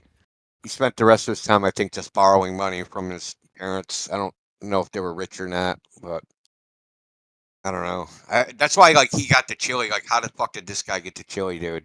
I don't He know. must have He's sucked a lot of dick. Did he steal a boat, or did that not work out? No, I've seen pictures of him on a boat, and people were dressed in cold weather gear. But I don't know. I can't Because he said he was gonna commandeer the boat or something crazy. Like he said he was gonna take control of the boat. He was And resourceful because he went to the Epicor laser test and he wasn't even invited. He just showed up. Really? Yeah, he just showed up. In Hungary, from Cyprus, just shows up. Dude, and then gets drunk and crashes in Karen B's bed. And that's probably why he's talking about, because she wouldn't put out. Imagine sheeple jump scare. Imagine if sheeple just arrived outside your house right now. How scared would you be? Not at all. Not at all, really. Even if he's banging on your door with his thick Cyprus accent. No, why would that scare me? Indio, open the door now. Yeah, that. People don't I would scare be me, scared. dude. Really? Not even that wouldn't scare you? Game's exposed. That's what it is. No, maybe if he's armed. Well, he has hoofs. But then I'm gonna end up being armed, and then we're both gonna be armed, and then Oh shit. Flat Earther on Flat Earther violence right now, or mostly level on Flat Earther violence. Oh, you don't even want to know the armaments some of those Flat Earthers have, dude. That's based. Why don't Flat Earthers with tanks? I approve. Nukes, even. Nukes. Dude, Gamma, look, Flat Earthers are loaded. Flat Earthers are Watch out. loaded? Like, you mean money? No, guns. Flat Earth Davis.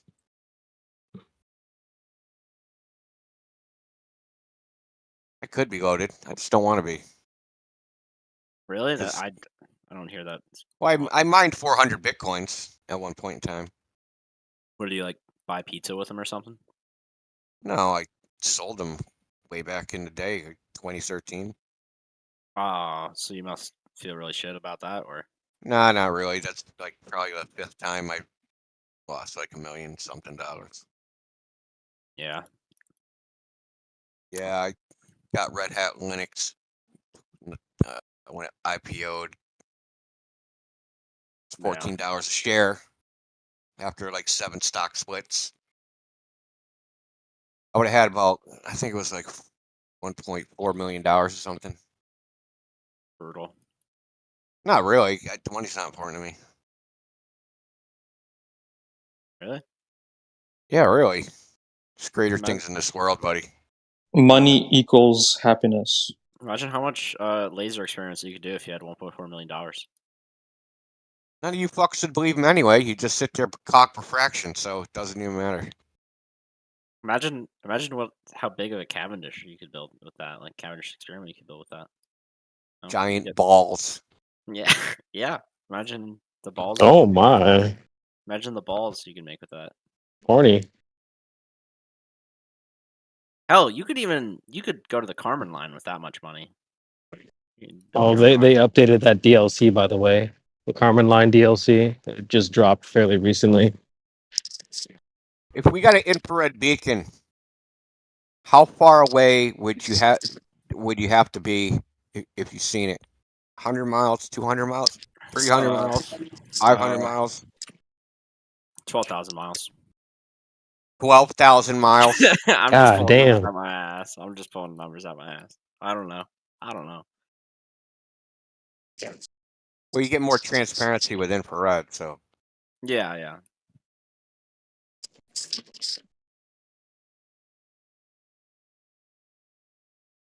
So, like, am I able to see, like, ships, like, from further away, like, on the ocean, if I switch over to infrared, or will they, like, still be blocked, like, to a certain degree? I mean, you still will get miraging in infrared, so.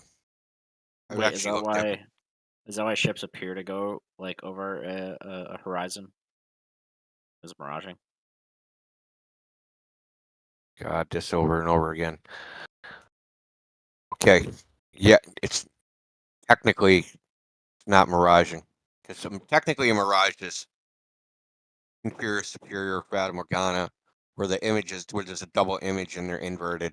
Now, sometimes that will cause that, right? It'll make a ship appear like it's fucking disappeared, but mostly it's from total internal reflection. Yeah, I mean, just for the sake of the argument, like, we'll just And call it miraging. And the sea level is not always the same, so you do have things called shoaling, right? You know what shoaling is? It's where the water kind of like piles up on the shore will make like a fucking bulge in a bay or something. Yeah. Usually happens from storms. Depends on what's underneath. Depends on the underwater terrain. It's basically like a big wave that can't get out. So that's all it is. So the water just piles up for a little while and then it flows back out into the ocean. Have you ever noticed like all the images that you've ever seen with a boat cut off or whatever? It's never been calm water. Well, I would disagree. I need to get somebody to send me this stuff again, because he sent me like multiple, like a ton of videos of like boats going over, and a lot of them were on like calm water. I haven't really seen like many that have like really strong waves on them. No, when I say like calm water, I mean the water's not flowing. I don't mean big waves. I mean calm water. Calm water means the water is calm, right? It's not moving around. It's incredibly rare to have like a becalmed sea. It's not like a super common thing, right? Well, there's levels of calm, right? So I'm talking relative calm.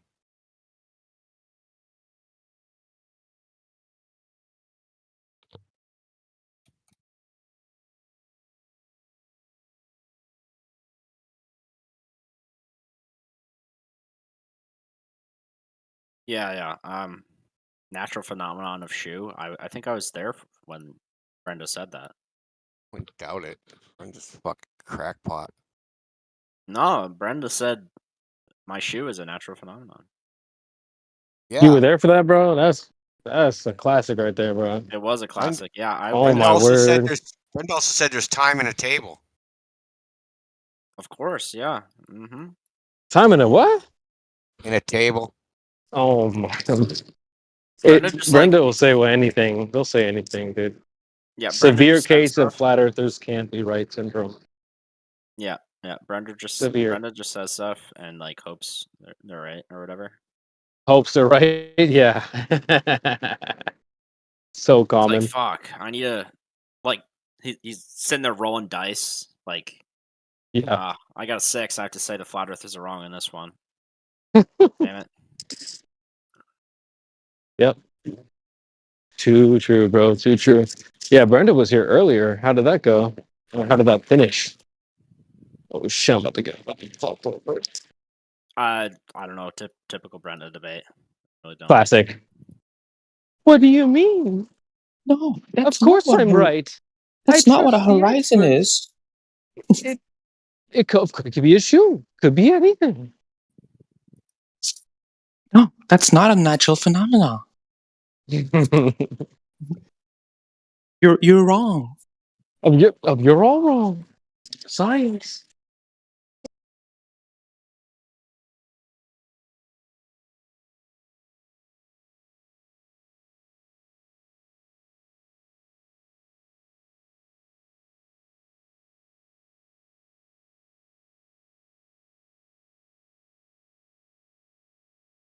So Oh, Brenda. Go I ahead. would say, like, what is the degree of shoaling required to produce the apparent, like, dip or whatever we want to call it? The what? Like in the videos of like boats appearing to go over the horizon, what's the degree of shoaling required to produce like the stuff we see?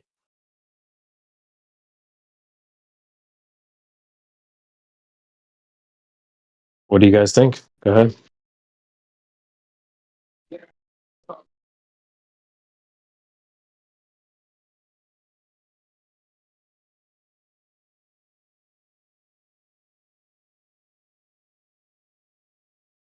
What was the term you used? Trolling? Shoaling. Shoaling. Can you just tell the audience what that means? For those that in the back that don't know.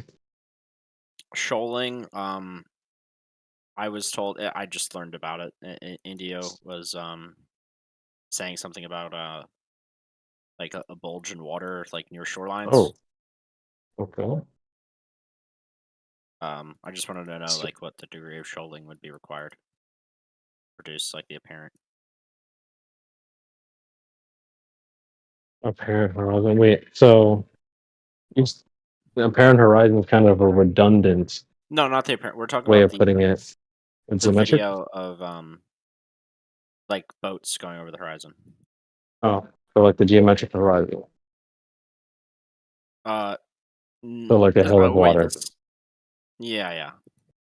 Like where the sea meets the sky for this image, but there's still like stuff behind it. Yeah, just because it looks like the land mass behind it is higher than the hidden height, so you can see it beyond the horizon.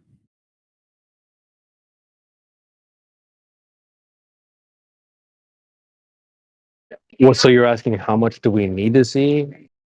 No, how much? Thank you. Like Sorry, go ahead. what's the degree of water hills or waves required to no longer see over the horizon? I don't know if it's like an amount of curvature. It's simply whether it's there or not. Because people see both disappear, and they say, "Well, that is because of the curve." And if we can determine that it's not the curve, then it's not a matter of like how much. It's just simply not there.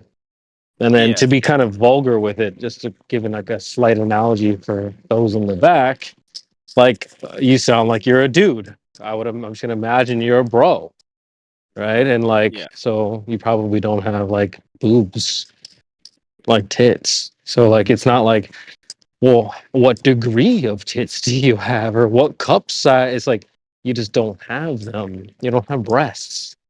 You know what I mean? So it's not a matter of how much do I need to see? Like, well, you like, don't got none. What makes the ships look like it's going over a curve? Oh, well, probably a couple reasons. Have you heard of the black swan argument? Of ships going over the curve? No, just like from the flat earthers. Black swan. Yeah, but I was just like asking like what. So like, you know how people will say, "Oh yeah, but there's refraction. You're not considering other variables." Well, there are other variables, many of them. Yeah, for but why like, the boat disappears. I'm talking about. Well, ships. yeah, there's many variables, and the thing we're trying to like the one variable we're trying to rip out the equation is curvature of the Earth. So what we're left with is, well, your observer height matters, how high off the ground you are. Makes a big difference in how far you can see.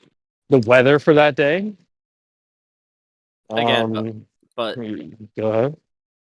Like, moving back to ships and why, like, Ships. if someone was able to explain why it looks like things go over the horizon, that'll be great. Well, it's perspective, but I know you guys don't like that answer. But same reason you look down a long hallway and it looks like it converges to a point. Does it really? No. Or you see like street lights down the street, and they look like they're getting shorter, closer to the ground. Are they? No. Well, Perspective. if I keep zooming in, then like I can't bring it in back into view, right? Okay. That would have to do with your angle and your angular resolution limit to be your angle to the ground. You don't have infinite superhero vision, bro. Yeah, but we have like advanced optics at this point. Like we have like digital zoom, like big telescope Okay. things. Like you can overcome. Can you the use human those eye. to look at China?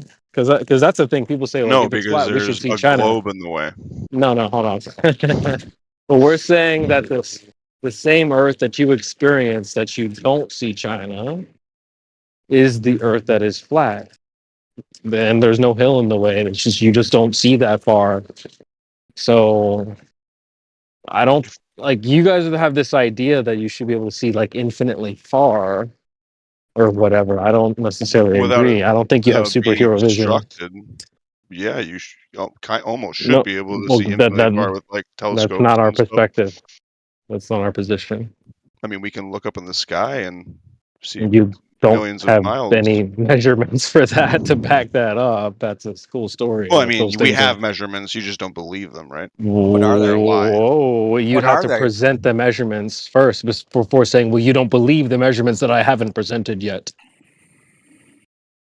I don't. You know what? I'm not good enough at math to actually do this. I much prefer like talking Yeah, about we like know you don't have any stars. measurements, dude. Like if I was going to actually debunk Bro. Earth, I would just like look at the rotation of the stars in the Which northern hemisphere compared to the stars southern moving? hemisphere. Yeah, but why do they rotate counterclockwise in the north? They move, not the Earth. Nice, thanks, bro. Self-owned.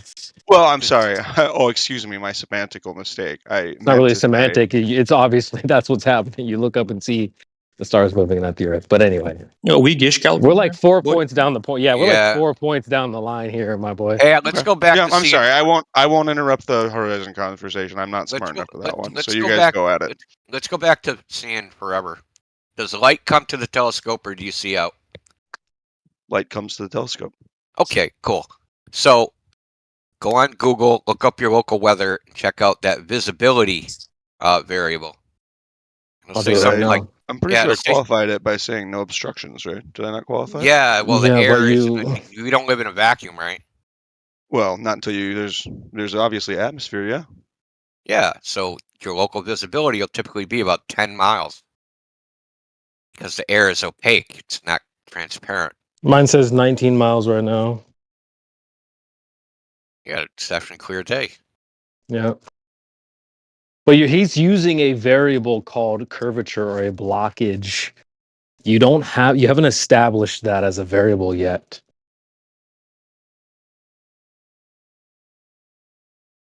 We know that meteorological conditions limit how far you can see. This isn't. Yeah. We're simply saying you just can't see that far off rip. I would agree with that. Obstructions definitely block your view. Well, no. We're saying that you just can't see that far off rip, and you haven't established any obstruction. Yeah, the atmospheric conditions are the obstruction. Cool. That's why you can't see across to China on a flat Earth. So if you on Wikipedia and look up, let's say meteorological visibility is an entry. If you look it up, it'll say at sea level in the cleanest possible air, the furthest you can see is 296 kilometers. Through the air, yeah. Yeah, according to the Rayleigh model, that's what they call it, right? How We far? actually What's the limit you can see looking up at the sky? I don't know. Probably not unlimited. So you can't get a distance to those objects without parallax, right?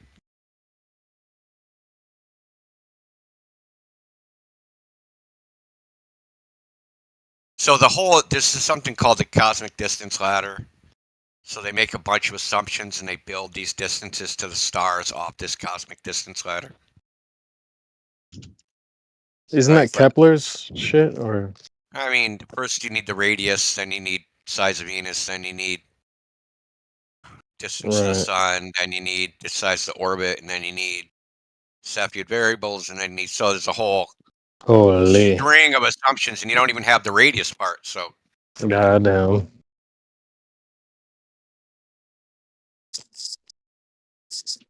And then there's odd phenomenon like negative parallax, which no Glober likes to talk about. Because you're being negative. I mean, you're not in an orb. Yeah, could you go into that? I haven't really heard much about Free that. Palestine, free Palestine. Okay, bro. Bye. From what? Palestine from You what? came in at the wrong time for that one. Oh, negative parallax. I mean, so, things are supposed to shift based upon like what side of the orbit you're on. Or, I mean, just think of it in a simple terms. If you hold out your thumb and alternate your eyes, right? Yeah. And alternate one eye open versus the other eye, you'll watch your thumb shift back and forth. Right. You know the distance between your pupils, and you can measure the angle of that shift. You can measure how far away your thumb is from your frickin' eyeballs, right? So negative parallax is when they do this and they observe it moving in the wrong direction. Instead of shifting, say, when I open my right eye, it moves to the left, it moves to the right, which makes no sense, right? It's because it's not supposed to happen. It has a distance away from it. So these things are observed in reality. There's published papers on this negative parallax thing. We know there's no solar parallax. That's published in astronomy journals. So we can't get the distance of the sun from that. The parallax of stars from the orbits created from something called a theory of stellar aberration, based upon if you're in motion in the orbit, and the starlight's going to hit you at some angle because you're moving, right? Like walking in the rain, right? If I just stand there in the raindrops are just hitting the top of the umbrella. But if I start running, I have to tilt the umbrella so that the raindrops don't hit me in the face, right? Because now the raindrops are hitting me sideways. This is the theory of stellar aberration, that the light is hitting you sideways, and that this apparent position is actually parallax. They're saying stars are in an apparent position, but based upon this theory, this is the true position, and this is the parallax. And this is where they get all these ideas of distance of stars. Well, their burst distances, because then there's Cepheid variables. You could use like radio waves to like measure the distance from like here to Venus or here to the moon. Really? You could really get a signal back. Yeah, you really can. Do you know what a radio telescope is? Why you say that with such confidence? Because I know what a radio telescope is. Okay. Yeah. A gold star. Wave, right? Yeah, but you need to bounce it, right? Yeah, it bounces off the planet and bounces back to the radio telescope. Yeah, you can so measure the time it takes. Yeah, you know radio how waves move at a constant speed. Okay, there's actually. Oh, I'm not going to get into that. That was actually disputed. Well, I want to get, because like the radio wave, the radio telescope, Venus distance thing, that's actually been disputed within NASA itself. So, but I'm not going to get into that. I would like you to get into it. What's the dispute?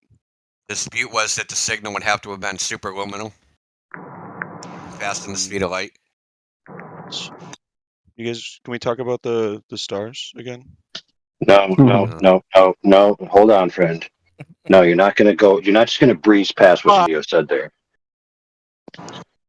Let me tell you why. Let me explain. So, the allegation is that you're on the Earth. You shoot something to a star. You receive the signal back at the Earth at a sensor location. Now, here's the problem. There's 11 motions that the Earth. Are you talking through? There's AI? 11 motions that the Earth is supposed to be going under, right? Which means the Earth is not going to be where it was when it receives the signal back. Okay? So in order to receive the signal, it has to be going faster than it should be going. That's the problem. Because it has to get to where the Earth is faster than the Earth goes out from underneath it. You guys never think about that. You just think the Earth is here, the thing's there, and the signal goes out and just comes right back where we shot it from. How fast do you think radio waves are compared to the Earth moving? Listen, friend. Listen, homie. Were you not just told that the people involved in this had the critique that the signal must be superluminal? Do you know why they thought that? Because they did the measurements for the alleged distance and the alleged displacement of the Earth, and they said there's no way we could receive a signal back unless it was traveling faster than the speed of light. And who said that? I think it was Can you R.R. post Newton. He was that a in the math chat? scientist. I think it was a guy named R.R. Newton. I knew about this before Flat Earth. Something I knew about. Post that in the chat, like the source. Dude, I have to fucking dig it up, man. I haven't seen it in Basically, like Daddy. more than a decade. Yeah, or what you could do is go find out what the 11 motions are and where the Earth would actually be displaced in the amount of time it allegedly takes the signal to travel between the two places that are being measured, and then see if it would actually be feasible to be received back at any target location on the surface of the Earth. How about you do that? Mm. You Well, won't. you learned something about a little bit about relativity. Because we know more than you. Relativity makes it even more infeasible. No, it doesn't. No, it doesn't. That's wow, fuck, dude. I'm done. He said no, it doesn't. I mean, that's usually what you guys say. Yeah, then we give more information. Really? So I just posted a picture in the chat. Explain the windmill to me. Oh okay, you explain why the ones further away are higher up. Or the guy that's in space. Either one. Explain the guy that's in space. Okay. Yeah. Explain Bigfoot riding the unicorn. Yeah, Bigfoot, bro. That's that photo I posted of that guy is made with film, by the way, not even digital. Sure. Yeah. Oh, it's film? You got the negatives? You got the negatives? Yeah, they do. Where? Here, they have the negatives. That's how the film was developed. They just have them. They just have them, the India. film got developed if it wasn't? If they didn't have the negatives? Let's do this. God, you need the negatives. Anyway, how high was this? I don't know. What does it matter? Look at the exactly. picture. What does it matter? Yeah, it might not be high enough to even see Earth curve, dude. So how Do you high not was see it? the Earth behind it curving? Really? Yeah, Wow, dude. bro. But if it's not high enough to see Earth curve, then it can't be Earth curve, right? Do you just believe anything you see on the internet, like off rip? No data, no numbers, no nothing? That's crazy. Just look, there's curve. Like, yeah, that's what a Bigfoot believer would say. Look, there he is. Like, Well, I've also measured the fact that plumb lines aren't parallel with each other. measured the fact. Yeah. No one said they were. And why aren't they? Because plumb lines aren't parallel. Why? Who knows why? Why do you think they're not? Because Earth is a sphere and gravity gets pulled towards the center. Well, they're also, dude. They're also Gravity not. gets They're pulled. also not converging. So, what's your point? Yes, they are converging. If gravity gets pulled, what pulls the gravity? No, listen. No, they're not converging. They are converging. No, they're not. No, they are. What's the potato Earth? Huh? Potato Earth. What do you mean? What's the potato Earth? So NASA put out this geode potato Earth, which is the equidistant surface of gravity on Earth, right?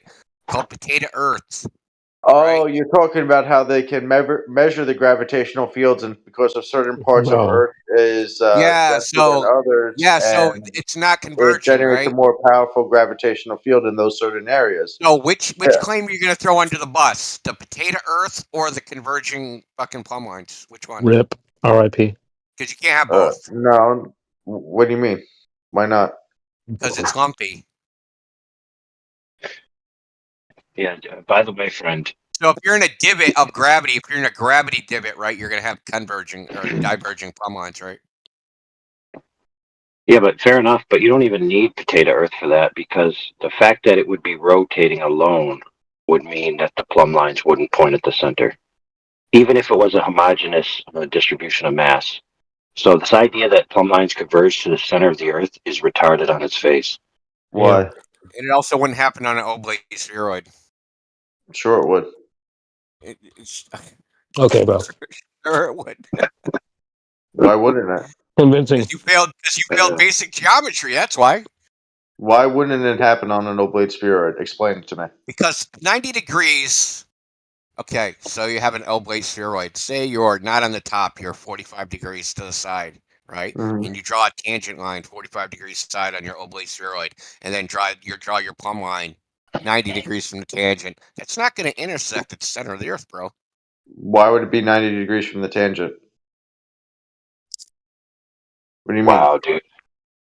You know, it's Holy you're talking about the plumb line at two different locations. Dude, So they're both not going to be we 90 might be degrees from the talking. tangent. We might be talking of the to one. the dumbest glober that we've talked to in the past 2 years. No, you got plumb lines at two different locations, so there's two tangents.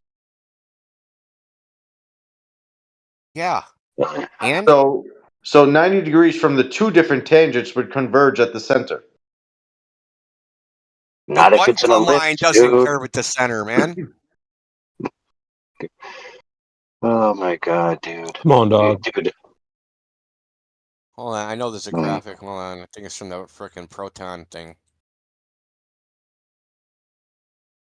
Painful. At least you guys are like, agree that gravitation's real. Gravitation's real. What? I'm glad you guys do that. Did nobody agree to that? You guys did. What do you mean? Not really. You guys were talking about the gravitational fields and how they measure them. As we rip it to shreds. What, dude? It's a model. It's a model, dude. You know you're allowed to talk about propositions without accepting them, right? Yeah, but you shouldn't be able to use them to debunk me if you don't accept them.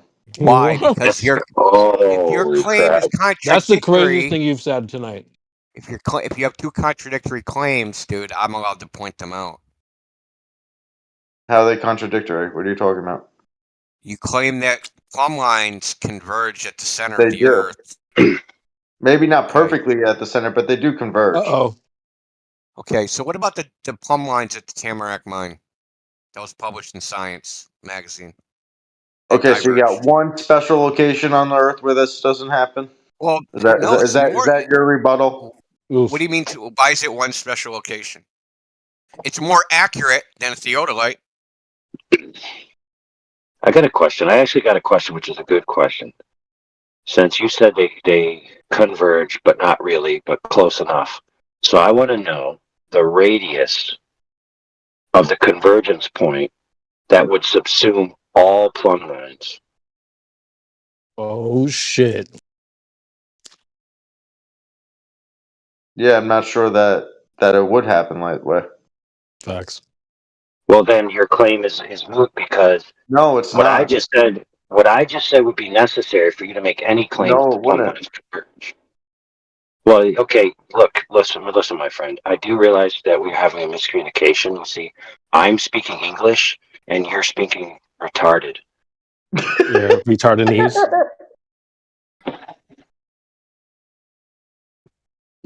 That was an example.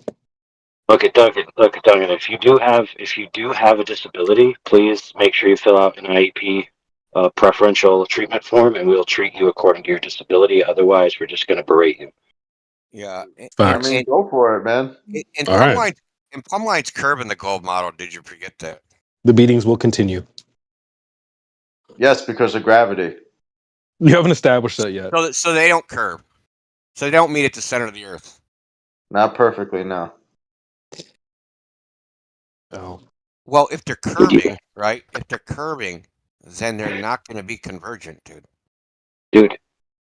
Dude, this kid said they're not perfectly converging, but they're converging. But he can't in principle give me a radius that would subsume all the plumb lines in which they would all be within that radius at the convergence point. David. And you can explain why from the tallest point on Earth you can't see the entire Earth. Because that's a straw man that you came up with in your head. That's not the flat Earth that we've been debating this whole time. We literally just covered this with visibility. Would you fucking sticks broken off your ears? Way to respawn like we didn't already cover this. Except we can see the sphere of the Earth from space, but space isn't You real, have not seen that ever. You're Space. lying.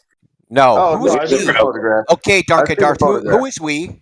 Oh, you've seen a photograph. So you're on your badass inside your house. Someone showed you a fucking image, and you were like, "Yeah, bro, That's my proof. You sound like a Bigfoot believer. And someone showed you 2 oil platforms with very No. high refraction. You're like, yeah, that's no. my proof. No, By my the way, where'd you get those distances from? My Really? my proof is I went to the ocean. That's my proof. And Yeah, and do we have and to go what? over this again? The What do you curve that mean, you say boats go over the is curve not that you there. say You saw the top of the windmills, and then the closer ones you saw the whole thing. So what is that? What you saw? No, I watched the boat sail 30 miles away. And by the way, if you want to talk about your windows, why are the ones that are behind the ones in the front higher up? How come their hub is Why don't we higher? focus on just giving each other hugs? How about shut up?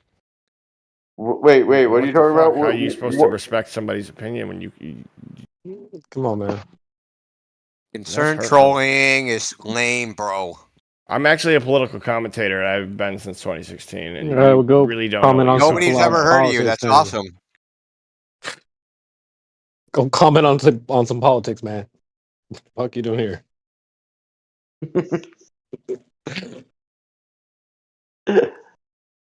So maybe he had the answer to the windmill problem. Oh, for real? So Go this ahead. is the only windmill images I've seen, you know. So is this the one? Not sure which one this is. But if you look in the center, right, there's 2 windmills right next to each other. The one that's farther away is higher above the horizon than the one that's closer. Why is that? Oh, yeah. The one that's higher up is further away. Yes. Awkward. The one that's on the right, there's in the center, near center of the image, just left the center. There's 2 windmills right next to each other. The one that's farther away, its hub is higher than the one that's on the right, closest to the center. The one that's on the left of that is lower. This isn't the only windmill image I've ever seen that looks like this. There's the other one from the guy that speaks Klingon too, where the windmill hub of the further away windmill is higher up than the one that's closer. Now, how does that work? Yep. Come on, Not let's hear sure. What about all the other windmills? 1, 2, 3, What 4, about it? 5, 6, 7 other Cares? windmills where you can only see the top part of it. Who Yeah, cares? what That about means the this flat can't water? be geometry. It means it can't be geometry, bro. I've got a better idea. Let him have his windmills with his little curve there. How small's this balltard you live on, anyways? Oh, What does it matter? It's showing a curve. No, it's not. Oh, so it's showing a curve, even though we're not going to fit 3/4 of the United States in this balltard, and I live on a separate fucking country altogether. So where are we going to put all these countries if that's how big the curvature is? Use Why are your you so brain. angry? Come on. He's not angry. That's just how he talks. All right, so Matrix. He's Australian. So Matrix, let me ask you something. I mean, I think we all know North America is north of South America, right? What? Right, Matrix? You're telling the story. Keep going. Okay.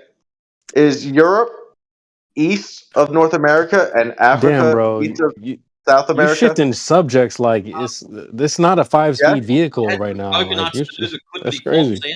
But We good with that? We good with that? Right? Europe is east of America and Africa is east of South America, right? We're good? I don't have any clue what this has to do with our conversation. All right, so we have Russia No, east of we're not Europe, gonna bro. and now we have Australia. back in the sand. Now we We're have talking about Australia your east windmill. of Africa. No one And we got, cares. then we got Japan in the middle of it, right? You know how to have a conversation, And what has this got to do with your windmills? And then we go east of Australia and east of This guy Russia, does and not know how where to do have we a wind up? conversation. Yeah, next time I Where talk do to we him, wind let's back just up? switch up the subject. Oh, real we quick. wind up back in America, right? We wind So up back anyway, in North Are you America, sure? and Right, South right? America. What do you mean you're right? Is that what you're claiming? What? Is that where we end up? Do we end up back? Bro, are you talking to yourself? I'm just asking a question. Because we're not Matrix. even having this conversation. You just So- brought up so we were already let- having another conversation. Let me get this though, because this is fucking pathetic. You've been here how long, and you don't know how circumnavigation works on a flat Earth? Holy. Well, you tell me how it works. Jesus H. fucking Christ. I still don't know. Would you think you went around the disc, you went underneath and came back up the other side or something? You tell me how it works. Oh my No. days. No, I'm not gonna. Because you can't? You no, can't? because you're a time waster. That's why. Okay. It's a flat Earth on Discord. That's all this is a time waster for you guys. You're here. You're here more than Yeah, me. it's hysterical for me. This is entertainment for me. Classic. That's a nice cope. Okay. Because it's a circus. Yeah, well, who spends every day at the circus? Weirdo. Yeah, hold on, Mr. Creation Bear. So, that would be Mr. Chris, Mr. Duncan. No, you're the one who thinks it's a circus, not us. Go ahead. Yeah, who cares, dude? Listen, I had to mute you because I want to speak. So, problem is, dude, you think you're in the superior position, and you think you're dunking all over the people in here, and that gives you a dopamine hit of self-congratulatory back patting. You see, but the problem is, friend, that regardless of how you're deluded, we understand that your responses have been stone cold drudgery level stupid. Okay? So you can go away under your self-delusion that you've achieved something by your presence here. But all you've done, dude, is basically flop around like an insecure little child. Okay? So now I'm going to unmute you so we can listen to you freaking okay? Hey, stop. Want to know how much of a child he is? He deafened himself. Of course. Oh. See, that's the problem. See, this is the attitude. It's like, if you guys don't let me have an unrestricted mic to verbal diarrhea over the dinner table, I'm going to deafen myself every time in protest. Mommy, I'm going to stick my fingers in my ears. No, I'm not listening. Okay, bro. Really? Docker Boy's baby brother.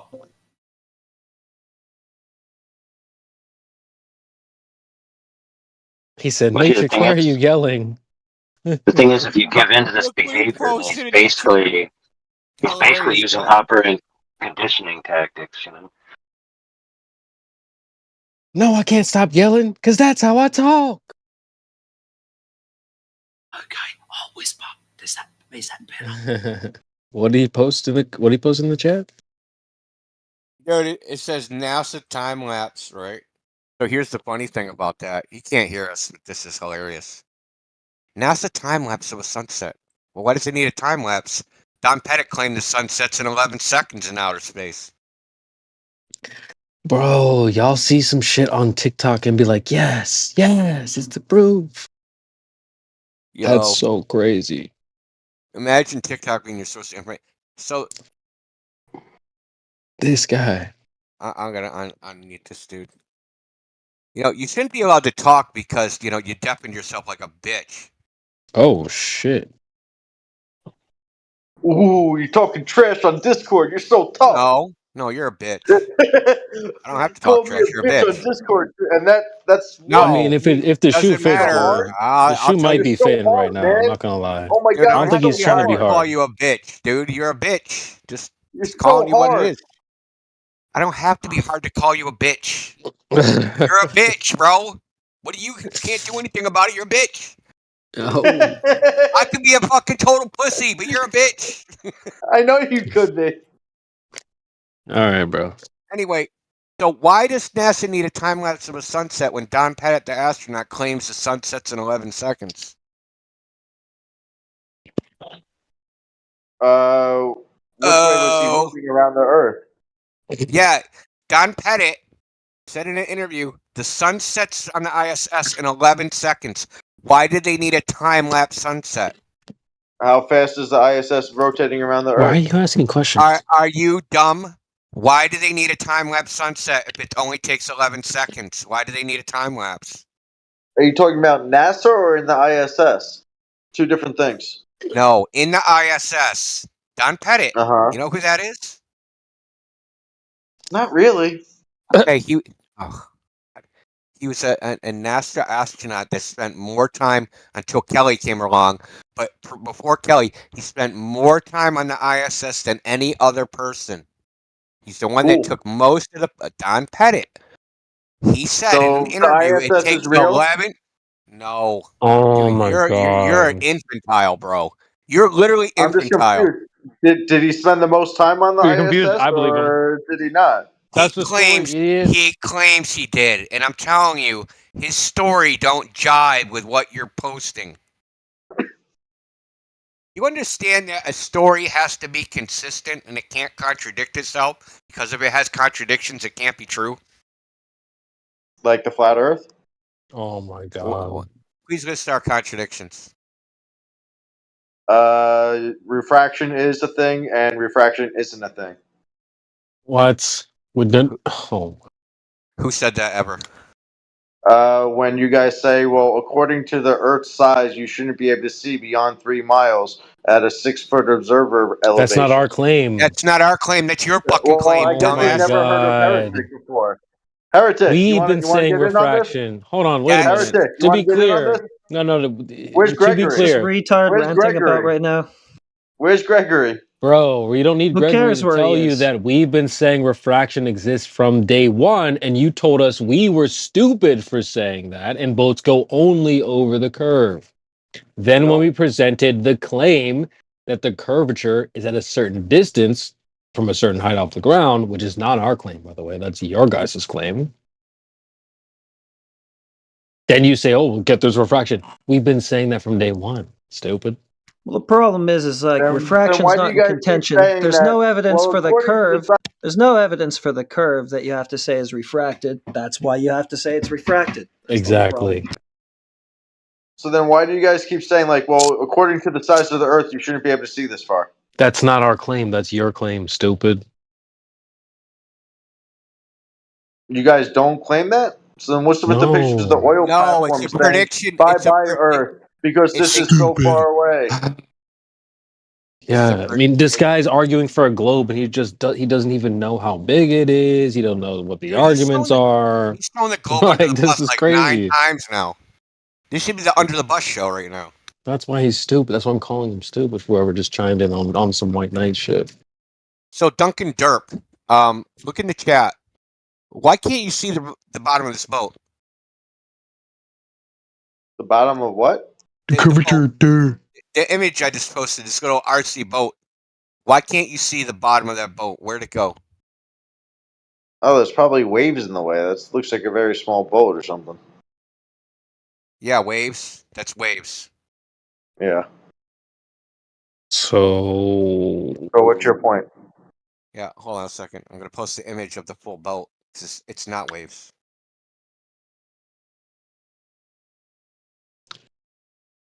Well, because we know it's not Earth curve. Oh shit.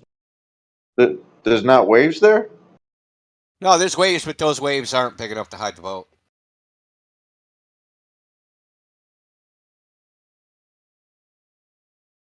I'm gonna show you. Damn. I'm waiting. Can't wait. Don't get your panties in a bunch, girl guy. Plenty of Also, time. they've been in a bunch for him. Come on.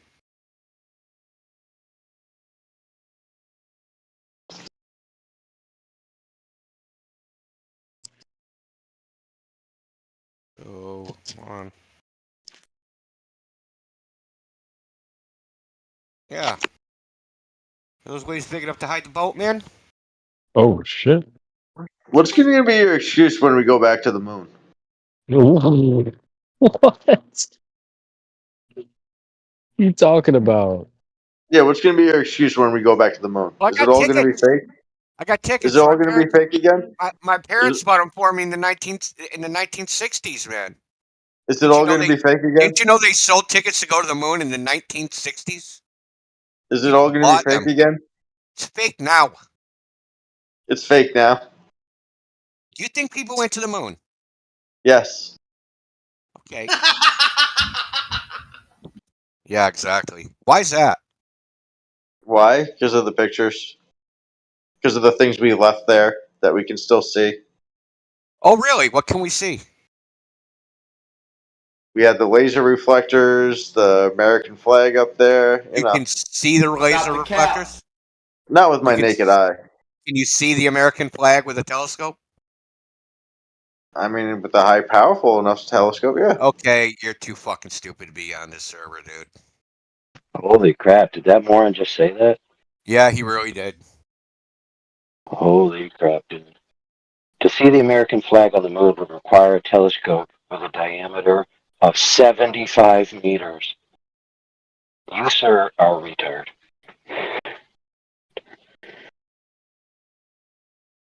Will say anything as long as it's still a globe earther. Crazy. Dude, not listen to this. Not only. Dude, he just They even posted in the stated chat, that you AI. can't. Stupid. It's even stated that you can't see the flag with Earthbound telescope. That you can No, only you can't see it see with the Lunar Reconnaissance Orbiter. Okay, Look, so if you AI, had a big enough AI, telescope, But I'm not. you No, I AI, was just. dude. He I just was pulled bringing. Dumb No, and no, I was Dumber. bringing up as a counter. You literally just pulled a Dumb and Dumber in the text chat. So you mean there's a chance? Hey, pal. You just blowing from Stupid Town?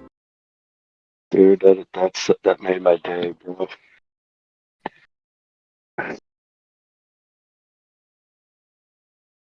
You guys realize that the alleged recon that actually went into space allegedly and went toward the moon didn't even show an image that was able to be distinguished. For goodness sakes.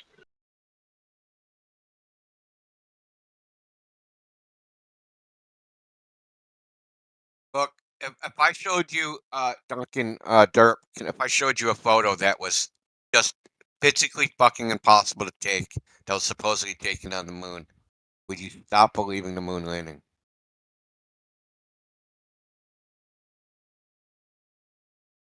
Like a shadow, like missing a person. a shadow missing a person? Yeah, look, the shadow goes between their legs, but doesn't fall on their body. It goes between their legs, out the other side, but doesn't fall on their body. Is that possible? I gotta see what you're talking about.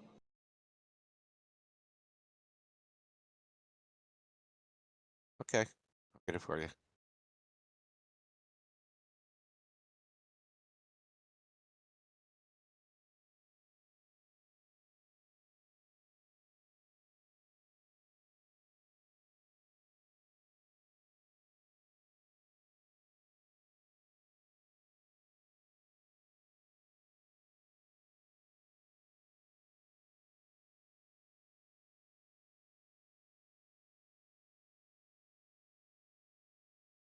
So this is a reflection. You know, supposedly they took the picture, right? And this is the reflection of the astronaut. Now you see the leg of the lem, and then you see the shadow it's cast.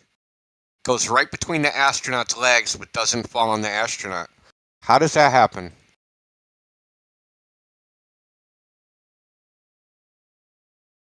In case you're confused, I got another image too.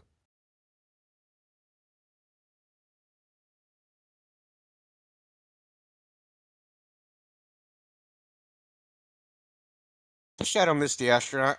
How'd it go between his legs like someone kicking a goal? Like fucking Bill Buckner playing the Mets.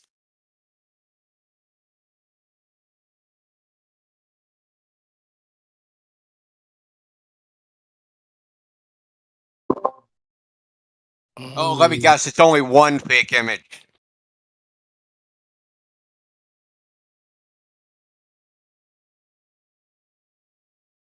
They would say some stuff like that, not gonna lie. They would say that. Oh, well, that one is just ignore that one. I'm just trying to figure out where the light source is from.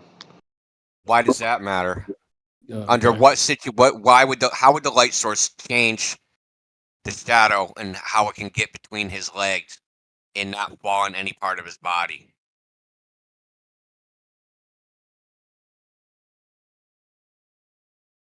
Or you can have two different light sources. I mean, yeah, I guess. Whoa, Then wait a minute. Wait a minute. yeah, Wait a minute. go. Bro. Go ahead, AI. You just basically said they're in a studio with multiple light sources. Good job. No, I didn't. What's the other light source? You got the Oh, sun maybe and there's a light source from the camera, from the shuttle, something. From the shadow. From the shuttle. Shuttle, man. You mean the LEM, the lunar module? Yeah, possible. Yeah, that was not on the equipment list. It's right there in the frame, dude. You see the light source in it? I mean, is that the best you got? Is that the best you got? I mean, it's just. I mean, it looks like we're on the moon. Yeah, it looks like we're on the moon that defies the laws of physics, where shadows can go between your legs but not fall on your body. Yes, and you've been to the surface of the moon to be able to say that looks like the surface of the moon, dude. Well, have you seen the entire Earth? How do you know it's flat? You haven't seen it either. The whole thing. I've seen the pictures from space that show half of it at one time. The whole thing, which is what you just said. Well, when you picture the entire Earth in your head, what do you see? I don't. I don't. You don't. You don't. You can't imagine it. No, I You don't can't- imagine. You have that. You don't have that capability. Is that what you're asking me for? My imagination? Yeah, exactly what I'm asking you for. What do you imagine when you picture? Because you have to have some image in your head. You can't just have nothing. Yeah, nothing. The answer is no. Nothing. You got nothing. Oh, hold on, That's dude. bad, man. We're playing reality in first person point of view, man. We're not playing in third person shooter. Just imagine what it all looks like. Yeah, well, do you do that with the universe, sir? What shape is the universe? Tell me. Look, when you imagine yourself driving in a car, you don't imagine yourself outside the car, do you? Sometimes I do. Yeah. Okay, bro. God, dude. Have you seen the whole universe and what does it look like? No, I haven't seen the whole universe. Well, neither has any flat earther seen Just imagine yourself outside of it. That's the exact same reason we don't quote imagine what it all looks like.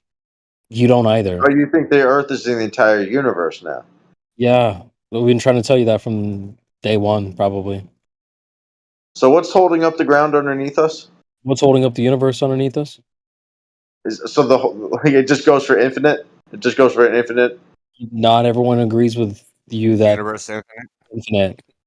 No, you're saying that the ground beneath us is for an infinite amount of No, an infinite distance. never said that because not everyone says the universe is infinite either. So, no one So said what it's is it? Like, is there a limit to how far we can go down? Is there a limit to the universe? Like, have you been to the boundaries? You keep so is it? You keep. Are you just like trying not to answer the question? Is that, No, is that- look, showing it's you- called showing you how absurd your shit is, dude.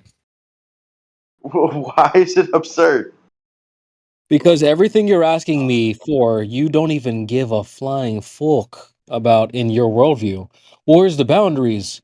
Well, where's the boundaries of your worldview? You don't know. You don't even care. What shape is your worldview?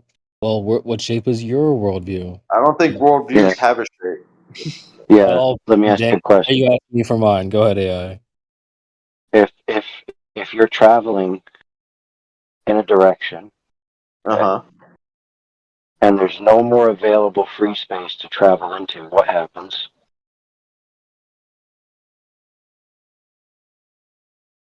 Guess you wouldn't be able to travel any further.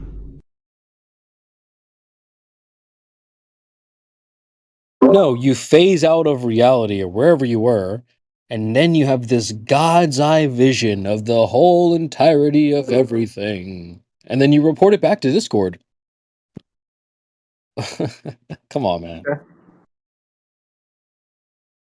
What's underneath the Earth? What's underneath the Earth, man? We're trying to answer that. You just The point respawned. is, you already answered the question. What are you doing What are you doing in an attempt to answer that question? You just respawned like we didn't answer Just it. think about it. You already answered the question yourself. I said if there's nowhere to travel into, can you go any further? The answer is no. So you just hit a wall? Well, depends on how you think about it. So, some people postulate that the edge of reality is asymptotically restrictive. In other words, it means that you're ever approaching it but never reaching it. So just the ground keeps going forever, man. This is what you're Yeah, saying. this is the thing is though, friend, is that the exact same problem of the boundaries of free space exist in the globe paradigm or heliocentrism or the Big Bang, cosmology, all of these things.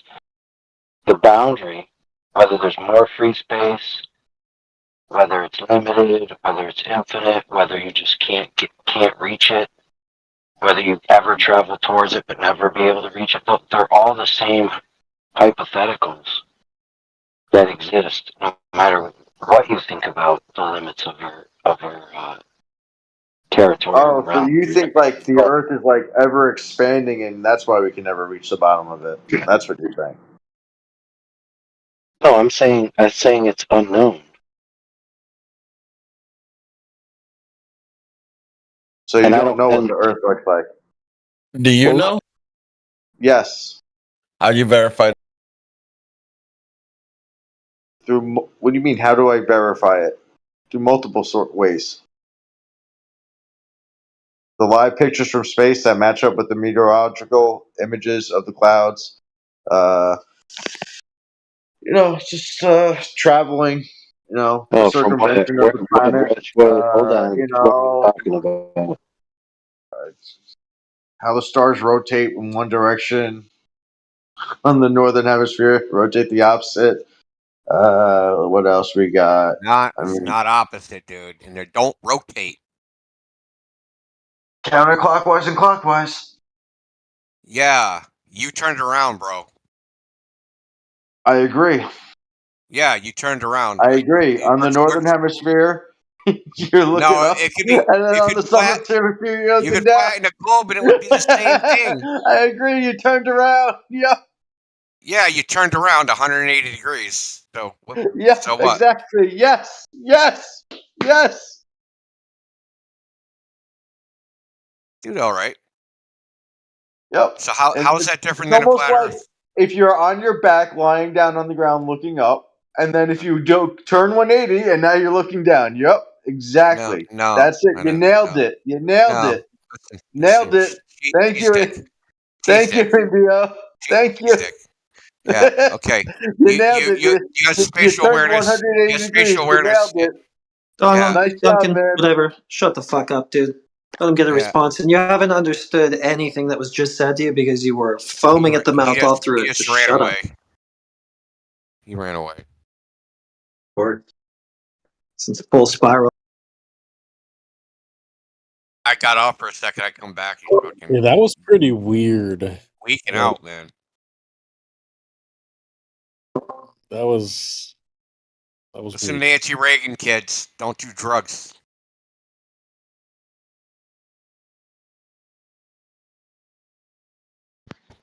That was beyond weird, man.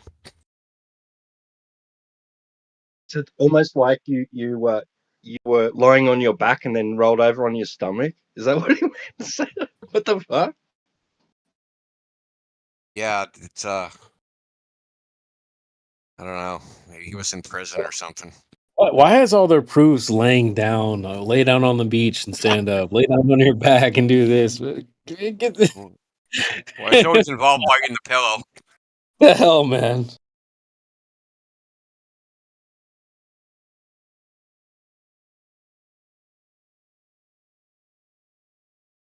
I think the freaking picture broke him, man.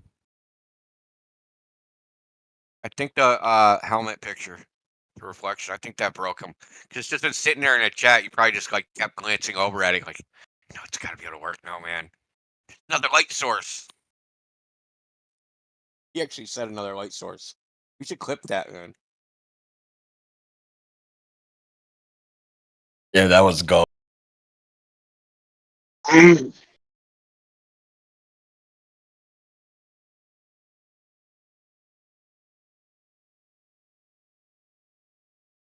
Market. Man, YouTube's got a super easy 1-minute clip thing, but for some reason, whenever I try to clip, I type in the name and then I go to the little clipping reel where you adjust your slider.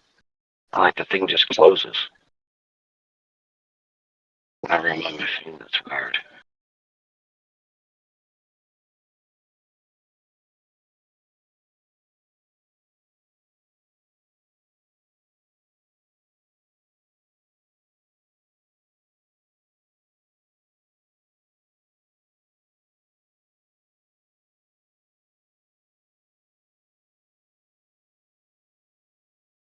There's another earlier today.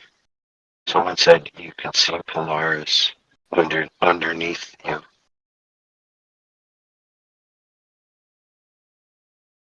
And Gemsy was like, wait a minute, so you're saying when you look down you can see Polaris? And he's like, yeah, that's correct.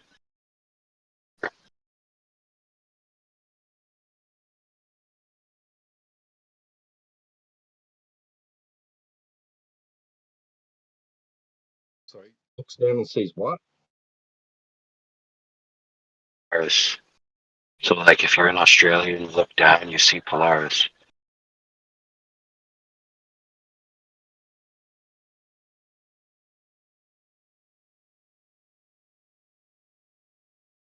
Oh, through the ground? Yeah. Wow. Well, to be fair, I think he was befuddled. So now he was truly saying you could see it through the ground. But it was just funny.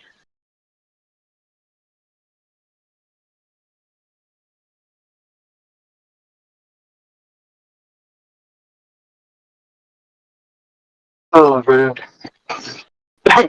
Well, I gotta try to get to sleep because I got to work.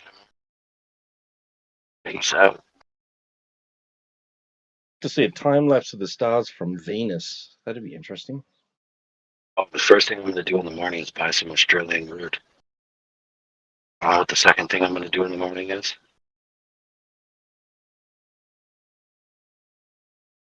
Turn it right side up. Oh.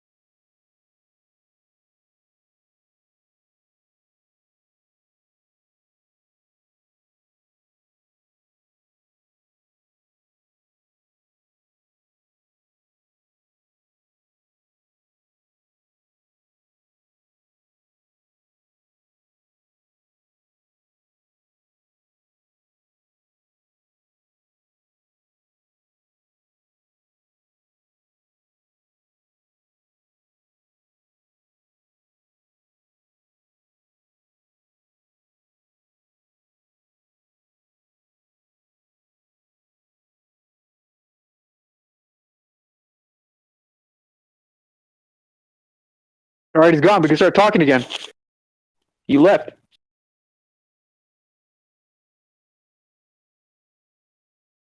Okay, we'll get to it.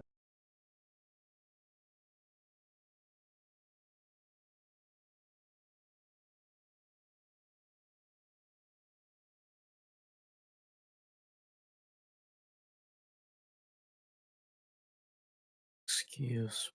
Were you guys waiting for AI to leave? What's up with that?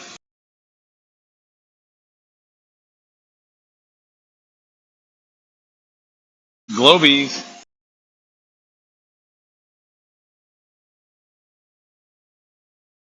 It's because he's not allowed to know that the moon landings were real. That's why he had to leave. It's space-time travel. It's dimensional travel, but he's not allowed to know. Going on. Yo, did you hear that train wreck, Nikki? No, I'm at work right now, but I had my earbud out.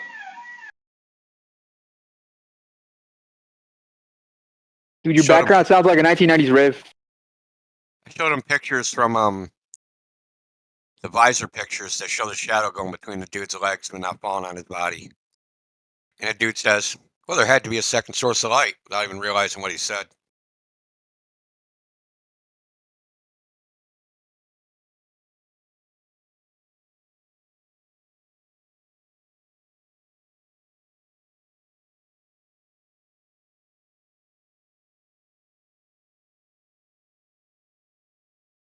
I know it was Earthshine. That's what it was. Earthshine.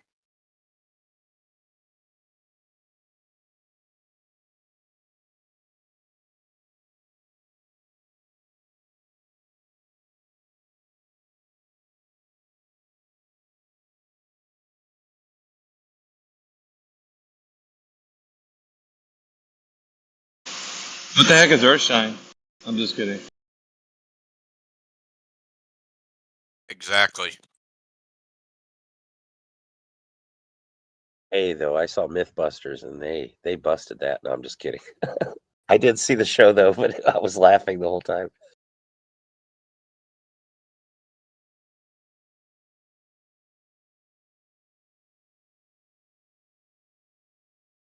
For some reason, today's theme has been like big balls, big lead balls, big earth balls. Like, what the fuck? Hey, let me have that sample. The sample kicks ass.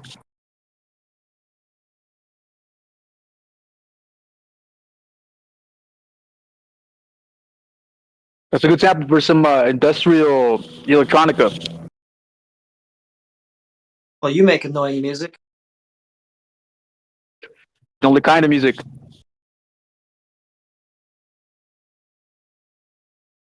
Music that sounds like a clock. Repetitive. Great for work.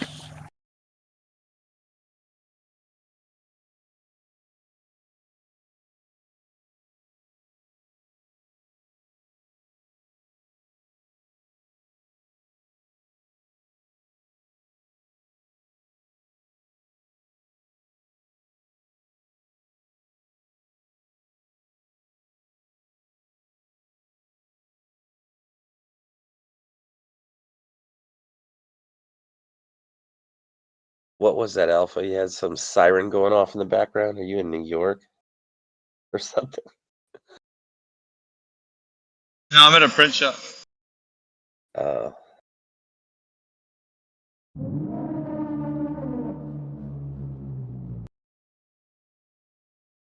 Shit, it's worse than that once you hear the machines going.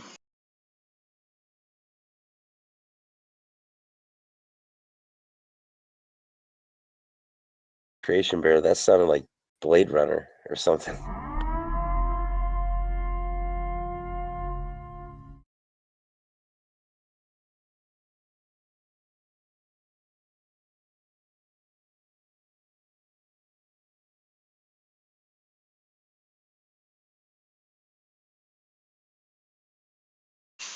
That's what it sounds like when CB enters the chat.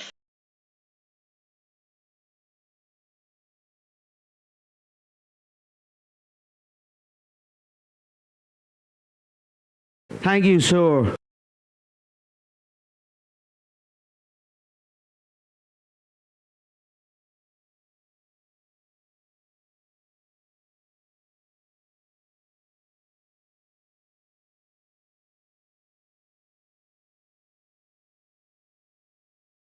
So that's it. No more globies.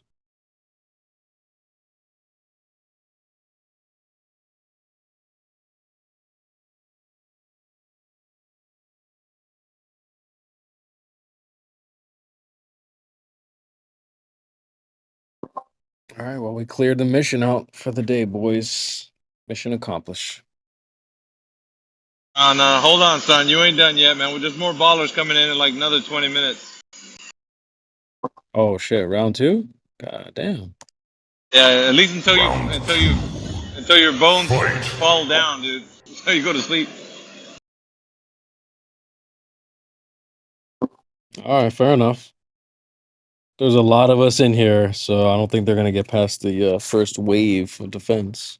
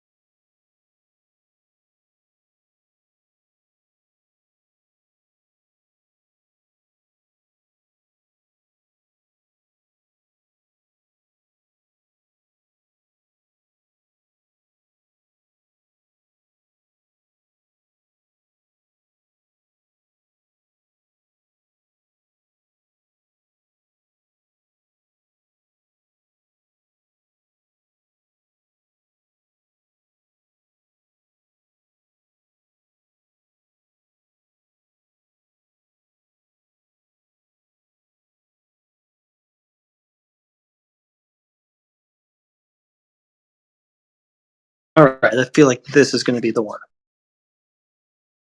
Whoever just jumped in here, this is it. The one. What do you mean? I just came in. How the hell am I the one? Oh, right.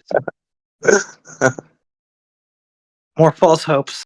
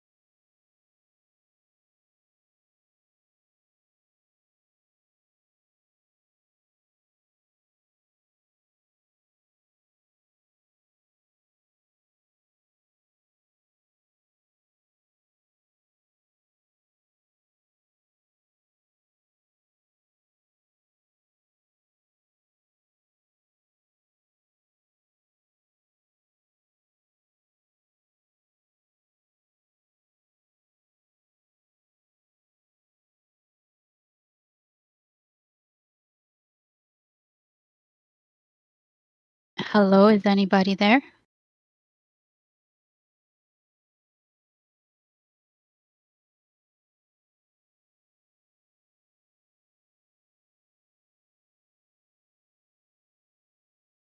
Hello?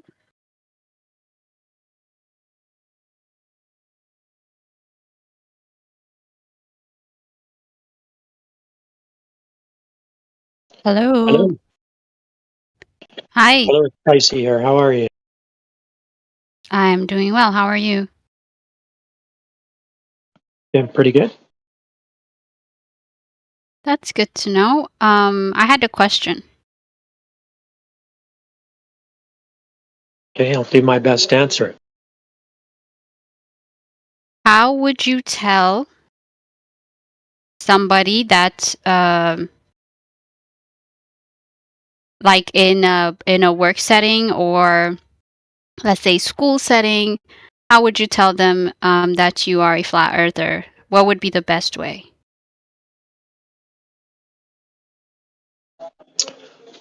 It's a good question.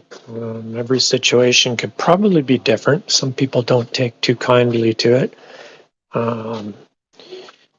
It's probably best to get them to think that they also live on a flat plane, get them to understand that it's measured and navigated as a flat plane, and that's where the globe came from flat earth measurements, and they created the globe.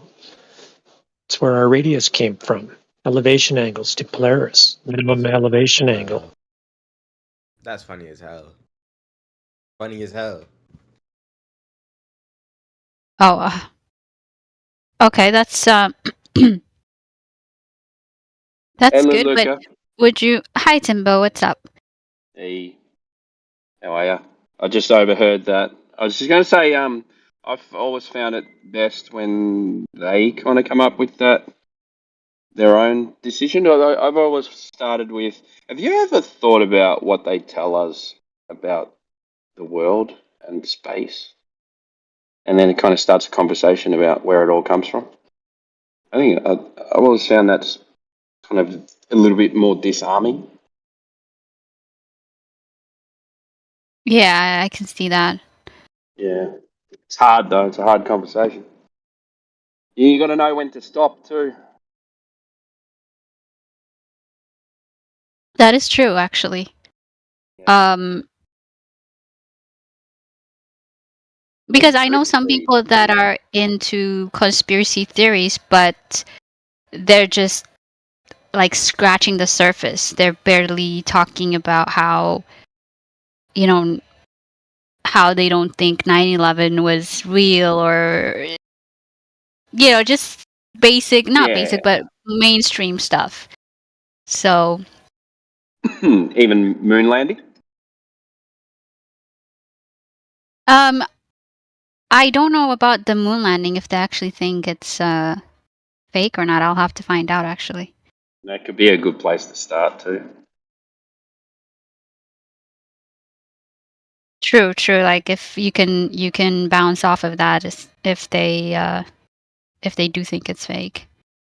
Yeah, well, because the only claimed picture that we have of the globe is a full claimed picture was from the Apollo missions. Now, if those Apollo missions never happened, then we don't have a picture of the globe.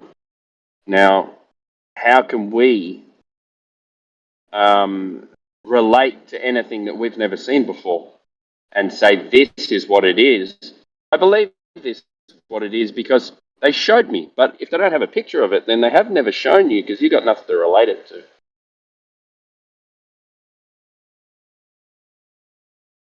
Like, you know, Orion, right? I think he's called President Brandon. Yeah, but Orion. He has this good one.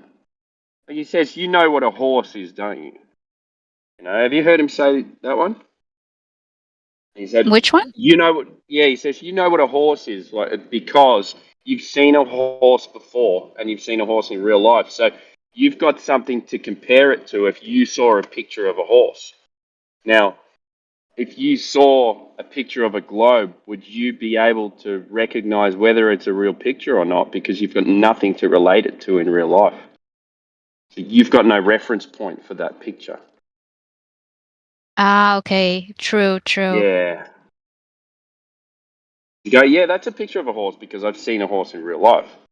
I don't know if that's the picture of where I live because I have never seen anything that looks like that.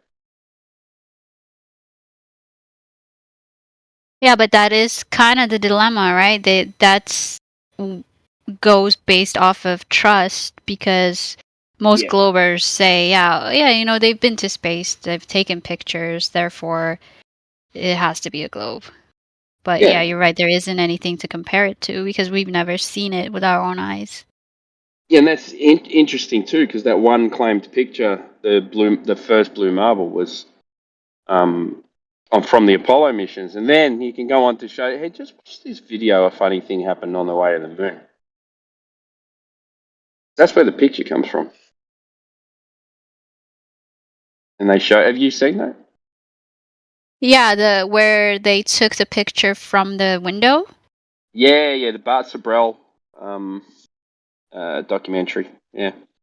Yeah, that was insane. That was crazy. Yeah. How funny is it? The lady who's narrating it is the lady who does Star Trek Voyager. Oh, is she? I didn't know that. Yeah, it's Captain Catherine Janeway. Yeah. Oh, nice. That's fitting. Yeah, it's funny. Narrating another sci-fi. Yeah, that's right.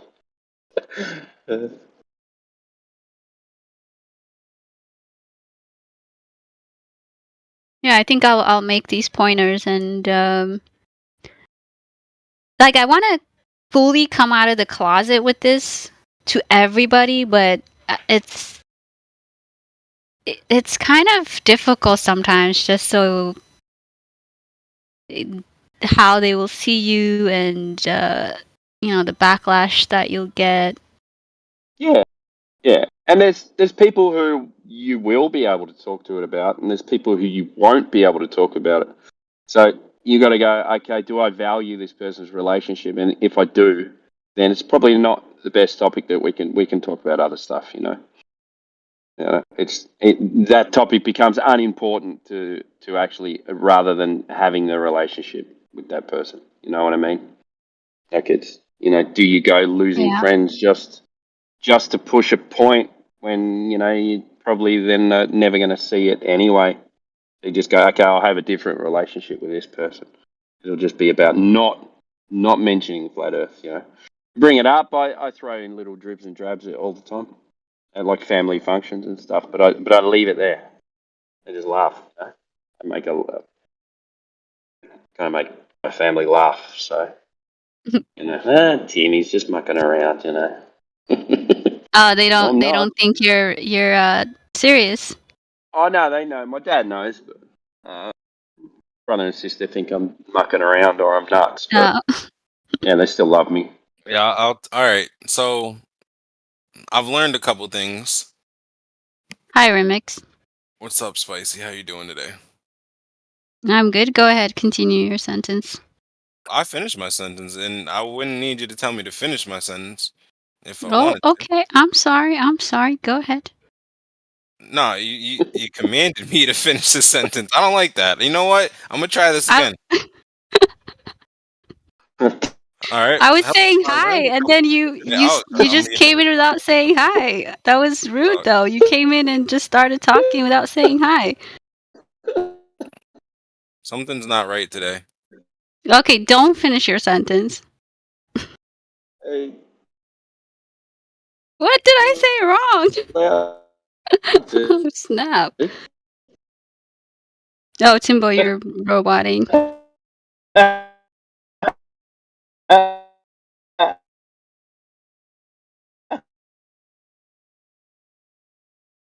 roboting, Timbo.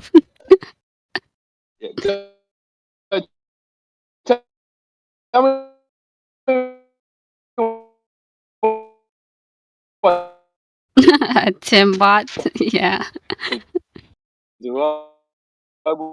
Oh, still roboting, bro. Finish my sentence.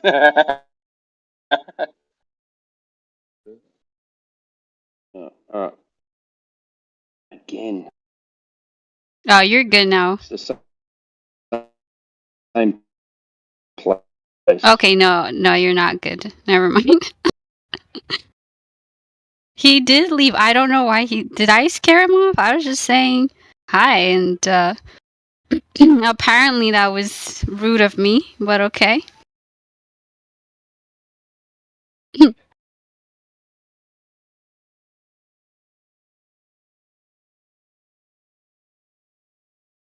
Oh, okay. Yeah, I got it. I thought he just rage quitted or something. That's good.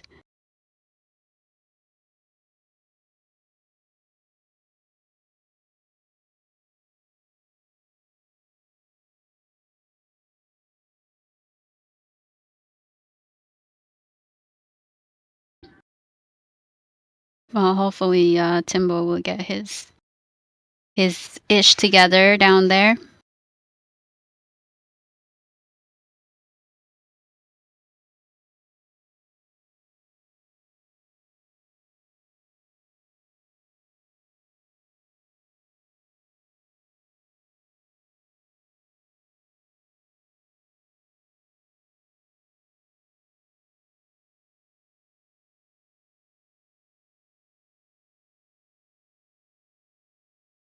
Yeah, just waiting for the satellite to make the orbit.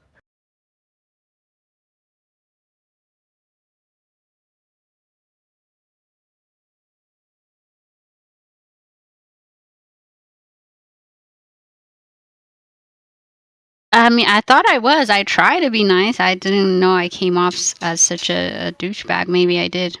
Maybe he had a very profound thing he was gonna say, and I totally wrecked it, so my bad,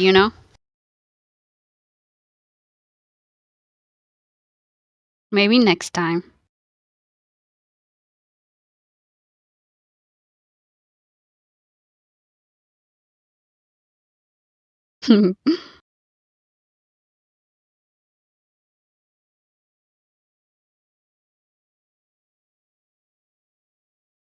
Yeah, so we'll see how it goes. To what you were saying earlier, Timbo, about telling families and friends, and also Flashy, I saw that you said that you just came out and said it to everybody.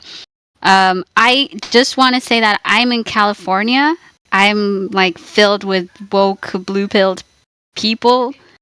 I'm surrounded by zombies here, so I have to kind of tread lightly with who I speak. Even if they're friends, unfortunately, I have to. Unfortunately, a lot of my high school friends are actually very, very blue-pilled, which is kind of sad. But so I had a friend that I did tell. One of my closest friends, I considered us close, at least at the time, and I want like it. I don't know what she thought, but it wasn't. We're not as close anymore, and I don't know if it has to do with the flat earth. I want to say it doesn't. Maybe it was other things that contributed to it, but I hope it's not because of the flat earth thing, because that would be sad. So my close family knows. They're cool with it. They're actually flat earther as well, which is great, which is easy. But as far as outside of my my close family, it's kind of hard to talk to anybody.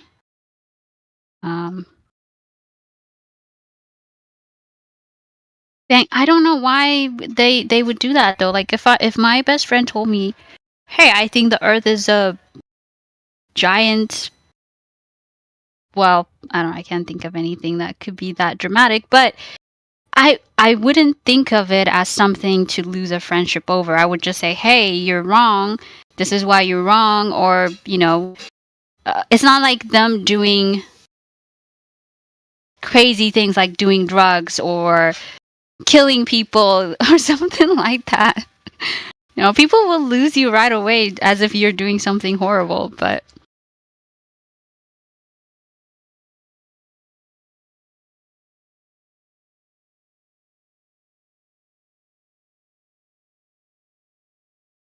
By the way, if anybody wants to chime in, I'm just talking to myself right now, so. Yeah, that's what crazy people do, by the way. I'm just kidding. I am crazy though. It was a So joke. that fits. Are you? That's great. Yeah. That's good. Yeah. I. You know, was Luluka? Does depend. I've seen her before, if that's what you mean, yeah. Yeah. She's an OG. Yeah, I remember her from 24/7, the old one. Yeah. You were on like the woman's team woman on Flat Earth server. Friday night. Team woman. What was it? Yeah. Whatever. Ladies' like night. Ladies' Friday night. Oh my god, ladies' you night, guys yeah. are horrible. It's only been a few months since we haven't. Well, actually, it's been a while, but ladies' night.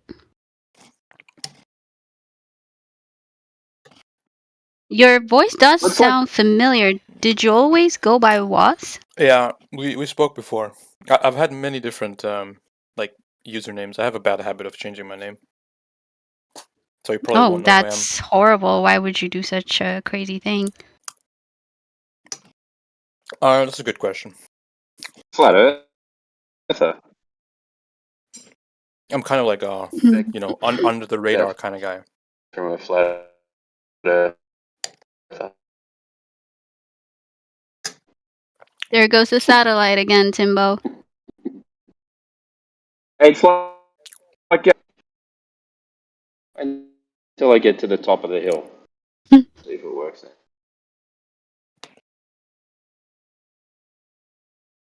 We heard the last part. We didn't hear anything prior.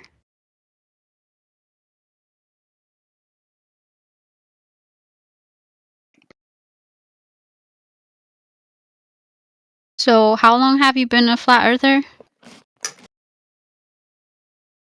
I don't use that term, but like 2019, early 2019 maybe.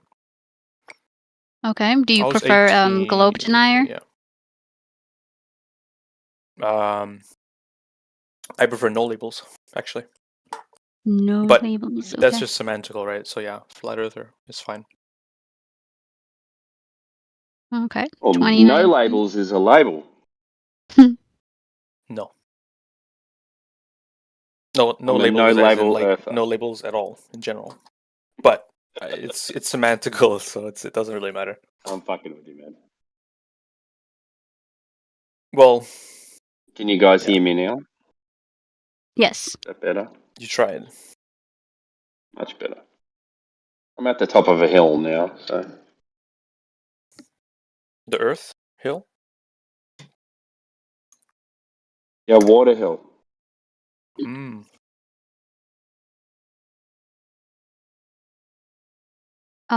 Just want to say I do see love in VC. If you have any questions, please go ahead and ask. Enemy spotted. I don't have any right now. You need the fan. Ooh. Okay. Yeah, you can just open up anytime. Can I ask you a question instead?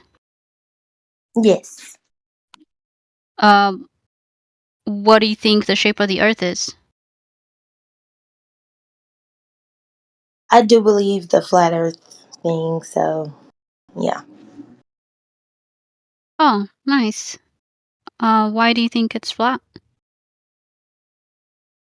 Well, I'm a Christian and the Bible talks about it, but I also believe because I've been on airplanes, but I can't debate back and forth with anyone because like I'm not a good debater, so I don't even try to.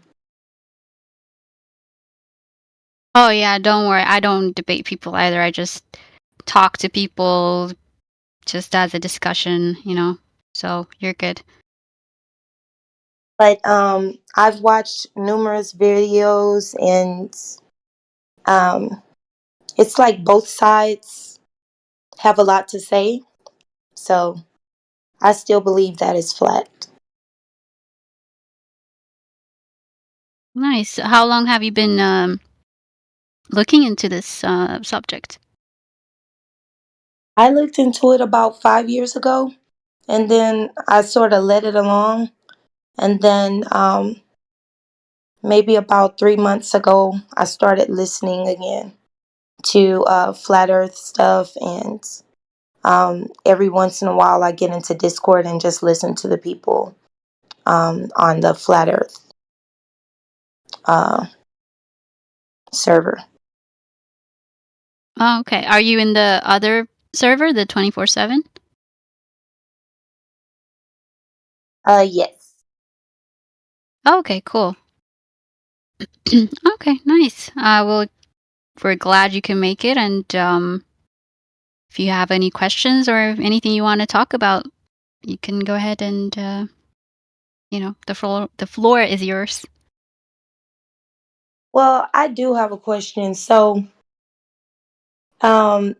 like, did you listen to the debate on YouTube when they talked about, they said they took pictures from space, but then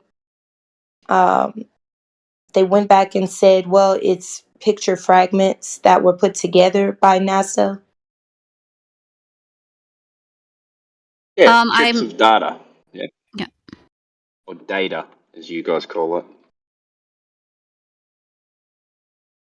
Yeah. Stitch it. They just kind of stitch it together, make it look like a globe, and then they add color here, and we had this thing called specular highlight. It's what I assume the Earth would look like, but I'm not an astronaut, so I wouldn't know. Yeah, so That's what he says. I'm just quoting. So there's a guy called Rob Simmons. Yeah. Yeah, so I He's the can't find creator any. of Blue Marble 2.0. Yeah. Sorry, go ahead. Oh, I'm sorry. I can't find anything like after that claims that they actually took a real picture. So that's why I'm not convinced that it's a globe. But that's all I have.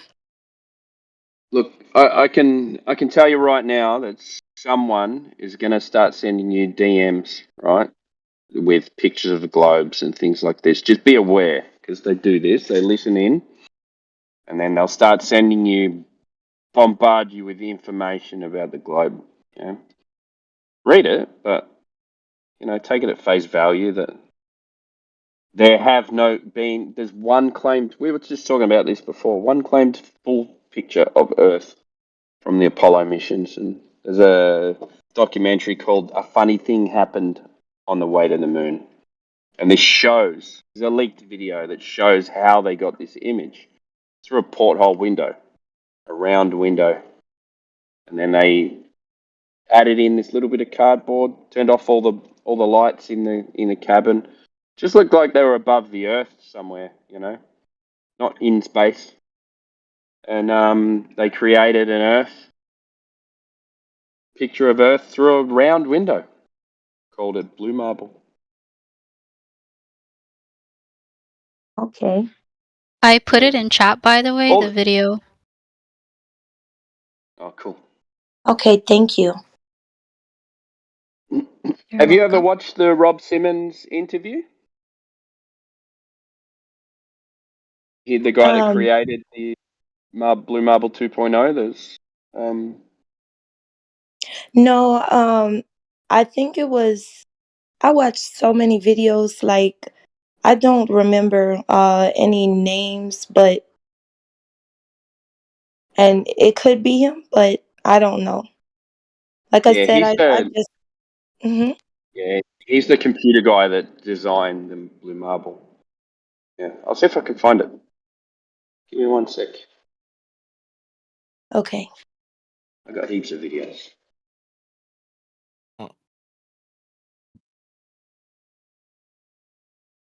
I found the article, but I couldn't find the video.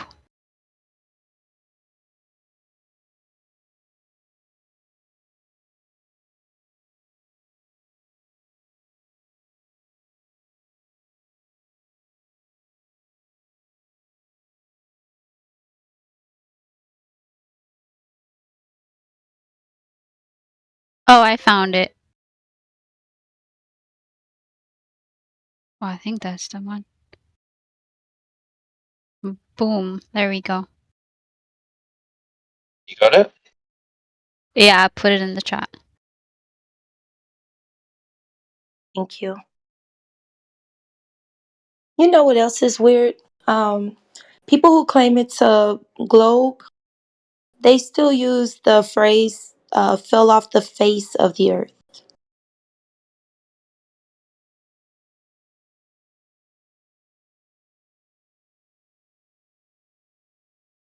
Say again, sorry? Have you ever heard anyone say, oh, I thought you fell off the face of the earth? Yeah, I have. Yeah. Like I haven't seen you for a long time. Yeah, you fell off the face of the earth. Yeah, Which so face? Yeah, which face?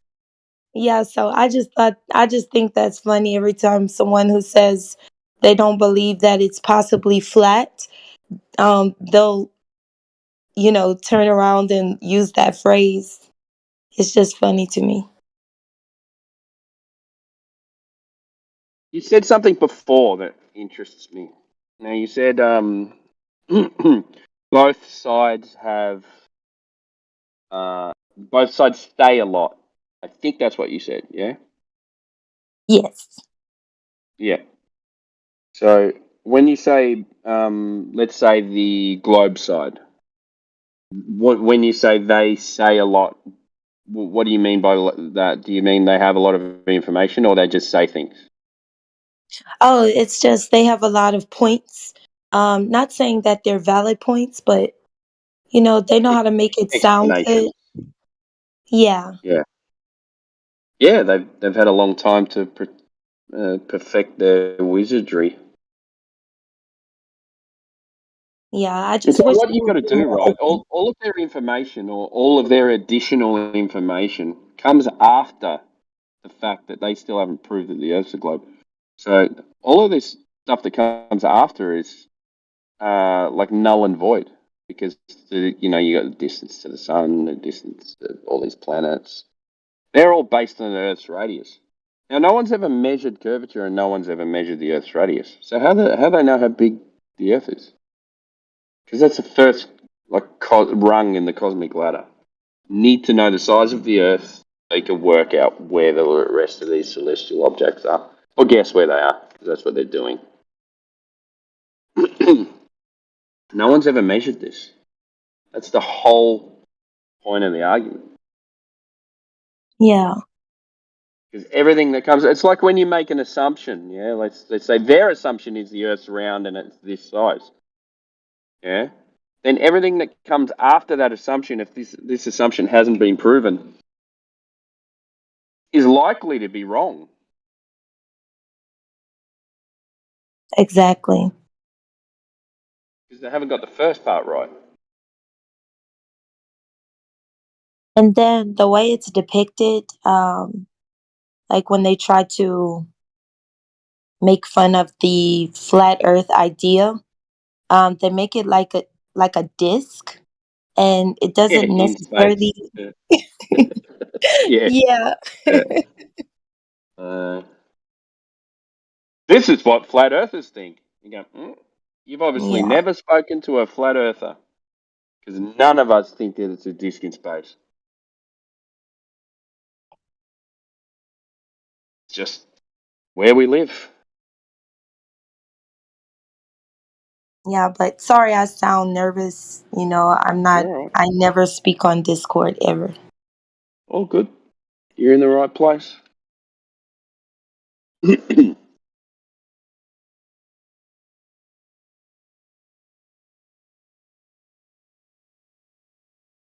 Pretty quiet in here this afternoon, but it's this afternoon for me.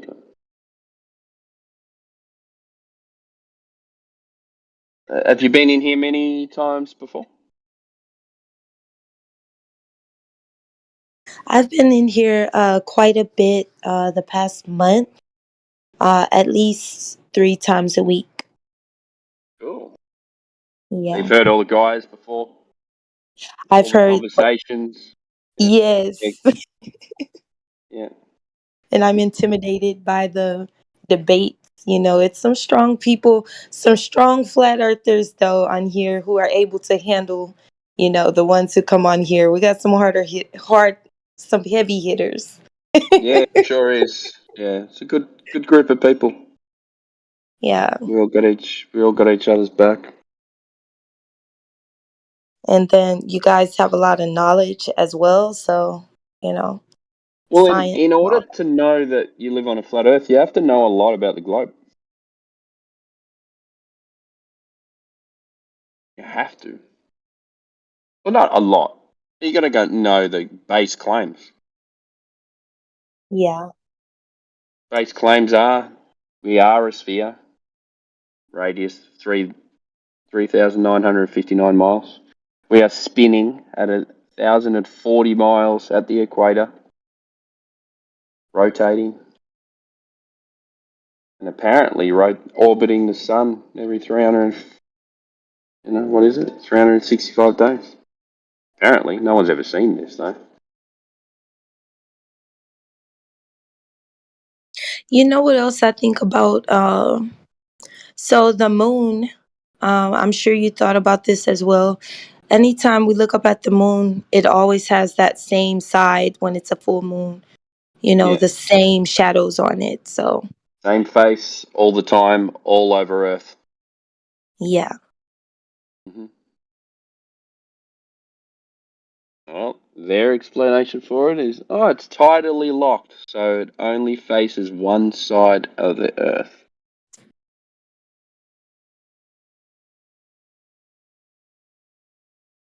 We don't really argue much about the things in the sky because, our main purpose is to, the surface where we live is flat, horizontal, level reference plane. Yeah, so of course we got trees, hills, valleys, things like that, but the reference plane is sea level.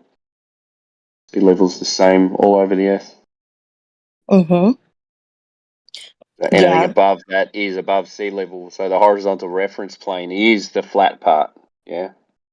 Like when people go, it's not flat because if it was flat, it would be 2D. Yeah, come on, idiot. Do you see a 2D world? It's not like if it becomes a flat Earth, it changes. Still, things are still the same way they are. It's just you imagine you live on a globe. That's the difference. Yeah. Oh, how does the moon work on flat Earth? You go look up in the sky. Do you see the moon? It's there, isn't it? And the Earth is flat, so obviously it works on a flat Earth. It's not that difficult. And the Antarctica thing, like I'm sure you guys have already discussed all of this, but um, what do you think about the ice wall or like past Antarctica? Like there's something else out there. Like, do you believe that? Yeah, I don't know. Many people do, but the kind of core group of us, we kind of stick to things that we can validate. Yeah, Okay. we do speculate sometimes, but like our answer would be like, okay, well, there is a claim to the ice wall because scientists have claimed it. Like if you go back and look at some of the scientific literature, and it talks about expeditions to Antarctica, it mentions ice wall, and what they talk about is just the edge of the ice shelf, and yeah, and they said it looks like an ice wall, so they called it an ice wall. So when you look at it's a globe claim. So they just passed it on like some flat earthers might have come out and gone, okay, well, if there's an ice wall, then this ice wall is surrounding the outside of our world. And there's a big claim to make because you can't really prove it because no one's gone down there to say that this is an ice wall around the whole world, and that is the outer banks of the world that holds all the water in. It's kind of a really big claim. We try not to claim anything like that because we can't prove it. Yeah. Yeah. But some do speculate. Some people think that there's lands outside of that, but to me it's kind of a weird claim, because if there's lands outside of that, then it's only unfrozen where the sun is. So would there be another sun? That would be kind of weird to me. And if it is lands outside of it, then that sort of would be possible that the earth is flat and that it extends even further out. It could be, but yeah, we don't know, so we try and stay away from that.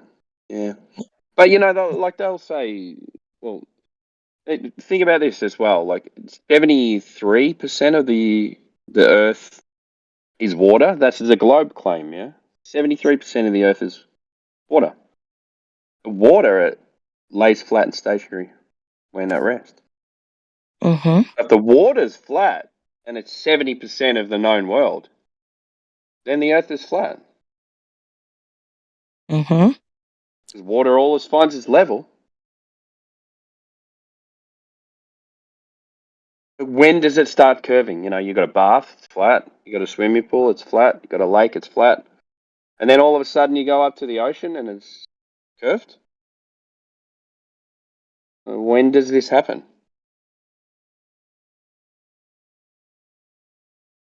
We've got laser tests and stuff like that. There's many laser tests done by the military and stuff like that. But we've got one done by some engineers, 27 miles, detected 0 curvature when they should be, is it 100 meters? So what's that in feet?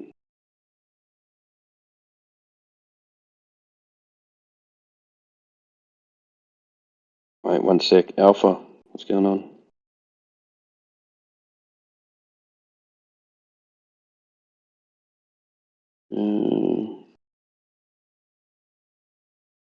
Who's in here? Scott Veach. Alright, where is he? Scott Veach. Are you there?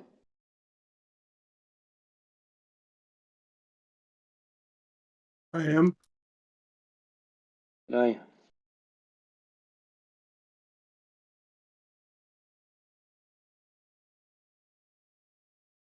think I've seen your picture before.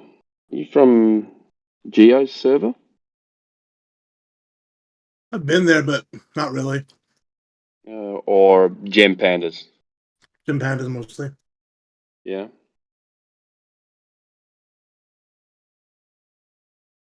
How you doing?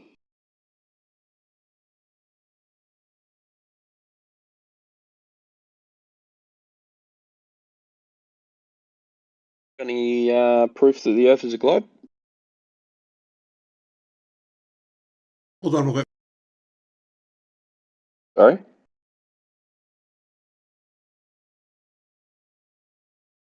Sorry, I was chewing. Well, not proofs, because you can't really prove something in the physical world. Just evidence. Some really compelling evidence, but not proof per se. So you think that you can't prove things? Not in the real world. Like in formal systems, of course you can, but not like not from the physical world perspective. I can just provide evidence for things. So do you believe you're on Discord right now? Or do you know you're on Discord right now? Yeah, I believe it. Do you know it? Wait, Timbo. Sure, I know it in the colloquial sense of the word, sure. You know you're on Discord, Timbo, so yeah, go ahead. Timbo, if this is who I'm thinking it is, apparently his father was an astronaut. Yeah, that's okay.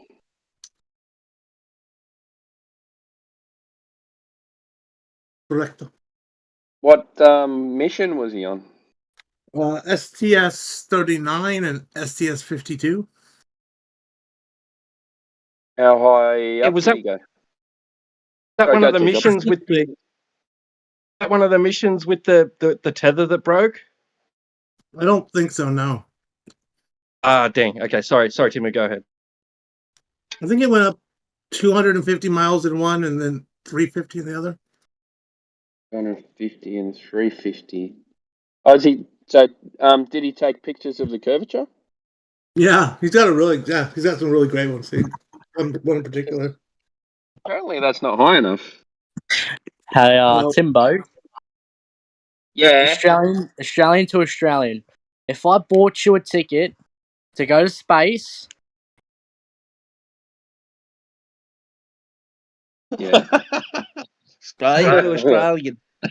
Quite soft one, dickhead. Yes, I'll go. Buy me a ticket. I'll go. I'll be the Aussie, mate. Would you do it? Yes. I will. Go ahead. Buy me a ticket. Buy your beer first. Did he get muted or something? Did he? Yeah. Yeah. Hey, Scott, what height are you supposed to see curvature at? Like the curvature of the globe. Well, different people say different things. They're usually referring to different kinds of curvature, but you can start to see left to right horizontal curvature.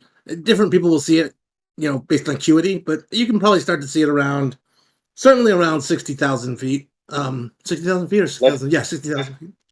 Left to right curvature? Yeah, like if you look at the horizon. Yeah? What, in front of you or beside you or behind you or what? Anywhere you look. Like if you're up like say 60,000 feet or higher and you look out at the horizon, it'll start to have that curved look.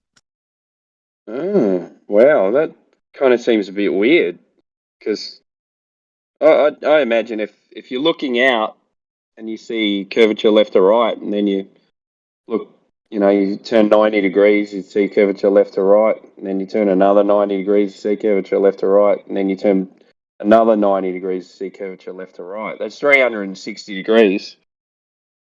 And you'd have 4 humps, 4 hills where the Not lines really intersect. humps.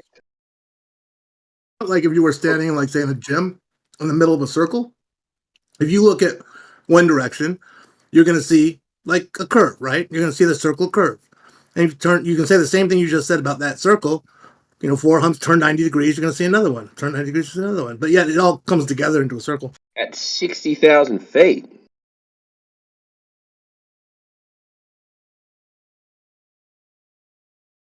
Yeah, that's roughly where it starts, I think. It's funny because you ever heard of the planetarium director Paul Larson? Who? Paul Larson, the planetarium director. I feel like I've heard of him. You know what height he said you should start seeing curvature at? No, what height? Between 700 and 1,100 miles. I think depends on what he means by that exactly, but he's certainly wrong about seeing curvature on the horizon. Curvature, that's what he said. Based on the maths, he said that's when you should start seeing curvature if the globe is 3,959 mile radius. Well, maybe he means like if you can see the whole thing. Is that what he's saying? Nope, just curvature. Oh, he's wrong. I mean, you can just test that out geometrically. Okay, go for it. The process, we have to get a CGI model and make it all, but I mean, have you not seen the CGI models before? So he's wrong? So yeah, I think he's wrong. Based on what? Based on the CGI models I've seen. Yeah, but now you're just saying something. Like you're both saying saying this guy. No, I'm not saying anything. This is a planetarium director saying something. I'm not saying anything. You're saying a planetarium director said this, but yeah. Yeah, well, he did. I believe you. Well, I did see a model. I'm telling you. I can give you the information if you want. I mean, I believe you. I don't disbelieve you. But when you say I'm just saying stuff, we're both just saying stuff. But you are. No, I did. You're saying I he's do wrong. do that. You're saying I think he's wrong. Yeah, based on what? Based on that model I saw.